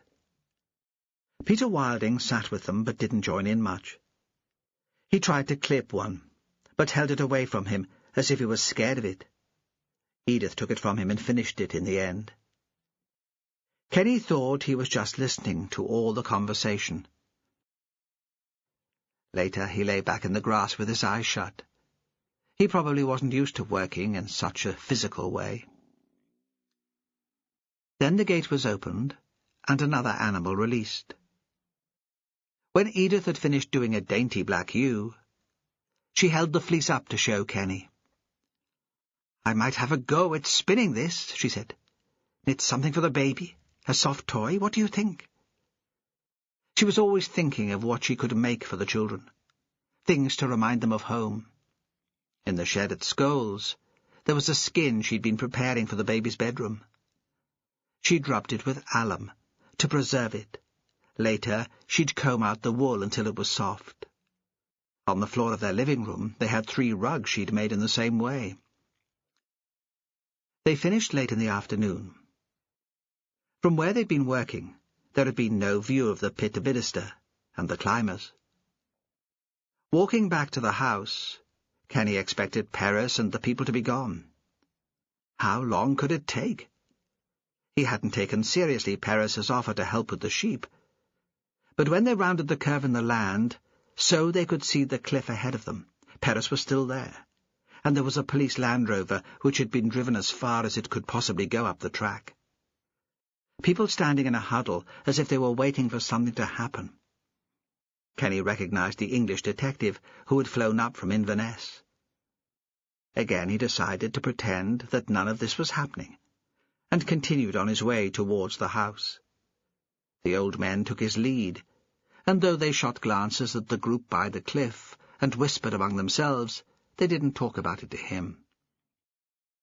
Wilding, though, was too curious just to walk past. He stared at the group of police officers, and finally sauntered up to them, all arrogant, as if he had as much right to be there as they did. The rest of them were halfway down the track, too far away to hear the exchange, but they stopped to watch what was happening. In the end, Kenny turned to watch too. He would look foolish, striding on down towards the house on his own. The English detective moved away from the rest of the group and stopped the writer before he could get anywhere close to the edge of the hole. There was a brief conversation. Then Wilding was sent away. With a flea in his ear, Kenny thought with some satisfaction. "Well?" Martin asked. "What are they all doing up there? Is it the giant's lassie they're after?" Wilding obviously hadn't heard the story, because he just looked at Martin as if he was soft in the head. The old men chuckled. "They won't tell me anything," Wilding said. "It's a crime scene, and everyone should keep out. That's all the man would say. Actually, he was rather rude." Usually after a day on the hill, Kenny slept suddenly and deeply, despite the light outside. But tonight he was unsettled. Edith had been restless, as she always was, but at last had fallen asleep. Afraid of waking her again with his tossing and turning, in the end he got up. He pulled on his clothes and his boots, and went outside. It was as near to dark as it would get, everything grey and shadowy. He walked out onto the hill a little way. At night, at this time of the year, storm petrels and Manx shearwaters flew into the cliffs, to the nests they made in the old rabbit burrows. When he was a boy, Willie had taken him to show him. Kenny tried to picture the tiny petrels, small and ghost-like, like bats in the gloom, and thought he might walk up now to look at them again. But as he approached, he was aware of a faint mechanical hum coming from the direction of the pit. A generator. The police must still be up there. During the evening he'd heard vehicles coming up and down the track. He couldn't face seeing them, and walked back towards his home. The noise of the generator was faint, but Kenny found it menacing. He wouldn't be able to clear his mind of it, even inside the house. He knew it would keep him awake all night. Chapter 34. Perez had watched Kenny Thompson and his team of helpers cross the hill with envy. Bringing in the sheep for clipping reminded him of home. Fair Isle, the furthest south and the most remote island of the Shetland group, famous for its knitting and for being an area on the shipping forecast. When he'd worked in the city, he'd lie awake at night and listen to the measured voice on the radio. Fair Isle, Faroes, southeast Iceland, easterly 5 to 6, light rain, good. And he'd picture Dave Wheeler, who farmed at Field. The man had come to the isle after working in the South Atlantic, and since Perez could remember, had been the Met officer on the island. Before his retirement, he'd looked after the airstrip and been one of the firefighters. At one time, Perez had thought Fair Isle was where his future lay. He'd take a croft there, and when his father retired, he'd become skipper of the mailboat, the Good Shepherd. His children would grow up on the isle, and know it as well as he had done. Then earlier in the year, the opportunity had arisen for him to move back. A croft had become available, and he'd have had a good chance of getting it. His mother had been desperate to get him back, but he hadn't put in the application. Lethargy, perhaps? A reluctance to leave his little house by the water? But more than that, he wasn't ready yet to give up his work. Policing was a challenge, even in Shetland, he realized. And though he'd only just met her, he dreamed even then he might get together with Fran. He didn't have any regrets. The offer to help Kenny with the clipping had been an impulse, but he'd meant it. He'd enjoy the physical exertion after the stress of the inquiry. It might free his mind, pull out the tightness in his muscles. He turned back to the climbers, hoping that they wouldn't be long. If Booth's phone was there, surely they'd find it soon enough. The search area wasn't huge. The climbers were a married couple called Sophie and Roger Moore. They'd come to Shetland first as students, liked it and stayed. Sophie was an accountant with Shetland Islands Council. Perez wasn't sure how Roger made a living. He watched them slide over the edge and turn. They moved slowly, stopping to pass a hand across the ledges where thrift or the mess of a bird's nest could be hiding the phone they were looking for. When they'd first arrived at the site, they'd said it was easy enough, good practice, though Perez had convinced himself that it would be a waste of time for them. He was going through the motions to satisfy Taylor. He couldn't see that anything would be found. It was a sort of superstition for him, not to be too hopeful at times like this. He was glad Taylor had decided to have a day at his desk, putting together all the information that had already come in. The wait would drive the Englishman frantic. Perez imagined him standing at the top, shouting ridiculous, meaningless instructions to the climbers below. When they were out of his view, Perez moved around to the landward side of the pit, where the grass slope was, so he could see them better across the space. He couldn't hear what the climbers were saying to each other.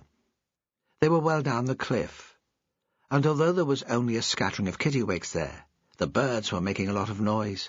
He thought now that there was probably some law about disturbing the birds in the breeding season. Should he have got permission? The thought distracted him for a moment. The numbers of breeding seabirds had declined. He didn't want to add to their problems. And when he looked again, the couple had reached the floor of the cavern. He moved carefully to the edge of the grass slope and sat looking down at them. Even here he felt slightly dizzy, the beginning of panic. He had regular nightmares about falling into space, about being sucked to the edge of a cliff. Roger and Sophie were moving into the tunnel between the hole and the beach. It was dead low water, so there was no danger of being swept out to sea. The channel was narrow but quite high, certainly tall enough for a man to walk along without stooping. It bulged slightly in the middle, and from this view was shaped, Perez thought, like a giant eye of an eagle. The bridge of rock that separated the pit from the shore was about 20 feet thick, so that was how long the channel ran for. In the middle it would be dark, and the climbers had torches. Claustrophobia didn't hold the same terror for Perez as vertigo, but he was glad he wasn't with them. They waved to show they were on their way in. While he waited for them, Perez worried at the case. The sun was warm. In the far distance, occasionally he could hear Kenny's party calling at the sheep. He needed to find a motive for Booth's death before he could move forward.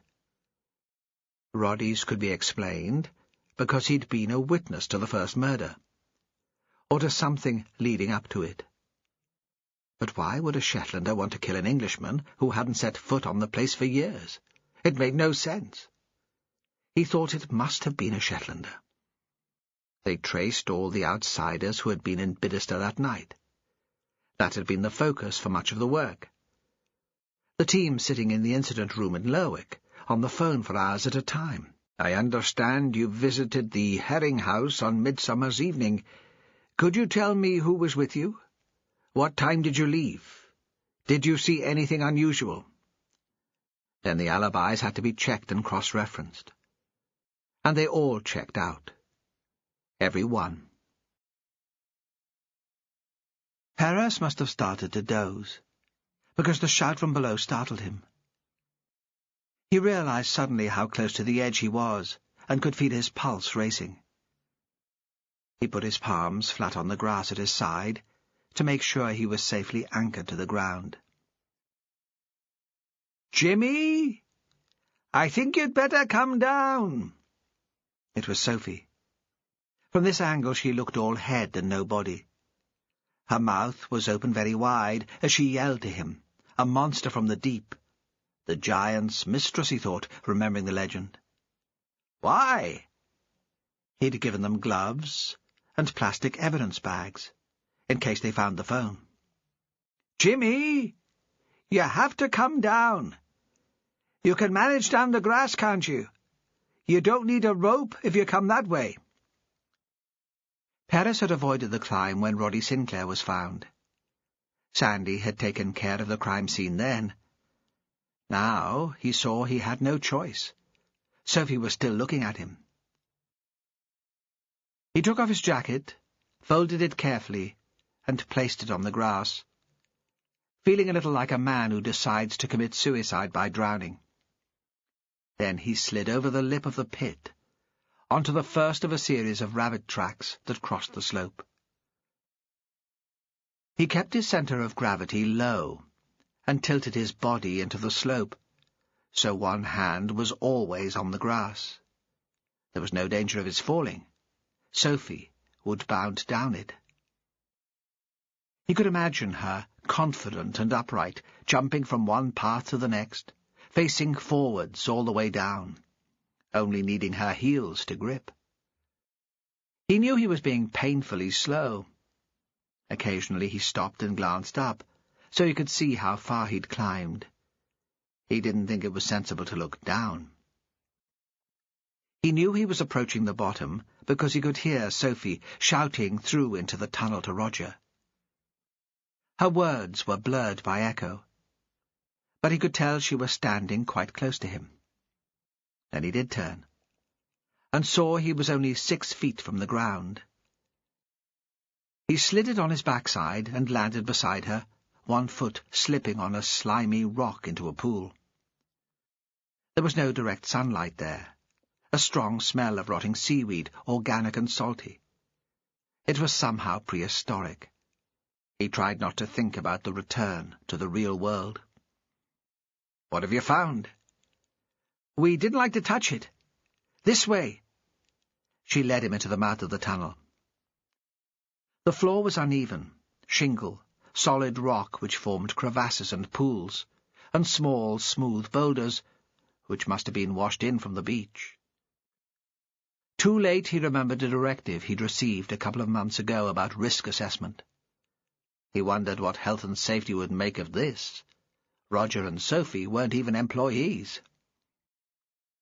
At this point the tunnel looked like a cave. It must curve further in, and the gap leading to the open water must be very narrow, because no natural light showed from the other end. Roger had put on his torch and was waiting for them, haloed in a yellow glow. He was sitting on an outcrop of rock which jutted from the channel wall, eating a bar of chocolate. "Sorry," Sophie said. "Jimmy was a tad slow." "Have you found Booth's phone, then?" Perez thought they were playing a sort of practical joke on him. They knew he was uncomfortable with heights, and had dragged him down here under false pretences.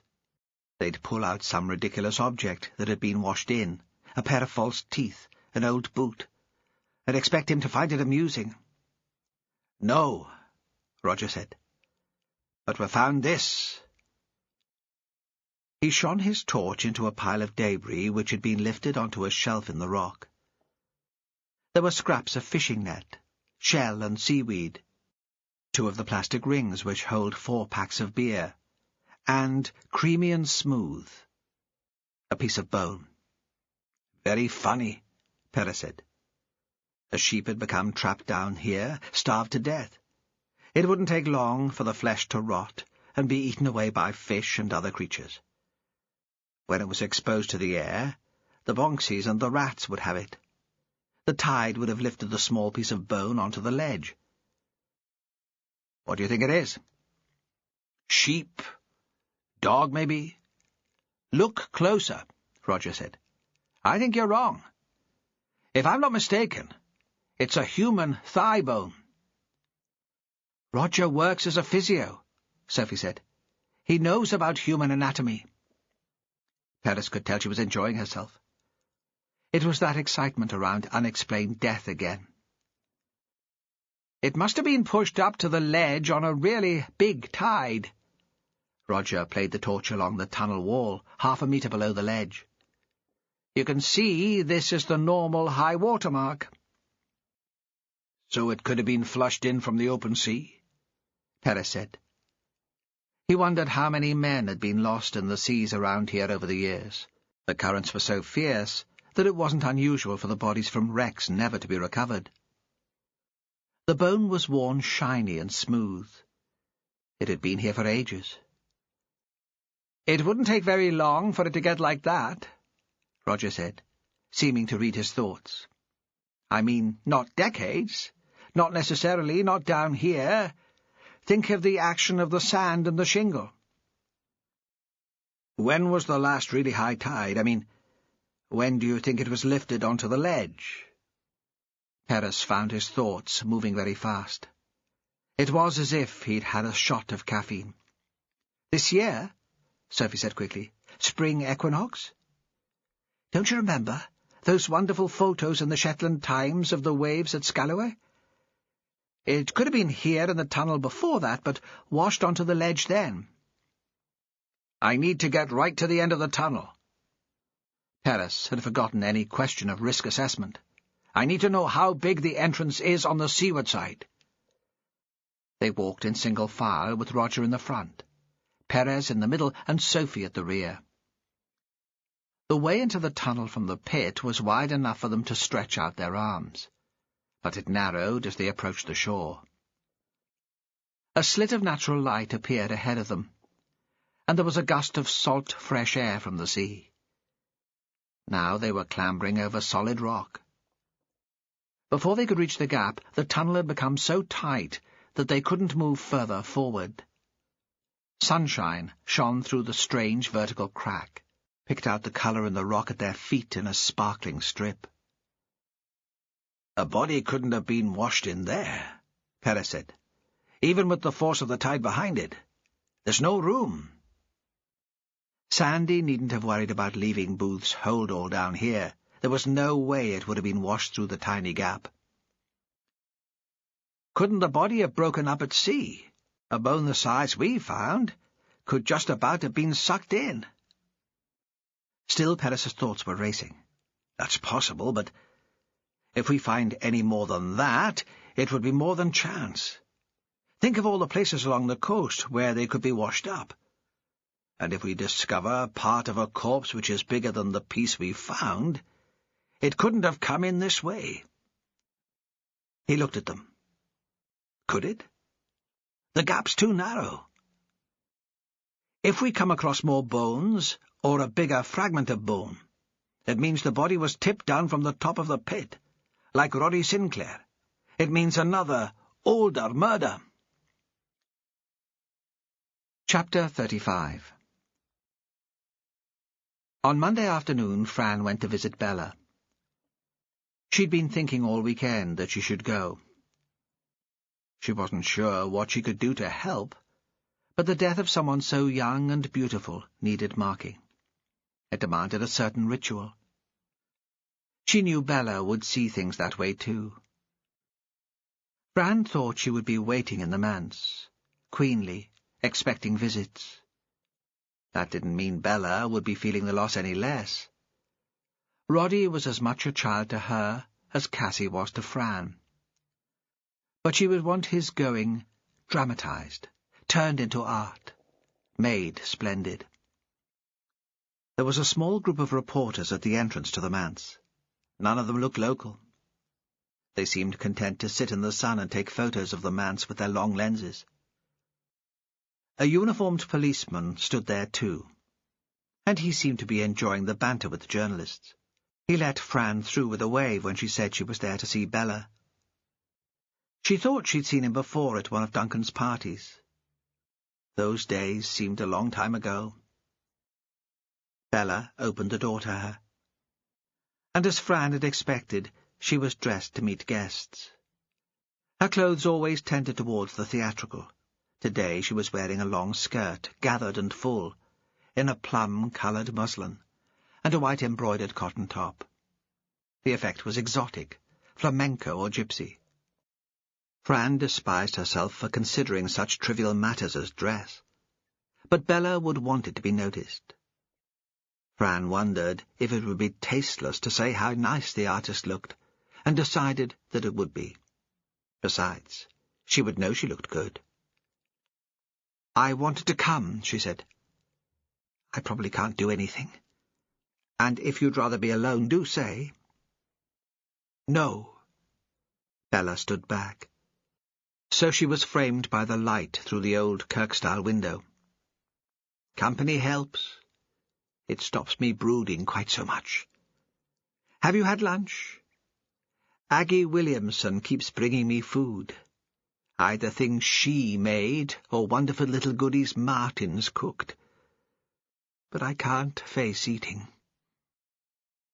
And Fran saw that she did seem to have lost weight. Her eyes were hollow and her cheekbones angular beneath the fine skin. She had put on makeup, though, a very subtle foundation, a smudge of shadow on her eyes. I would do the same, Fran thought. It would keep me from falling apart altogether. Bella was continuing. "Shall we have tea, then?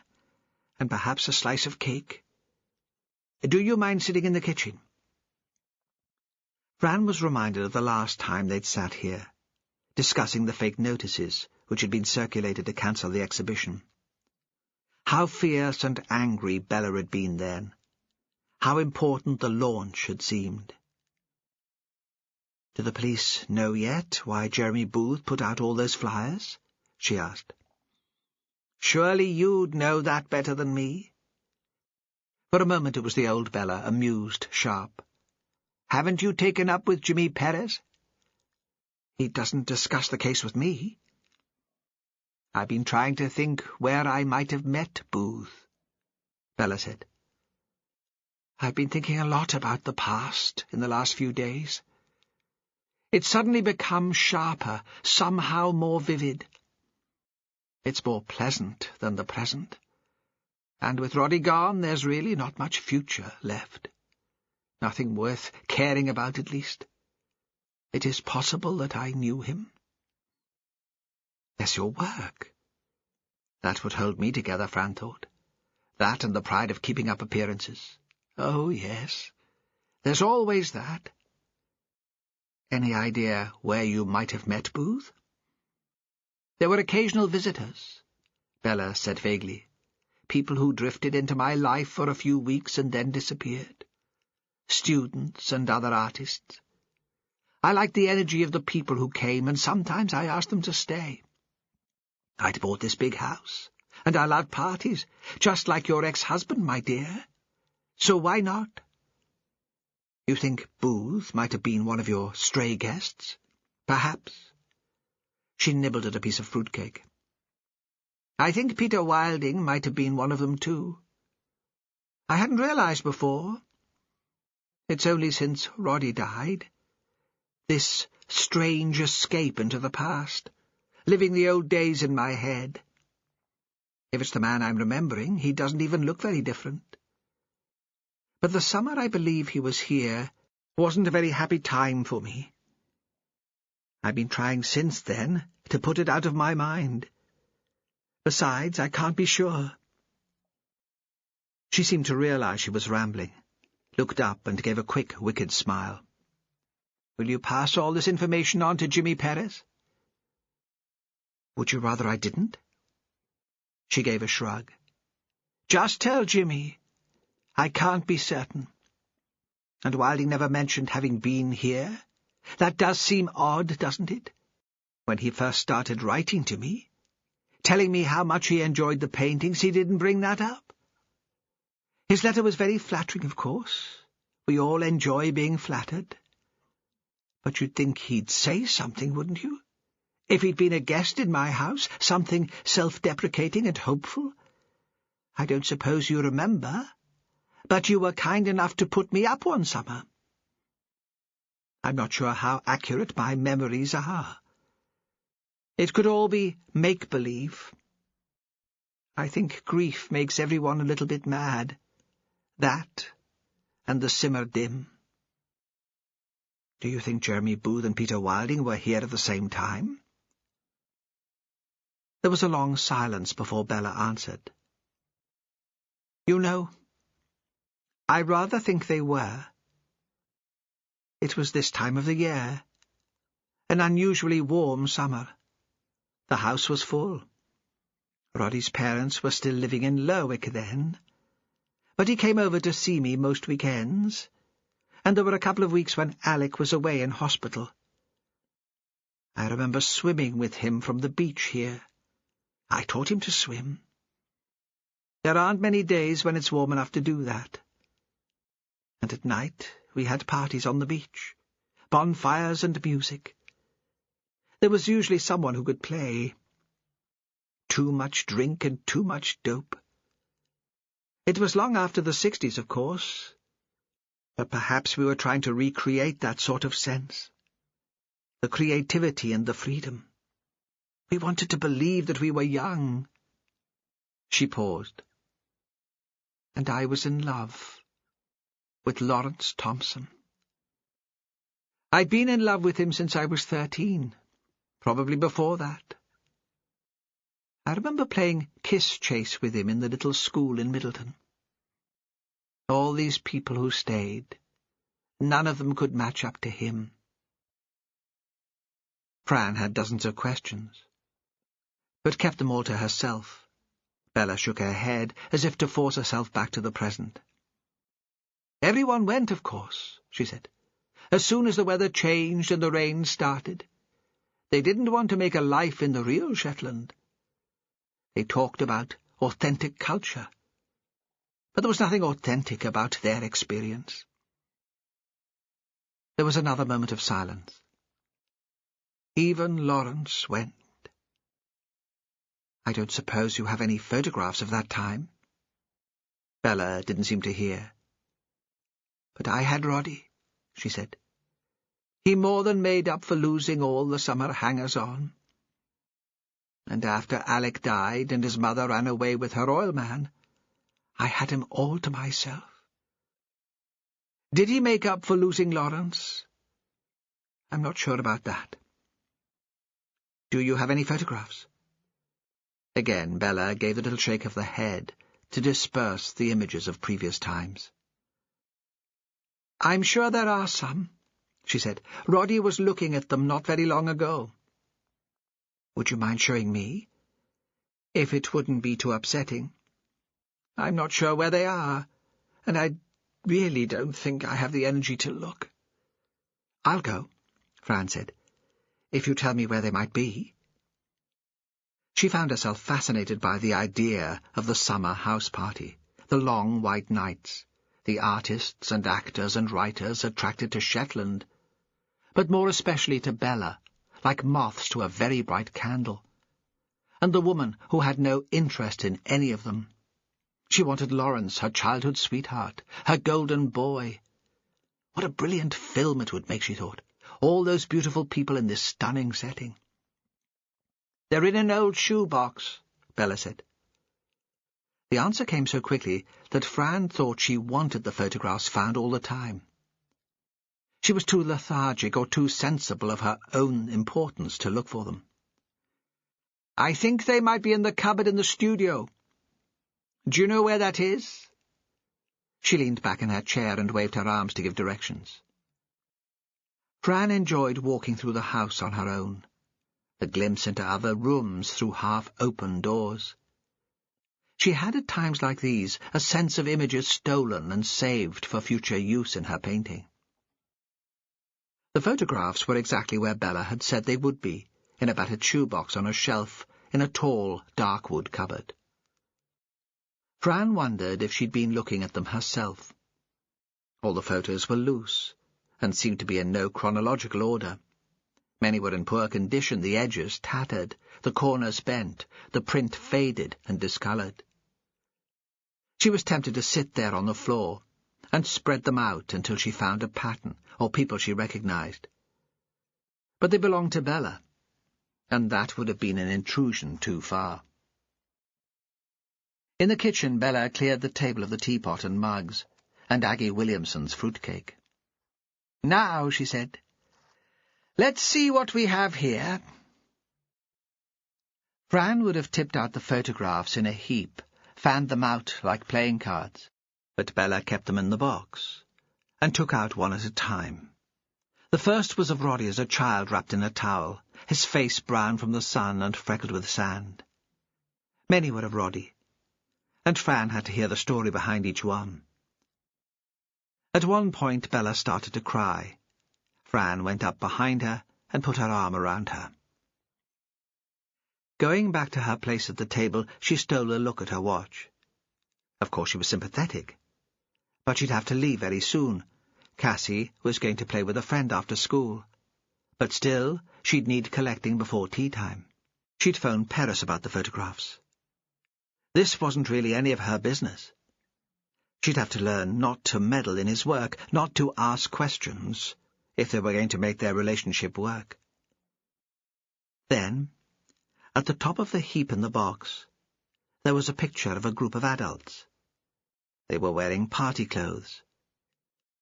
It had been taken in the garden with the house in the background. Everyone looked stiff and formal. Beyond the house a cloudless sky, and all of them held in their hands masks, glorious, elaborate affairs fastened to a cane. Fran felt suddenly very cold. The implication of the masks seemed lost on Bella. She left the photo where it was and stared at it. "I remember that night," she said. "It was the evening before most of them went. We held a real dinner party to mark their leaving. I made everyone dress up, set the big table in the dining room. I wanted something special, and came up with the idea of the mask. How pretentious I must have seemed. I thought we were so sophisticated. We're none of us very young there, are we? I remember it as a time when I was young, but that's not true at all." "Where did you get the masks from?" "I hired them from a theatre company. The one which still turns up in Lerwick every year on the boat. I made friends with one of the actors." "How long ago was it?" Bella stared into space. 15 years. Roddy had his 6th birthday the next day. He came here to collect his present, and those of us who were left had such hangovers. Do you know who everyone is?"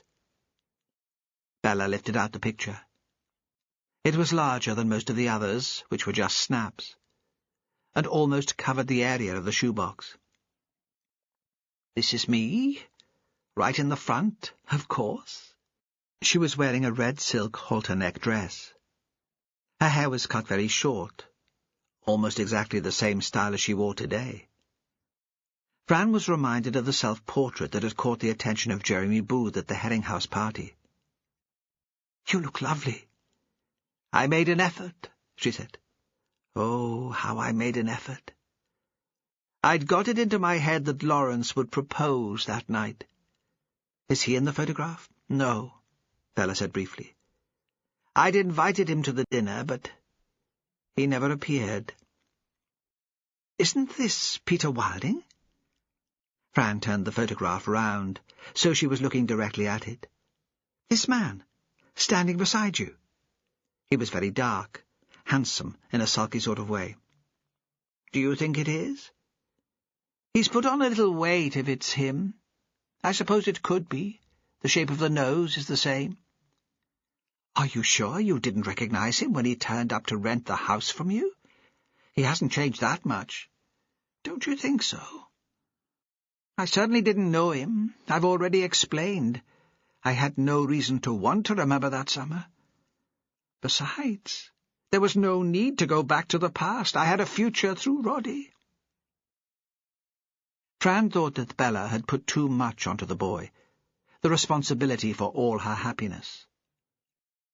"Is Jeremy Booth there?" Bella swung the picture back. "It's difficult to tell, isn't it? I only saw him briefly at the Herringhouse the other night." "Where is it?" "I wondered if this could be him." "Where?" "Here. I thought the long face, rather narrow nose." "He has more hair here, of course. It's unfashionably long, even for the time. And he has a beard, very much the bohemian." "And you really don't remember anything about him? Not even the name?" "I don't think he can have been here for very long. Perhaps not more than a few days. That happened. People came for a while and then moved on. I spent quite a lot of my time in Glasgow, visiting lecturer at the art school. I get pissed at parties and invite people to stay." She leaned back in her chair with her eyes half closed. Fran thought she was reliving that summer in her mind. "I think perhaps he was the magician," she said. "He put on a magic show for Roddy, who was completely entranced. It seemed such a kind thing to do. I rather fancy he was my actor. He told me he was in love with me." As if this was of no consequence at all, a common occurrence. She paused. "He was given to practical jokes, I remember, and not always in good taste. The flyers cancelling the party would have been just his style, a way of getting his own back. But why wait all this time? Surely he didn't come to Shetland just to upset me?" There was a note of satisfaction in her voice. She liked the idea that she had haunted him for years. "Did anything happen that time they were all here at the manse?" Fran asked. "Something that could have triggered this violence so many years later?" "No," Bella said. "The night that photograph was taken was an anticlimax. We dressed up and ate dinner. The next morning I was left with a hangover and a pile of dirty dishes. No drama. Nothing." "Can I have the photo to show Jimmy?" "Why not?" She sounded very tired, as if nothing really mattered any more. Chapter 36. Taylor had been at his desk since 8, and was finding it impossible to concentrate. He'd been restless even as a child, could see now that he must have driven his father to distraction, with his fidgeting and his demands for attention. His father had been a foreman in the docks, and used to a bit of respect. Taylor hadn't been prepared to make the effort. Since the trip to the Wirral, he'd been thinking more about his family. He should have been in touch with them. At least let them know he was safe and well. Everyone thought Jeremy Booth had been a selfish bastard walking out on his wife and baby. Maybe they were saying the same thing about Roy Taylor. You'd have thought he could have picked up the phone and let his mother know he wasn't dead. This case had too many resonances with his own life. It seemed Lawrence Thompson had just walked out too, because he was bored, or being pressured to take on the commitment of a wife and family. Perhaps he just needed the space to make his own decisions and live his own life. Taylor left the building and went out into the street. He needed exercise and fresh air and a decent cup of coffee. Another huge cruise ship was sliding into the mouth of the harbour, blocking out the view of Bressay, dominating the town. Taylor thought cruising was like his idea of hell, being shut up on a boat, with a load of people whose company you hadn't chosen, having to be pleasant to them, never being able to escape. Like a family, he thought. And he thought that though he hadn't spoken to his relatives for years, he had never really escaped them either. Resentment against his father bubbled inside him, fueling his ambition, pushing people away. He walked down the lane into the Peary Cafe. He'd come here with Perez when he was last in Shetland. They drank coffee and discussed the case, united against a general assumption that the murderer had already been found. He missed the easy relationship they'd had then. He seemed to remember laughter. They'd been more like friends than rivals. Why did Perez irritate more now than he had on the earlier visit? Was it because he'd taken up with Fran Hunter? Was Taylor jealous because he had a woman, an attractive woman? There were two middle-aged women in the queue ahead of him, English tourists in walking gear. He tried to curb his impatience as they dithered about whether it would be terribly wicked to have cream with their scones. He was tempted to turn round and walk out, but the smell of the coffee held him. He just put in his order when the phone call came from Perez. "I'm in Bidester. You might want to get over here." There was never any urgency when the Shetlander spoke, but Taylor could sense in his voice that this was important. "The climbers came across something." The Englishwomen were back at the counter, hovering at his elbow, fussing with napkins. They were chatting, and Taylor found it hard to hear what Perez was saying. "I'll be on my way. You can tell me when I get there." He asked for the coffee to be tipped into a cardboard cup so he could take it away, and felt as close to joy as he ever did now that he was grown up. He had a function, an excuse for activity. For a few hours at least, he wouldn't be bored. In the car he played Led Zeppelin so loud that it pushed thought out of his head, and drove one-handed as he drank the coffee, which was still too hot. He reflected that the fear of boredom had driven him the whole of his life. He went as far as he could up the track, then pulled onto the grass and walked the rest of the way. Perez and the climbers were sitting at the top of the pit of Bidester, waiting for him. The sight of them, lying back with their faces to the sun, irritated him all over again. Did they have nothing better to do? Did Perez think a murder investigation was just a holiday from the routine and the mundane business of policing this wind-blown, God-forsaken place? "What is it?" He felt at a disadvantage, breathless and sweaty after the walk onto the hill. "Have you got Booth's mobile?" "No," Perez said. "We didn't find that." "What then?" "A human bone."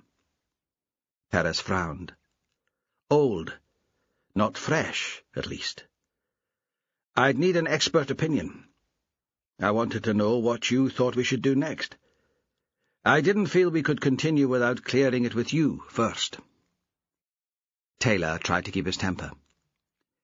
It would be a wonderful indulgence, just to let rip, to blast away at Perez for his incompetence. The Shetlander had managed the original crime scene after the body of Roddy Sinclair had been found. Why had no proper search been done immediately?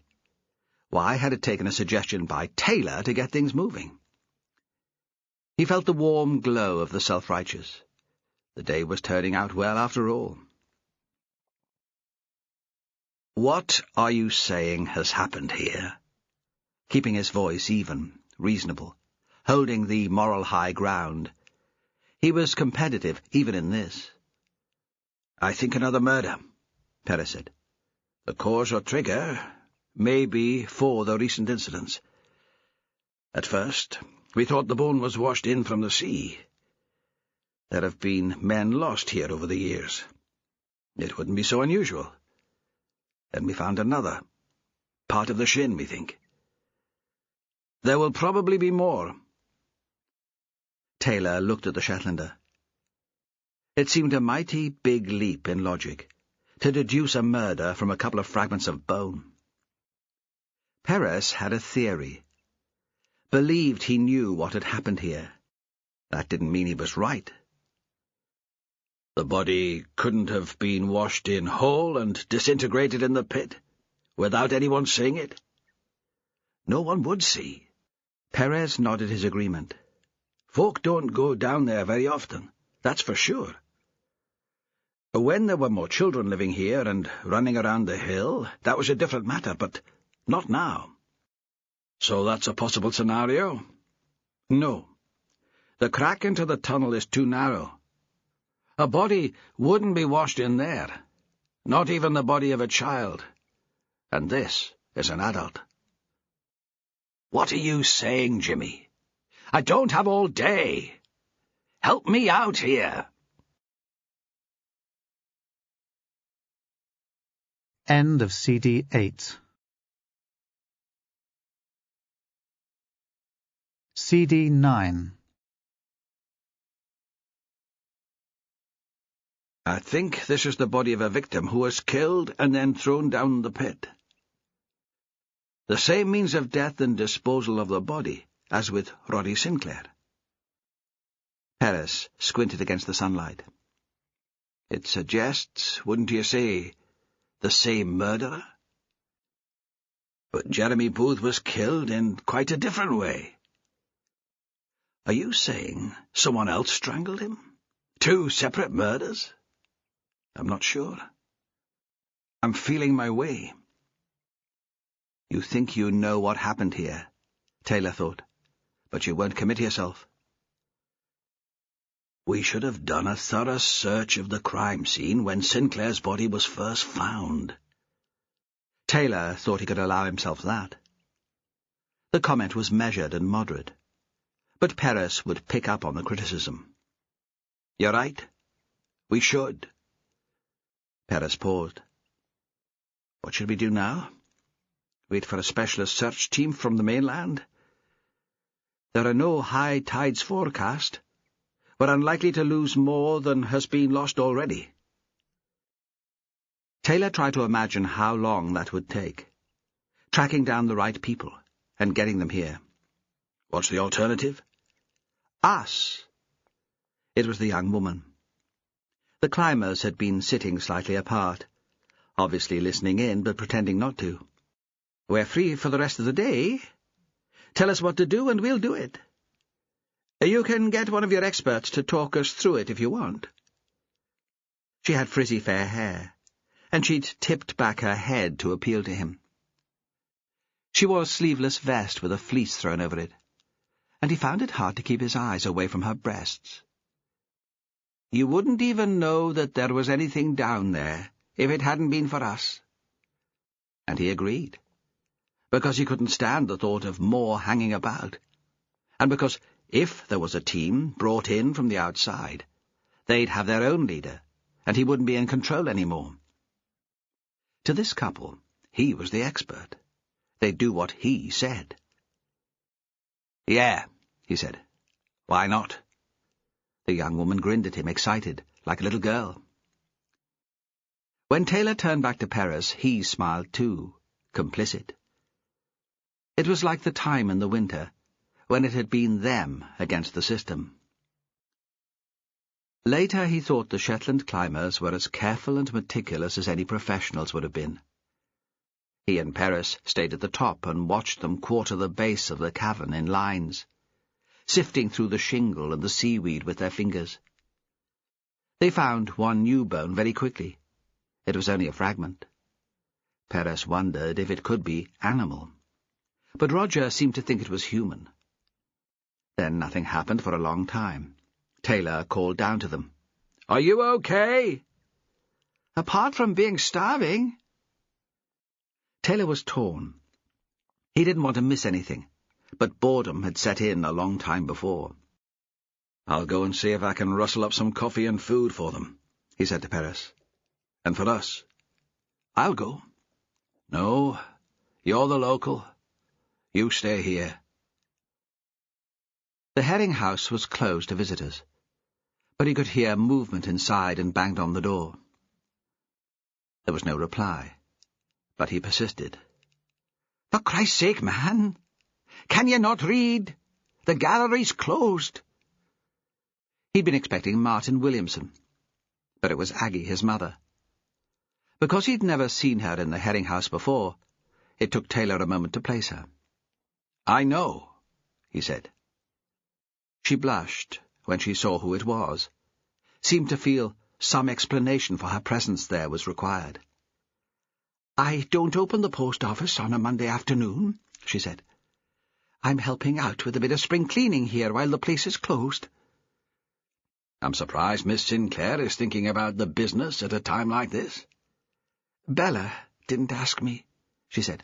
"Martin did. She leaves the restaurant to him. He's out today helping Kenny Thompson with the hill sheep.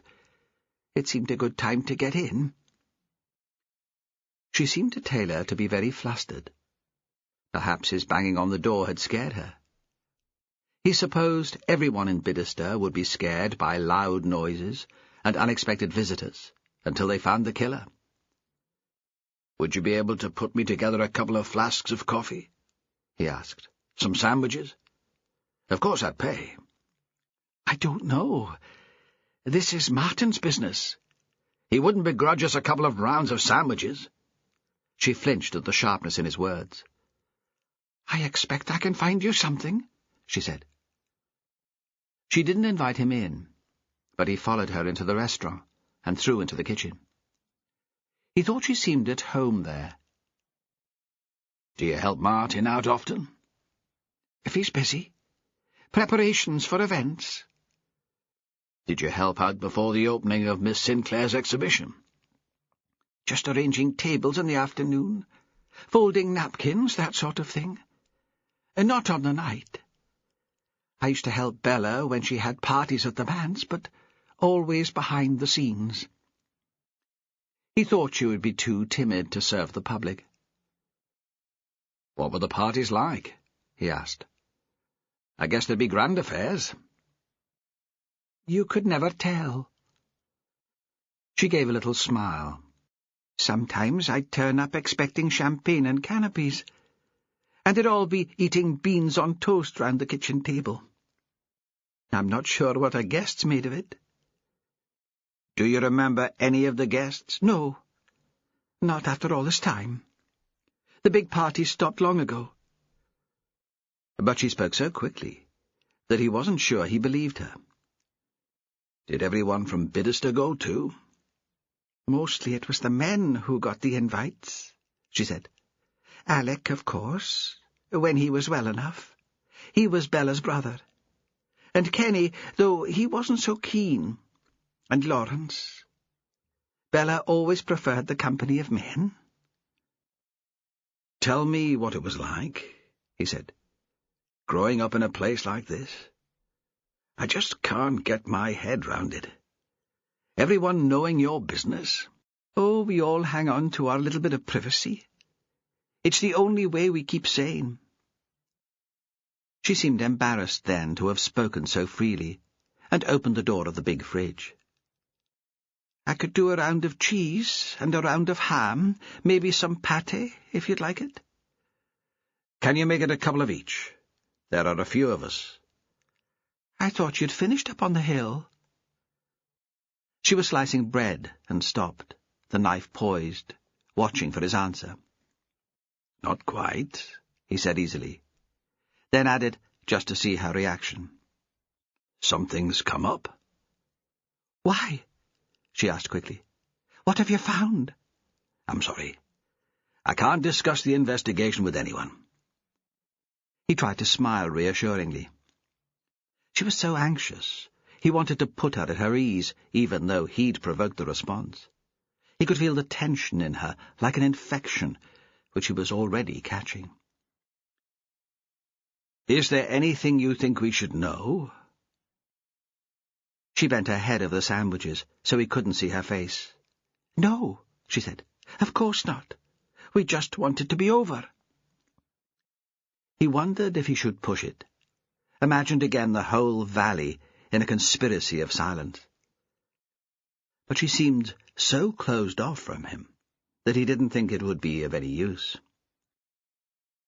She made a flask of tea and another of coffee, and wrapped the sandwiches in foil and cut half a fruitcake from a tin. She wouldn't take any money. "I'm sure Bella would want me to help you." She stood at the door of the gallery and watched him walk up the road, as if she wanted to be sure that he'd really gone. By the time he got back to the hill, a large piece of jawbone had been found. This fragment had 2 teeth attached. But the climbers said they'd only just started. Perez was on the phone to track down a generator and lights. They thought they'd be at it well into the night. Chapter 37. When Perez arrived at the house in Ravenswick, it was midnight. But Fran was still up. She'd said that she would be. There'd been a brief guarded phone call with Taylor listening in. He was on the hill and his mobile reception was dreadful, so her words kept breaking up. "I need to talk to you," she'd said. "It doesn't matter how late it is. I've been to see Bella. It's important."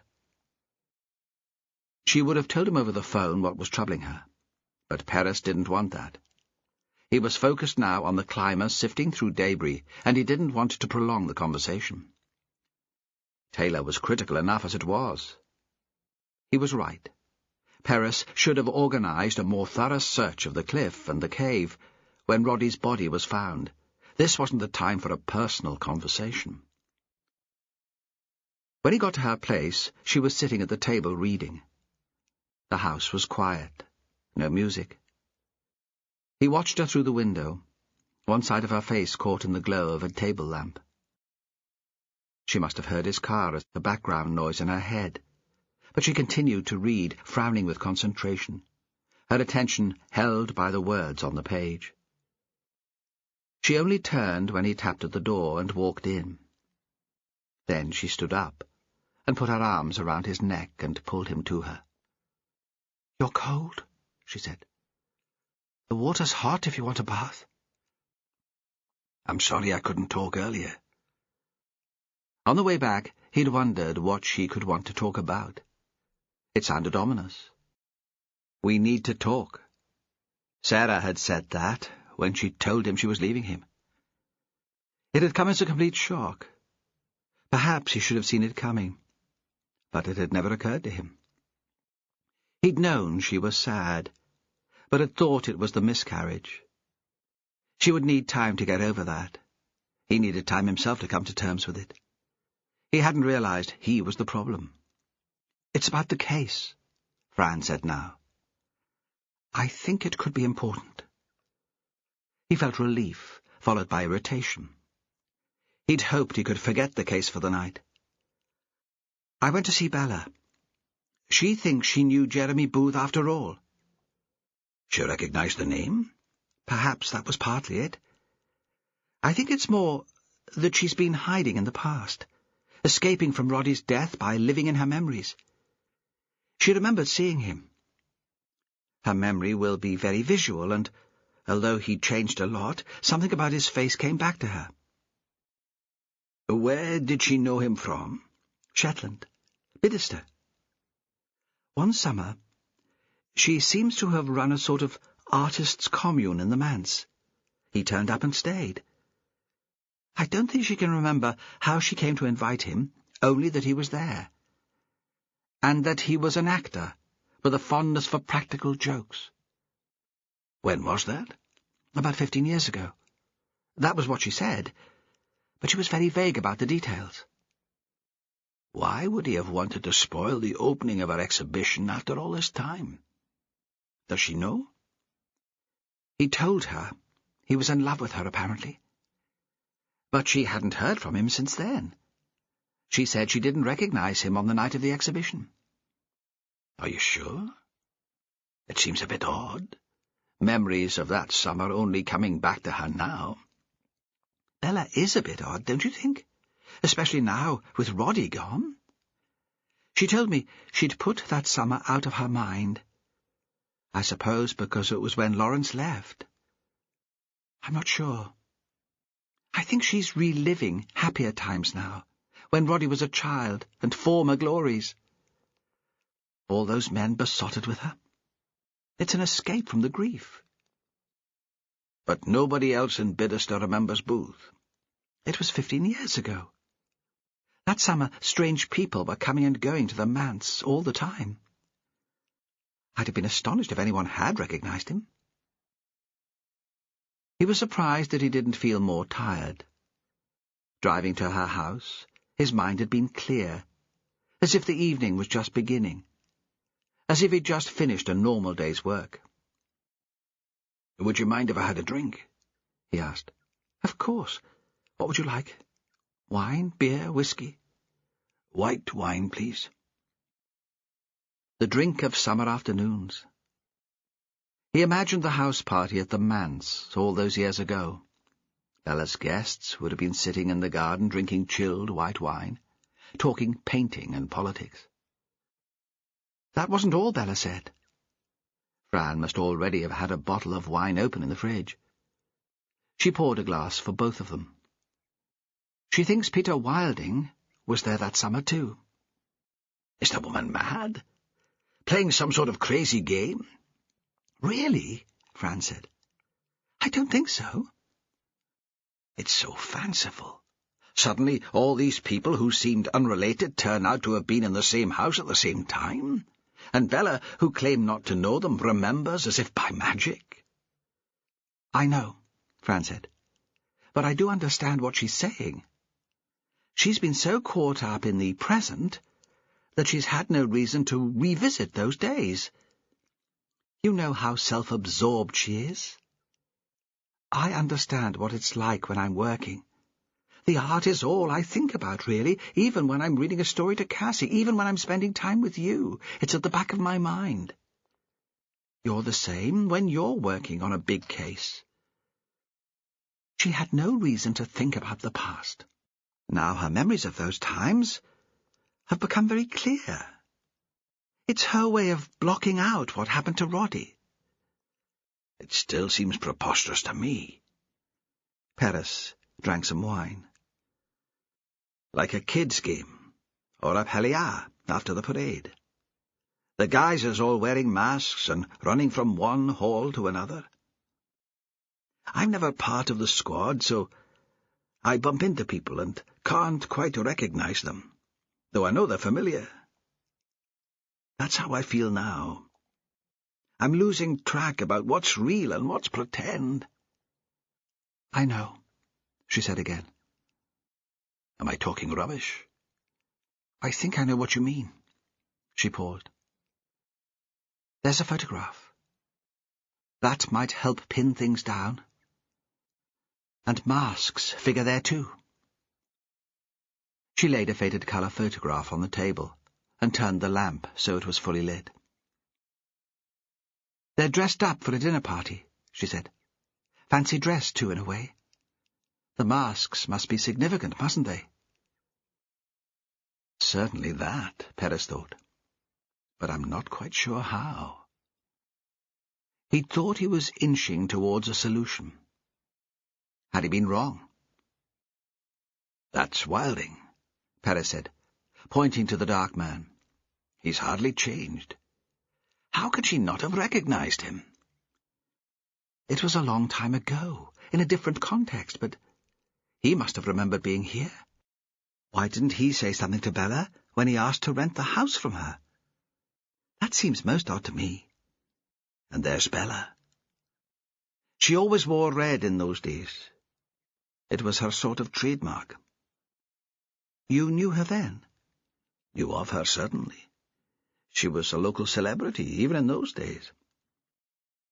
Bella thinks that's Booth. Fran pointed to a figure on the back row. With his long hair and beard, his face rather thin, he looked like a Renaissance representation of Jesus. The Last Supper, Perez thought. Who are the others? I don't know. She didn't say, and I didn't ask. Lawrence isn't there, though. She expected him to come. She thought he would propose to her that night, but he didn't turn up. Isn't that sad? It is if it's true. You don't believe her? I've told you, I don't know who or what to believe. He drank more wine, a good mouthful, not a sip. I should tell Taylor. Won't he be asleep? I don't think he ever sleeps. He took another drink. Could I ask him over? We won't disturb you. She didn't hesitate. Of course. And Taylor did pick up his mobile after the second ring. And his voice was as strong as it always was. The accent deepened somehow over the phone. Perez explained as best he could, realizing that he was stuttering slightly. There's a photo, he said. It's interesting. It would wait until the morning, but you'd be welcome to come over if you like. You know where Fran lives? A moment of hesitation. Perez was preparing himself for a rebuff. Then Taylor's voice came again, stronger than ever. I'll be there. Half an hour. Another pause. Thanks. Fran took herself to bed before Taylor arrived. She set out a plate of food for them, cheese and oatcakes, and a tin with homemade biscuits. There's no need for that. Perez reached out and touched her hand. I think I've been in Shetland long enough to know how to behave with visitors. He heard her move around the bedroom, pictured her taking off clothes, pulling out the long earrings, reaching behind her head to unclip her bead necklace. Then she stood at the door in a long white cotton nightdress he'd never seen before. I'll be asleep before you come in, she said. Sorry. My fault. I shouldn't have asked Taylor. He thought this was a crazy way to begin a relationship. They floated into each other's lives when they were too exhausted to make sense. Ghosts passing in the white nights. Sarah would never have put up with it. She'd wanted more of his attention and his energy. Fran surely would tire of his preoccupation with work in the end. But then, as she'd explained, she had her own obsession too with her art. He must have dozed off, because he didn't hear Taylor's car, only a tap at the door. Outside, the darkest of the night had passed. The grey light in the east showed the black silhouette of Raven's head. He filled a kettle and made coffee. They started talking in whispers. Perez set Bella's photograph on the table. See the masks, he said. Taylor frowned. So, that was significant. A message, perhaps. But who from? Booth, who wore it to hand out his flyers? Or the murderer? They considered this for a moment in silence, reached no conclusion. Is that Jeremy Booth, do you think? Perez asked. It looks like him to me, and Bella seemed sure. I'd already checked dates with the management of the theatre ship, and that was the summer he was here. I'm not sure we'll ever be able to prove how they met unless she tells us. Perhaps she went to the show. They cater for a family audience. Roddy wasn't staying with her then, but she spent a lot of time with him. It's the sort of thing a doting aunt would do, take her nephew to the theatre for a treat. And I can imagine her sweeping all the cast back with her to Bidester, for dinner, or a few days at the end of the run. He thought of Lucy, the young actress. He could see that they would want to celebrate the end of a show. All those nerves, all that excitement. And she told Fran that she hired the masks from the theatre company. Another connection. "We can show the photo to the theatre management," Taylor said. "Perhaps they can identify the other people there. We can chase that up, confirm Booth's presence." "That's definitely Wilding." Perez pointed to the dark-haired man. "He hasn't changed as much as Booth." "So Bella Sinclair's been lying." Perez shrugged. Or she'd genuinely forgotten. She didn't have to tell Fran about that summer. Why would she, if she has things to hide? "He would remember, though," Taylor said. "I can go along with Bella for getting a house guest who turned up briefly with a load of other people. But to travel to Shetland and spend days in the company of an artist you admire? No way did that just slip out of Wilding's mind." His voice rose. Perez imagined Cassie stumbling into the room, woken by the noise. They continued the conversation outside, the food on the white bench between them, fresh mugs of coffee at their feet. It was still chill, and they sat huddled in their coats. "So what happened that summer?" Taylor demanded. "Why have 2 people died?" There was a murder. Perez was quite certain about that.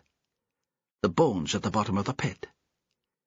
It would be good if we could date them. Any chance, do you think? "Not sure. We should get an ID eventually, a DNA match from a relative maybe. And the teeth will help." "Oh, I think I know who it was," Perez said. "Lawrence Thompson disappeared that summer. He told Bella he was leaving the islands, but he's never been heard of since. If you listen to Kenny, you'd think his big brother was a saint. But he had a record of fighting." He checked that too. "What are you thinking? Too much drink, and a brawl that got out of hand and they tipped the body down the pit? Then they all agreed to keep quiet about it?" Perhaps. Perez could see that might have happened. It would be a heady mix. An unusually warm summer, the excitement of new and exotic strangers in the community, all the men showing off for Bella, the tribal hostility between incomer and outsider. Then a pact of silence. "So what changed?" They'd got away with it. Even if those bones had been found now, people would have thought they'd have been washed in from the sea. Some old dead sailor. Without the other deaths, we wouldn't have given them a thought. Perhaps someone got greedy, Perez said. "Blackmail, maybe. I can see Jeremy Booth trying it on. He was a bit of a chancer. But again, why not? He'd always had money problems, but I've had a look at the company figures. It was solvent, just. He'd recently found his daughter again. Why risk all that? And I can't believe Roddy Sinclair was short of a few bob. He'd not need to resort to blackmail." Perhaps Wilding, coming back, triggered the series of events, Perez said. His arrival's the one thing that's changed in Bidester recently. "You're right. And he was at the opening of the exhibition at the Herring House when Booth played his stunt." He paused. "What was that about, anyway? A warning? A threat? Did the flyer he was handing around, talking about a death in the family, refer to the poor sod we found in the pit? Only Lawrence wasn't family, was he?" "Not quite." Perez paused. Roddy's father had died later that summer. He was Bella's brother. It would be a death in the family, but he had cancer. We know there was nothing suspicious about his death. We've seen where the body was buried in the graveyard just up the coast from the herring house. My father was a kind of relative, and went off Fair Isle to the funeral. He'd only just remembered that. His father in his black suit, flying out with Loganair. Some memories did stay hidden, and it just took a trigger to resurrect them. He felt more at ease with Taylor than he had since he'd collected him from the plane in Sombra. Perhaps that's why he said, out of the blue, "I was quite glad to see him go for a few days. It gave us a bit of peace. Strange how things were always calmer at home when he wasn't around. My dad was an awkward old sod, too." There was a moment of silence, of shared experience. "So what do we do now?" Taylor stood up. It was 4 a.m, yet Perez could see he was eager to be thumping on doors, shouting down phone lines, making things happen. But despite the flash of energy, it was obvious the man was so tired he could hardly stand. "We sleep," Perez said. "You can't drive back to the hotel. Stay on the sofa, Fran won't mind." He'd built a few bridges this evening. He and Fran understood each other better too. "Later we'll talk to Wilding. Find out why he lied to us." "You talk to Wilding," Taylor said. "We don't want to go in too heavy. That's what you're good at, making people believe you're a friend. People like you." Not Wilding, Perez thought. He doesn't like me. But he nodded.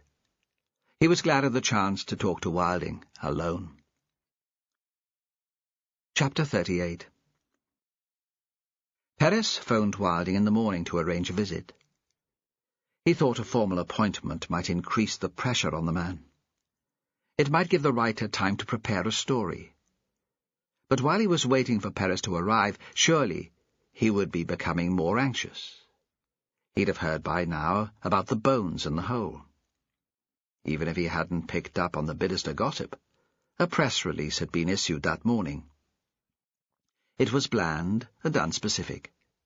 But if Wilding had already known there was a body in the pit, by the time Perez called, he'd be quite sure that it had been found. Taylor had gone out before Perez and Fran woke up. He'd collapsed on the sofa after Perez had forced him inside from the cold dawn. By then, they were both shivering but exhilarated. Things were right between them again. Taylor had fallen asleep immediately. Perez had heard the gentle snoring while he was cleaning his teeth. Fran hardly stirred as he climbed in beside her. He didn't like to wake her. There was an excitement lying next to her, knowing that he wouldn't touch her, and the thought of that, the anticipation, kept him awake for a while. Sexy images spinning in his head as the light behind the blind changed colour from grey to a milky yellow. Then he slept too. Taylor must have left very quietly, because none of them heard him go. He'd left a note on the kitchen table. "Thanks. Good luck." Wilding answered the phone very quickly. "Yes?" As if he'd been expecting a call. "It's Inspector Perez. I wondered if I might come round. There are a few questions." There was a moment of silence. This obviously wasn't the call Wilding had been expecting. "I'm afraid it won't be convenient today, Inspector. I'm just on my way out. I bought a property in Bowness. I'm on my way over there with a builder to see what needs to be done before it's habitable." "I can meet you there," Perez said. "I know the place you mean." "Of course you do, Inspector. I should have realized. There are no secrets on Shetland." He gave a little laugh. "Very well. I'll see you in my new house. You'll be my first real visitor. But give me an hour or so to talk to the builder and the plumber. I don't need the news getting out that I'm being questioned by the police. He waited for a response from Perez. An answering laugh, perhaps? Or a reassurance that, of course, he wasn't a suspect. This was just a matter of routine. Perez said nothing. "Well," Wilding continued awkwardly, "I'll see you there in a little while." As Perez replaced the phone, Fran came in after dropping Cassie to school. She was flushed from walking up the hill. "I'm glad you're still here," she said. "I thought you might have gone. I bumped into Magnus at Hillhead, and you know how hard it is to get away from him." He kissed her to stop her talking, and led her back to bed. Later he made coffee and took it to her. "What are your plans for the day?" "Work," she said. "Yours?" "Work." He considered how much he should tell her. "I'm off to see Wilding in his new house." "Be careful," she said. "He's kind of creepy. An obsessive, I think. One of those people who've never quite grown up, can't do real relationships, only teenage crushes." "Did he have a crush on you?" "On me? On Bella? Maybe on any woman who fits in with his fantasy of the time. I was almost tempted to work on his house, though. It's a lovely place." Driving down the island, Perez tried to separate his prejudice from what he knew about Wilding. He was definitely a writer. Perez had checked on Amazon. Fantasy novels, quirky, funny, but with a dark edge. He'd read some of the reviews, and he'd checked other things too. Wilding had spent a short time in the psychiatric unit of his local general hospital after his girlfriend had left him. He'd made a nuisance of himself, had become obsessed with her. Never violent, though. Taylor had talked with the officers who'd taken the complaints. The woman hadn't been frightened by him, just irritated and annoyed. They thought him weak and ineffectual, had never believed he'd cause her harm. Usually, that sort of history would have made Perez sympathetic. In his previous job, he'd been famous for being soft on nutters. But he couldn't like Wilding. Perhaps it was the money that repelled him. It was hard to feel sorry for a man who was very rich. One of the articles he'd tracked down on the internet had named the sum paid to Wilding as an advance on his last book. He certainly wouldn't need to resort to blackmail. Perez turned off the main road south, crossed the cattle grid, and drove along the side of the thin loch that led towards the sea. It was another lovely day. Perhaps it would continue to be a hot, dry summer. His thoughts turned to the photo of the group in the manse garden. The men in smart clothes, Bella in her slinky red dress. Behind them a perfect sky. It had been hot then, too. For the first time it hit him that Bella was the only woman in the picture. Of course, he'd seen that, but he'd accepted it as natural. In most gatherings, even now that she was older, Bella was surrounded by men. A white van came down the road in the opposite direction. Perez pulled into the verge to let it past, waved at the driver. Davy Clouston, the builder, Wilding must be using to do up the house. A good choice. Clouston was a fine workman, not cheap, but reliable. Perez wondered how Wilding had persuaded him out at such short notice. The writer would be alone in his new house now, ready to greet visitors.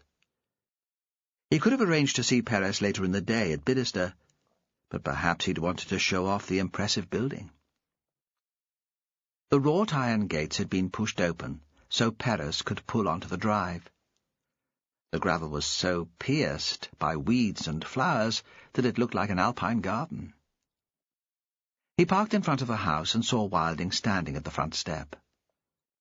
Like an English laird, Perez thought. And he was wearing corduroy trousers, and a tweed jacket to complete the picture. The man was beaming. If he had any anxiety about the interview, he was hiding it well. "Come in," he said. "I'm so excited that this place is mine. I fell in love with it the minute I saw it. I know it's dreadful to feel like this when other people are grieving, but I've dreamed of having my own place on Shetland since I first saw Bella's paintings. I never thought I'd get somewhere so delicious." He opened the double doors and let Perez into a wide hall. Specks of dust twisted in the sunlight. "I've brought the essentials," he said. "Coffee and biscuits, and I've arranged for the electricity to be switched on." He led Perez into a room which was empty, except for an unidentifiable item of furniture shrouded by a dust sheet.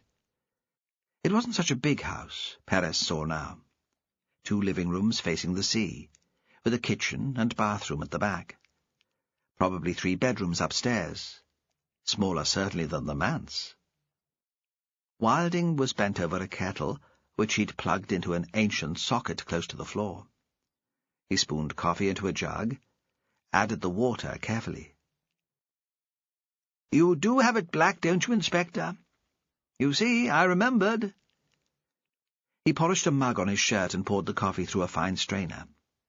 "The best I can do in the circumstances, but I'm sure you'll enjoy it. Shall we take it outside? Make the most of the weather?" They sat on a dry stone wall looking down over the beach and the flat island at the mouth of the bay. "Why didn't you tell me you'd been to Bidderstone before?" Perez looked at the horizon. "I'm not sure that you asked." "You didn't tell Bella that you'd met before? That you'd been a guest in her house?" "Well, I thought that might be a little ungallant." Wilding turned to Perez and smiled. "It might imply that her memory was failing her, or that I should mean more to her than I obviously do. I thought, too, that she might prefer to forget that summer." "Why would she want to do that?" "It was rather a wild time. Frantic. We all have a little more dignity these days." "How did you come to be there?" "She invited me. We met on a train, the sleeper which went then from London to Aberdeen. Perhaps it still does. I was on my way to Dundee to talk at a literary lunch, and she was going home. Neither of us had berths booked, and we sat up all night drinking and talking. One of those memorable, strange encounters that can change your life. Come and stay. I love creative people. She was, still is, so charismatic, don't you think? I was bewitched. So after the gig in Dundee, I went on to Aberdeen and got the ferry north. Took her at her word. The old Sinclair. Oilmen boozing in the bar and kids dossing on deck in sleeping bags. When I turned up at the manse, I'm not entirely sure she knew who I was even then. She'd had a lot to drink in the train. I'd imagined a love affair, that she'd invited me because we were in some way kindred spirits. But the house was full of people." He turned to Perez and smiled. "It was a little humiliating. I turned up on the doorstep with champagne and chocolates, and there was a blank stare before she welcomed me in. You can see why I didn't want to repeat that experience a second time. If she wasn't going to know me after 2 days, she was hardly likely to remember after nearly 15 years. "Who else was staying that summer?" "I'm not sure. A couple of young men, art students from Glasgow." "Jeremy Booth," Perez said. "He was there?" "The man who died at the Bidderstone jetty?" Wilding seemed genuinely surprised. "Was he?" "You don't remember him?" "No." Perez laid the photograph of Bella's party on the wall between them. "Perhaps this will jog your memory." Wilding looked at the photograph. "Good God! I can't even remember this being taken.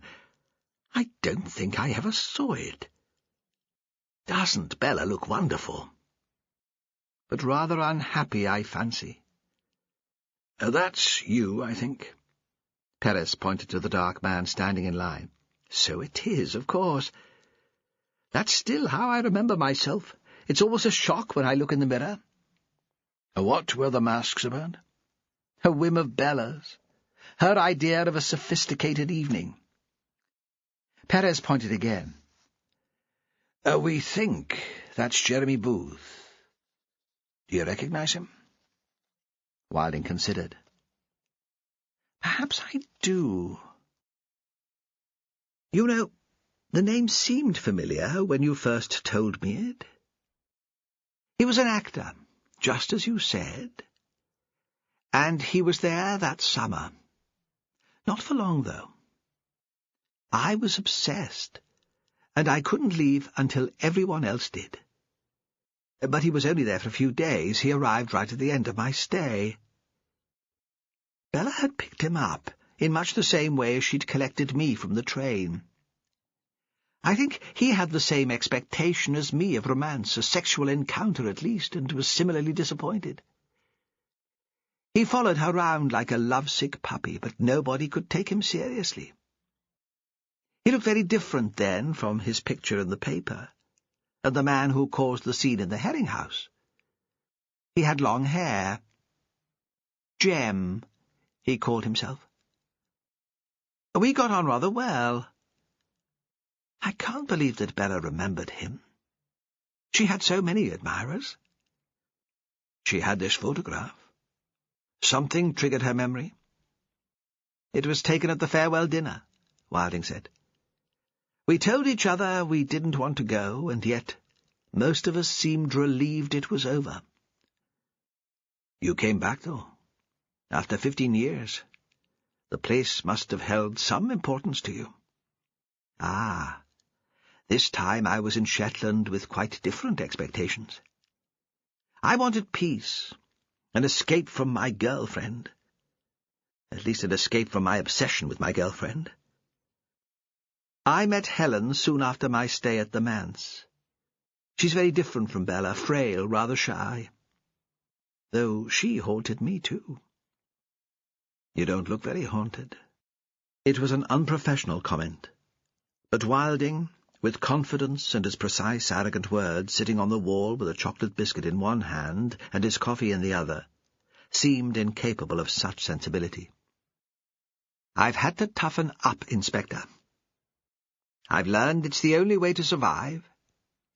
Why Bidester? You could have gone anywhere in Shetland. I think I explained that before. I did still love the paintings. Bella's work got better, much stronger as she got older, and I renewed my contact with her by email. I hoped, of course, that she'd recognize my name, but she didn't. When I said I wanted a break in Shetland, she offered me the house in Bidester to rent. They sat for a moment in silence. Perez spoke first. You went to visit Willie in the care home. Did you talk about that summer? Of course not, Inspector. Willie can't remember what happened last week. I enjoy hearing his stories, that's all. What happened that night 15 years ago? The night the photograph was taken? Really, Inspector? Can it have any relevance to your present investigation? I think it can. It might tell us why Jeremy Booth came back. We all drank too much and made fools of ourselves. He paused. At one point Bella was weeping. I'd never seen her lose control in that way before. The tears were rolling down her cheeks. Her face was all red and blotchy. She was ugly. It was horrible. It was that image, I think, that persuaded me to leave with the others. I didn't want to know that she was human. Why was she crying? I don't know. Someone said something to offend her, perhaps. She could take offence very quickly. Was there a row? An argument? No. We were all too drunk and stoned to fight." He paused. "We didn't see her the next day. She stayed in bed. We joked that she must have a massive hangover, but really I think she was embarrassed that we'd seen her like that. We went without saying goodbye. Nobody thought to check that she wasn't ill. The boy Roddy was there. I suppose he'd stayed all night, gone to bed before the festivities started. Or perhaps his parents dropped him off in the middle of the morning, I don't remember. He spent a lot of time in the manse that summer. He was quite young then, but a bright little thing. We sent him into Bella's bedroom to see how she was. How cowardly we all were. We couldn't face her. He came back to the kitchen, where we were all sitting. 'Auntie says, piss off the lot of you.' It was so much the sort of thing that Bella would have said that we went with a clear conscience. We always did what she told us." "Booth left with you too?" "Not exactly the same time. Willie gave him a lift to Lerwick in his van. I'd been in Willie's van before. There were no real seats in the back. I remember the bruises. I decided to leave Bidderster in style and ordered a taxi from Lerwick." "We found another body in the pit of Bidderster." Wilding turned sharply. "I heard you'd found bones. Couldn't they have been there for generations?" "You have no idea who it could be?" "Of course not." "And you're quite sure you didn't recognize Booth when he made the scene at the Herring House?" "Would you remember someone you'd seen briefly 15 years ago? And he'd changed so much." "Did he get in touch with you? You're pretty famous now, and you've written about the move to Shetland on your website. An email, perhaps? 'I'll be in Shetland. Can we meet to talk about old times?' We know he intended to catch up with friends when he was here. Not me, Inspector." Perez thought Wilding would stick to whatever story he'd created. Perhaps he even believed it. Perhaps it was true. He stood up. "Thank you for your time, Mr. Wilding. If you remember anything, please get in touch." "Of course." Wilding was playing the good-natured host once more.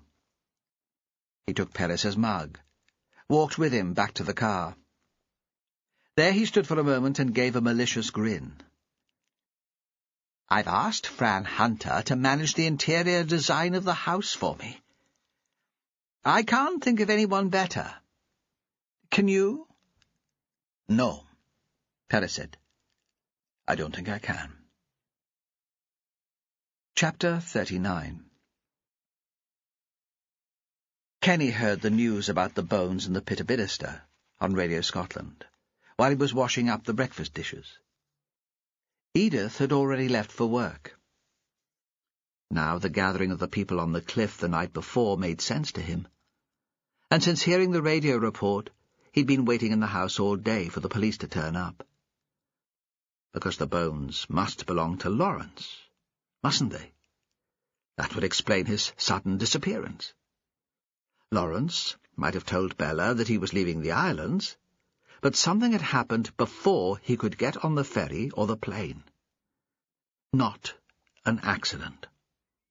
Lawrence had grown up on the cliffs, had been more sure-footed than any of them. Nor suicide. Kenny knew Lawrence too well to believe that. But an act of violence. That would explain his absence, the years without a letter or a phone call.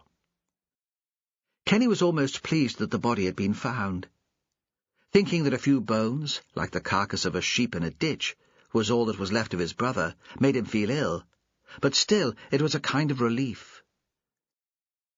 What had hurt most since Lawrence had disappeared was thinking he hadn't cared enough about him to keep in touch. He'd pictured Lawrence in a strange town, a strange country even, with a new family.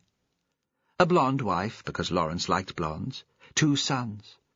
He'd be older, his hair grey, but still thick and curly.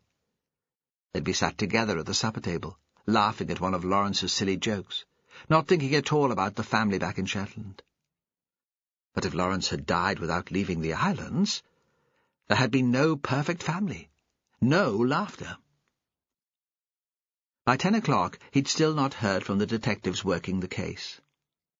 Kenny phoned the police station in Lerwick and asked to speak to Jimmy Perez. A young woman said he was out. Could another officer help? Kenny tried to imagine talking to someone else about Lawrence. That big Englishman, for example, but the idea horrified him. He asked the young woman to tell Inspector Perez to call him back as soon as possible. He gave her his phone number in scolds, and his mobile number, made sure she repeated them. "It's urgent," he said. "Tell him it's urgent." By midday there was still no word from Perez. Kenny had gone out briefly to finish singling the second field of neeps, only because he knew there was mobile reception there, and he could see the road right to the end of the valley. He thought Perez might drive out to talk to him rather than phone. If they'd found out that the bones belonged to Lawrence, they would want to tell him in person. Kenny couldn't quite explain the excitement he was feeling. It was different from when he'd asked to see the body of the hanged man. He'd known deep down that person wasn't Lawrence, and even if it had been, he would still have to live with the thought of his brother abandoning him.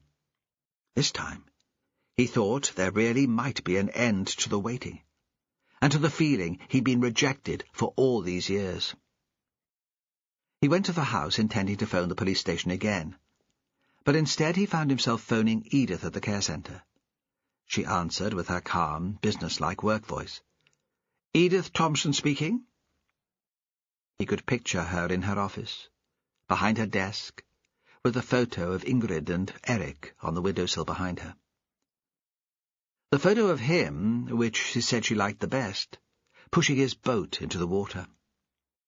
Now, he wasn't sure what to say. "I wondered if you might like to have lunch with me." Suddenly he wanted to see her. He felt like a young man asking a woman out for a date, all shaky and nervous. He'd felt a little that way around Jimmy Perez's mother. "What's happened?" Her voice was alarmed. He had never before offered to take her out to lunch when she was working, not even on her birthday or their anniversary. He knew she liked to eat with the people who used the centre. She said it kept her in touch with how things were going there. "Have you not heard the news on the radio?" "No," she said. "I've been very busy today. I've hardly moved out of the office." He could imagine her, frowning with concentration, tapping away on her computer. "There's been another body," he said. "An old one." There was a pause at the end of the line. "And you think it might be Lawrence?" "I think it must be." "I can't get away," she said. "You can come here if you like, though. Of course, you must come here." But just having spoken to her had calmed him. "Maybe later. I know you're busy at lunchtime." He replaced the phone, thinking there was nothing after all to be anxious about. Nothing had changed, except his idea of what might have happened to Lawrence. He looked in the fridge for something to have for his lunch, but there was nothing there that he wanted to eat. He thought he would go to the shop and buy something, a pie or a burger and a cake. Aggie didn't close until 1, and he would get there just in time. It would do him good to get away from the craft, even if it was only for a while. The shop was empty, and Aggie sat reading, just as she always did if she was on her own. She was surprised to see him. "Kenny, what can I do for you?" They'd known each other since they were babies, and yet she always kept her distance from him, a certain formality. Had she been that way even when she was a child? "I fancied something tasty for my dinner," he said. "Edith buys all the healthy food. Today I thought I'd like something a bit different." "Comfort eating," she said, and smiled. He knew then that she'd been thinking exactly the same thing as him about the bones the police had found. She looked at her watch. "There'll be no one else in the shop now. Why don't you come next door with me? I could do you sausage, egg, and chips. Would that suit you?" The invitation shocked him. She'd come to Scholes when they'd had a bit of a party at Christmas or New Year, but she'd never invited them into her house. Aggie and Edith had got on well enough when they were young, but the women had never been great friends, at least not since Lawrence had gone. Lawrence had seemed to hold the whole of Bidderster together. "I'd like that very much," Kenny said. "If it's not too much trouble." "Not at all," she smiled, and he saw that she had quite a pretty face. "I like comfort food myself." She brought up the subject of Lawrence while she was cooking the chips. She cooked them the old-fashioned way, with oil in a big pan and a basket, so there was the noise of them frying. She had her back to him, so it was hard to tell what she was thinking. The sausages were in a frying pan, and they smelled very good. She'd made him a big mug of tea as soon as they got into the kitchen, and he sat with his boots off at the table drinking it. He was just thinking it a pity she'd never remarried when she started speaking. "Have the police been in touch with you?" "About the bones in the pit? No. I phoned Jimmy Perez this morning, but he was out." "You think it's Lawrence?" "I think it was too much of a coincidence for it not to be." "I suppose they'll be able to tell," she said. "All those things you read about. Forensics." "I just want to know," he said. She cracked 3 eggs on the side of the pan, and added them to the sausages, lifted the chip basket so it rested just above the oil, then turned round to him. "I felt that way when Andrew drowned," she said. "But sometimes I think hope is better." "Do you remember that summer, when Lawrence disappeared?" he asked. "I wasn't here. I was away in Fair Isle working." She took 2 plates from the warming oven at the bottom of the Rayburn, carefully lifted out the eggs, 2 for him and 1 for her, and the sausages, then shook the oil from the chips and tipped them onto the plates. "I wasn't here then. I was in Scalloway." She pushed a knife and fork across the table to him. He couldn't tell what she made of the question. He didn't know what she was thinking at all. "Eat up while it's hot." "But you'd hear what was going on. What were folks saying?" "Just what they've been saying ever since. That he asked Bella Sinclair to marry him, and she turned him down. So he took a great temper on him and left the islands." She picked up a chip with her finger and blew on it before putting it into her mouth. Then she frowned. "He did have a temper, Kenny. You know he did. You remember when we were children, him scrapping in the schoolyard, the teacher having to pull the boys apart. He always had to be the best, the strongest, always in competition, even with you." Kenny thought of the 2 of them racing to finish singling the neeps. Lawrence was the quickest, but his own rows were the neater. He wasn't sure there was much of a competition, but it was true that Lawrence always wanted to win. "You never heard anything else? That he'd picked a fight over work? Fallen out with anyone?" It occurred to Kenny that he might have to apologize to Bella when all this was over. Perhaps she'd had nothing to do with his brother's disappearance after all. "No," Aggie said. "I heard nothing like that." Chapter 40. Back in the house, Kenny sat in his chair in the kitchen and dozed. He wasn't used to eating such a big meal at lunchtime. The telephone woke him with a start. He rushed into the hall, thinking it would be Jimmy Perez, but it was Edith. He looked at his watch and saw that it was 3 o'clock. "Are you okay, Kenny? Is there any news?" He felt guilty then. He should have phoned her. She'd have been worrying about him all afternoon. "No news," he said, "but I'm fine." He didn't tell her about the big fried meal Aggie had cooked for him. He'd enjoyed the meal so much that it seemed like a guilty secret. He knew Aggie wouldn't tell anyone about it. "Do you still want to come over?" "Yes," he said. He didn't feel panicky any more, but the lunch with Aggie had given him a taste for company. When he walked into the care centre through the big double doors and saw the people sitting in the sunny room dozing or chatting, he thought maybe it wouldn't be so bad to end his days here. He would be with people he knew, people he'd grown up with. He waved to Willie, who sat a little apart from the others, staring out of the window. Willie waved back at him, with a great silly grin, and Kenny gestured with his hand to show that he'd come back to chat to him later. Edith came out into the hall to greet him. He thought what a nuisance he must be to her, more like a child at times than her man. "Come into the office," she said. "I've asked Sandra to make us some tea." He sat in the easy chair on the other side of her desk. He thought this was where people would sit when there was a problem with a relative she was looking after.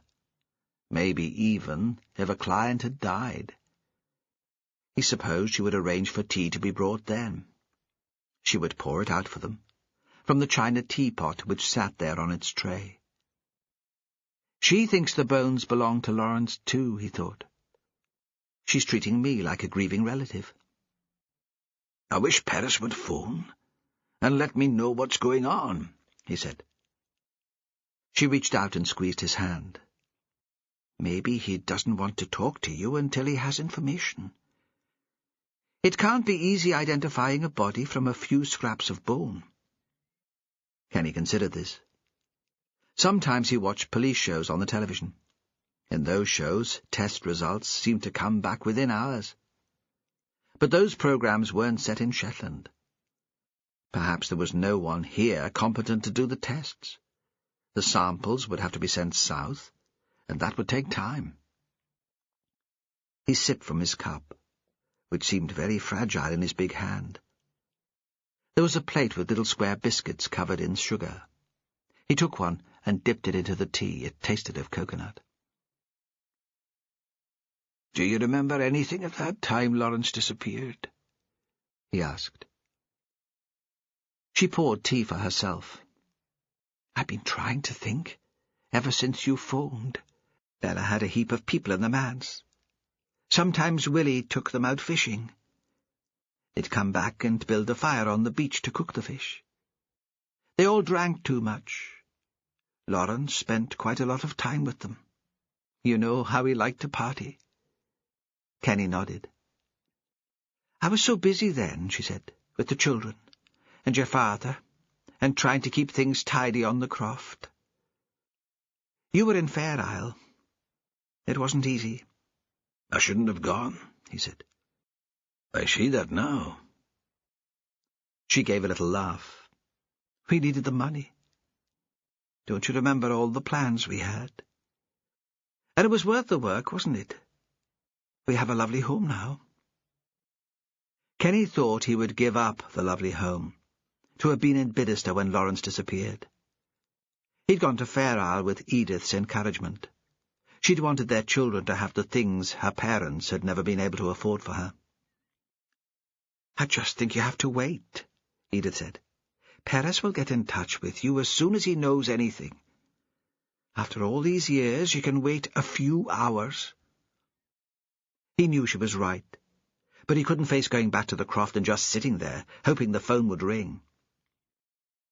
"I'll have a talk to Willie, see if I can cheer him up." "You do that.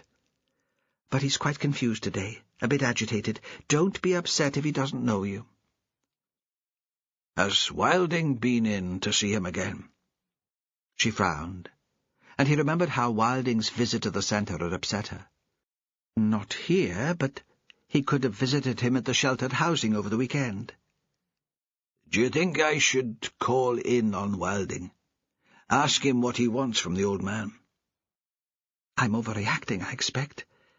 It's probably nothing, just a writer's curiosity. I'd like to know what he's up to, but I wouldn't want you going to see him on your own. Not with everything that's happened since he arrived. Wait until Martin can go with you. Wilding's a weak sort of man. I can't see him killing anyone. I'm not sure, she said. Don't you think it's the weak ones who are the most violent? There was a knock at the door. I'm sorry, she said. I'll have to go. There's a meeting, something I can't cancel. My boss has come up from Lerwick. He leaned across her desk and gave her a peck on the cheek. I'll see you at home. Kenny sat beside Willie in the lounge. The staff were bringing round cups of tea on a trolley, stopping beside each person in turn. Willie already had his, but it sat untouched on the table beside him. His chin was on his chest, and his eyes were half closed. It was very warm in the room, and Kenny could see why some users of the centre spent all day dozing. He could feel himself nodding off too. He patted Willie's hand just to wake him, though he didn't seem properly asleep, just daydreaming. He was surprised at how cold the hand felt. End of CD 9. CD 10. Hi, Willie. That's Kenny. You mind me from Bidderster? You taught me everything I know about boats. The old man turned very slowly, opened his eyes and smiled. Of course, I mind you, man. I've just come to see how you're feeling. Not so well. Things are such a muddle in my head these days. Don't get old, man. There's no pleasure in it. We had grand times, didn't we, Willie? Those summers, when you took us all out fishing. There was the group of us, Bella and Alex Sinclair, Aggie Watt, my wife Edith, who looks after you here, and Lawrence and me. Willie sat quite still, staring into space with a sort of fierce concentration. You do remember Lawrence, Willie? My brother Lawrence? There was a moment while Willie stared into space. He left Shetland, Kenny said.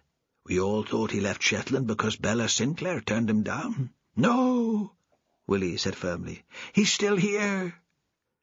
He raised a shaking hand to grasp his tea. He didn't go anywhere. Where is he? But Willie seemed not to have heard the question.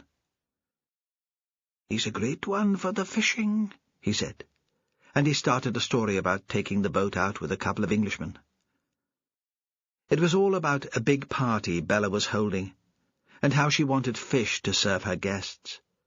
Willie gutted them for her and took their heads off. He described that in great detail, the gutting of the fish, as if Kenny had never done it for himself. In the end, Kenny only listened with half his mind. Was Lawrence there that night? He asked in the end. He wanted to get home in case Jimmy called at Scholes. Of course he was. He wanted fish too. Willie closed his eyes again, then opened them slowly. That Englishman came to see me, he said, full of questions, but I told him nothing. Kenny was going to touch his hand again, to prompt him back to the present, when the mobile in his pocket started to buzz. He fumbled to get it, and answered just before the message service cut in. It was Jimmy Perez. Kenny stood up and walked with the phone out into the car park. Willie seemed not to notice his leaving, and the other people watched him go without interest. There were a couple of gulls, very noisy, fighting over a scrap of bread, and for a moment he was distracted. Soon he realized there was no real news. I'm sorry it's taken me so long to get back to you. I heard about the bones you'd found. I should have come to tell you, Kenny. but we were so late finishing last night. I didn't want to trouble you, and this morning I've been working on this case." "Is it Lawrence?" "We won't know for a while." There was a pause. Kenny could tell he was going to add something more, but couldn't help interrupting. "Can't you do something with DNA?" "We'd need bone marrow to do a standard DNA test. And because of where the bones were found, we don't have that. There is a tooth, and it's possible that we could get some dentine. But there's another test. Mitochondrial DNA. It's passed down the maternal line. It means you and Lawrence would share it." Kenny was trying to focus, to take all this in, but found his thoughts swimming. This is what Willie feels like. He can't keep a hold of what's happening around him. He forced himself to listen again to what Perez was saying. "Could we take a DNA sample from you? Do you understand, Kenny? We need your DNA to identify your brother." "Of course you can." Of course! Kenny felt ridiculously pleased that there was something he could do to help. "I'll come in this evening to take a swab. But it might be very late. Or I could send someone else." "Don't worry, Jimmy. I'd rather you came. I'll just stay up until you arrive. It doesn't matter how late you are." "And Kenny, it's going to take longer than we'd like to get an answer. About 2 weeks, because it's not a standard sort of test. I'm sorry." Kenny stood for a moment. He was tempted to go back to Willie, to find out what he knew. Then he realized there were other people in Bidderster who should be able to tell him. Chapter 41. When he came back from seeing Wilding and Bowness, Perez returned to the station. He phoned the pathologist in Aberdeen to check the situation on identifying the fragment of bone. Then called the Thompson house. Nobody was at home. He knew what Kenny would be thinking, and when finally he spoke to him on his mobile, he could sense how much he needed an answer. "I'm sorry, man. I wish I could make it happen more quickly." Perez felt helpless, because the test was completely out of his control. But all the time he was thinking that, really, it didn't matter. He had a sense of events moving quickly, racing away from him. He thought the case would reach a climax before the results of the mitochondrial DNA test were returned. He found Taylor at the desk he'd taken over in the incident room. He'd just finished a phone call, and an A4 pad covered with scribbled notes lay in front of him. Taylor was hunched over them. "I've been on to Jebson in West Yorkshire to see if they've had anything back yet on emails to and from Jeremy Booth. Post, too. They had a search team going through the house. The bin hadn't been put out since he left, and they thought they might find a letter." "Anything useful?" "No mail. Jebson did come up with an interesting email contact, though. A woman called Rita Murphy, who runs a theatrical agency. I've just been talking to her. Booth was on her books. Had been for years. She comes from Liverpool, like me. We hit it off, and she's been dead helpful." Taylor took a swig from a can of Coke. Perez thought he must be exhausted, running on caffeine and willpower. "It seems Booth hadn't done much through her in the last few years. Most of his time was spent running his own business. But Rita said he liked to keep his hand in by doing bits of theatre if it was offered. They kept in touch anyway. It sounds as if they'd become good mates." "Was she representing him when he took on the work with the Motley Crew 15 years ago?" "Yeah. She was just starting up then. She'd seen him in an amateur play and thought he was good. Offered to take him on." Perez remembered the performance in the Herring House, the tears. Oh, he was good, he thought. "How did the work on the boat come about?" "She'd been in college with the guy who dreamed up the idea of the theatre in the boat, and He asked her to find him a couple of actors. It was Booth's first professional work. That's why she remembers it. I don't suppose he talked to her about it afterwards. Or that she remembers what he said. No detail.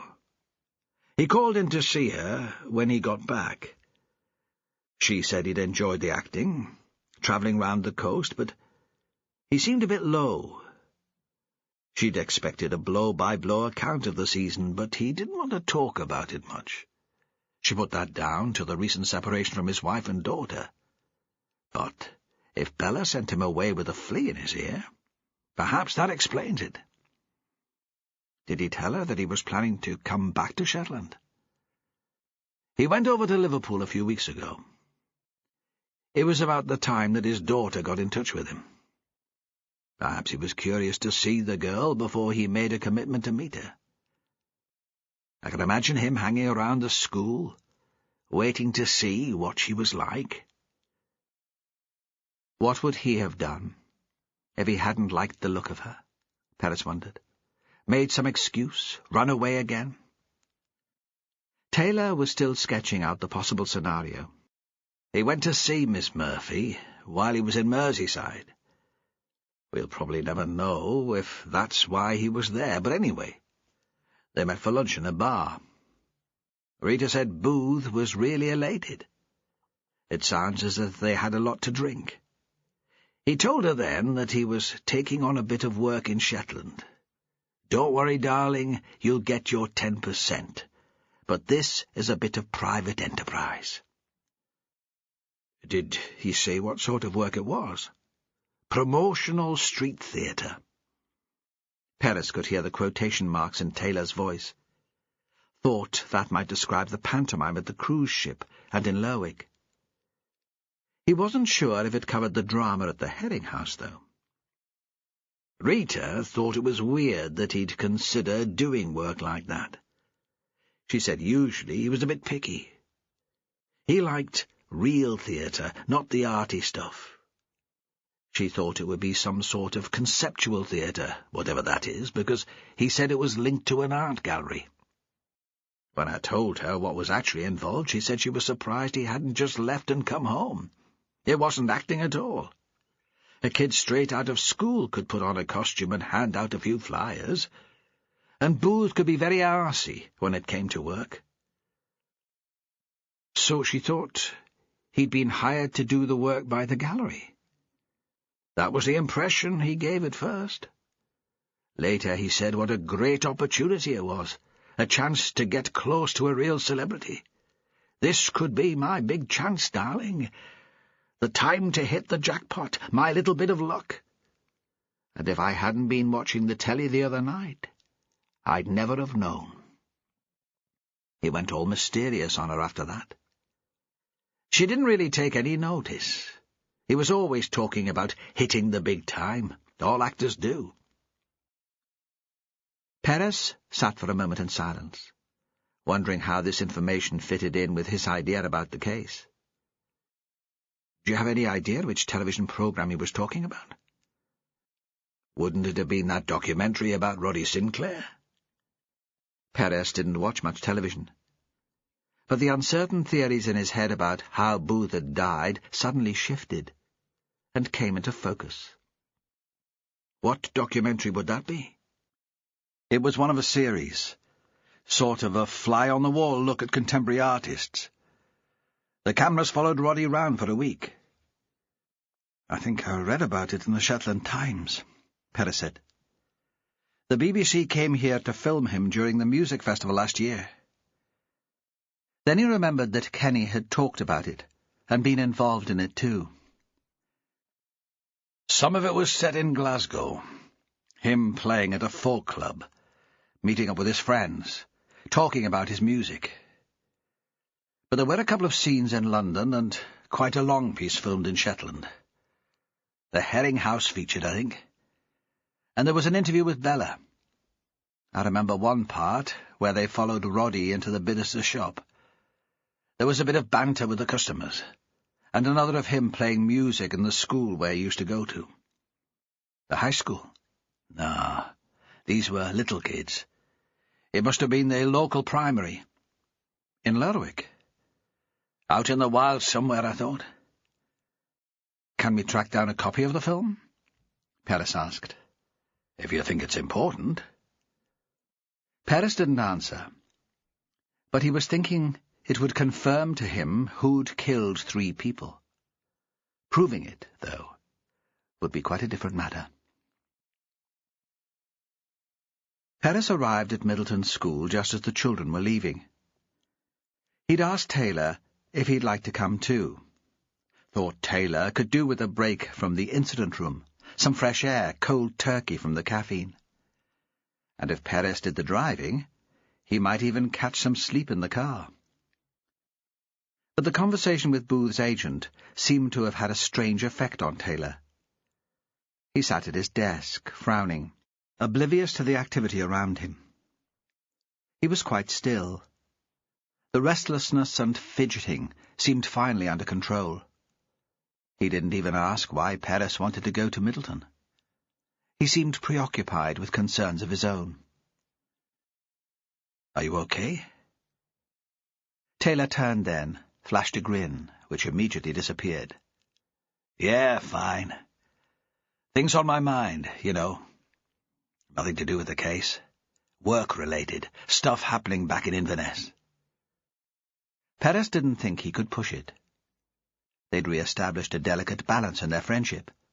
He wanted to keep things that way. It was classic Shetland weather, breezy, with flashes of bright sunshine. And as Perez got out of his car, a group of children ran out of the school into the wind, arms outstretched, yelling and laughing. He envied their energy. He waited until the playground was empty before he went inside. Dawn Williamson was in the school library, sitting on one of the small chairs in front of a computer. He stood for a moment watching her, but her body blocked his view of the machine, so he couldn't see what was on the screen. "Don't you have a PC at home?" Everyone did now. Most Shetlanders shopped online. One time, when he went south, people gave you a list of goodies unobtainable in the islands to bring back. Now people bought their CDs, books, clothes, and even household items on the internet. She turned, startled by his voice, then smiled, reassured, when she recognized him. "The hard drive's crashed," she said. "I've only had the bloody thing 6 months. It's a real nuisance. Martin used it for work. Even Aggie had become a convert. She's really interested in family history, and there's loads you can do online. I've just sent it back to the manufacturer. It was still under warranty, and I couldn't get anyone to come out to fix it." "I'm sorry," he said. "I've a few more questions." She stood up and leaned against the desk, so she was facing him. Something about his expression seemed to panic her. "Is anything wrong, Inspector? What's happened now?" "There's nothing new," he said. "Just questions." "But all so jumpy. I'd heard you'd found another body down the pit. It's horrible, unbelievable. What do I tell Alice? I hoped she'd be protected growing up here." Perez thought of the bullying he'd endured when he moved from the small Fair Isle school to the hostel in Lerwick. Kids were cruel wherever they lived. He didn't think people were so different because they lived in Shetland. Not the children, or the grown-ups. "It's about the television documentary on Roddy Sinclair. You remember it?" "I'll never forget it," she said. "You won't believe the excitement it caused. The BBC coming to the school.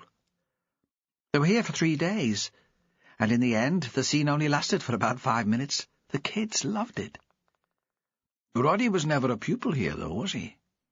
He lived in Lerwick when he was in the primary." "Dramatic license, I suppose. Middleton's a bit more scenic, and I think he did come here for a few weeks when he was very young. It was when his father was first diagnosed and had to go away to Aberdeen to hospital. His mother went too, and Roddy stayed with Bella. He has come in to do some music with the kids since he started recording. They loved him, of course. There was enough of the rascal in him to appeal to them. How long did the BBC spend filming in Bidester? Quite a lot longer. More than a week. In the end, the documentary was as much about the community as about Roddy himself. What did the Bidester folk make of that? Oh, they all pretended to be very cool, but they made sure they were out and about whenever the BBC were filming. Everyone? Well, Aggie's always been a bit shy. She got Martin to stand in for her the day they did the bit in the shop. We persuaded her to pretend to be one of the customers, so the whole community was captured. Was Willie still living in Bidester then? He was. He was there on the film. Although it's not long been shown on the television, they shot it last spring. So it was before Peter Wilding moved into his house? Yes, it was. Willie was managing quite well on his own then. She looked directly at Perez. What is all this about? You can't think one of us is a killer. He didn't answer. He stretched and felt the tension in the muscles in his back. I need a bath, he thought. A long, hot soak, real food. Why do I think I enjoy doing this job? I'm really sorry to have troubled you at work again, he said. Is that it? She demanded. He saw that her nerves were tattered, and she was having trouble holding things together. No explanation for all these questions? Sorry, he said again. He could see she wanted him to leave, but he hesitated, wondering if he could risk one last question. The question that had been in his head since he'd come to the school. Have you any idea who the murderer is, Dawn? She stared at him. I can't believe you asked me that. He saw he'd pushed her too far, but couldn't help continuing. You might have heard something. People talking. I know you weren't involved. You weren't living in Shetland when all this started. But someone in Bidester knows. I can't talk about this now. I want to get home. Spend some time with my daughter. If you have more questions, come to Bidester later when she's asleep. I'd rather have Martin there anyway. I know it's pathetic. But I can't do this on my own. Perez thought how Dawn had been when he'd first met her. A strong and confident woman. This is what violence does, he thought. It makes victims of us all. Chapter 42. Perhaps it would be better talking to Dawn and Martin together, Perez thought. He drove out of Middleton, a little way on the Lerwick Road. He didn't still want to be parked in the playground when Dawn came out of the school. She was jumpy enough. And he didn't want to scare her. Didn't want her thinking he was watching her. He pulled into the side of the road next to a few scrubby trees someone must have planted years ago as a windbreak, and made plans for the rest of the evening. He thought he should call in on Kenny while he was waiting for Dawn to get Alice to bed. He could take the swab for the DNA. But didn't think he could face talking to the crofter just yet. It came to him again that he needed hot food and a bath, and that would give him time on his own to order his thoughts. He was groping towards a solution, but had no evidence. He still couldn't see any way of obtaining sufficient proof to allow an arrest. He drove back to Lerwick and parked in the lane outside his house. Inside he opened the windows, so the breeze blew the curtains and rattled the doors. A neighbour had the radio on, and the sound blew in too. Perez recognized a track from the latest Roddy Sinclair album. He scrambled eggs, and made toast and coffee, and ate the food with the plate on his lap, perched in the window seat, watching the Bressay ferry make its way across to the island. Then he ran a deep hot bath, and lay in the water, almost dozing, letting various scenarios around the case play in his head. He wasn't usually one for conspiracy theories, but this time he allowed himself to consider the most preposterous ideas. Investigation was all about what if. He thought Wilding must play the same games while he was writing his stories. Before leaving the house, he phoned Taylor, using his mobile number, because he thought surely by now the man would have left the police station. The Englishman was staying in exactly the same room, in the same hotel, as in the previous investigation. Perez had picked him up from there once, and it had been as tidy as a cubicle in a military barracks. It was hard to believe the bed had been slept in. His clothes were neatly folded. On the dressing table a pen, a brush, and a notepad had stood in a precise line. Perez wondered whether Taylor ever relaxed. Certainly he wasn't relaxing now, because it was clear from the background sounds that he was still at work. "Yes? Did your friends in West Yorkshire mention finding any photographs in Booth's house?" Perez had returned to his seat at the window. "Someone was obviously taking pictures that summer, because we have the group photo with Bella and the men. I wondered if there were any others." There was a silence. Taylor was trying to follow his reasoning. "Is there something you're not telling me, Jimmy?" Now Perez hesitated. "I need to talk to the Williamsons again," he said. "Then I'm going in to get that swab from Kenny. Do you want to meet me in Bidderstone later? Or maybe you'd rather get to your bed." "No point," Taylor said. "I thought winter was bad enough here. But I'd survive that better than these crazy light nights. I know I've not been the easiest person to work with on this case. Put it down to being halfway to the Arctic Circle and getting no sleep. If I can track down any photos, I'll get West Yorkshire to scan them and send them as attachments. I'll print them out and bring them with me."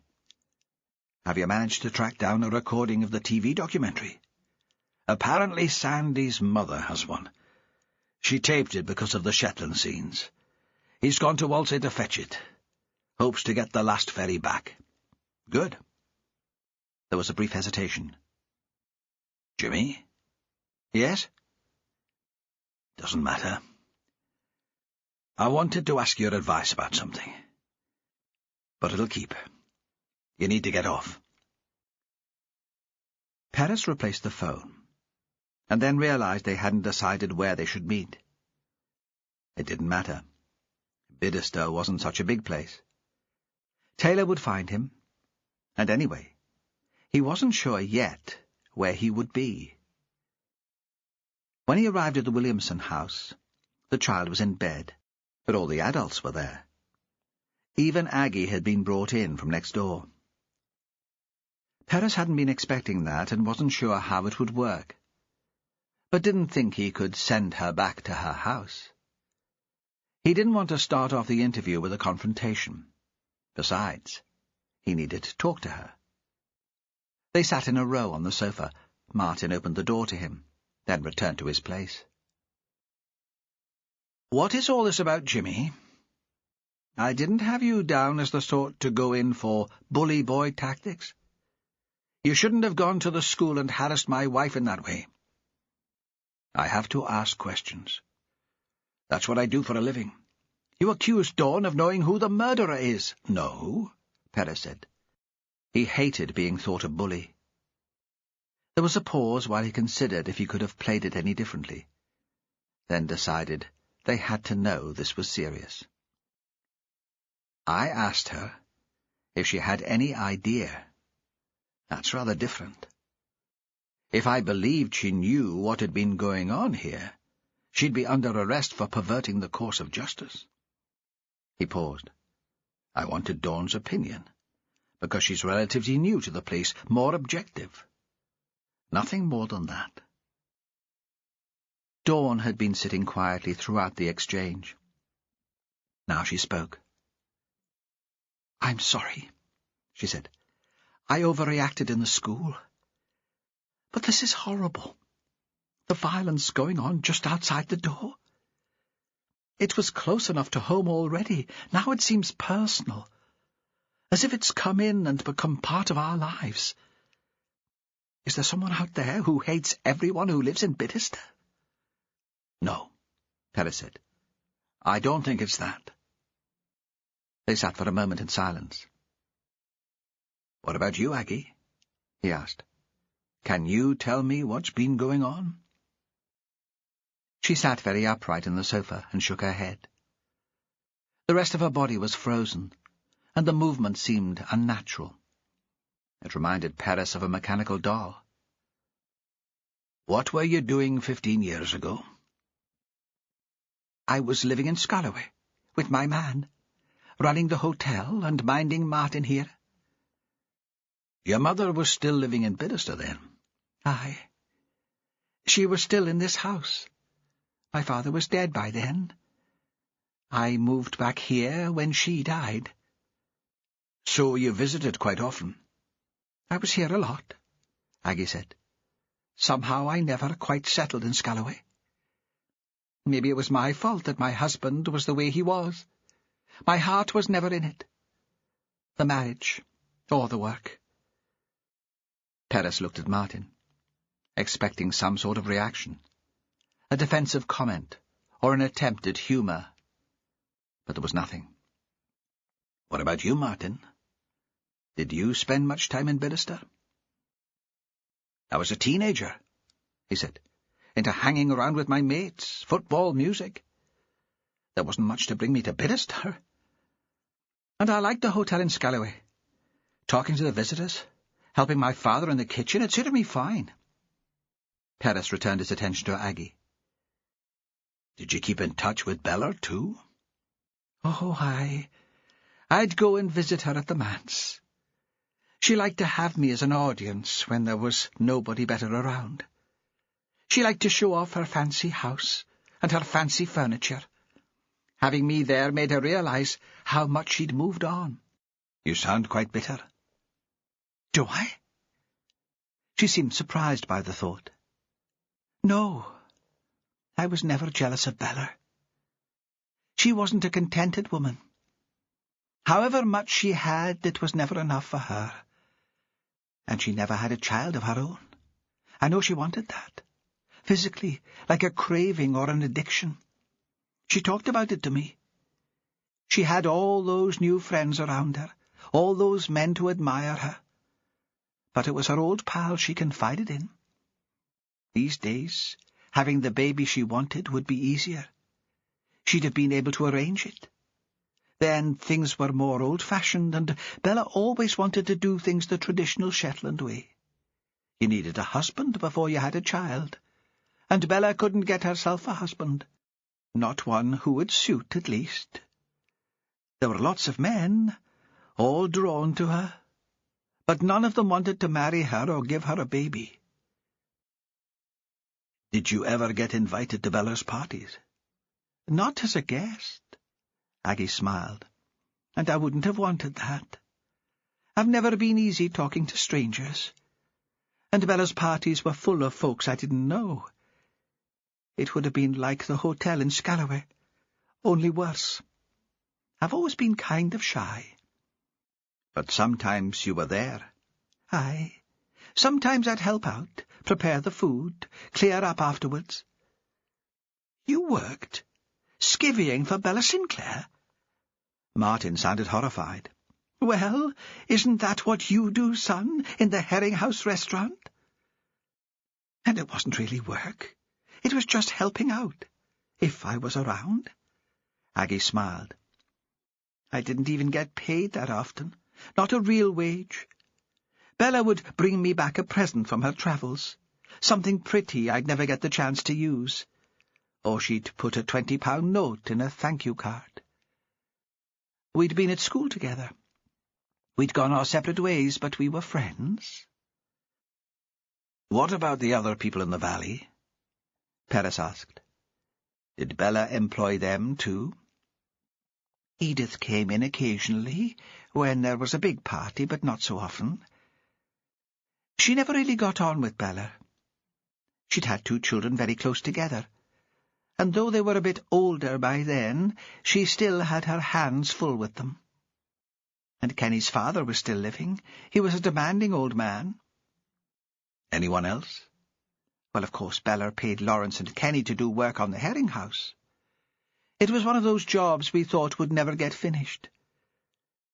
When she bought the building first, we all decided she was mad. It was just a shell, with a rusty corrugated iron roof. Nowhere near the size it is now. They almost built it from new, just using the old stone and some of the old timber. And now look how lovely it is, with the gallery and the restaurant. The restaurant's a recent feature, Martin said. It only opened 5 years ago. What about the gallery? Perez asked. When was that completed? The boys worked on it in stages, Aggie said, because they could only do bits and pieces in the evenings. Kenny had the croft, and Lawrence was doing building for other folks in the day. Folks who were willing to pay. It was almost finished when Lawrence left the island. We decided he waited until it was done before he went. He couldn't bear to leave it half-finished. Did he tell you he was going? No, but I wasn't surprised when he went. He'd been kind of restless all that summer. That was the hot summer. The summer Bella had her house parties. That would have been the one. Kenny had some work away for part of it. He wasn't around so much, but Lawrence was there. Bella would invite him as a guest to the parties. What did he make of it all? He behaved like a great court jester, playing to the gallery. I hated to see it. He was a good man, but he had a sort of short fuse on him. He should have carried himself with a bit more dignity. He believed all those fancy artists and writers thought he was such a clever, witty fellow. But they were laughing at him behind his back, calling him a clown.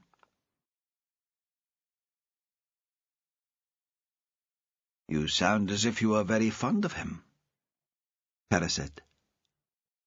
Aggie blushed. Very suddenly, so he felt as if he had hit her with his words, marked her face. I didn't mind him playing the fool. Better that than when he lost his temper. Besides, he didn't try so hard for me as he did for the Soothmothers. Were you ever more than friends, Aggie? He thought she would blush again, but she answered with great dignity.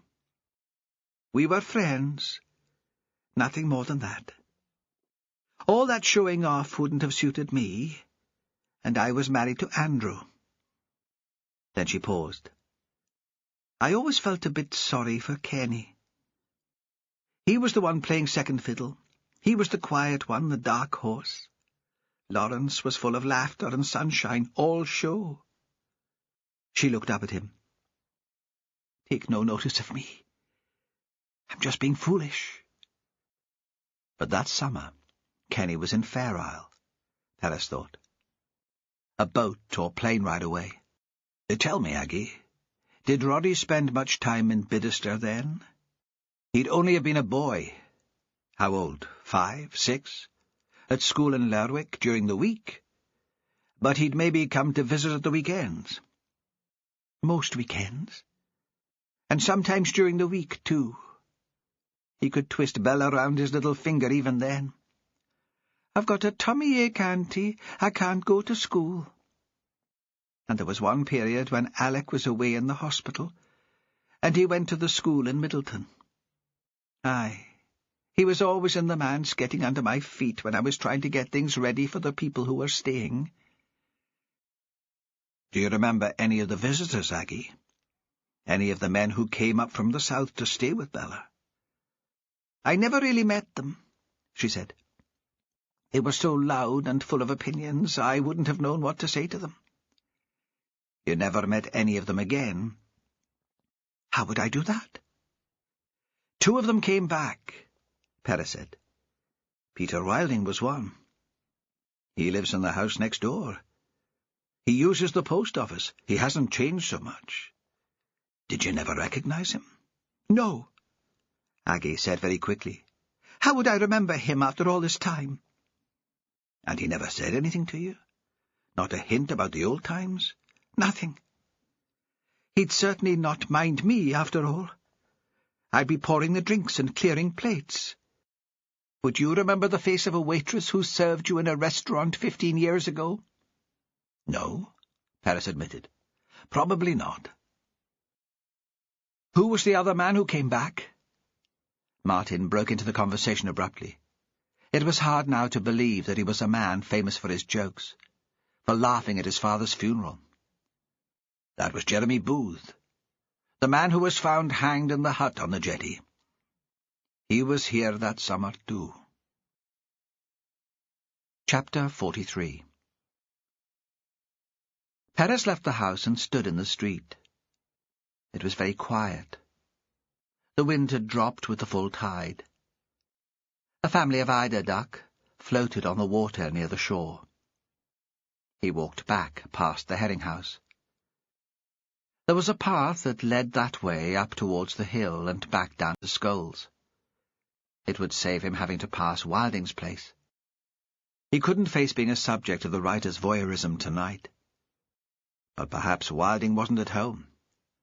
Perhaps he was in Bowness, supervising some work to his new house. Perez thought Fran could be there too, discussing flooring and wallpaper, and the idea gave him a chill of unease. Then he thought she wouldn't be so foolish, not until the investigation was over. He walked out onto the open hill to the sound of skylark and curlew, and into a raw orange light. It must already be late in the evening, because the huge ball of the sun was dipping towards the cliff edge. There, too, silhouetted, was the figure of a man, unrecognizable at this distance, a Gothic figure against the setting sun. Although he couldn't make out the man's features, had to squint against the light to make him out at all, Perez knew who it was. He wasn't prepared for the encounter. Things had moved more quickly than he'd expected. He was tempted to turn away, to wait for Taylor, who might have evidence. But the man was right at the edge of the cliff, on the narrow bridge of rock between the pit of Idester and the sea. Perez thought the hot summer 15 years before had resulted in enough loss. He'd allowed Jeremy Booth to run away from him to his death after the Herringhouse party, and was still troubled by a nagging guilt. How much worse would that be, if he made no attempt to stop this man jumping? He walked quickly over the grass, swearing under his breath, when he twisted his ankle on a clump of heather. As he approached the cliff edge, the sound of the seabirds got louder, and the orange light stronger, so his head seemed filled with the noise and the light, and he couldn't think clearly at all. Kenny Thompson didn't hear Perez approaching. Perez thought the man was so wrapped up in his own thoughts that if Perez had been accompanied by the whole Up-Eliar marching band, he still wouldn't have noticed. Kenny stood very close to the cliff edge, with the pit at his back. Perez called to him. "Come away, Kenny. Come here, where I can talk to you." The man turned slowly. "I'm fine where I am, and I've nothing to say. I can't shout at you across all this space, man. Not about this. Not about Lawrence." Kenny turned again, so once more he was facing the sea. Perez inched closer, felt his stomach tilt and turn. Now he could see the waves breaking on the outlying stacks. The sound of the water seemed to take a long time to reach him. He had an image of Roddy's body, smashed in the pit. He stumbled, and although he was still yards from the edge, his heart seemed to stop.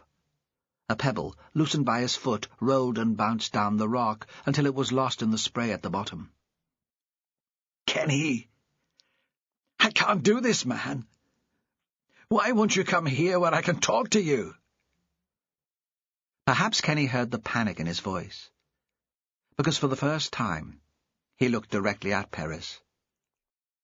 "There's no need for you to be here." Perez struggled to find some connection between them, some way of holding the man back from the cliff with his words. Do you remember that summer? When you were working on Fair Isle, Kenny? The harbour works in the North Haven? I've been thinking about that since we met up again. Have you? Kenny frowned, willing to be distracted for a moment at least from his own thoughts. Perhaps he was glad to be distracted. You came to stay with us in my parents' house. Then you moved back to the hostel. I wondered why you might do that. Did your mother ever talk to you about me? Not since. When you were staying on the Isle, I could tell she liked you. She had nothing but good to say about you. I thought I loved her, Kenny said. A bit of summer madness. A pause. I did love her. Perez felt his stomach tilt again. Only this time it had nothing to do with the height of the cliff. His mother was his mother. She wasn't a woman for men to fall in love with. He didn't say anything. Nothing happened, Kenny said. We weren't lovers, though I would have liked us to have been. That was why I moved back to the hostel.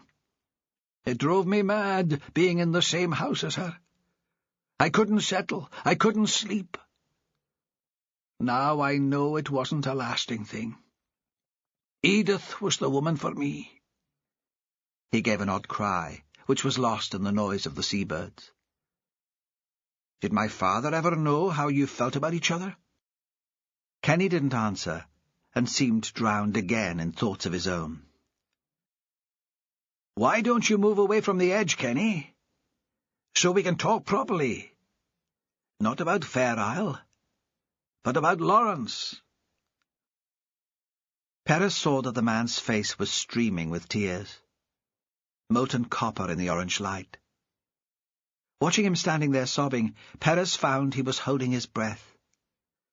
He felt his heart thumping against his rib cage. A couple of steps, and Kenny could be over the cliff. Don't you see? Kenny said. There's no point in talking. Not any more. I think I've worked out what went on. Perez sat on the grass, felt the thrift rough against the palms of his hands, and he started to breathe again. Why don't you sit down too, Kenny? Sit here with me. Kenny remained standing. Perez could see that he wasn't getting through to him. When did it start? He asked urgently, shouting out the words, willing Kenny to listen. Did Lawrence always want what you had, Kenny? Even when you were boys? He was older than me, and brighter than me, Kenny said. That was only right. Come away here, Perez said again. Kenny was rocking with grief. He'd always been a controlled man, quiet, understated, repressed even. Now he seemed taken over by emotion, unaware of how close he was to the cliff edge. If he continued like that, it would be only a matter of time before he fell. Perez kept his voice light and easy, speaking just loudly enough to be heard above the kittiwigs. But to take Edith away from you, Kenny, that was never right, was it? Kenny threw back his head and screamed. What does any of that matter now? Can't you see, man? It's all over. Something made Perez lean forward and look down to the beach made of rock and shingle at the bottom of the cliff. A small white figure lay there. Edith, Kenny's wife, his love. Chapter 44. Kenny crouched and put his head in his hands. Perez got slowly to his feet. He inched towards him across the bridge of rock, keeping his eyes firmly on the man and not looking down, feeling the rush of air on all sides. At last he was standing right behind him. He put his hands around Kenny's shoulders and pulled him upright, led him to safety away from the cliff edge. Then they walked together in silence back to Scholes. In the house, Kenny took him through to the sitting room. He seemed to think that something more formal than the kitchen was called for, though with its big window looking out over the bay, the sheepskin rugs and the comfortable chairs, this was hardly a standard interview room. On the mantelpiece stood pictures of the Thompson children, smiling, gap-toothed.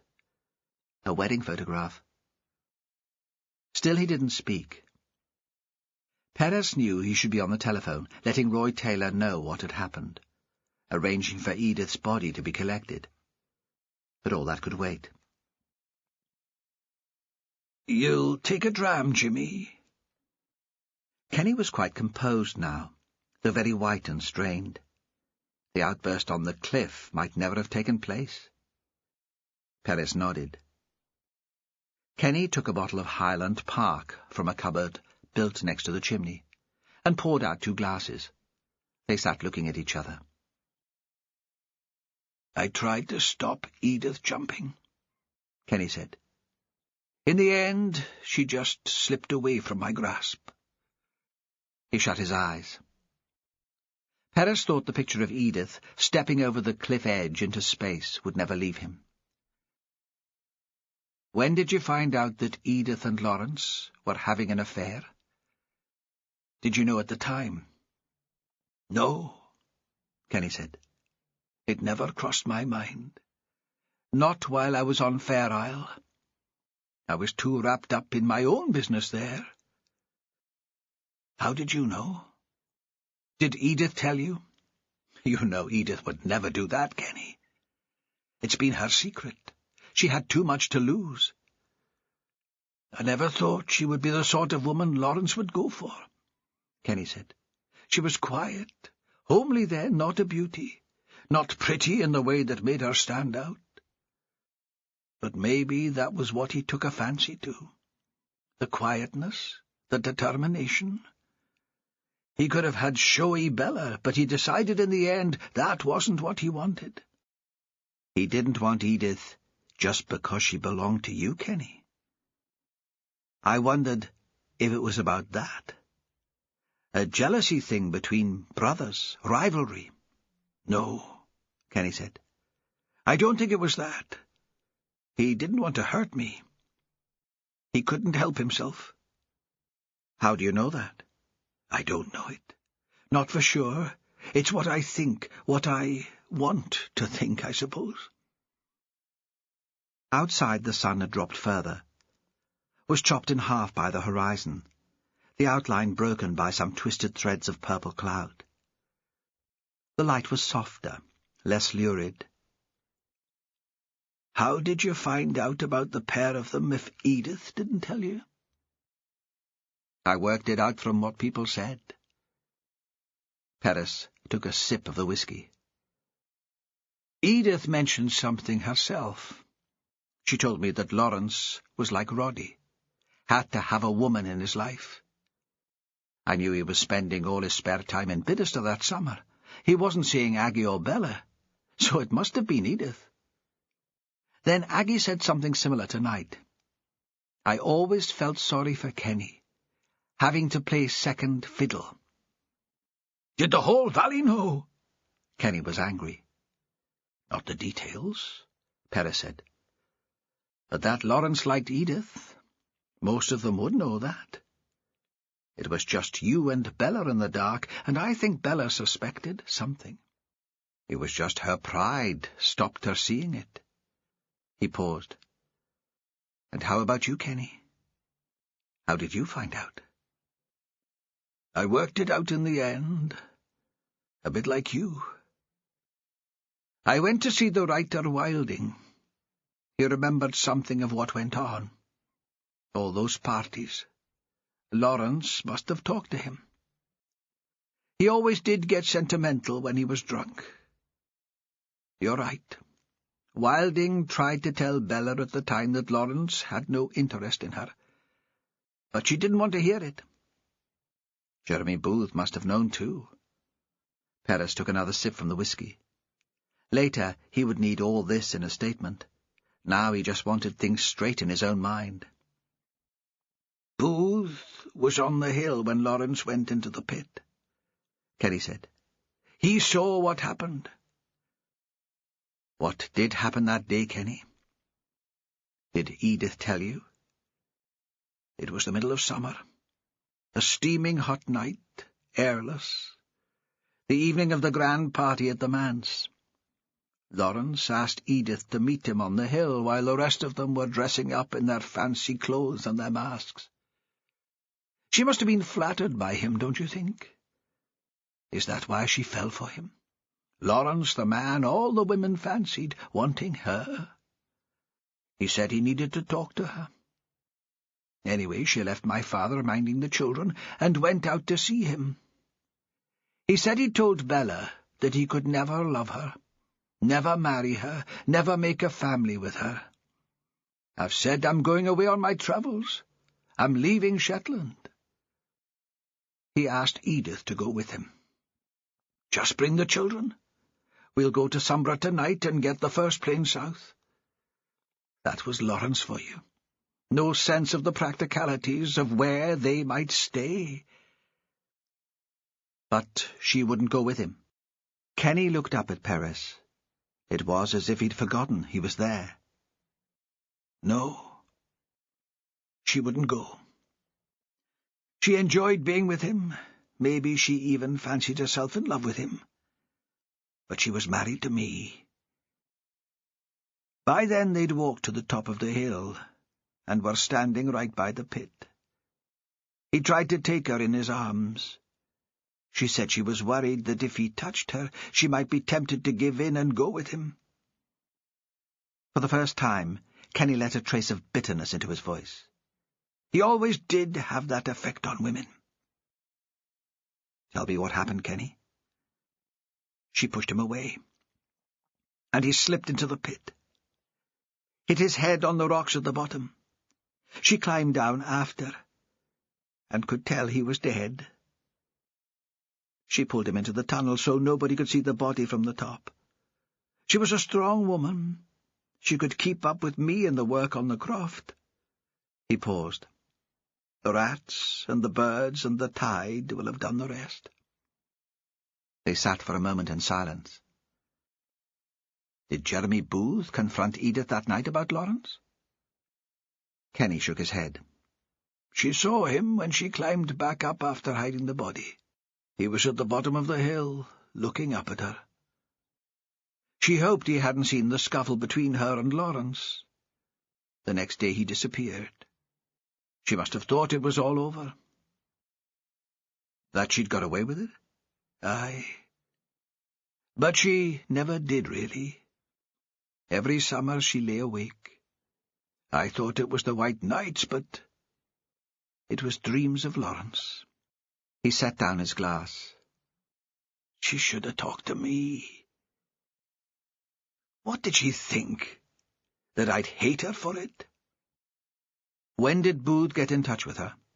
A couple of weeks ago by email. It went to her address at work, but she picked it up here. She was always working in the evenings on that computer of hers. He'd seen that television documentary about Roddy and Bella and Bidester. It mentioned that Edith worked in the care centre, and made us out to be much more wealthy than we really are. He needed money, he said, to give to his daughter, to make up for all the years they'd never had. He looked at Perez. What about my daughter? What will I tell her? Perez shook his head to show that he had no answer. Then he turned up at her work. Imagine how shocked she was. She thought Booth was in England, but he was standing there claiming to be an old friend of Willie's, looking quite different. He was chatting away to the old man when she found him. "You know what happened, don't you, Willie?" he was saying. "You guessed at least." But Willie wouldn't talk to him. Willie said an Englishman had been asking him questions. Perez said, "At first I thought he meant Wilding. When I realized it was Booth, I wondered why Edith hadn't mentioned him visiting." What happened next? Booth said he was going to come out to Bidester for the opening night of the exhibition. He'd put on a bit of a show, have some fun, kill 2 birds with 1 stone. Bella had always been a snooty cow. She'd invited him into her home, then treated him like dirt. It wouldn't hurt her to know what rejection felt like. He just enjoyed making mischief, I think. The mask, the dressing up. He'd have loved all that. Edith didn't ask what he intended to do. She just wanted him to go away without a fuss. He said he'd pick up the money from her at the same time. He'd meet her in the hut on the jetty. Kenny got to his feet and poured more whiskey into Perez's glass, and then into his own. "Why didn't she just pay him?" Perez asked gently. Kenny gave a little shrug. "She said she didn't trust him. He might come back for more. And she resented it. We've always worked hard for what we have. That's what she said. But I could tell her nerves were shot, all those sleepless nights. She wasn't thinking straight." He held onto his glass with both hands, but still they were shaking. It was taking an effort to keep his voice even. She was waiting for him in the hut in the dark. He'd picked up his bag from the beach, and had put that stupid mask over his head, playing the fool again, wanting to startle her, maybe. Perhaps she wouldn't have strangled him if she'd been able to see his face. He didn't look human with that thing on, but I'm not so sure. She was always determined once she'd made up her mind. She surprised him in the dark, strangled him from behind. She made it look like suicide, and was back in the garden by the time I came down from the hill." He paused, and looked sadly at Perez. "I didn't have any idea what had happened. We'd been married all that time, and I didn't guess a thing." Where did Roddy come into it? He was only a boy when Lawrence died. He saw her walking back from the jetty the night Booth died. He was watching from the herring house window. Of course he was. I remember seeing him. He didn't think anything of it, until she put it about that she'd never left Scholes. It must have been troubling him. He came to the care centre to visit Willie and passed a comment that got her scared. "What were you doing out on the shore, Edith? Who did you meet that night?" She told him some story, but she could tell he wasn't taken in. Perhaps, Perez thought, a memory had come back to him, of something he'd seen when he was a boy, like it did to Bella. "So she killed him too?"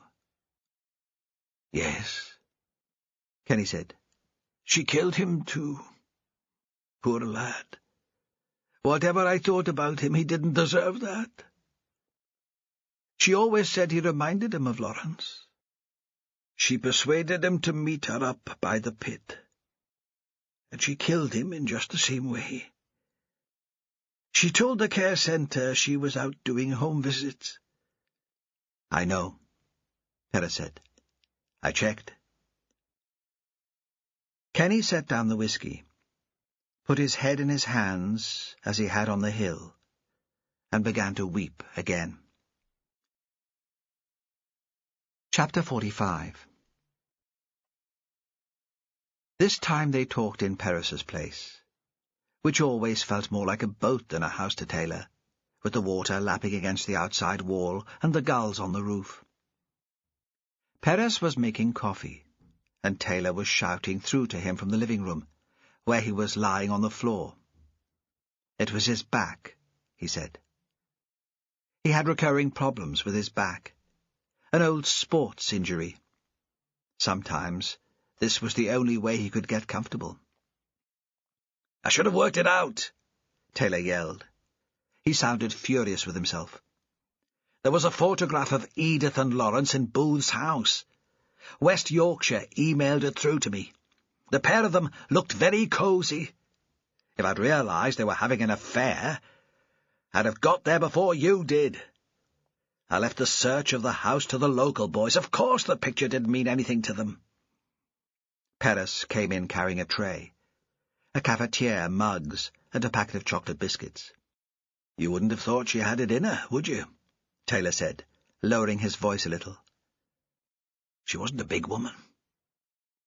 He sat up, stretched, took a mug from the tray. "Strong enough. She still helped Kenny on the craft. And she'd be used to lifting in the care centre. Booth wasn't expecting the attack.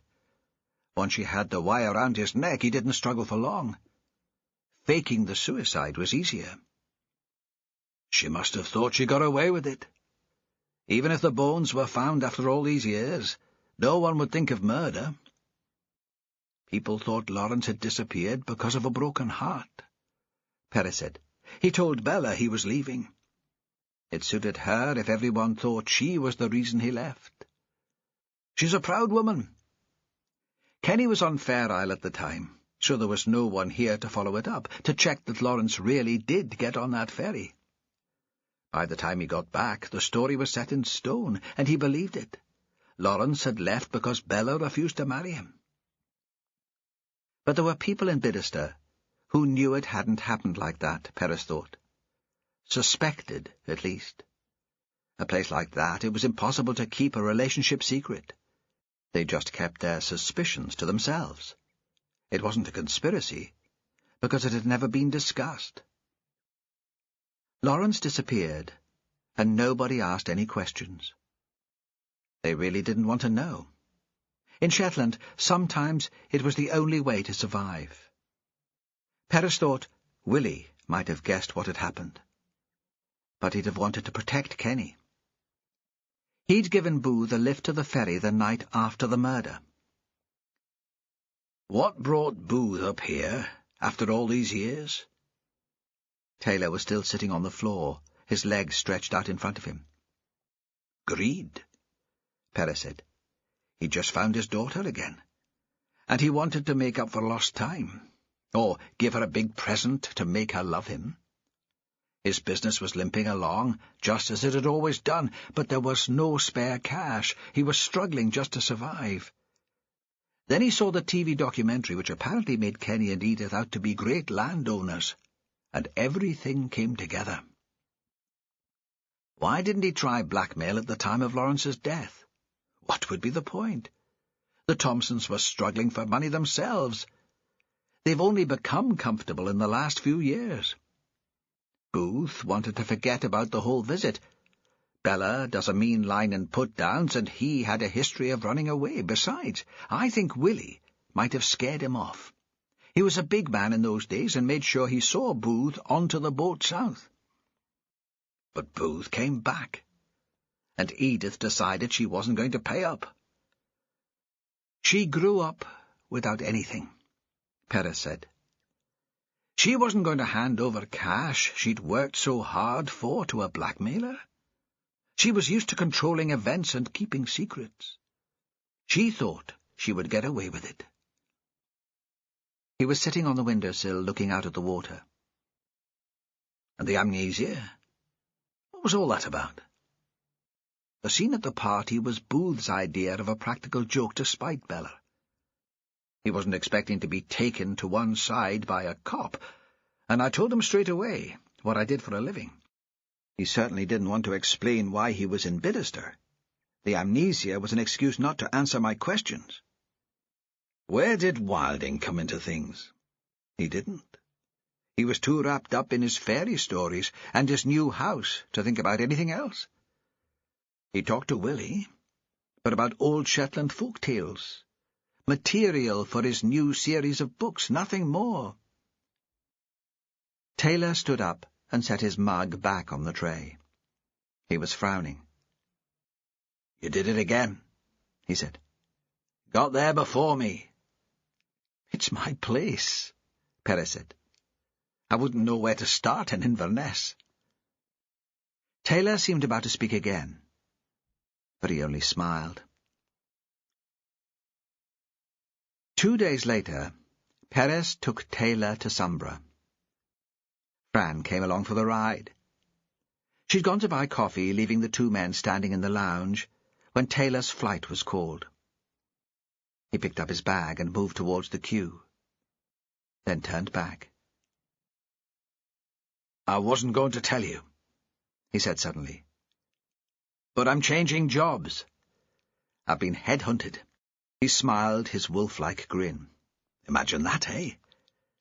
I'm going back to Liverpool to head up their major crimes unit. I wasn't going to take it. Too close to home, too many bad memories, but I never want to work in this place again. This weather, this light. Another case, and I'd be as daft as the rest of you." He smiled again to show it was a joke, of a sort, then walked through the door.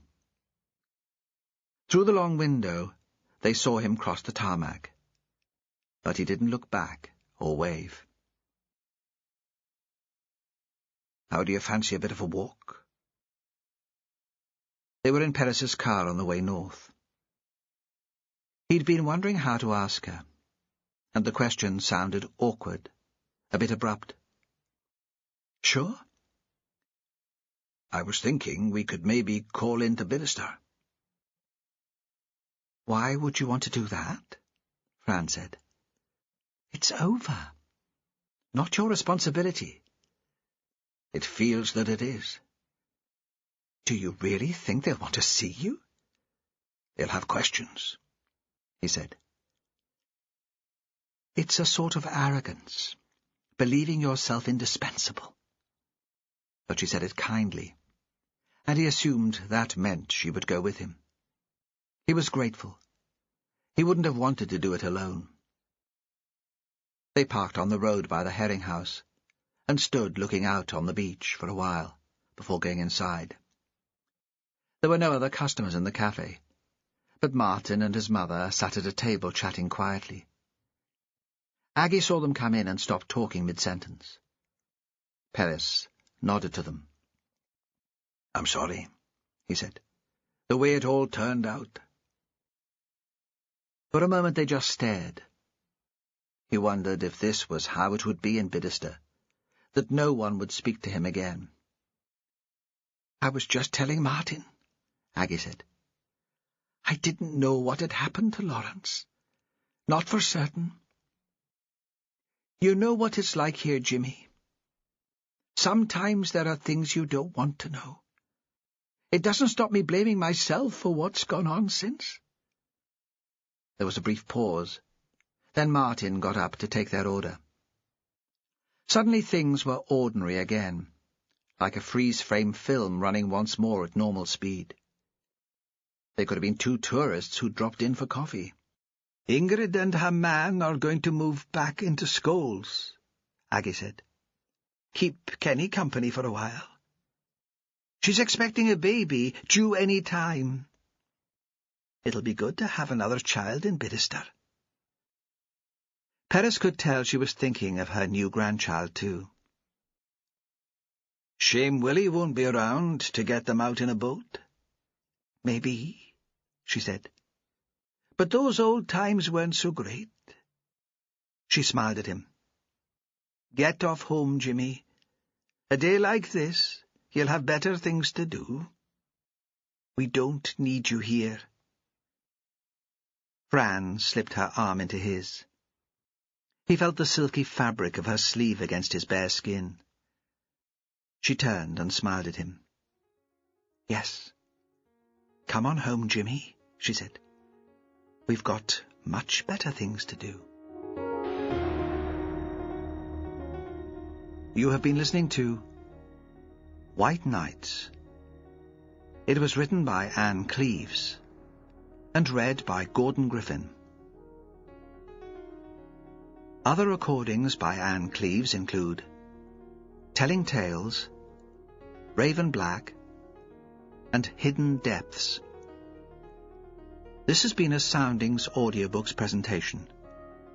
If you've enjoyed this production, please write to us at Isis House, Kings Drive, Whitley Bay, Tyne and Weir, NE262JT, or call 0191 253 4155, and you'll be sent a full list of our recordings.